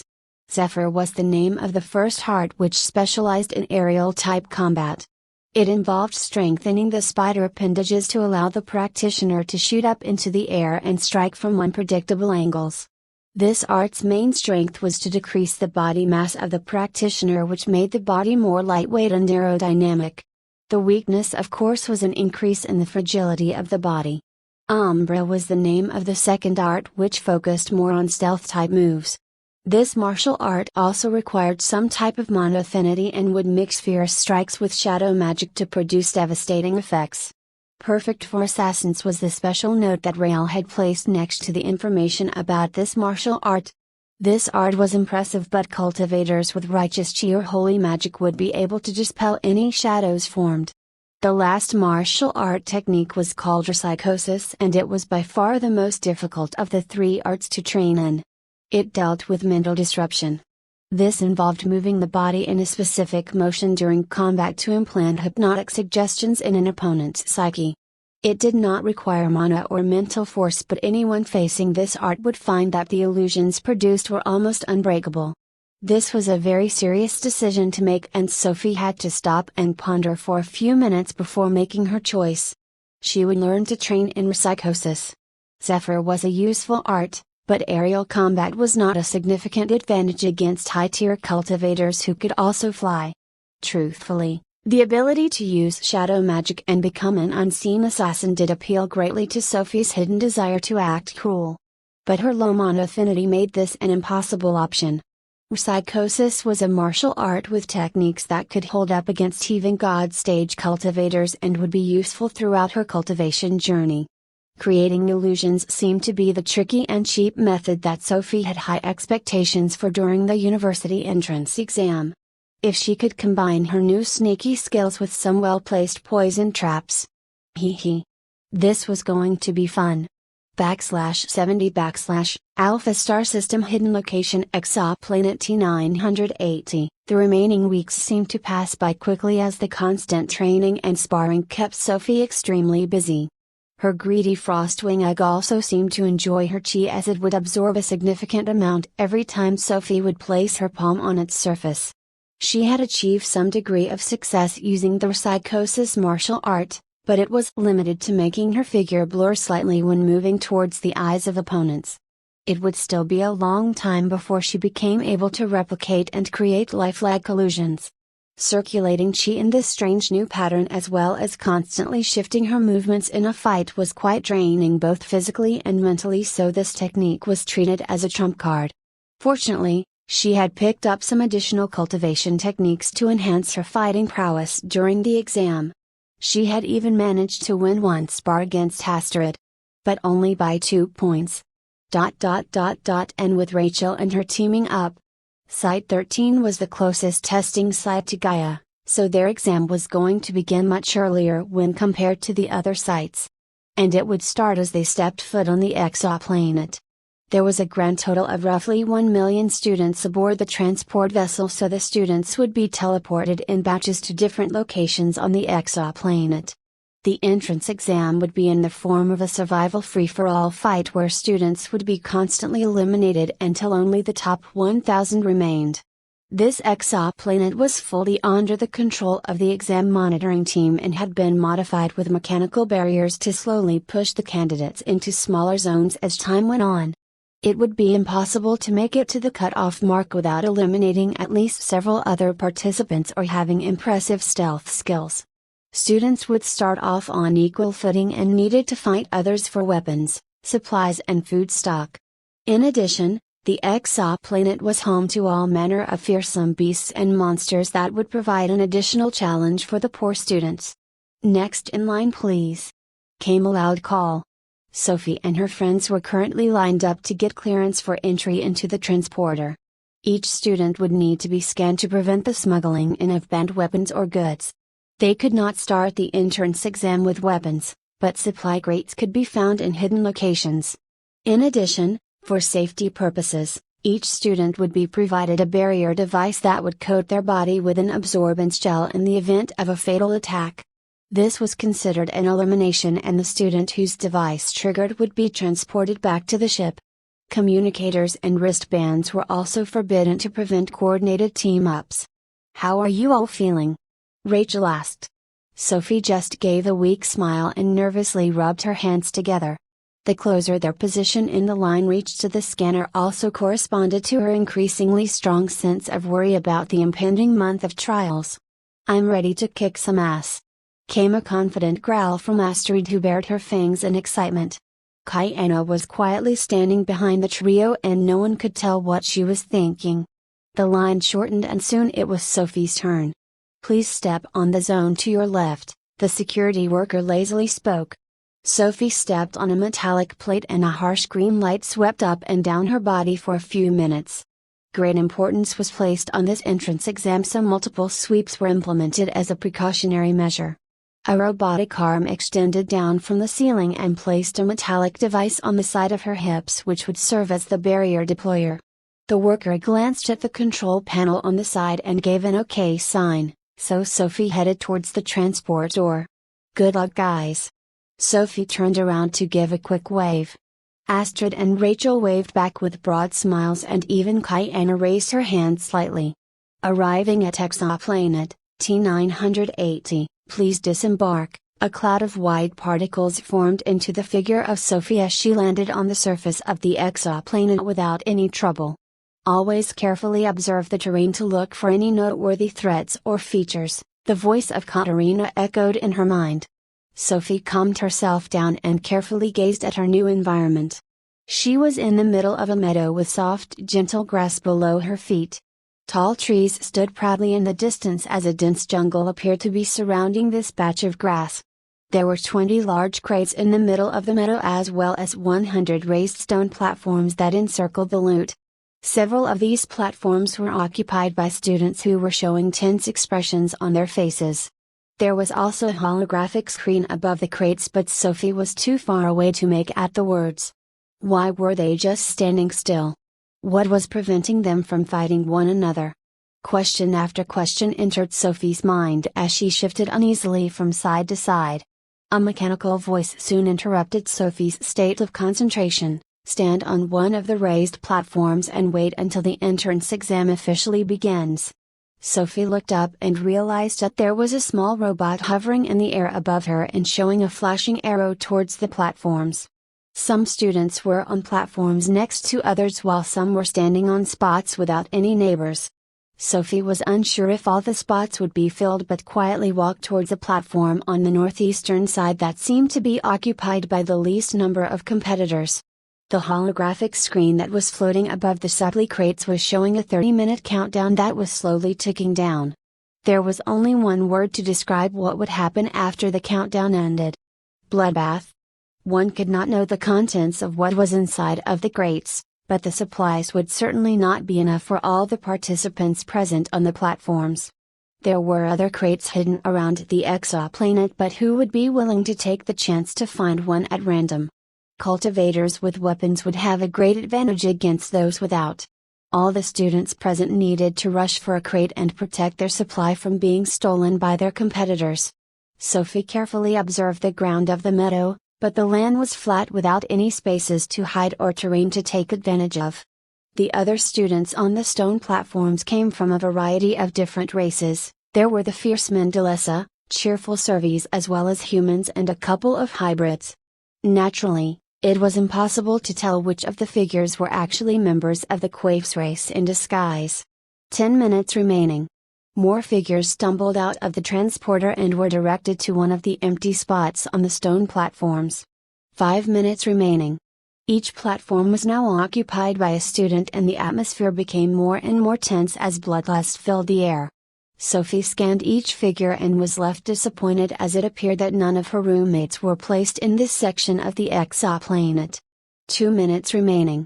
Sophie took a few deep breaths and started circulating chi around her body in a familiar pattern. 30 seconds remaining. Various runes, techniques and skills were being activated in advance as the students intensely focused on the ticking clock. The university entrance exam will now begin. Sophie's figure blurred and soon vanished from the spot as she activated her movement skill to the highest level. It was time to show off her abilities. /71 begin. The unexpectedly loud announcement created a small moment of pause before each student rushed into action. Some attacked their neighbors to eliminate the competition at the start of the exam, while others focused attacks on those running towards the crates. There were even a few that immediately left the platforms and ran away from the impending battles. It was clear that the Mendelesa students would have an advantage in the initial stage of the exam before weapons came into play. Sophie did have a new palm technique up her sleeve, but her spider appendages were more than enough to block any stray attacks. Her main plan was to just grab a random crate and immediately flee towards the jungle and look for shelter near a location with fresh water. Unfortunately, she did not seem to be the only one with this idea, as several other shadowy figures shot towards the crates in the blink of an eye. Out of the corner of her eyes, she could see one figure aiming an attack right at her legs. Clang! Sophie blocked the swipe of a Mendelessa warrior with her spider legs before turning around and launching a fierce kick towards his stomach. The poor warrior flew backwards before crashing into the ground with a resounding thud. Damn! Sophie growled. That counterattack had cost her a few precious seconds, but it was enough for the other students to grab a crate each and shoot towards the forest. There were only 20 crates, and after the initial grabbing, only 5 crates remained. Sophie rushed towards the smallest crate in the corner of the pile and picked it up in her hands before fleeing away from the battling students. "Stop them!" came a random voice. Various beams, spells and attacks came hurtling towards her direction, but Sophie started circulating chi in a strange pattern according to the teachings of the psychosis art. Sophie's body began to blur slightly and the shadow of an identical copy of her image could be seen faintly at the side of her location. The attacks missed frequently and eventually the students just shifted their target to the other easier to hit opponents. Sophie ran and ran as fast as her legs could carry her until the sounds of the battlefield faded away into the distance. She leaned against a nearby tree and began to exhale slowly to calm down her racing heart. Sophie was now surrounded by a dense jungle with a faint mist hovering over the canopy and hot air blowing against her face. The crate held tightly in her hands was only the size of a small backpack, but Sophie looked forward to seeing the contents within. It was important to find a safe location before opening it up to see what was inside. There was a bubbling noise from a nearby stream, so Sophie headed towards its direction to get a fresh supply of water to quench her thirst. Sophie dipped her hands into the stream and felt the refreshingly cool sensation of water touching her fingertips. It would have been foolish to attempt to grab all of the items in the meadow, and Sophie was quite satisfied with her haul. "I wonder how the other girls are faring," Sophie whispered to herself. She did not have to be too concerned as Rachel and Kiana had both decided to give up on fighting for the supplies in their respective zones and just headed into the jungle to search for water and food. Although Astrid decided to take quite a different approach when compared to her other roommates. Astrid's point of view, dozens of students ran towards the loot crates in the middle of the meadow, but just as the quickest ones were about to grab a crate, "Ignire Ignis Malum!" came a low growl.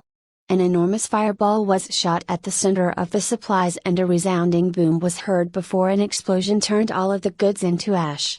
The students near the heart of the explosion were all instantly eliminated, and those on the outskirts of the blast could not help but vent their fury. "Son of a bitch! Why would you blow up all of the supplies? Are you fucking insane?" Maniac laughter echoed around the meadow as Astrid unsheathed her claws and leapt into the air before launching spell after spell. Shrieks of pain and fear could be heard from a distance, as well as the telling flashes of golden light which signified a barrier's deployment. Transport Ship 13, Central Monitoring Room. In a spacious room in the middle of the transport ship, there were several figures frantically rushing from one holographic screen to another. "Keep a look on the beasts in quadrants Delta, Alpha and Omega. Sir. We already have seen 200,000 eliminations in the first hour. Send in reinforcements to the hospital ward. The competition this year is particularly fierce." It was a chaotic mess as several test administrators scrambled around to handle all the various issues that had cropped up since the exam begun. The hospital wards had to be run smoothly as the barrier devices would only activate upon the detection of a fatal blow, so students could still be terribly injured or brought to the verge of death. The first couple of days would have the bulk of the eliminations as the students fought one another for supplies and control of vantage points. Typically, there would be a lull in violence until the zone began to gradually shrink and the candidates would be forced into a smaller area. Each barrier device acted as a tracker which allowed the satellites in the exoplanet's atmosphere to capture and relay their location in real time. This also allowed university scouts to pull up the feed of specific students to monitor them closely, which would help in making the decision whether to send an offer or not. There was a luxurious room located at the back of the monitoring hall where all 4 of the university representative scouts were located. Atlas University's scout was a young man with a skinny appearance and greasy hair. He was constantly checking his wristband, and every single one of his camera feeds showed the footage of a young noble. Darren was as a commoner who was lucky enough to have been admitted to a side branch of Atlas University and joined the scouting team upon graduation. He had to carefully monitor and give preference to the noble children under the orders of the higher-ups. The service scout for Mare University was an elderly creature with greenish hair and seemed to be much smaller than the average member of her race. She resembled a wise old lady in a pixie's body. But the arcane runes that constantly flashed under the surface of her skin were quite threatening. Her name was Adriana Greenhorn and she was also the dean of the Frost Mage department at Mare University. The Quaif scout for Tantabas University was transformed into his natural liquid form and happily swishing from side to side in a bowl. While the screens in front of him were randomly cycling through different students. Zrudred University's scout was by far the most relaxed out of the four and was leaning back on his chair while sharpening his claws lazily with a knife. Selvin Gers was the boot camp instructor for the freshman students of the main branch and was a massive 9-foot-tall Mendelessa warrior. The most striking detail about him was the fact that all of his screens were blank except for one that was playing the latest drama produced by BYT Entertainment. His nonchalant mood caught the eye of Darren, who could not resist curiously asking him a question: "Are there no students that you need to keep an eye on?"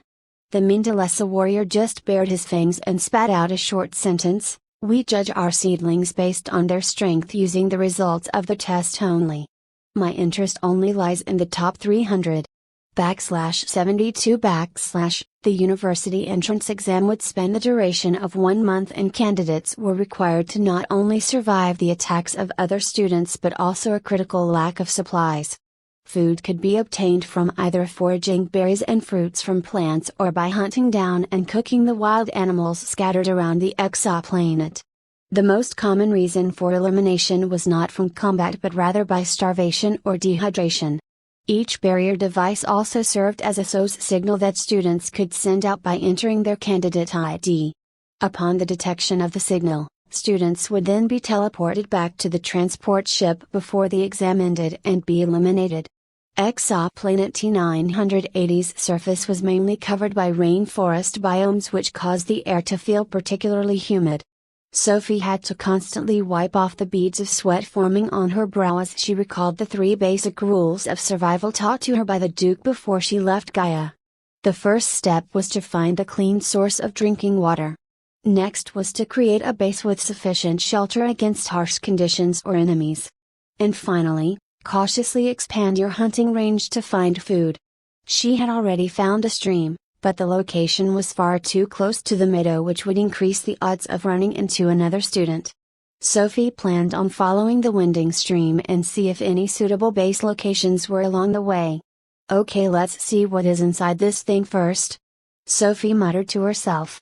Outwardly there was nothing special about the crate as it was a small box made of a strange metallic element. There was a visible button on the top of the crate, so Sophie pressed down with her index finger and the crate unfolded to reveal the contents within. Sophie pulled out a water pouch, several nutrition vials, a piece of parchment and a sleeping bag which doubled as a backpack. The number of nutrition vials inside the crate would last about a week, so Sophie made the decision to only use them in emergencies. She was quite disappointed to see a lack of weapons inside the box, but at least the sleeping bag would make the nights more bearable. It was an undeniable fact that the larger crates would have weapons inside, but Sophie did not want to take the risk to go back and check. Cultivators at the chi body and spirit stages were indeed more powerful than ordinary mortals, but they were by no means invulnerable. Sophie estimated that she only had the ability to face a maximum of 3 chi spirit opponents at the same time. It was important to take this time to refill the water pouch, so Sophie crouched down and unscrewed the lid of the pouch before gently placing it into the stream. Water flowed into the opening and Sophie placed the pouch next to her new backpack when it was finally filled. She looked up and saw red birds flying overhead while joyfully singing cheerful songs and making the forest seem more vibrant. This peace and tranquility were soon shattered by the sounds of people trampling through the wilderness. "Check out these footprints," came a deep voice near Sophie's location. "Maybe one of those kids who grabbed a crate went this way." Sophie's pointed ears perked up and her eyes slowly shifted from their typical golden hue to a more reddish color. She clutched her chest in pain as her heart rate began to speed up. Thud. Thud. Sophie's heartbeat rose under an unfamiliar emotion as all she could hear was the loud pounding noise of blood being pumped furiously through her veins and arteries. She gazed in the general direction of the intruders, and the bushes, trees and grasses all melted away as the scenery shifted into a world of orange and red. 5 humanoid figures were walking in her direction, and it would only be 5 minutes until they reached the stream. Thud. Thud. This emotion. Sophie had felt it once before when Jack had challenged her to find his location in the holodeck. It was not fear. Thud. Thud. It was not nerves. Thud. Thud. Sophie's mouth formed a twisted grin as her fangs lengthened and gleamed sharply under the beams of sunlight. Thud. Thud. It was the urge to hunt and devour. Ayesha's point of view: at the end of the bloodbath for the supplies at the center of the meadow, only 15 students were left standing. Everyone's chi reserves had been heavily exhausted, so the formation of an uneasy alliance was created among the survivors. They were all split into different teams by a noble girl named HopelesslyRomantic, who had taken over as the temporary leader due to her strength. Ayesha's team was in charge of hunting down the students that fled with the supply crates into the jungle and eliminating them. It was a 5-man squad that was comprised of 2 regular humans, 2 Mendelesa warriors, and 1 member of the Quaifs race that had transformed into a human girl. She did not know any of her teammates prior to the exam, but it was unlikely to experience a betrayal so early in the competition. They were all armed to the teeth with weapons from the supply crates, and a certain amount of confidence filled their bodies as any lone cultivators encountered would not be a threat. It was an eagle-eyed Mendelesa warrior named Elijah who noticed the tracks on the ground, and soon the team headed towards the direction of the cultivator who made them. Their journey soon took the team into a small clearing with a stream flowing through with crystal clear water. Strange. Why is no one here? Elijah said with a frown. It was indeed a weird situation, as there was an opened crate with supplies thrown onto the ground near the riverbank in a messy state, and with no person was in sight. What happened to the student who fled with this box? This doesn't make any sense. This exam would not have candidates encounter beasts capable of killing students with one blow, reasoned the other Mendelesa. Their squad captain walked up to a water pouch on the ground and held it in his hands for a brief moment before turning around and speaking in a puzzled tone. This has clearly been filled up using water from the stream. Why would a person take the time to do this and then leave without it? The other members of the team walked towards the bank of the stream and started to investigate the rest of items to search for any clues. Ayesha looked at her teammates busily moving about and headed under one of the larger trees at the edge of the clearing to get some shade. She yawned lazily and could not understand why the team leader was making such a fuss. Wasn't it a good thing that there was no one guarding the supplies on the ground? Ayesha closed her eyes and started circulating chi around her body to recover back to her peak state, but a loud cry broke her concentration. Ayesha, get away from there! Elijah shouted in a fearful tone. She is in the fucking trees! Yelled the other warrior. Mendelesa warriors had a much stronger sense of smell than other creatures, but the lack of any visible opponents had caused the duo to relax their guard. Ayesha glanced upwards in a panic before something heavy dropped onto her body and her vision faded into darkness. /73 / remain calm and take out your weapons. The squad leader ordered as panic began to set amongst the team. Elijah did not have the chance to take a good look at the person who ambushed them, as the attack had occurred unexpectedly, but this person smelled dangerous. His every instinct screamed to flee the scene immediately. The girl in front of him looked generally human-like, but her golden eyes and weird appendages jutting from her back made it clear that she was a mixed-race hybrid. Okay, we can negotiate. You don't hurt her, and we let you walk out of here alive, the team leader tried to reason with the strange girl. Stab. Horror and fear could be seen in the expressions of the hunting team as a bladed appendage was poking out of Ayesha's stomach. The hybrid girl gazed at them with a twisted grin on her face before melting into the shadows and disappearing. Help. Me. Ayesha tried to crawl towards her team but soon collapsed due to her injuries, which caused the barrier device to activate.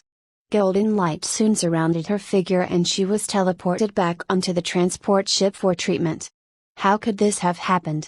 Every remaining member of the team held their weapons in a defensive stance and started to scan the surrounding forest with great caution. 3 of the 4 held blaster pistols in their grip while Elijah opted to use a heavy great axe to complement his naturally high strength. All they could hear was rustling from the treetops and a blurry shadow moving rapidly amongst the leaves. Cloud-treading dragon. Sophie circulated her chi to activate her movement technique and swiftly ran around the team to prevent them from locking onto her position. Her vision was still stuck in a weird world of orange and red, but all of the students were prominently displayed before her eyes. It was like she had a built-in radar. Food. Hungry. Hungry.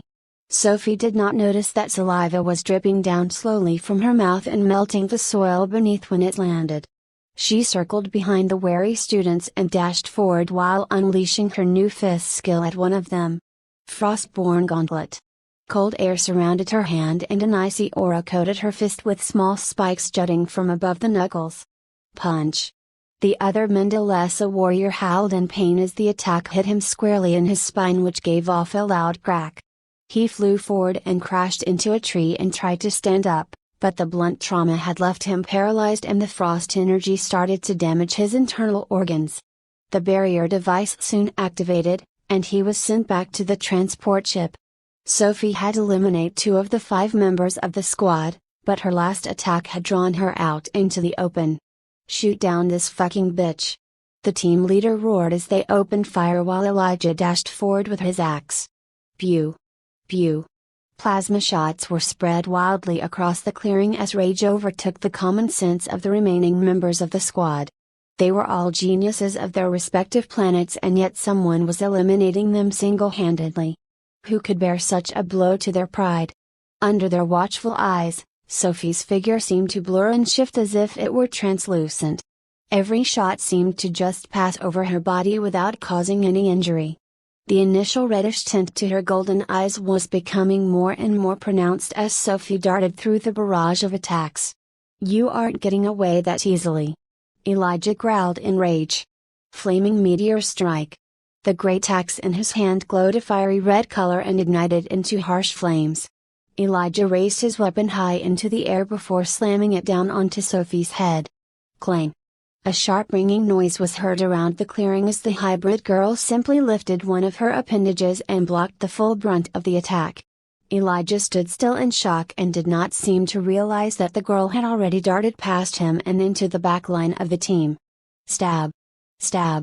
Sophie's spider appendages extended into the bodies of the remaining 2 members of the team and her fangs extended outwards into the neck of one of the girls. Hunger. Must feed. She was just about to tear into her flesh when the familiar golden light of the barrier device lit up and the injured students were teleported back to the ship. One more prey to hunt, came a soft whisper of the female devil that rang in Elijah's ears. He abandoned all thoughts of avenging his comrades when he saw the look in the hybrid girl's eyes when she gazed at him. They were all geniuses that stood above the masses, but in her presence, they were nothing more than food.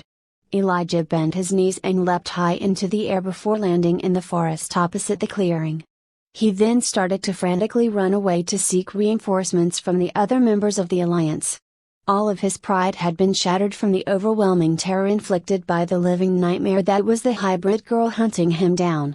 Sophie's eyes gleamed in excitement at the fleeing Mendelessa as her blood began to surge and boil at the prospect of a chase.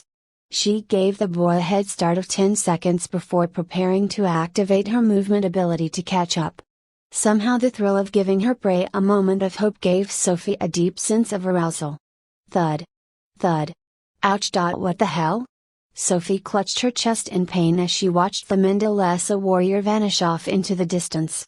Her eyes shifted back into their typical golden hue and Sophie just felt a wave of pain and exhaustion wash over her body.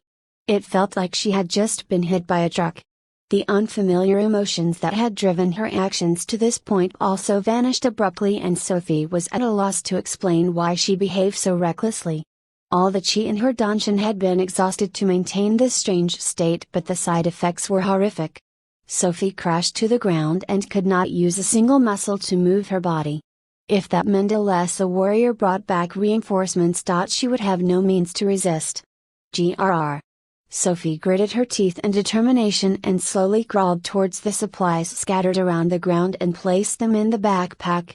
After a few minutes of effort, she managed to muster enough energy to weakly stand up. There was a grand total of 3 blaster pistols on the ground, so Sophie fastened one onto her hips and placed the other 2 in the backpack. It was important to move as quickly as possible, so she limped off in a random direction away from the clearing. 30 minutes later, Elijah brought back several students to seek revenge on the hybrid girl who wiped out their squad, but when they arrived at the clearing, Sophie was long gone. /74/Exoplanet T980 Night Cycle. There was a small cave located under a steep cliff that had dense bushes and shrubbery concealing its entrance from prying outsiders. This was the base that Sophie had chosen after several hours of walking away from the clearing. She was quite satisfied with this area as there was a freshwater spring only 10 minutes away and the natural foliage provided a great source of cover. Empty nutrient vials were scattered across the ground as Sophie had consumed about 4 days' worth of food stock. The crippling sense of hunger and weakness that had plagued her after the fight was only resolved after drinking nutrient vial after vial. Sophie could not afford to consume so wastefully, but her inner hunger was too overwhelming to fight against. Only 3 more days' worth of food was contained in the remaining vials, so she planned on spending the next few days hunting down some beasts for meat. But what were those strange feelings? Sophie whispered to herself. She could not recall what had happened once she encountered the hunting squad, as it was like her memories were locked behind a foggy daze. All Sophie could recall were vague images and a deep sense of pleasure that enveloped her body when her spider appendages cut through the flesh of her opponents. When her fangs extended to bite that delicious human. Stop it. Sophie clutched her head in pain as she fought down the sick urges that were welling up inside of her. Her eyes started to flicker between the typical golden glow and the reddish tinge. Hungry. Need to feast. Stab. A jolt of pain shot through her arm as she jabbed her fingernails inside her flesh to snap herself out of those urges.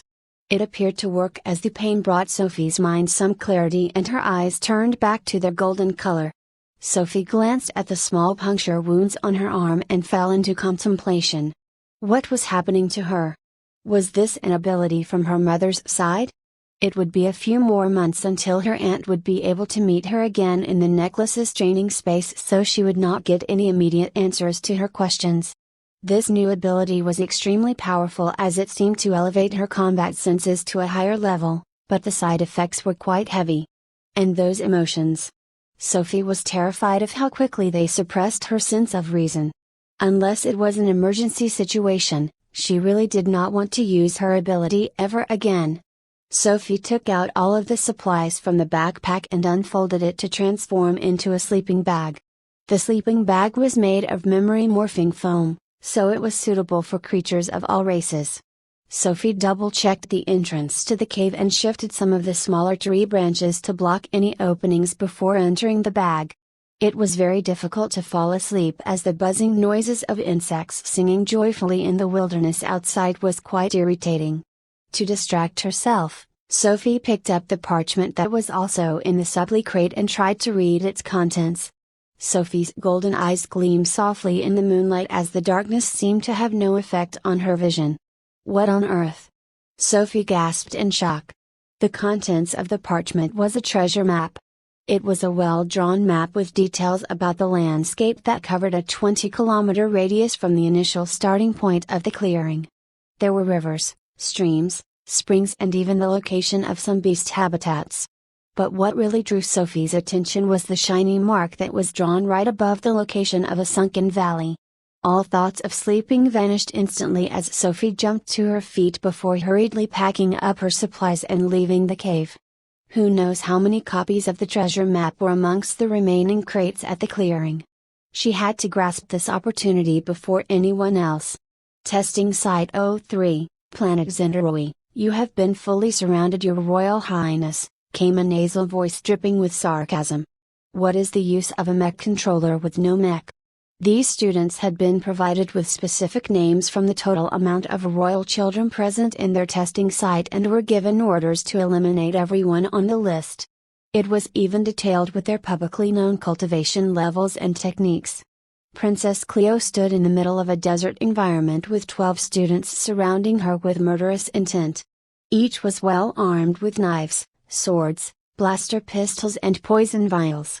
It appeared that one of her siblings had bribed some of the candidates aboard their transport vessel to deal with her and others personally. How else could these random students know about her secrets? She even had a pretty good idea about who it was. Now will you activate the barrier device willingly? Or do we need to personally activate it for you? Yelled another mocking student. Cleo stared blankly into the distance with a lost expression that caused the ambushers to mistakenly take it for shock. Truthfully, she was wondering if her beautiful hybrid girl was doing okay. They had been communicating daily on board their respective transport ships, but it would be a whole month until she could speak to Sophie again. This was a much pressing issue to her than the current problem of several armed enemies surrounding her with ill intentions. Princess Cleo's light-hearted and mischievous appearance and over-reliance on her personal mech was nothing more than a shield to hide her true abilities. But against these lowlives, why bother to pretend? A strong pulse of mental force was emitted from her location and struck every student in a 5-kilometer radius. Mental spike. Horrific screams echoed throughout the cold desert as each student collapsed on the ground before starting to convulse. Not only her attackers but also those unfortunate enough to be in the range of the attack. Cleo walked forward gracefully until she arrived at the student who had openly mocked her and was now twitching on the ground. She leaned down and whispered softly in her ear, "I know mech controllers are rare, but do you honestly believe that we are useless without our weapons?" The girl was in too much pain to understand the words that Cleo was muttering as it felt as though her head was about to explode. Cleo gave her a gentle pat on the shoulder with a derisive sneer and then sent a mental thought into her brain, "Don't worry, I will put down your master once I finish off his hounds." Later that day, over 50 students were eliminated by a single participant. /75 / beautiful. That was the only word that Sophie could use to describe the primal wilderness of the forest. Gentle moonlight beamed down through the treetops and illuminated the plants beneath with a soft glow. Small insects chirped loudly in the underbrush and Sophie's golden eyes could see their hidden burrows and nests. It was important to conserve her chi reserves, so she was just traveling at a normal pace towards the treasure. One could not assume that there was only one copy of the treasure map in the supplies and others might have already reached the location. Sophie was fully prepared to engage in combat. The spider whisper art circulated automatically in Sophie's body, which gave her a source of seemingly boundless energy. Sophie's movements became faster and faster until she was little more than a shadowy blur zipping through the night. There were 2 blaster pistols strapped to her hips securely while her remaining supplies were safely placed inside the backpack on her back. "I wonder what the treasure is," Sophie mused to herself. "Could it be rare pills, weapons or even armor?" Sophie consulted the parchment once more and discovered that the waterfall was only 500 meters away from her current location. She slowed down her run and started to approach the area more cautiously while her pointed ears perked up to detect any strange noises. 400 meters. The overwhelming roar of the waterfall crashing into the rocks below was mixed with the panicked shouts of students. 300 meters. Sophie could now make out what the students were saying, and their words sent a small shiver down her spine. "Get away from the third head. Help. I think it bit my son of a bitch. I'll kill you." 200 meters. Sophie was having an internal conflict over whether or not to proceed in the direction of the treasure. There were clear sounds of battle along with screams of pain and distinct golden lights that indicated the elimination of unlucky students. Someone, or rather something, was the cause of this ruckus. 100 meters. Eventually curiosity won out over fear and Sophie decided to climb one of the trees to move above the battling students. She would take a look at the situation and see if it were possible to fish for opportunities in these troubled waters. The trees in the forest were quite sturdy, so Sophie wrapped her arm around one of the branches before scaling rapidly upwards. She hopped skillfully from branch to branch without making a sound before she came to the entrance of a clearing. There was a medium-sized waterfall that flowed down a steep cliff into a deep blue pool of water below. Strangely enough, the water did not form a river but just poured into the hole where the water level never rose. It was like the pool was some sort of bottomless pit. Over 60 students were scattered around the pool of water that formed under the waterfall with varying expressions of fear or excitement. The numerous equipment that lay uncontested on the ground indicated that the numbers had once been even higher. It appeared that not everyone had formed teams as the solo students were on the outskirts of the clearing. Sophie frowned in puzzlement as there seemed to be no visible signs of conflict between the students and everyone was just staring intently at the waterfall. "Everyone stay on guard!"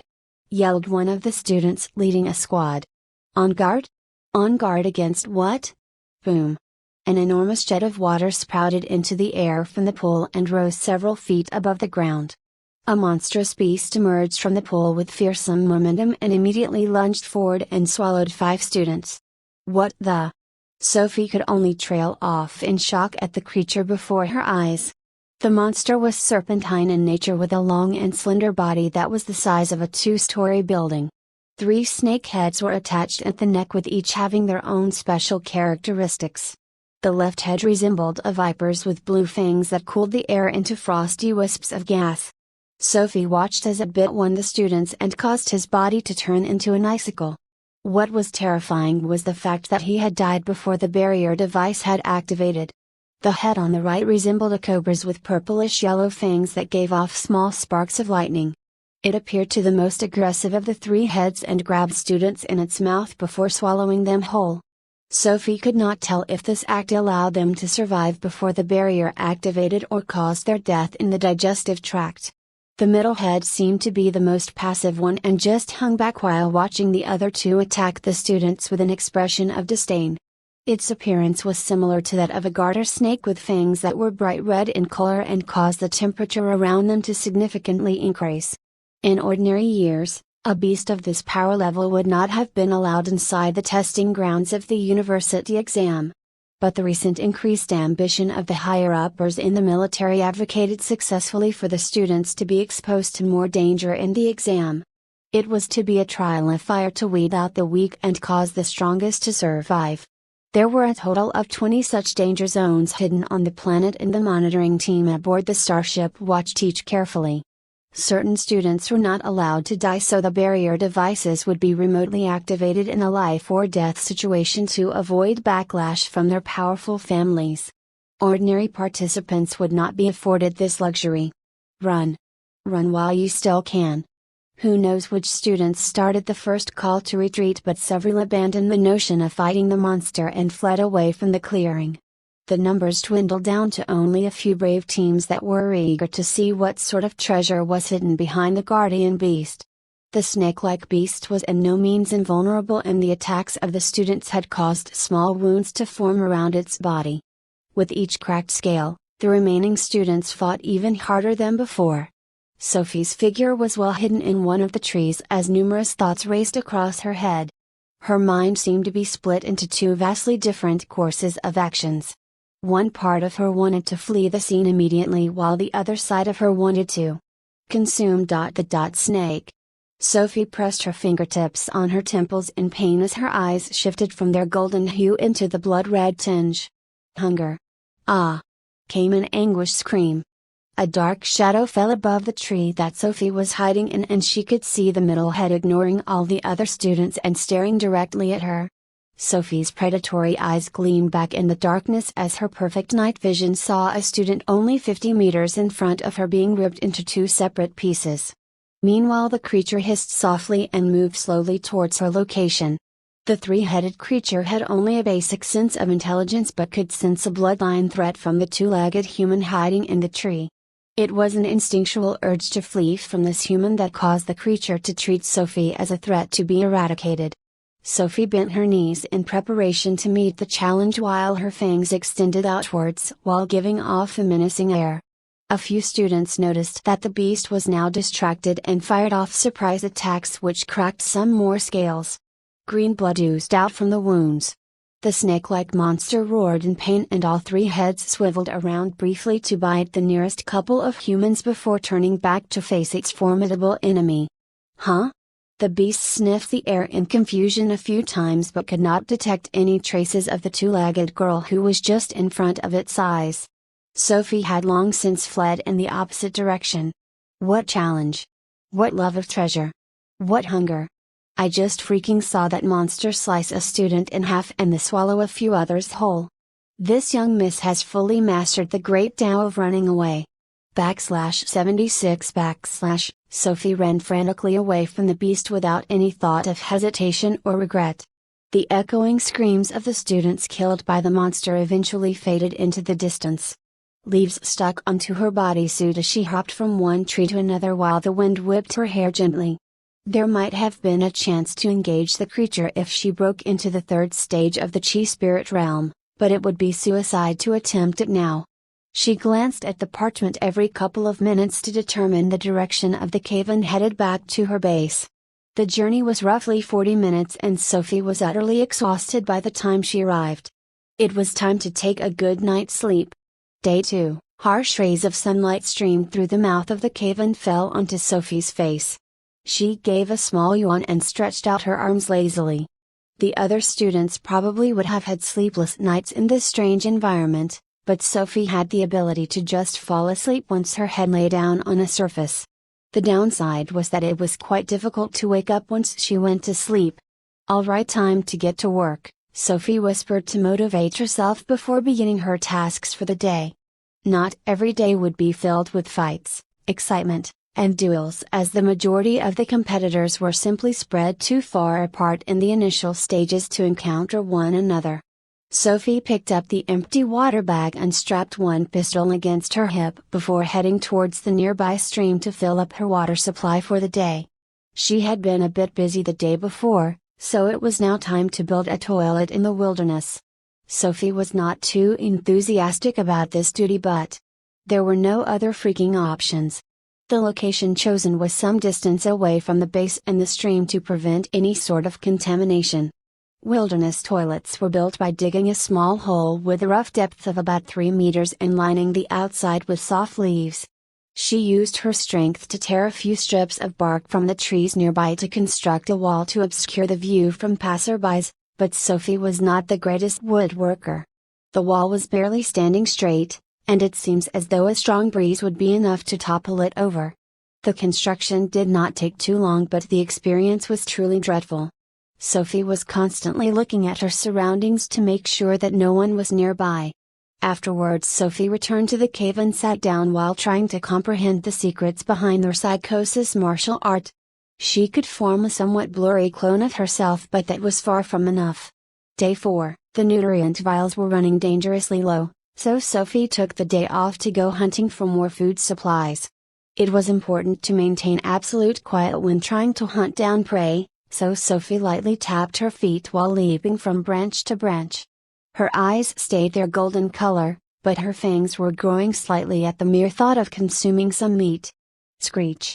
A loud cry bellowed through the forest and Sophie spotted an injured bird laying on the ground while facing off against another creature. She scrambled higher up into the tree and watched the two beasts with an expression of a hunter gazing at prey. The bird was the size of an average man with a gorgeous plumage of feathers that shifted colors mesmerizingly in the sunlight. Its opponent was a cat-like beast with green fur and 2 horns that jutted out of the sides of its head. The battle between these two beasts had reached the climax and the bird shot feather after feather at the feline, who dodged with ease. Rip! It did not take long for the feline to dash straight through the barrage and swipe its claws confidently against the bird's throat. Blood spurted into the air as the bird died in agony. The feline roared with pride before a plasma shot entered its brain and killed it instantly. Sophie was the master of the art of kill stealing. Cough cough. Kill securing was the better term to use. Both carcasses were quite heavy, but Sophie dragged their bodies towards the cave before skinning their outer layers and getting some firewood to roast the meat. Sophie smoked the meat and stored the excess supply in the cave as future snacks until the next day. There were no spices or seasoning provided to the contestants, so the meat was cooked thoroughly but it tasted pretty flavorless.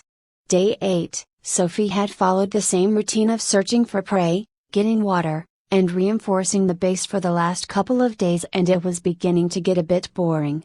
She had yet to see another student as the cave was located in a hidden area and therefore it wasn't very accessible. Today Sophie decided to expand her hunting zone as the prey had recently become quite scarce due to overhunting. Suddenly her ears perked up as an unfamiliar presence was traveling at high speeds above her location. Enemy nearby. Sophie's eyes shot upwards, but the attack had arrived before she could even react. A dark shadow flashed overhead before Sophie felt an enormous weight drop down on her body with a frightful thud. She crashed down to the ground from the tree she was standing on while the mysterious figure loomed menacingly above her body. "Sophie!" came a joyful cry. Astrid tightly hugged Sophie with a broad smile on her face and gave her a small lick of affection on the side of her cheek. "Hey Astrid," Sophie laughed. It was a welcome surprise to find that her Mendelessa roommate had found her so quickly before the zone was shrunk. Astrid stood tall with an intimidating aura and Sophie could see numerous scars that ran down the sides of her body. She had clearly engaged in a high number of fights with other students but none of the injuries seemed to be serious. "Are you okay? Did anyone hurt you?" Astrid fired off question after question while wagging her tail furiously. Sophie smiled indulgently at her concerned friend and explained what she had been through the past couple of days. From the surprise attack at the stream to the encounter with the ferocious snake-like beast at the waterfall. Astrid attentively listened before regaling Sophie with tales of her valor. Apparently, she had eliminated every other participant at the clearing she had been placed in. She did not have any supplies as the loot in the center of the meadow had burnt up mysteriously. Sophie glanced at Astrid with a suspicious look when hearing about this matter, but the Mendelessa girl pretended not to see it. Then Astrid spent the past couple of days roaming around the exoplanet and defeating any strong enemies that popped up. Astrid even managed to get a lucky encounter and her cultivation was now at stage 4 of the Chi Spirit stage. Only a handful could match her cultivation level amongst the younger generation of the Earth Federation. "Do you think anyone has grabbed that treasure yet?" Astrid asked suddenly. Sophie paused for a moment before stopping to contemplate. "I don't believe anyone has defeated the snake yet." Astrid's eyes gleamed with an eager air and her competitive nature seemed to inflect Sophie with a spark of excitement. With Astrid's cultivation level, it would not be totally impossible to defeat the snake-like beast. "You thinking what I'm thinking?" "Say no more, wolf girl," came a confident reply. The duo turned into blurry shadows and shot towards the location of the waterfall with newfound determination in their hearts. They would scout the beast first and then come up with a plan to defeat it. Astrid glanced at the hybrid girl who was swinging from vine to vine like she was born in the jungle when a small detail caught her attention. "By the way," Astrid spoke hesitantly. "Is something wrong?" Sophie asked. "Do you need some eye drops? Your eyes are super red." /77 It took roughly 1 hour for the duo to reach the small valley that the parchment indicated, but the journey had gone smoothly. Sophie could now hear the familiar roar of the water crashing into the deep pool below. The pair moved stealthily towards the clearing, but Sophie was shocked at the scene before her eyes. Several teams of students were battling the triple-headed snake with fearsome attacks and abilities.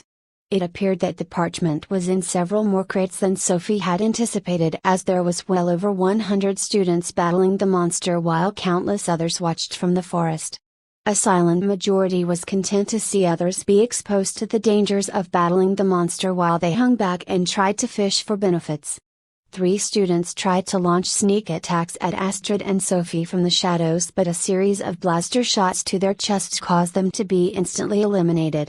Astrid observed the entire situation with an oddly serious look on her face before tilting her head slightly in confusion and turning around to gaze at Sophie. "Sophie, I just realized something," Astrid quietly whispered. "What is it?" Sophie replied in a puzzled tone. "Do we need to defeat the guardian beast?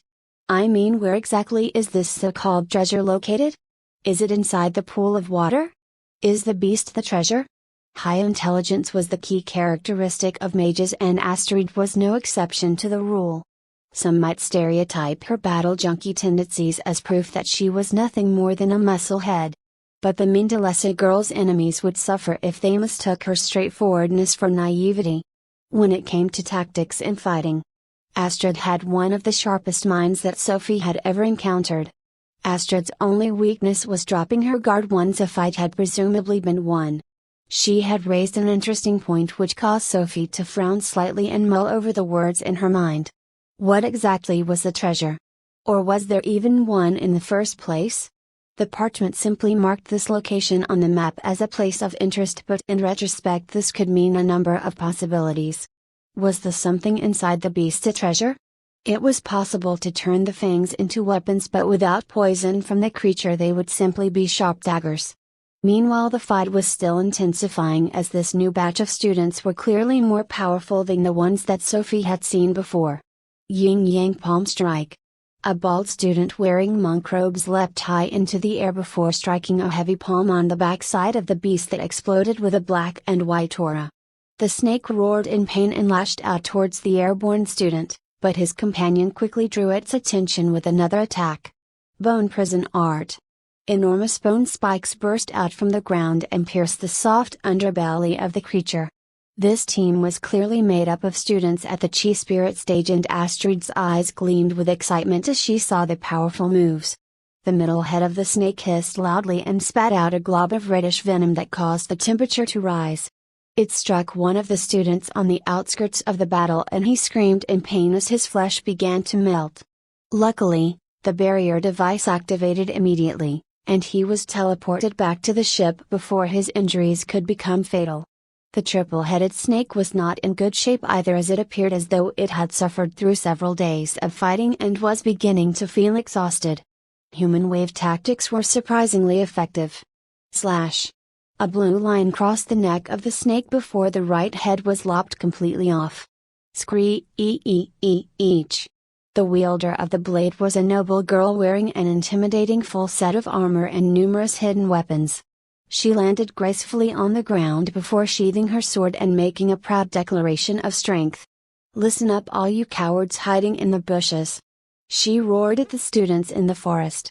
"Either step up, or after we bring down this monster, you will be next." The unspoken threat hung in the air for several minutes, but no one made a move from the sidelines. "We should join," Sophie muttered. "After fighting together for so long, those students in the clearing will definitely more united than those in the shadows." She looked at Astrid to get her opinion, but the Mendelessa girl just waved her claws happily and vanished from the spot. "Paliscrita, subhoconguis," came a lazy chant before a thick swamp appeared under the snake, which caused it to sink into the ground. Countless students shot wary looks towards the mage that suddenly appeared in their midst, but Astrid paid them no mind. Not willing to be outdone, Sophie flashed forward and shot several blaster rounds straight into the creature's eyes. Her marksmanship was remarkable, and each shot was directly on target. It appeared that their willingness to step forward was a trigger for the remaining students, as one after another came out of the forest to join the fight. The girl who slashed through the left head retreated from the battlefield to sit down and meditate. Clearly that impressive sword strike had caused a copious amount of chi consumption. Triple-headed snakes were fearsome creatures, but the loss of one of its main heads had greatly reduced its compatibilities, and it eventually succumbed under the barrage of attacks. The right head took out several students before Astrid casted a freeze spell to lock it in place as Sophie shattered it with a powerful kick. Losing two of its heads caused the creature to lose a great deal of blood, and it crashed down at the edge of the pool with only the middle head barely hanging on. This round of fighting had finished with a Pyrrhic victory for the students as the survivors walked slowly towards the dying beast. What little unity shared between fellow candidates was beginning to disappear as flashes of greed appeared in the eyes of the surviving students. The creature was bound to be full of precious materials and food that would be useful during the exam. And there was not enough to go around. The only surviving head was the middle one, who opened its injured eyes to watch the approaching students with an unreadable expression on its face. Jeers and taunts were directed towards the triple-headed snake as the surviving students couldn't help but vent their frustrations. Ha ha ha, look at this pathetic creature.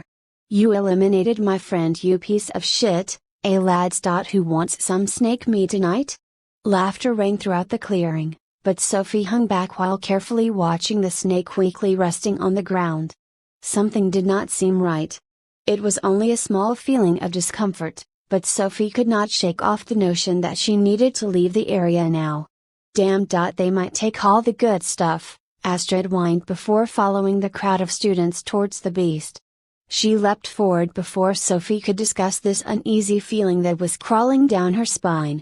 What was wrong? Why am I feeling like this?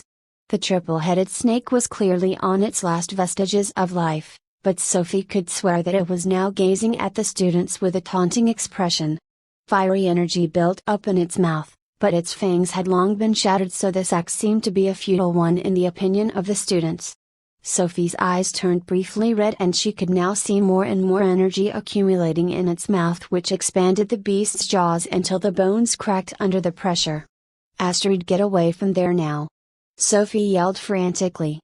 Just as the first student arrived at the remaining head of the snake and prepared to give a fatal blow. Boom! /78/death. A white-hot flame burst from the mouth of the middle head and obliterated anything within 20 feet of its location. The full force of a being at the late stages of the chi spirit realm was fully unleashed as the triple-headed snake blew up its own donjon in a suicide attack. It was determined to take down as many of those hateful two-legged creatures as it could before death would close its eyes. Sophie was knocked down to the ground by the shockwave of the blast and could hardly see as a thick cloud of dust bloomed. Where was Astrid? Students near her lay on the ground disoriented from the blast, but Sophie stumbled to her feet and dashed towards the dust cloud. A ringing noise echoed constantly in her ears from the loud boom created by the attack, and it was throwing off her sense of balance. Sophie darted inside, but her vision was constantly being obscured by the dust particles flying into her eyes.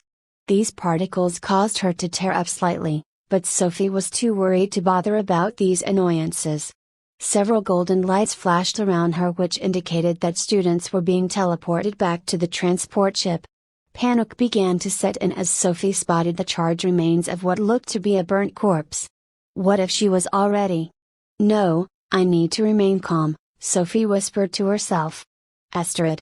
Sophie shouted constantly as she kept searching for her friend. More and more bodies came into view, with the less intact ones having limbs scattered as far as the eye could see. Calm down. Calm down, she kept repeating the same string of words to settle down her emotional state. As the minutes slowly ticked by, Sophie got increasingly more and more frustrated as desperation began to set in. Do you need strength? Do you need vision? The spider whisper art started to circulate automatically inside her donjon as a gentle voice spoke softly in Sophie's mind. If anyone could see into the dust cloud, they would see the silhouette of an enormous arachnid hovering over Sophie's body before vanishing abruptly. I grant you the sight of my eyes, seek only what you need. Sophie stopped for a moment as her eyes shifted colors from a golden hue to a new shade of purplish black. I need to find her. Find. The world around her shifted into a vision of black and white with a singular violet figure 20 meters to her left. All her other senses had disappeared, and Sophie could no longer hear, smell, or taste anything in her surroundings. It was like the only object in her mind was the violet figure. Sophie walked automatically towards the figure and found Astrid unconscious with severe burns on her back and a deep cut on her handle egg. Sophie blinked and the new color faded away as quickly as it had appeared, and she was left in a state of confusion. What just happened? Who was that voice? These were clearly questions to find out at another time, and Sophie knelt on the ground to quickly check Astrid's body to look for any serious injuries that could be fatal. It appeared that her warning was effective, as Sophie could detect remnants of mana usage, which indicated that Astrid may have casted a barrier spell before the snake blew up. The supply crate that Sophie had gotten did not have any medicine or bandages, so Sophie was forced to transform the backpack into the sleeping bag. She tore the memory foam into strip-like pieces and started to bandage Astrid's visible wounds on her back and legs. Eventually, she would need to wash the burns to avoid infections, but right now stopping the bleeding was the priority. The Duke had made sure that basic first aid was taught during the months of training before the entrance exam, so Sophie was fairly skilled at the task. She got most of the bandaging done after 10 minutes, which was enough for the cloud of dust to disperse. Precious few remained alive inside the blast zone, and most of the surviving students were the ones at the outskirts. Sophie took a small break to gaze at the surroundings and saw deep pools of blood and chunks of flesh from the serpent coating the ground in a scarlet hue. Cries of pain and loss were heard as students discovered that many of their comrades had died due to the blast. The temperature had risen, so Sophie wiped a few beads of sweat from her brow and something caught her attention. Inside a meaty chunk of flesh only 3 meters away from her was what appeared to be 2 golden boxes the size of a fist. Curiously, she ventured over and grabbed the 2 items before returning to Astrid's side. She was still in an unconscious state, and Sophie could not determine if it were due to her injuries or mana exhaustion. The boxes had small marks on each of its sides, so Sophie turned them around to get a closer look at the details. 1 of 5 and 3 of 5? Sophie muttered. Sophie was quite puzzled by the phrases on the boxes that seemed to have no purpose. In addition, she had tried to open these boxes, but despite her best effort they would not budge. Furthermore, each of these strange items had small holes or protrusions that seemed to be some kind of puzzle. Wait a moment. Fuck, we need to leave right now. Sophie hurriedly tried to bandage all the remaining wounds before it was too late. It was truly a devious trap. One could not get to the treasure without combining each of the 5 separate golden boxes hidden inside the serpent's body. This meant that even holding onto 4 of the parts would grant no benefits to the cultivator who picked them up. The exam testers had placed such a fearsome box to contain the treasure and then ensured that a bloodbath would ensue due to the 5 separate pieces. "Hey, look at what was inside the snake!" came a cry of excitement.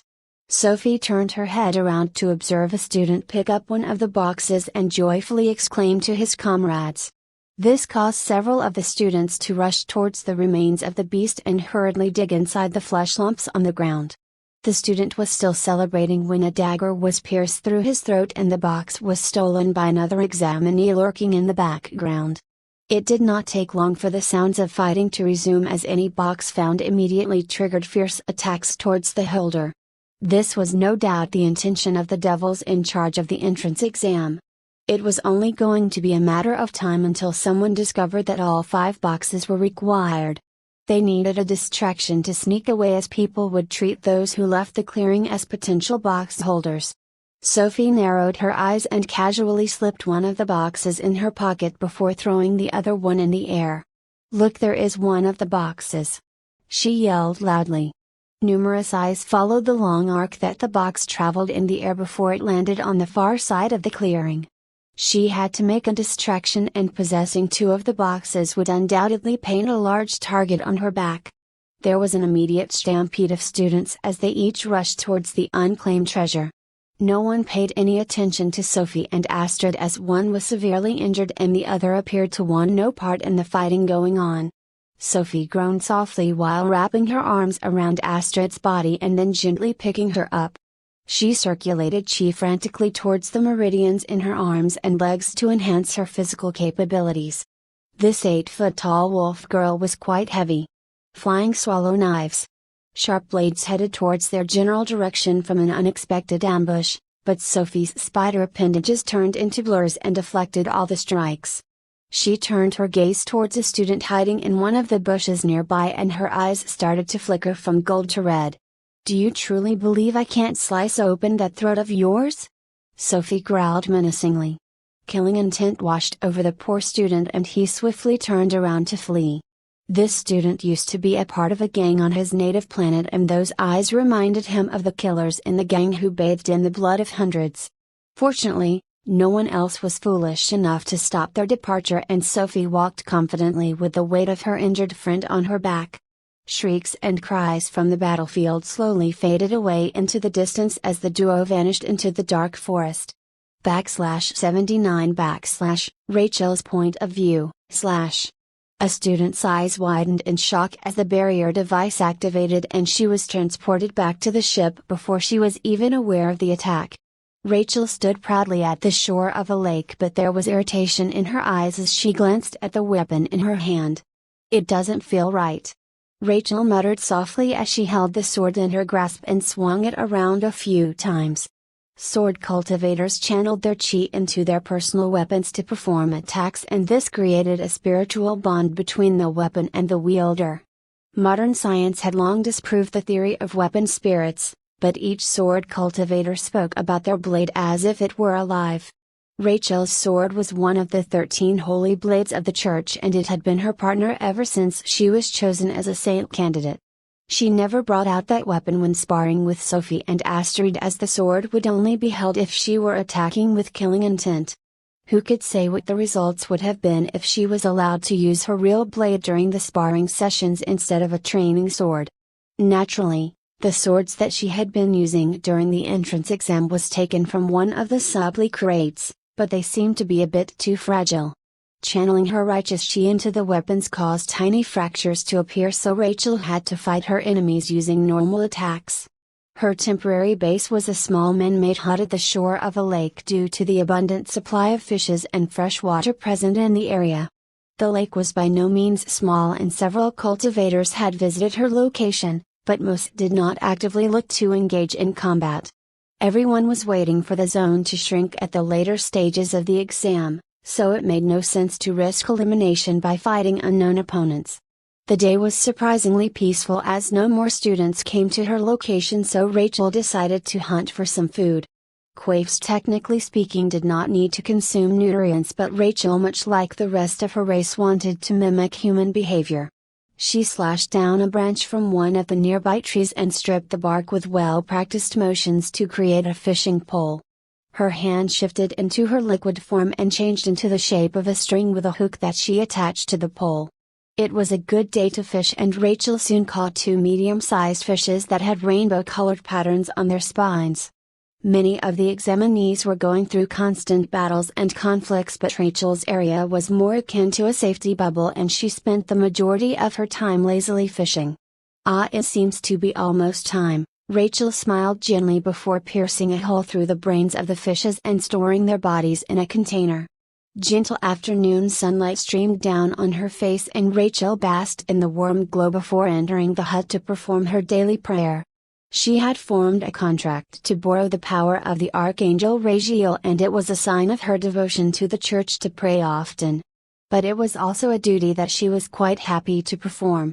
When her parent died, and she became an orphan. It was only the church who willingly took her in and gave her a home. The Nephilim Church was an organization comprised of different factions and undercurrents, with each believing in a different perspective of the church's teachings. Saints and demon knights were given power by higher-level entities whose identities were linked to the angels and demons of the old Abrahamic religions. As for what these beings truly were, only the Pope was aware of the truth. Rachel just followed the principle of staying true to her own moral code, and this may have been why she was chosen as Raziel's saintess. Archangel Raziel was known as the Keeper of Secrets, and a saint had not been chosen by him for over 500 years. He was known to be a neutral observer of the heavens and took a liking to the stubborn yet kind girl during the holy ceremony. Rachel was blessed with his aura of truth, ability that could distinguish the nature of all beings who stood in her presence, be it good or evil. Taking a deep breath, Rachel began to chant a version of the scripture that she had modified, Archangel Raziel, first and only of his name. The Keeper of Secrets who watches over the heavens and the river of time. This humble servant promises to fulfill your will and only use this great strength to do good deeds for the ones I care about. Solemn chants echoed around the lake, and 2 angelic wings sprouted from Rachel's back while trumpets sang in the background. Site 013 Sector Gamma, temporary shelter of group designated X 3019. Truly we will be in the top 1000 for sure. John, check your weapons to make sure there aren't any issues. Captain, we managed to take down 10 squads so far. I think it's safe to say there is no one in Site 13 who could possibly be our match. Loud laughter and merry conversations could be heard coming from a group of students sitting down around an open fire. This was clearly a powerful team as all of the students were fully armed with a variety of weapons and armor. Some even had bloodstains on their bodysuits which they did not bother to wash away as it enhanced the fierce intimidation effect. A piece of meat was slow roasting over the fire while one of the students coated its outer layer with spices and oil. This caused a delicious smell to be present at their location which would alert nearby predator beasts, but it was obvious that the team members were confident about their strength. The group was formed with several noble children leading at the helm. It was fortunate that their meadow had several participants that were allies on the transport ship. Their powerful group attracted more cultivators to join for protection, which created a false sense of security and might. From the outside, one would see a group of 20 to 30 students of the chi spirit and body stages relaxing and enjoying themselves. But there was one detail about the scene that did not seem to be quite right. A mysterious girl was walking quietly by each student in the area and reaching down to pick up their weapons right off their bodies. She would also stop and search their bags for any useful supplies before taking them out and placing them in her spatial storage ring. There seemed to be something strange about the situation as no attention was drawn to the girl's actions as her victims would continue laughing and chatting as if nothing had occurred. One student got up suddenly and bumped into the girl, but he just looked around in confusion as the girl just moved past him without hesitation. She moved almost like a phantom with her feet seemingly dancing through the camping area in a specific pattern of movement. The girl was of average height with beautiful dark black hair, a slender physique and thick glasses that covered her eyes. Her face seemed to be shrouded in a white fog-like mist that caused any person that viewed her figure to immediately struggle to recall what she looked like. Damn. It seems like I've already pushed the limit of the storage capacity of this ring, Kaiana spoke with a frown. Even though she did not control the volume of her tone, it was like none of the cultivators nearby could hear the words that she spoke. Kaiana gave a small sigh and picked up as many weapons as she could before abruptly leaving the area without a sound. House Abazin always stood by their principal philosophy that protected their noble lineage for generations. The greatest strength was to accomplish your goal without confrontations. To be as silent as a shadow but to cast your influence in the darkness. 10 minutes passed before cries of shock and anger rang out from the forest, but Kaiana had disappeared to find another group of victims. Several unlucky teams would be having a sleepless night ahead of them. /80 zone restriction has begun. 20% of Site 13 will now be inaccessible. Good luck, candidates. Astrid opened her eyes slowly as the loud voice of the mechanical announcer roused her from her sleep. She tried to sit up but immediately felt sharp pains in both of her hind legs which caused her to abandon the attempt. Someone had apparently bandaged all of her injuries and placed her on a soft bed made of grass and leaves. There was an earth bowl next to her bed filled with fruits as well as a small water bag placed on the side of it. What happened? Astrid held her head in pain as she tried to recall the last memory before blacking out. She remembered leaping confidently towards the snake in hopes of landing the finishing blow, but suddenly Sophie yelled at her to get away from the beast. Astrid was confused, but she managed to cast a complex barrier spell before turning around to flee. Her last memory was of an orange flame bursting behind her back before the world turned dark. This barrier spell was one that would constantly drain mana in proportion to the attack that it absorbed. To have blacked out meant that her mana was completely exhausted when faced with the explosion. The fact that she still had injuries meant that Sophie's warning had saved her life. Clearly Astrid's mana had been circulating through her injuries to aid with the healing process, but that would have put her in a coma as her mana was constantly being drained. Sophie, where are you? Astrid hurriedly called out. She was inside of a small cave that was surprisingly cozy with a small fire that was still burning with leftover pieces of dried wood. 2 grass beds were inside of the cave as well as enough supplies and weapons to sufficiently arm a squad of 10 cultivators. Astrid sniffed the air a few times and determined that Sophie's scent hung around the items in the cave, so it was obviously her base. She lay back down on the grass bed and turned around to look at the entrance of the cave with the expression of a lost puppy. 2 hours later, oh, you're finally awake. Sophie noticed the wolf girl staring intently at her when she arrived with some fresh meat from hunting. Thump. Thump. Astrid's tail wagged furiously as it stirred up dust on the cave floor. Sophie just smiled and walked towards her friend to check her injuries. She unwrapped all of the bandages before washing the wounds with warm water and reapplying fresh bandages taken from the squads defeated by her. It had been almost 3 weeks since the encounter with the triple-headed elemental snake, and the closing of the area had begun. Every day from today the available area the candidates could occupy would be drastically shrunk until only a stretch of 5 kilometers remained. Astrid had remained motionless during this time, and if it were not for the fact that the barrier device did not activate, Sophie would swear that the girl was dying. She knew precious little about mana and magic in general, so Sophie all could do was just make sure to spoon-feed her friend fresh vegetable soup and clean the wounds regularly. "How are you feeling?" Sophie asked with concern. "Is the exam nearly over?" Astrid replied with a question of her own. "Yeah, you've been asleep for a long time. There are only 5 days left," Sophie spoke in a solemn tone. Astrid's tail stopped wagging as she hung her head in frustration before giving out a sad whisper. "I will probably need 3 days to fully recover now that I can cast healing spells rather than just have my mana unconsciously healing me." Sophie frowned slightly as this was certainly bad news.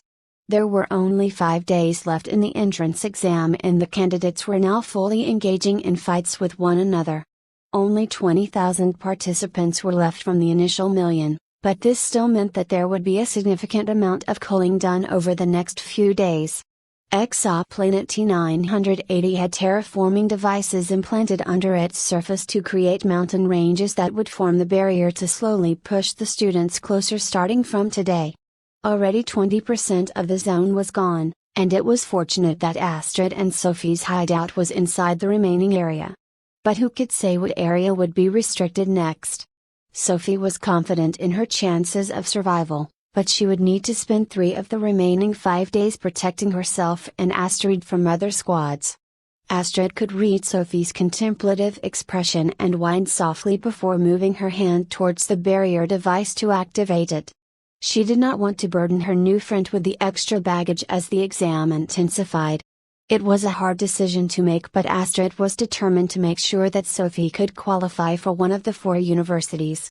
"Stop that!" Sophie saw Astrid's movements out of the corner of her eyes and lunged towards her friend to swiftly grab her hand. "Now what the hell were you thinking?" Sophie scolded the Mendelesa girl fiercely, who just hung her head and listened quietly. "I thought I didn't want to destroy your chances of passing the exam," Astrid explained. Sophie did not see herself as a hero of justice or the protector of the innocent.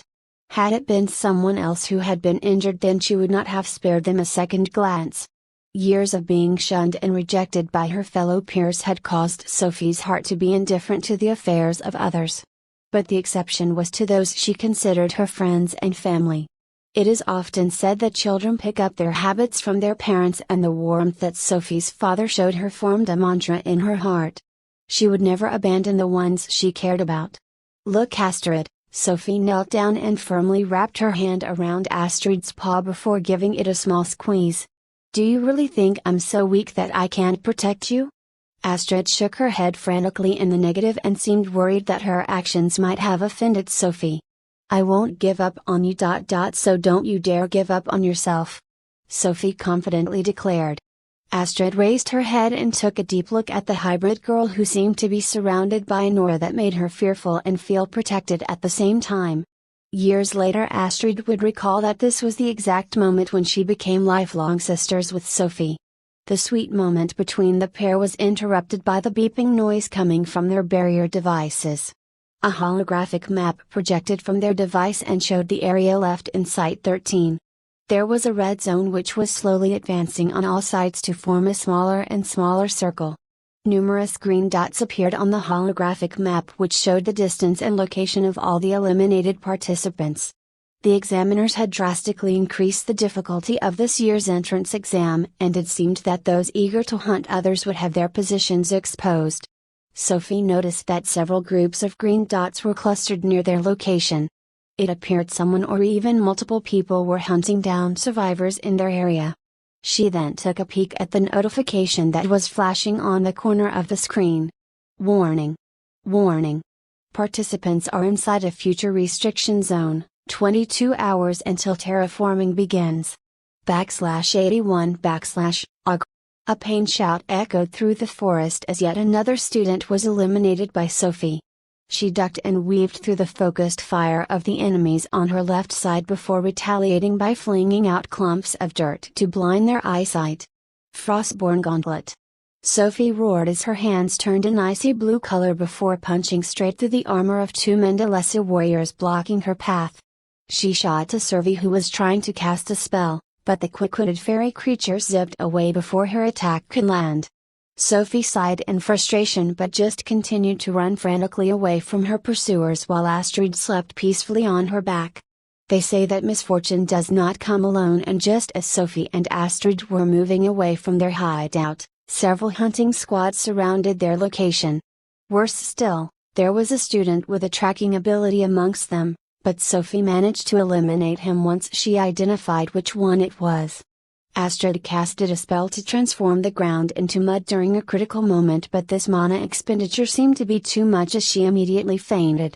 Sophie was not one to miss opportunities and managed to eliminate an additional 5 members of the squad before fleeing into the dense jungle. These opponents would ordinarily not be her match in speed, but the added weight of Astrid was slowing her down. Moonlight Blade. A sense of danger was felt from behind her, and Sophie trusted her instincts enough to promptly tilt her head to the side. This saved her life as a fierce wave of sword chi narrowly brushed against her cheek, which caused a small line of blood to appear. Sophie's eyes began to turn as red as the blood dripping down her cheek, but Sophie bit her tongue to snap herself out of this new state. Fuck! Sophie muttered as she halted her footsteps. In front of her was an enormous cliff with a height that seemed to soar to the heavens. There were no rocks or footholds to climb up, and it was obvious that climbing would put the duo in a vulnerable position. "There they are!" came an excited cry. Sophie narrowed her eyes as one student after another walked confidently towards them. With her back against the cliff, it would seem that she would need to fight off all the pursuers while trying to protect Astrid. Sophie tightened her grip on her blaster pistol in her right hand and slowly reached into her left pocket to grab the other one. It was a real shame that most of her cultivation techniques were only usable with a whip, and Sophie had been unlucky enough to not manage to find one among all the crates that she had looted. Just as she bent in knees in preparation for the fight ahead, something unexpected happened. "Where did they go?" one of the hunters yelled. "I swear they were just here." The leading student, who had launched a fierce sword attack against Sophie, was suddenly looking around as if she had lost sight of the pair right before her eyes. "Check the surroundings, they can't have gone far," another student reasoned. Sophie froze in shock as every single one of the students started to act as if Astrid and she did not exist. They were both in the open with no cover or trees blocking their figures from the enemy, but it was like their presence had been erased. Curses and arguments erupted amongst the students as each split up and headed into separate directions to search. Some even attempted to scale the cliff or feel around its surface in hopes of finding the hidden area that the duo was hiding in. Sophie did not let down her guard and walked cautiously away from the group, but surprisingly enough, no one followed them. The students did not seem to be under an illusion matrix, and there seemed to be no vestiges of mental force used. Yet Sophie was unable to suppress her curiosity, and her golden eyes darkened in color as she shot one final look towards the group to search for any clues. Their pupils. Each student outwardly appeared normal, but there seemed to be a tiny white fog swirling gently inside their eyes. Who would be able to manipulate the sight of dozens of chi body cultivators? Even the chi spirit stage was not so powerful. Sophie was unsure whether or not her golden eyes would be able to handle this mysterious technique. The duo vanished into the forest while the students who were hunting them had a big argument about continuing the pursuit or to look for new targets. No one noticed a black-haired girl with glasses silently walking through the crowd and gazing at the direction Sophie just left in. 30 minutes later, Astrid was still snoring loudly, but Sophie did not relax her vigilant state until they arrived at the shore of a lake with no people that she could sense nearby. She checked the holographic map on the device and let out a deep sigh of relief. No eliminations had taken place in this area. "You owe me for this," came a whisper from behind Sophie's back. Sophie turned around with a pistol ready to fire but halted her movements abruptly when she saw Kiana lazily relaxing on the ground. "What happened to Wolf Girl over there?" Kiana asked nonchalantly, but Sophie could see a trace of concern in her eyes. "Astrid got injured, but it's not enough to activate the barrier device. In about 2 days' time she should be fully healed once the spell works," Sophie explained. Kiana frowned and placed her thumb on a ring which caused a large amount of supplies to suddenly appear. There were nutrient vials, a whole arsenal of weapons, tents, and various parchments. It appeared that Kiana had managed to grab herself a spatial treasure during the exam.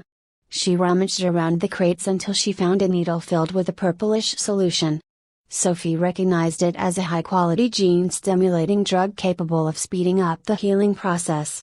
Astrid groaned in pain when the drug was injected into her body, but Sophie could see the flesh wriggling around the open wounds as they began to rapidly heal.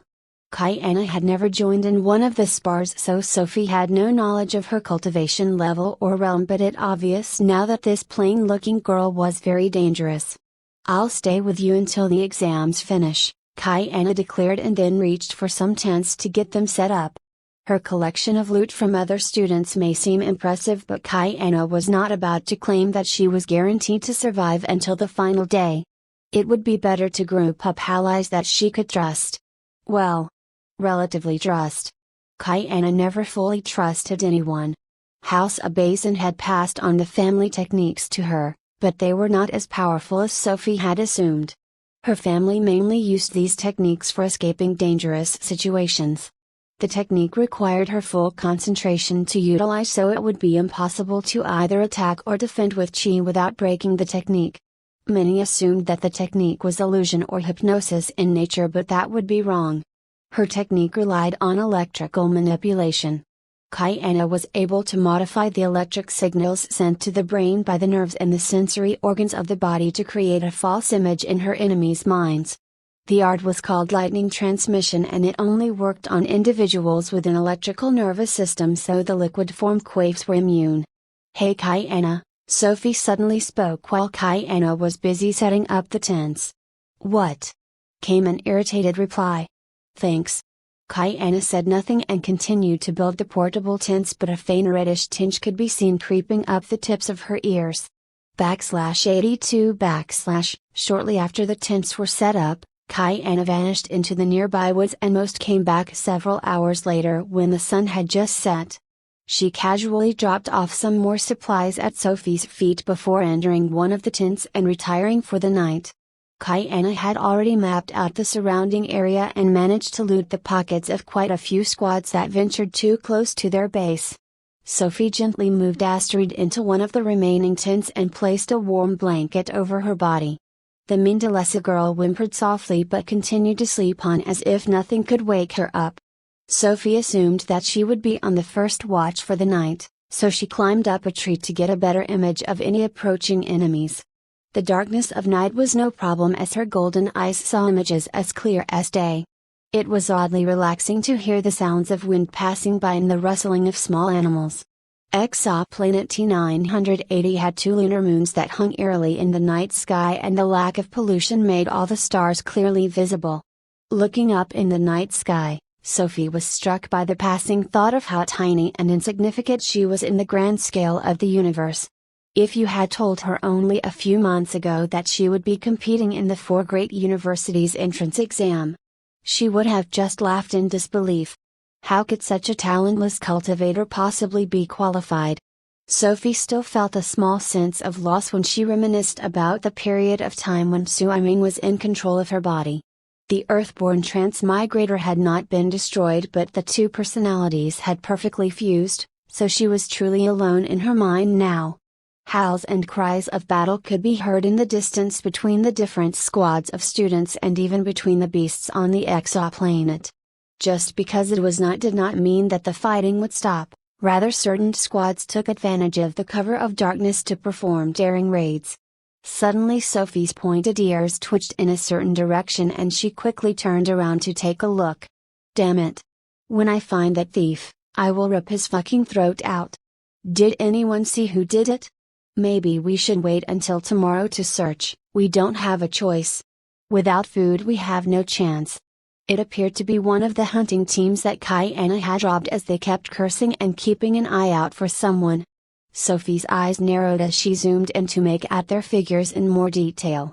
It was a team consisting of 10 Servies who were zipping around with furious expressions. The squad was only 500 meters away, so Sophie just took a mental note of their position and silently drew out the blaster pistol on her hip.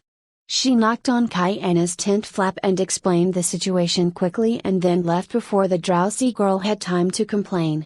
Lookouts were always supposed to remain at their posts, so Sophie could only apologize to Kiana in her heart as she had to wake up the irritated girl to replace her on duty. Kiana was not pleased, but Sophie had been keeping watch for a while, so she reluctantly took her position as lookout. Wait a moment. Sophie walked past the supplies Kiana had dropped off this afternoon and a unique device caught her attention. There was a small metallic cylinder that could fit in her palm with a red button placed on the side of its shell and a slit at the top. Sophie cautiously pressed the button and a long carbon fiber rope burst out of slit as the device turned out to be a whip. Sophie gazed at the weapon in her hand before a dreadful smile crept up the corners of her mouth. Her eyes shifted automatically from their golden hue to a more reddish tinge. Kill. Kill. Kill. It was hunting time. Azor Fernwink was the daughter of a highly respected archmage, and had an impressive affinity to magic. Some even praised her as a future pillar of the Earth Federation, and she had long broken into the Chi Spirit stage. She managed to assemble a group of talented peers during the competition and had wiped out several teams of various races. Azor disdained foreign races who attempted to learn magic, and her father's warning that Amanda a warrior in testing Site 13 was a great talent was immediately dismissed by her as an over-exaggeration. How could those muscle-headed brutes possibly have the intelligence to derive spell nodes and cast spells? Magic was in the blood of the Servies people, and only they had the right to explore the nature of mana.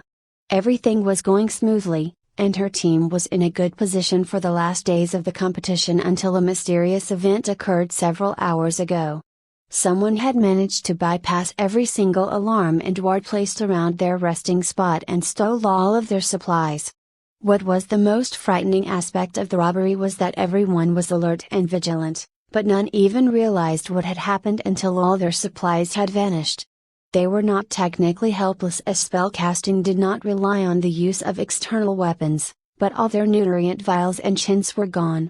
Morale amongst the squad was low, which led Azor to attempt to lighten the mood by bringing up the Mendelessa girl to mock. "Hey, did you all hear the rumors?" she whispered.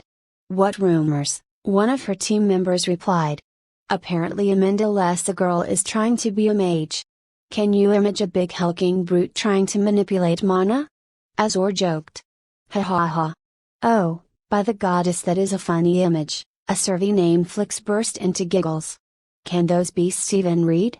Laughter erupted and the team's mood was instantly uplifted when a panicked shout came from their scout up ahead. "Someone has just triggered our wards." A frantic cry was shouted out. He attempted to fly back when a dark shadow grabbed his arm and the Servi was dragged into the bushes, and an agonizing scream of pain soon followed. "Everyone stay calm and be vigilant," Azor commanded as she cautiously took a step forward. She waved her hands around in a strange pattern as the runes on her arms lit up with the magical flow of mana. Luxstar Samhak Logo. Bright light flooded the area and caused the Servies to squint involuntarily, but no attacker could be found. Sophie was pissed off. Really pissed off. She had heard the mocking laughter that flowed from these stuck-up little pieces of shit when talking about Astrid. Her rage seemed to be reflected in her eyes as the reddish hue darkened significantly. Each member of the Servies team was looking left and right to spot her image, but none guessed that she was above them in the trees. Dark waves consume all. Sophie flicked out her whip as layers upon layers of black shadows formed into a tidal wave of deadly chi energy. Bang! The waves crashed into two of the Servies, which caused them to be flung backwards while bleeding profusely. 3 down. Sophie had crushed their rib cages, so it was not long before the barrier device activated, and they were teleported back to the transport ship. Vites Restringerim, Azor chanted out another spell and vines erupted from the ground where Sophie had just landed. They pierced nothing as Sophie had already dashed to another location. She stared down the Survey in the front of the team as a few thoughts flashed across her mind. "You're wrong. Glacies prefer it." A frost mage called Rain shouted as ice shards appeared and shot towards Sophie's blurry figure. They all passed by harmlessly as Sophie ducked and weaved between the slow-moving projectiles. "Astrid can cast spells faster than you all can." Black Viper art. The snake-like creature formed from her whip swallowed 3 more members of the squad and they were instantly eliminated. "What are you? A monster?" one of the male Surveys shrieked. "I am." /83 Hours later Sophie returned to the base camp and immediately went inside one of the tents. Kyanna glanced at her figure as she passed by but soon wrinkled her nose in disgust at the unpleasant smell. Sophie reeked of blood. The battle had ended quickly once Sophie whittled down the squad's numbers one by one until Azor was the only survivor left. Worthy of being a magical prodigy, the battle would have taken much longer to finish had Sophie not been accustomed to battling mages from all the spars she had with Astrid. Sophie lay inside the sleeping bag, but an unpleasant feeling rolled around in her stomach and she desperately fought the urge to throw up. Her hands were shaking as she recalled almost losing control once the fight ended. Flashback, Azor's golden barrier was activated but Sophie's spider appendages pierced through the golden foam and shot straight for the Survey's heart. It was almost like the fight could only end in death. No. No. I can't let Bray escape. What the hell? Azor cried out in fear as she saw the hybrid girl's appendages break the barrier created from the device. This should be impossible. The barrier was designed to resist all attacks from cultivators under the Chi-Tide stage. Sophie's eyes were completely bloodshot and the only singular thought in her mind was to eliminate the target. Stop. Stop this. Sophie managed to wrestle control at the last moment and shifted the trajectory of the appendages to hit non-vital areas of the girl's body. She still remembered the look of fear and horror on Azor's face as the girl nearly died due to her actions. What was happening to her? Were these urges a result of her cultivation method or from her mother's race? The rest of the trip back to the camp base was a blur as Sophie's eyes constantly flickered between a reddish and golden hue. All she wanted now was to sleep as a wave of exhaustion swept through her body causing her to walk unsteadily. Restless thoughts plagued Sophie's mind as she lay in bed for a few minutes before drifting off into an uneasy sleep. Her dream that night shows the shadowy figure of a beautiful Arachne stroking her hair lovingly while singing a peaceful song. The language was unknown, but the meaning could be felt without understanding the lyrics. Fae my daughters n, I am a hero, I am Belda Aesto, Ea Arctani Gaia am the Hakurta is Blaine Vanessa she was Habria Varascu and Nessie Charl want Vabi, Fae my daughters n. Sophie was unable to see the details of the mysterious woman but felt a deep bond of connection even stronger than the one felt in the presence of her aunt. By the morning time, Sophie could no longer remember the contents of that dream, but a warm feeling of love had chased away her dark mood from the previous day. Insectoid Empire Exile Zone, Prison Area 789. Princess opened her eyes and instinctively raised her hand to touch the star amulet around her neck but grasped nothing but air. Old habits died hard and it would be a lie to say that she did not miss the accessory that accompanied most of her cultivation journey. She would need to break into the ascension stage before being able to project her consciousness into her direct blood relatives' minds. At the peak of God stage, it was already quite impressive to be able to send her emotions across to her daughter. The only problem was that Elle had no idea how her emotions would manifest in her daughter's dreams. Well, it was no use worrying about things she could not control. All right, time to cultivate. Elle muttered and started to circulate chi around her body at a breathtaking pace. She never stopped training in this harsh environment as the thought of reuniting with her lover and daughter was all the motivation that she needed. 5 years to break out of the prison zone was way too long. Maybe it was time that the exiled princess of the Arachne tribe reminded her race why she used to be feared.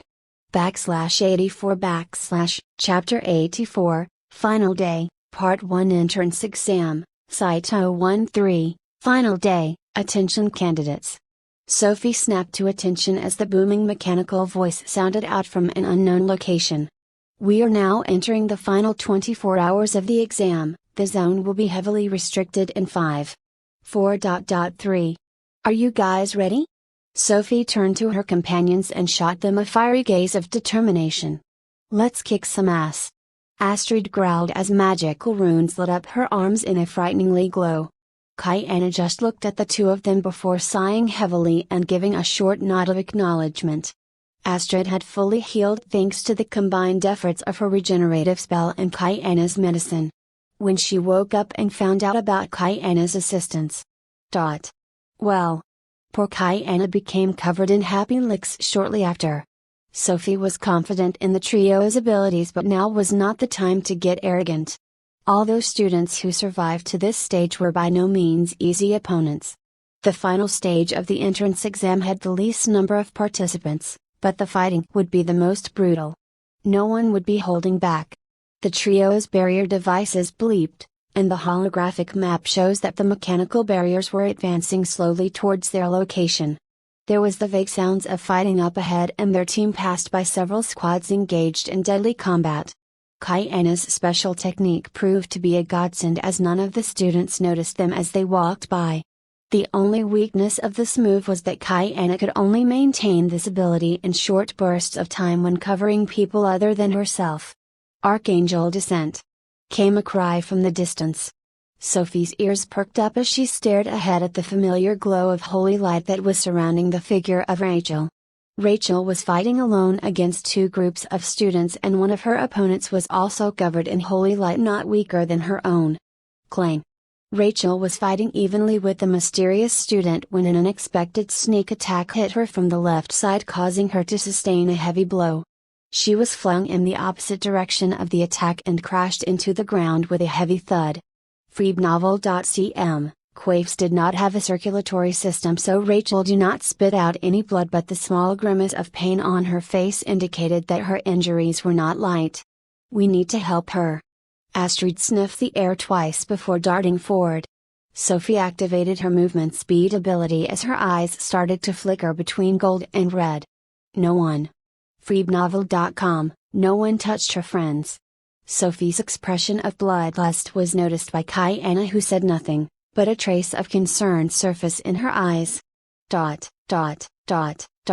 Transport ship 013, surveillance room. Tense expressions were shown on the faces of the exam administrators as they carefully reviewed the real-time footage to look for any unexpected issues that could crop up. A mistake had already been made with one of the treasure areas indicated on the parchments found in the loot crates.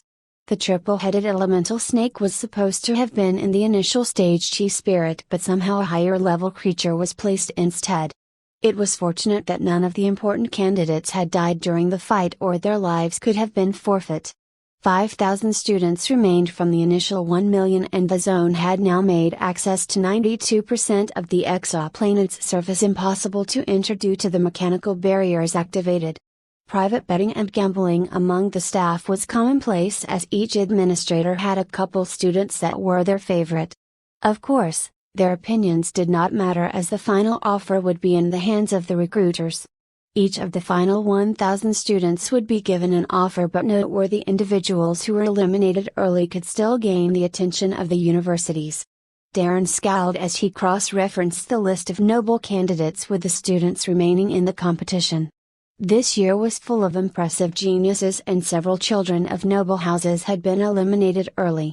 Having a high cultivation was not always the predictor of success in a fight, and students not used to real combat could lose to those with more experience. Atlas University would still give those noble houses some face and offer their children places in the side branches, but those spots were limited. Commoners who deserved a place would be left out to accommodate. The other two recruiters from Tantibus and Mare University were also pulling up holographic video feeds to analyze the battle reports of certain students. Adriana Greenhorn from Mare University kept replaying a battle where several students she had her eye on were decimated by an unknown hybrid girl. Darren had glanced at her feed and the image of Sophie caused his slight headache to only worsen. Atlas University was biased towards noble children, but hybrid offsprings who were always illegitimate were the exception to the rule. The daughter of Duke Peterler was a special case as she was the actual heir to his titles and thus considered a high noble. Arguments erupted between the higher-ups at the university over whether or not to include her on the short list for entry, and neither side could reach a conclusion. Unfortunately, this meant that this hot potato had fallen in Darren's lap and he had to make a decision that could offend one group of higher-ups. Darren spent a few days agonizing over the matter before putting it aside and praying that the girl would just get eliminated early. His wish did not come true. Instead, the hybrid girl seemed more and more likely to make the final cut, which meant that a decision had to be made.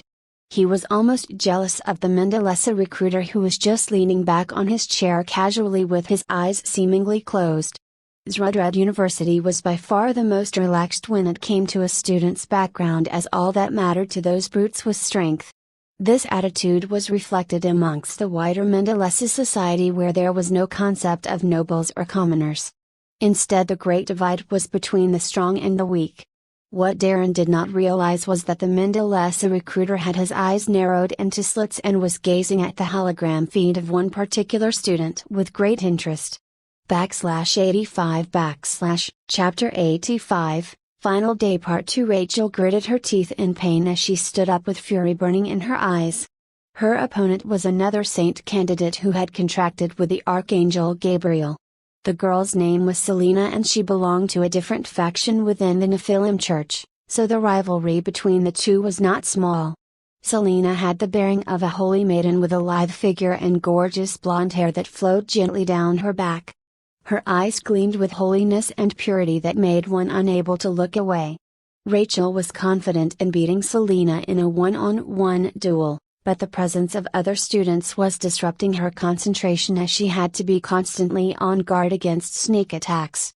Each saint candidate was temporarily contracted with an archangel or demon for a period of 200 years. The church would then hold an internal competition called Venisa to carefully select no more than 3 individuals to become permanent hosts of the deities. This was the highest honor in the church, and the individuals selected would become the core leaders in the future. The entire power dynamics of the different factions could shift with each competition, as the number of saints in a faction would change the balance of power. Holy Sword Arts. Second form, Illuminating Blaze. Rachel's sword ignited in an eye-catching purplish-black flame which swept towards Selena and the rest of her team. Dodge quickly. Selena leapt backwards and avoided the fire successfully, but others in her team were not as fortunate. Agonizing screams burst out of the students caught in the blaze as their barrier devices activated to send them back to the ship. The purplish-black flame seemed to be almost alive as it attacked the students in odd angles to hit their bodies. What was terrifying was that the fire did not seem to stop burning once it struck the students, no matter what technique they used. Beads of sweat ran down Rachel's brows as this ability consumed a significant amount of her chi reserves. "Is that all you got, changeling?" Selena mocked as she activated her angelic wings to soar into the sky. Rachel narrowed her eyes in fury at the insult and continued to direct the flame in Selena's direction. Changeling was an offensive term used to describe the Quaifs as nothing more than substitute humans. A poor man's version and never being able to match the original. Selena flew confidently in the air and avoided the purple fire chasing her figure while laughing joyfully. "My turn," she spoke in a sing-song voice. Holy Sword Arts. Fifth form, God's Judgment. Selena's sword became coated in chi energy and the weapon transformed into a massive beam of sword light that shone towards the heavens. Even the members of Selena's team backed away slowly to avoid being hit by the shock waves from the attack. This was the moment. Selena could feel the raw power of the Lord flowing through her body and enhancing her attack. She was one of God's chosen, and being able to eliminate a fellow saint candidate would surely grant her favor among the higher-ups in the church. The massive beam of sword light grew bigger and bigger as more chi energy flowed from Selena's Danshin into the weapon. Rachel was not being complacent and started to mutter an ancient language as a white barrier formed around her body. This was the strongest defensive technique that she knew, and it would consume all the remaining chi in her body. Sword versus shield. An unstoppable force versus an immovable object. Whoever won would decide the fate of the other. Just as the tension between the two had reached its peak, a loud but familiar howl could be heard. "Get away from Rachel, you flying chicken!" Astrid yelled in fury. Under the dumbfounded eyes of the spectating students, a Mendelesa girl burst out from the nearby forest and darted towards the two combatants. Many watched in amazement, as there was no doubt in their minds that this girl would have to be an idiot. Did she not see the enormous force of the attack? Selena was shocked at the unexpected interruption, but it would have no impact on the outcome of the fight. Her attack had been fully charged and there was nothing that the Mendelesa girl could do to stop it. Freebno.com, coming over would just make one elimination turn into two. Selena gave a complacent smile and swung her sword towards Rachel's location with a wave of unstoppable chi energy behind it. What poor Selena failed to realize was that this Mendelesa girl was not merely a brute, and one could never underestimate the power of a magic caster. Spata perturbation. Astrid chanted. A loud crack was heard, and all of the spectators were astonished to see Selena vanish as if she had never been there.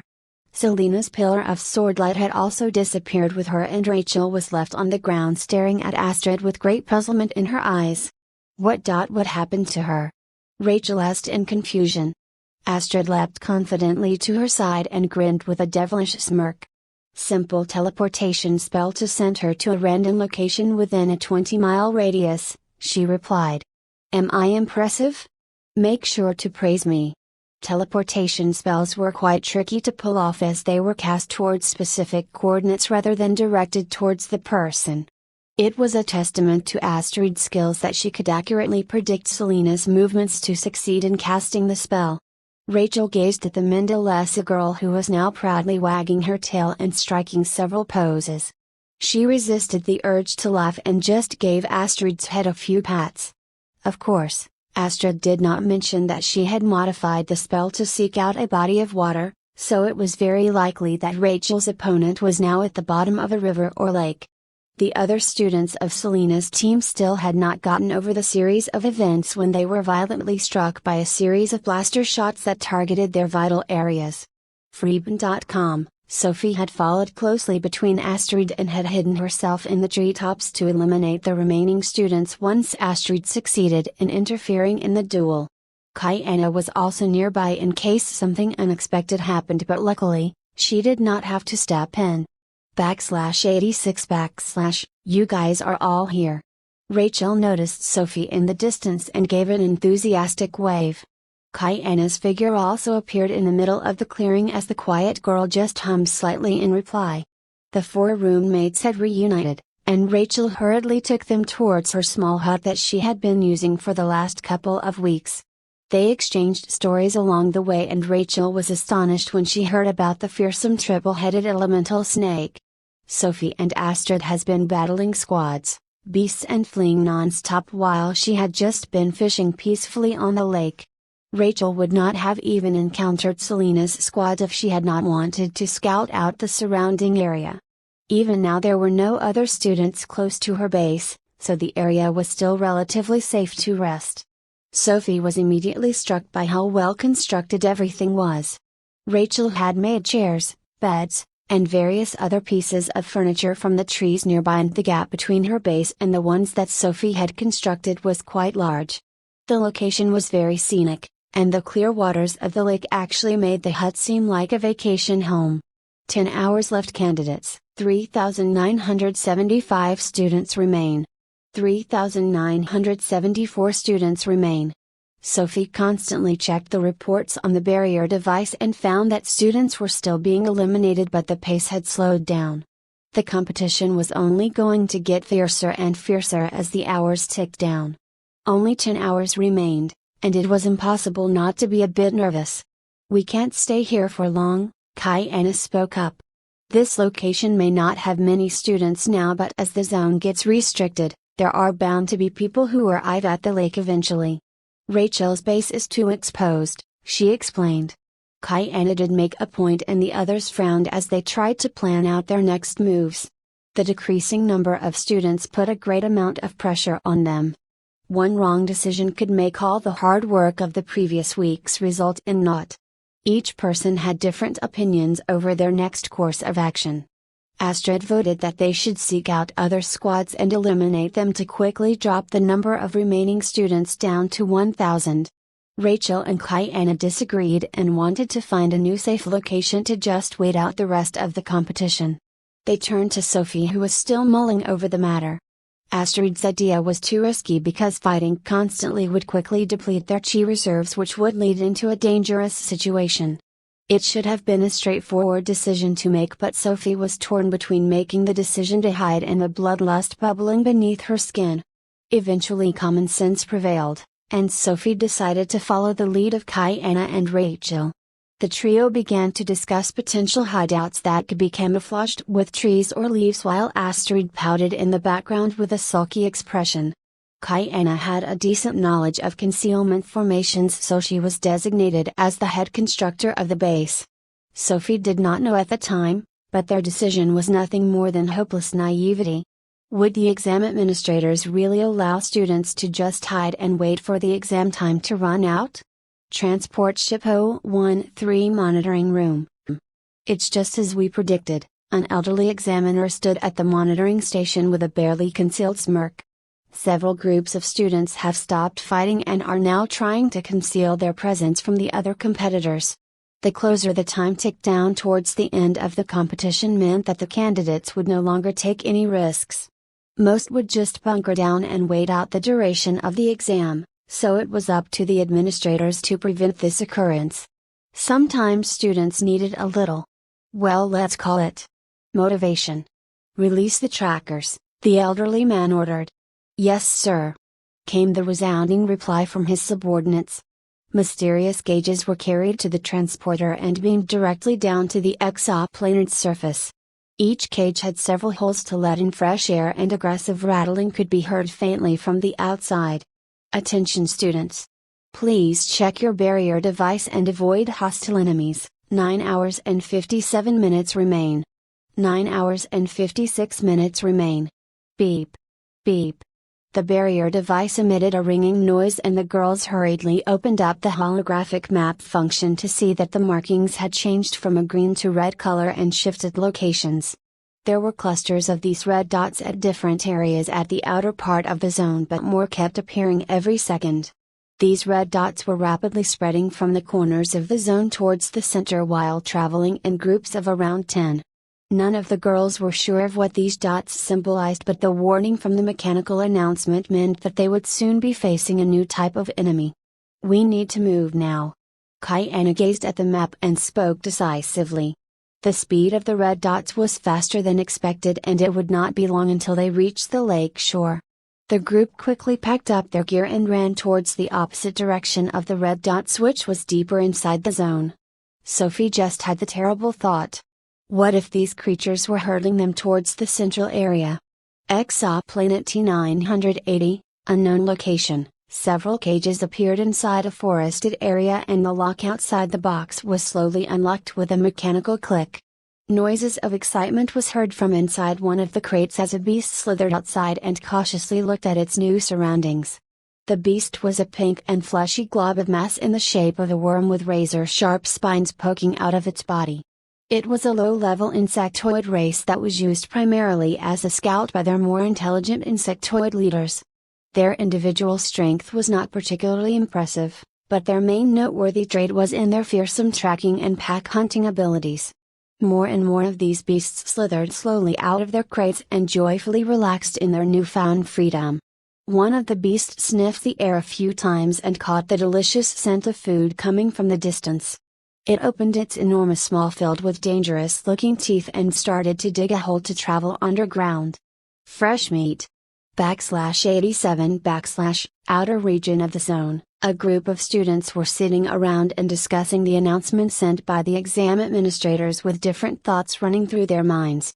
Some wanted to investigate the red dots on the map in case they were actually hidden opportunities, while others were in favor of moving away from this mysterious force. The team leader was getting a headache over the matter and decided to let the decision be made by a vote between the members. There were 20 members in the squad, so the voting was a rather straightforward process. It was a shame that the discussion proved to be a fatal distraction, as none seemed to notice that one red dot had begun to rapidly approach their location. Re-e-e-e-e-e-e. A shrill cry of rage was heard from beneath the student's feet as an enormous beast burst out from the ground and chomped down on her legs. The girl shrieked out in horror as her companions rushed to her aid while unleashing chi techniques and weapon strikes against the creature. But this low-level insectoid beast seemed to take no damage as the pinkish fleshy blob just absorbed all the attacks. Blood spurted out of the girl's legs as the razor-sharp teeth of the creature pierced the flesh easily. She could not take the pain any longer and activated her barrier device to teleport herself back to the transport ship. The beast opened its maw to take a bigger bite, but strangely enough its prey had somehow disappeared. Where had it gone? Was the food hiding? It was not very intelligent, so it sniffed the air a few times but could not find where the delicious snack had gone. The team leader of the squad noticed that the beast was momentarily distracted and hurriedly issued a series of commands. We need to leave this area now and head further inside. But sir, what about our tents? Another member asked. Just leave the damn things and run. To the leader's credit, it was a decisive move on his part to abandon all the supplies on the ground and immediately run, but he inadvertently made a serious error in judgment. Members of this insectoid race were pack animals. One beast after another erupted from the ground and soon agonizing scream could be heard from the terrified students. Move! Move! Kaiana yelled as Sophie and the rest darted through the forest. They passed several other groups of students along the way but paid them no attention. Whatever those red dots were, they moved faster than expected. What was strange was that the red dots seemed to be unaffected by obstacles in their path such as trees or cliffs and kept traveling in straight lines. Sophie reasoned that the only explanation was that this unknown force was traveling either below ground or flying in the skies above. How close are we from the center of the zone? Rachel panted as beads of sweat rolled down the sides of her face.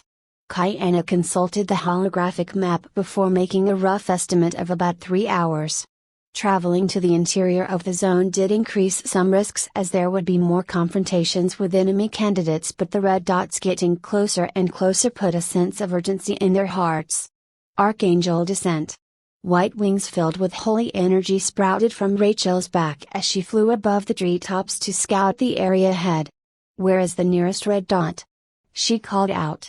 There should be one around 3 kilometers to our right, Sophie checked the map and replied. Rachel squinted her eyes to get a better view but could see no enemies in sight. Meanwhile, Astrid at the front of the pack with her powerful hind legs making large jumps that covered a great distance with every leap.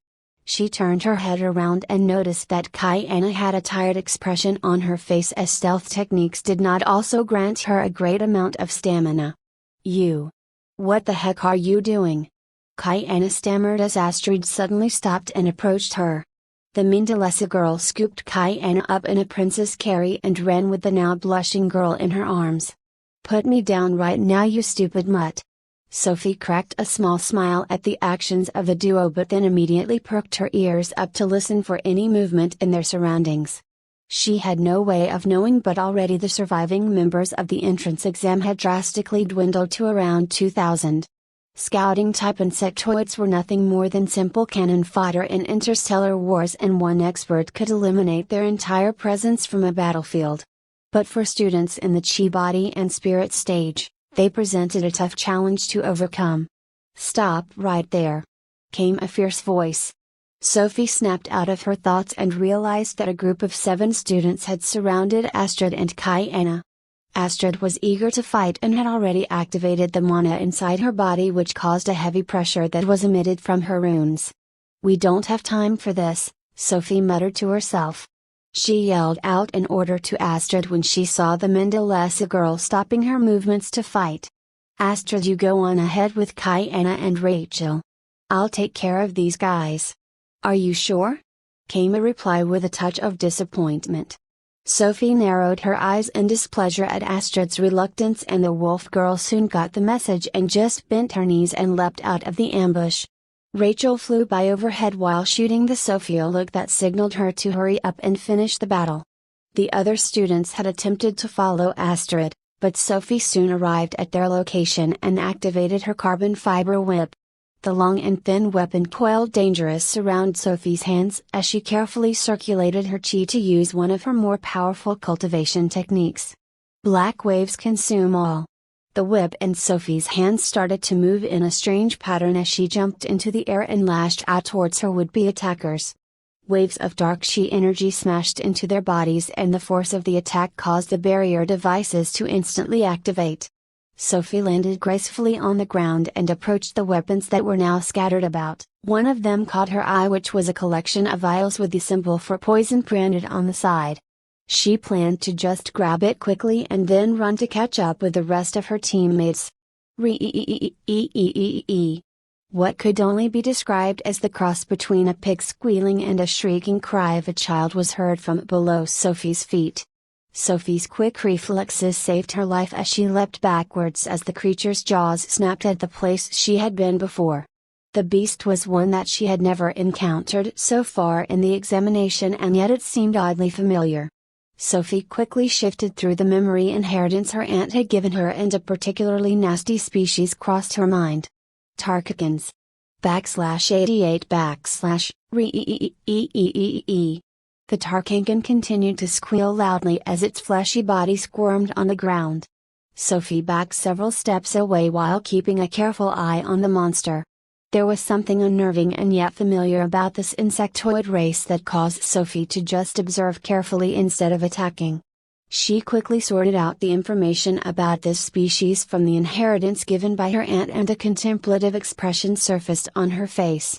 Tarkikans were bred specifically for scouting and even sometimes as a delicacy for high-level insectoid races. Their impressive tunneling abilities allowed them to cross great distances within a short period of time. They tracked down prey using a sensory antenna located at the top of their head to detect movement on the surface. Poor vision and a bulky figure made them easy to outmaneuver once they emerged from the underground. The Tarkankan swung its head in Sophie's direction but made no attempts to close the distance between them. Sophie inched closer and the creature started to crawl in the opposite direction while its flesh jiggled. It seemed almost scared. Sophie was not too far off the mark with that train of thought, as Tarkikans were sensitive to the presence of higher-level insectoid races. Sophie's scent was giving the beast a sense of bloodline suppression. But the scent smelled impure. Struck by an unexpected increase in confidence, the beast suddenly squealed and pounced towards Sophie with an unexpectedly fast burst of speed. Its jaws opened wide and the razor-sharp teeth hidden in its maw glistened sharply in the sunlight. Stab! If Tarkikans could make facial expressions, then this poor creature's face would be one of horror. Two of Sophie's spider appendages extended outwards and pierced through the impressive defense of the creature as if it were no more than paper, and accurately penetrated its heart. Sophie was not even conscious of the action as she planned on activating her movement technique and escaping. Her spider appendages withdrew from the creature's body as the Tarkankan collapsed unwillingly to the ground. Sophie flicked her appendages a few times to get the greenish-yellow blood off her limbs, but saw that the still-beating heart was attached to one. Hungry. Sophie's eyes immediately shifted to red as an overwhelming craving for the organ engulfed her rational mind. She wrapped her hand around the heart and carefully brought it to her mouth.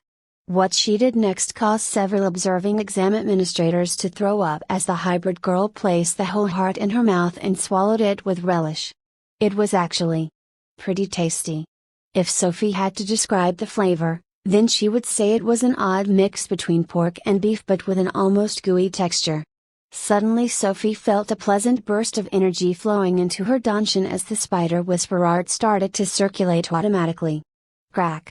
Several meridians in Sophie's body began to widen as the chi strands flowed at a much faster rate than before. The power swelled until Sophie could sense that she had broken into the third stage of the chi spirit realm. Sophie closed her eyes and groaned softly in pleasure as the comfortable feeling gradually disappeared. Flexing her hands, she could tell that something had changed in her body. The spider whisper art certainly had secrets, and Sophie vaguely felt that she had not even come close to realizing its full potential.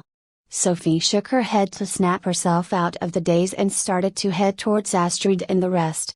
The Tarkikans were clearly tracking down students based on their ground movements, so staying still or flying would allow them to avoid detection. It sounded like a simple solution, but very few candidates would recognize the beasts, much less know to stay still. But something was still bugging her. Aren't Tarkikans pack animals? Only one had surfaced, so where had the rest gone? Fuck! Sophie shouted in realization as she dashed frantically towards her roommates. If the Tarkikans were not targeting her, then their potential victims would be Astrid and the rest of the group. Cloud-treading dragon. Sophie rapidly consumed the newly formed chi in her dungeon and moved quickly before it was too late. She managed to find the trio after 10 minutes of running and saw that Astrid was curiously poking a dead Tarkankan with a stick that she had found on the ground, while Rachel flew in the air and was scouting out the surrounding area.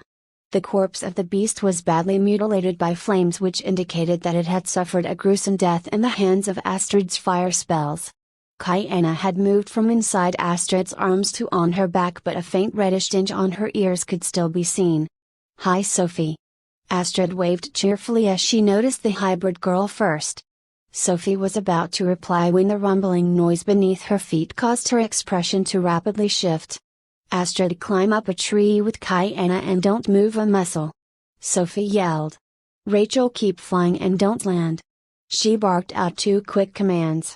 It was a testament to how trusting Astrid was as she immediately whispered to Kyanna to hold on tight before climbing up a large tree, using her claws to gain a better grip.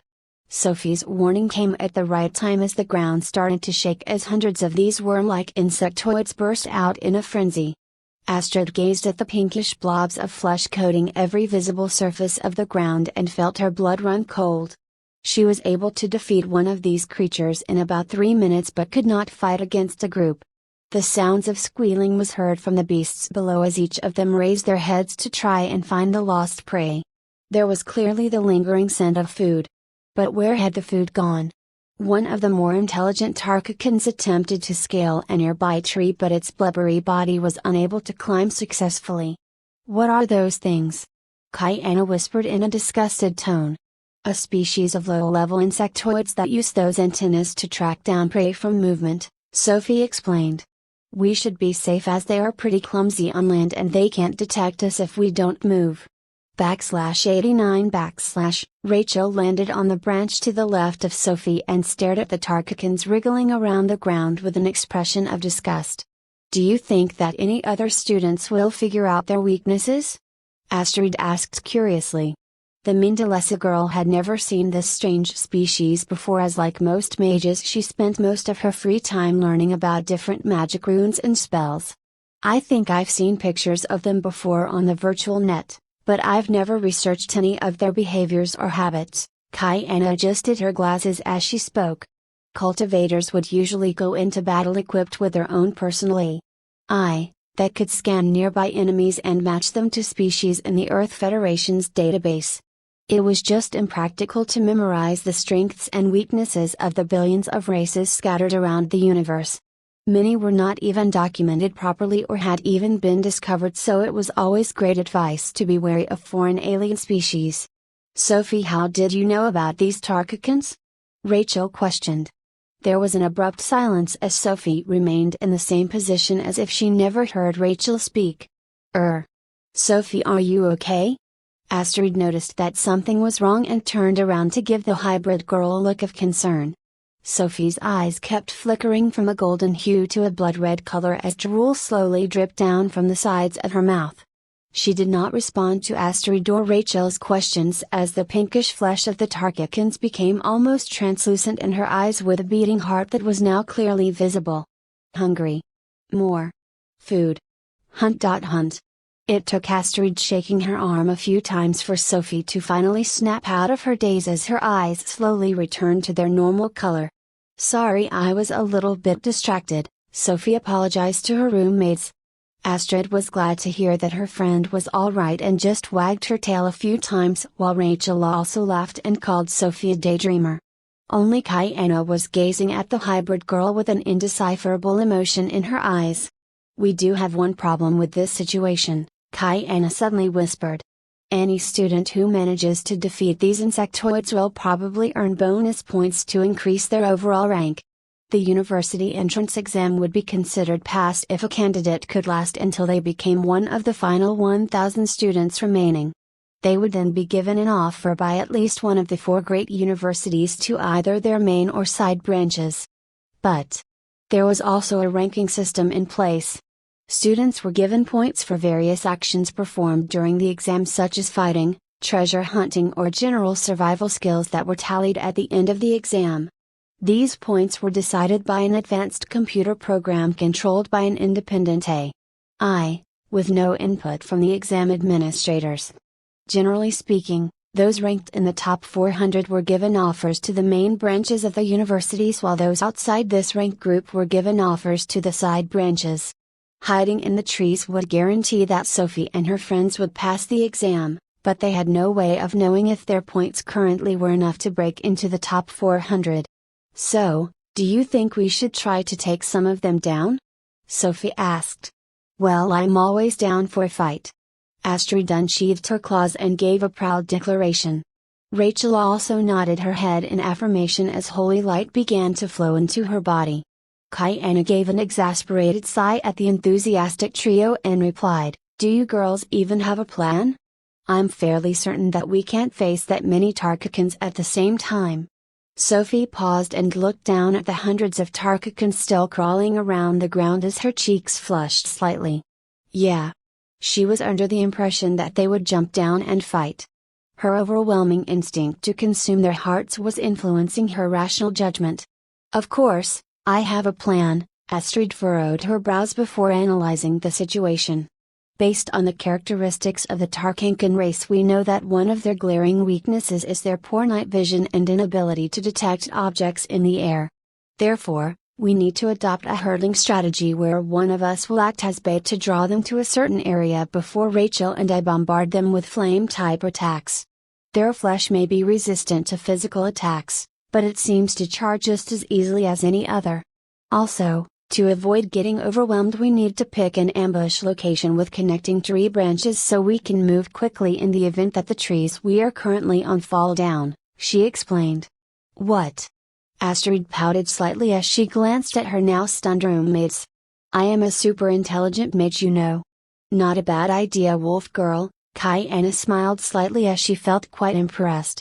"I can move the fastest, so I should be the bait," Sophie volunteered. They spent a few more minutes finalizing all the details before putting the plan into action. Kiana hid rope inside her spatial storage device, so she created makeshift bridges between several trees. She then moved to the spot that the group had designated as the ambush site. Rachel activated her wings and soared into the air while Astrid started to breathe slowly as the runes on her arm glowed. "Are you ready, Sophie?" Rachel asked.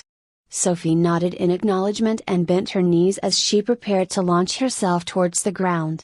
Astrid opened her eyes and chanted a spell, Festina et Celeritate. Sophie felt a surge of power flow through her body and sensed that she could now run a great distance without getting tired. She landed on the ground with a resounding thud as the Tarkakans swung their heads around as they detected that food had now appeared. Re-e-e-e-e-e-e. Squeals of excitement could be heard amongst the crowd as those with faster reactions had already moved in Sophie's direction. "Come here, you ugly bastards!" Sophie yelled loudly as she ran around the forest while being followed by a tidal wave of insectoids. Just when the wave had reached to over 90 Tarkakans, Sophie changed directions rapidly and led them to a clearing filled with older trees and dead branches. "Now guys!" Sophie called out before activating her movement technique and disappearing. "Flamma annulus estate calidum." Astrid immediately followed up by casting a spell that created a ring of fire that trapped the Tarkakans inside the clearing.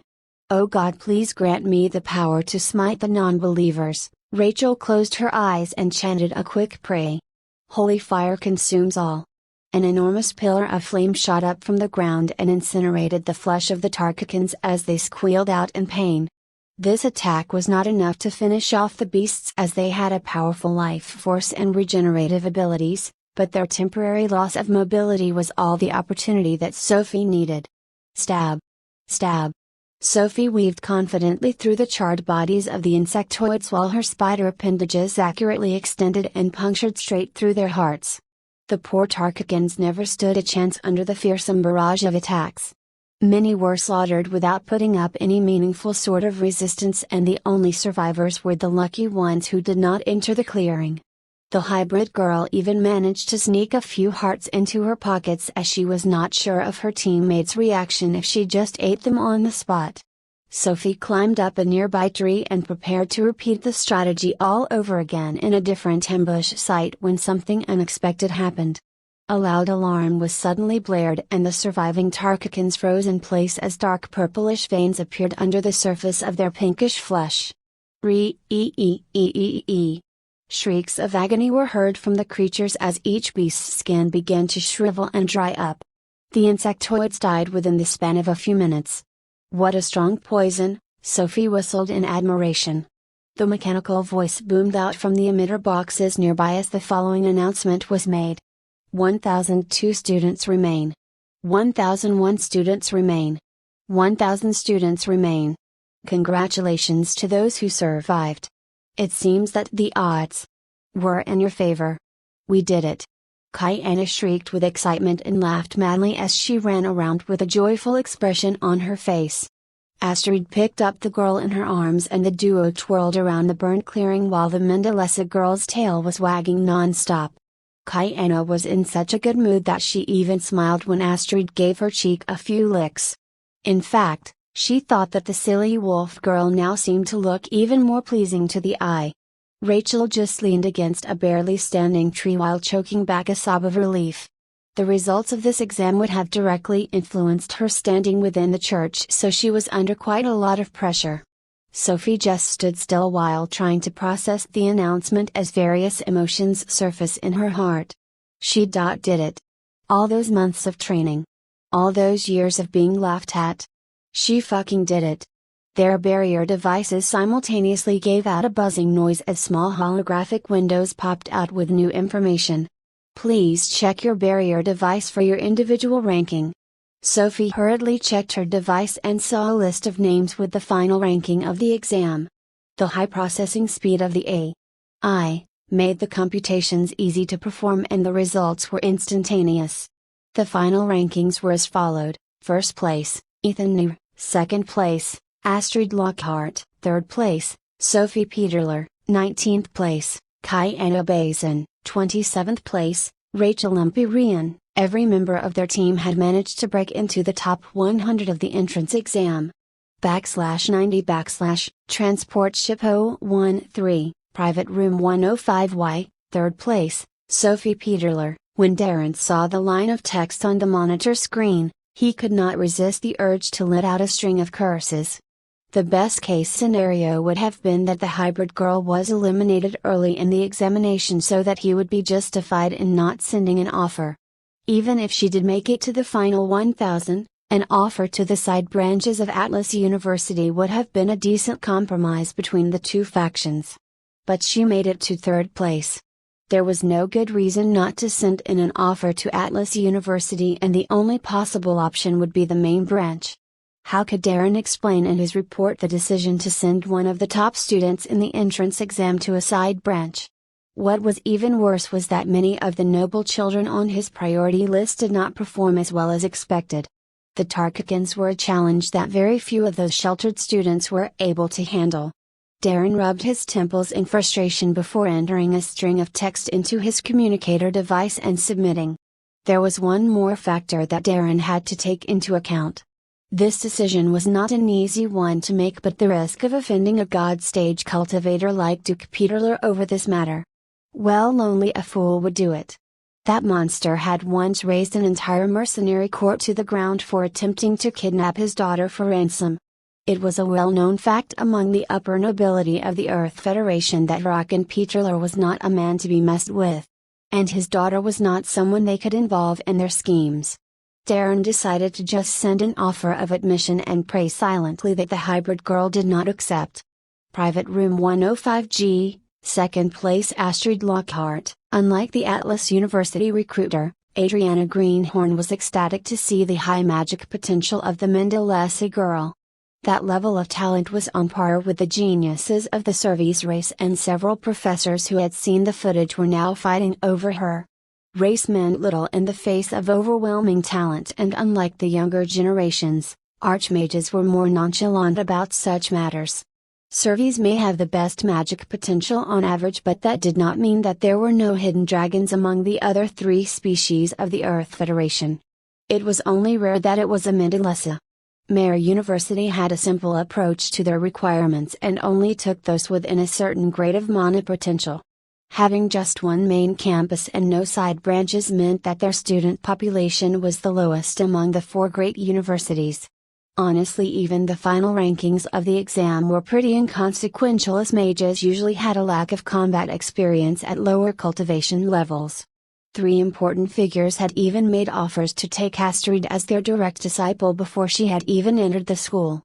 Among the three was a man called Lapis Hollowstorm, who specialized in spatial magic and was infamous for rejecting all of the students who came to learn from him. The heavens truly blessed the talented, and Adriana could foresee that the Mendelesi girl was certainly going to be a powerhouse of the future.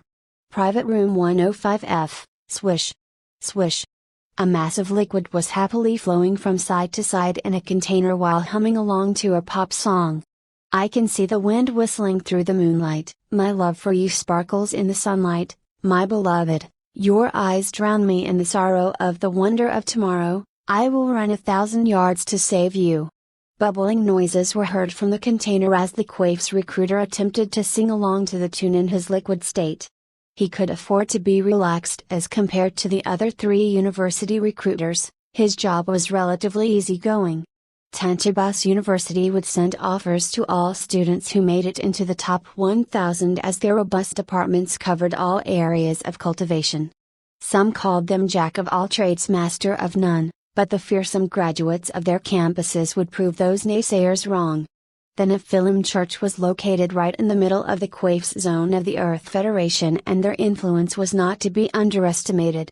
Many of the graduating alumni were members of the clergy, and the recruiter was happy to see a Saintess candidate in this batch of students.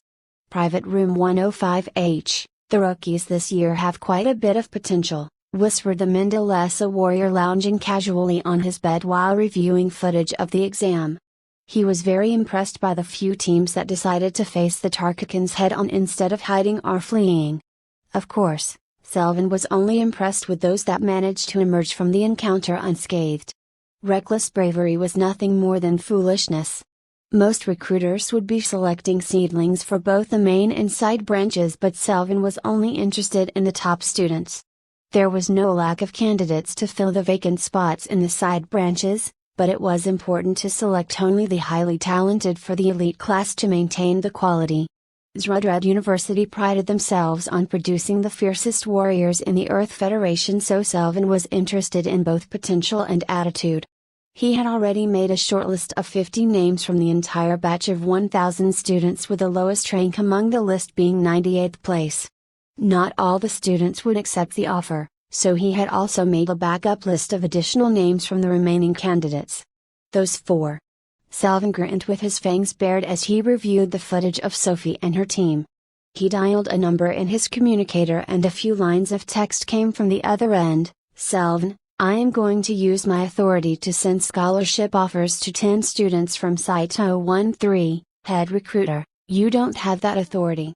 Selvin, remember that night in planet Venus when you met those lovely bar girls. Head recruiter.